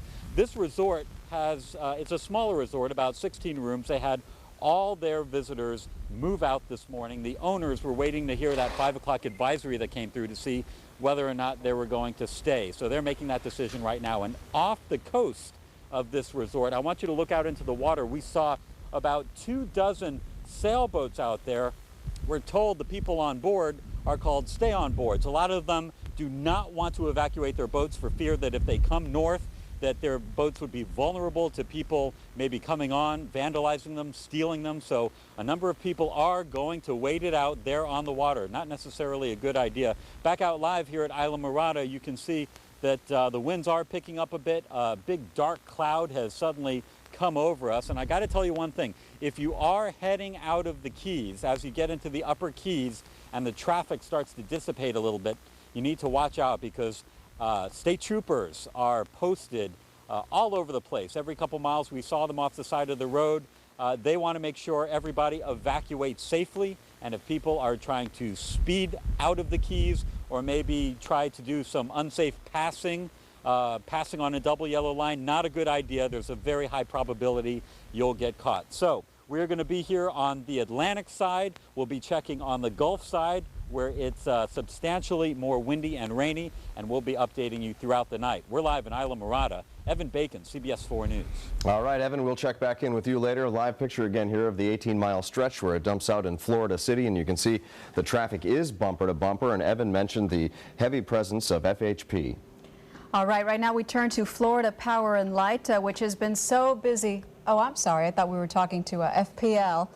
My bad, FHP. We have Pat Santangelo. I apologize for the confusion, Mr. Santangelo. Thanks for joining us. Tell us what your troopers are doing out there. We're looking at one of them live right now. Well, as Evan pointed out, we have quite a large presence in the Keys right now. But what we're trying to do is make sure everybody gets out of there safely, as Evan pointed out. But we're also checking for people that have broke down on the side of the road to try to get them help as soon as possible. Also, our troopers are checking with gas stations up and down the Keys to make sure they still have gasoline and checking on what time they're going to be open. What we found so far is all the gas stations still have gas, the ones that we've checked on up to this point, and most of them are going to be open until either 9 or 10 o'clock tonight. But we're urging people not to drive after dark because should the power go out, it's going to become very dangerous. Are these extra troopers, Pat, or are these the troopers that are always on duty down there? Well, the troopers that are always on duty run 12-hour shifts. Their days off have been canceled. So every trooper that we have is on the road just about right now in the Keys. Also, the troopers we have K-9 and felony troopers that work in Dade County, ordinarily looking for, drug interdiction and that type of thing. Those people have been dispatched down to the 18-mile stretch and into the Keys to supplement the group that we have down there. So there are extra troopers down there right now. What is the role of troopers once the storm starts to arrive and in the aftermath? Well, we do everything from search and rescue to making sure that people who are going down there for the wrong reasons don't get back into the Keys. We'll be at the top of the 18-mile stretch with the Monroe County Sheriff's Office, making sure that people who are not supposed to be going down there don't go down there. And also, our people are just there basically to provide whatever service is needed by the county. And should the sheriff ask us for some extra help in a certain part of the Keys, we'll be ready to respond. At what point will FHP, like the other law enforcement agencies, have to pack it in and hunker down? Well, what happens is we have the same rules as the county, fire department, and the sheriff's department. Once the winds reach a certain level, we will bring our people in for our own safety. That's why we're trying to ask everybody to do everything they have to do in daylight, and don't be trying to go around there at night, because should you get in trouble, we will not be able to respond. So we're hoping that people take that advice. That is very important information. Thank you very much, Lieutenant Pat Santangelo with the Florida Highway Patrol. We want to turn our attention now back to weather control. Brian Norcross is standing by. Brian? All right, here we go, just checking on the latest satellite pictures just to see exactly what's going on with the storm. And if you're just joining us here this afternoon, Rita has significantly developed today, and then late this afternoon went through a bit of an arrested development stage. There you see on the satellite picture we had there for a while a very circular glob of thunderstorms. Now it's somewhat misformed there, but very often in the afternoon hours we see tropical systems lose some of their strength, or at least that they're in a strengthening mode. That levels off, and that's what the hurricane hunters have found. Still, it is a tropical storm. Going close up now, and you'll see that feature, that central feature, looking very round and very strong, and then weakening some, or looking weaker. But generally, the overall shape of the storm has increased, and we have a lot of outflow going in all directions here, indicating, again, when we see those little wispy clouds on the edges, that's a sign that the storm has a conducive structure to allow it to strengthen. Now, where the symbol is there, that's where the National Hurricane Center has plotted the center of the storm based on reports from the hurricane hunters that have been out there flying around back and forth through the storm like this to determine exactly where the center is. And as you can see, right now, the strong thunderstorms, these purples here, only wrap around part of the storm. On the north side, there isn't much. Interestingly, that was what Katrina looked like when it came through. If you remember, in Broward, it looked kind of ragged like this. In Miami-Dade County, there was that bright purple, and it caused all the problems. So that's a similar-looking storm at this point. Now, here are the numbers as of the advisory at 5 o'clock, 23.3, 76.5, winds at 70 miles an hour. So almost a hurricane, and every expectation is that it will be a hurricane here over the next 3 to 6 hours, or certainly overnight. West-northwest at 12. Pressure came up a little bit when it went into that slight disorganization phase, came up a few millibars, but the expectation is that that will continue back down. And if you look at this line here and you take out the wiggles in it, you can see it's generally in this west-northwest direction. It's just that when the storm, here it went through an organization stage, here it's gone through this disorganization and probably a reorganization stage, so you get little tiny wiggles in the line, but it's not thought to be any significant change in the track. Now, so here is the future track, brand new future track from the National Hurricane Center. So the idea is that this will be a Tuesday event, tomorrow event in the Keys, arriving somewhere between Andros and the Upper Keys early in the day, and then departing late in the day, and then slowly, only slowly, diminishing winds as the storm goes on by, because it has kind of a tail on it that extends to the back. So it's going to take a while. The storm's going to have to get well on past the Keys before the winds are really going to decrease. What we don't know, of course, and what we won't know until tomorrow, is exactly what part of this future track cone it'll take, and it makes a tremendous amount of difference. If the eye comes over the Keys, that's going to put tremendous, life-threatening, just the highest storm surge we've seen in the Keys in many, many years, especially over the lower Keys where the wind will come in from the north. If it stays to the south, then that'll make a different situation, and that will pound the Keys from the Atlantic side where the storm surge is not so high. So it's just too close to call at this time. And then on into the Gulf of Mexico.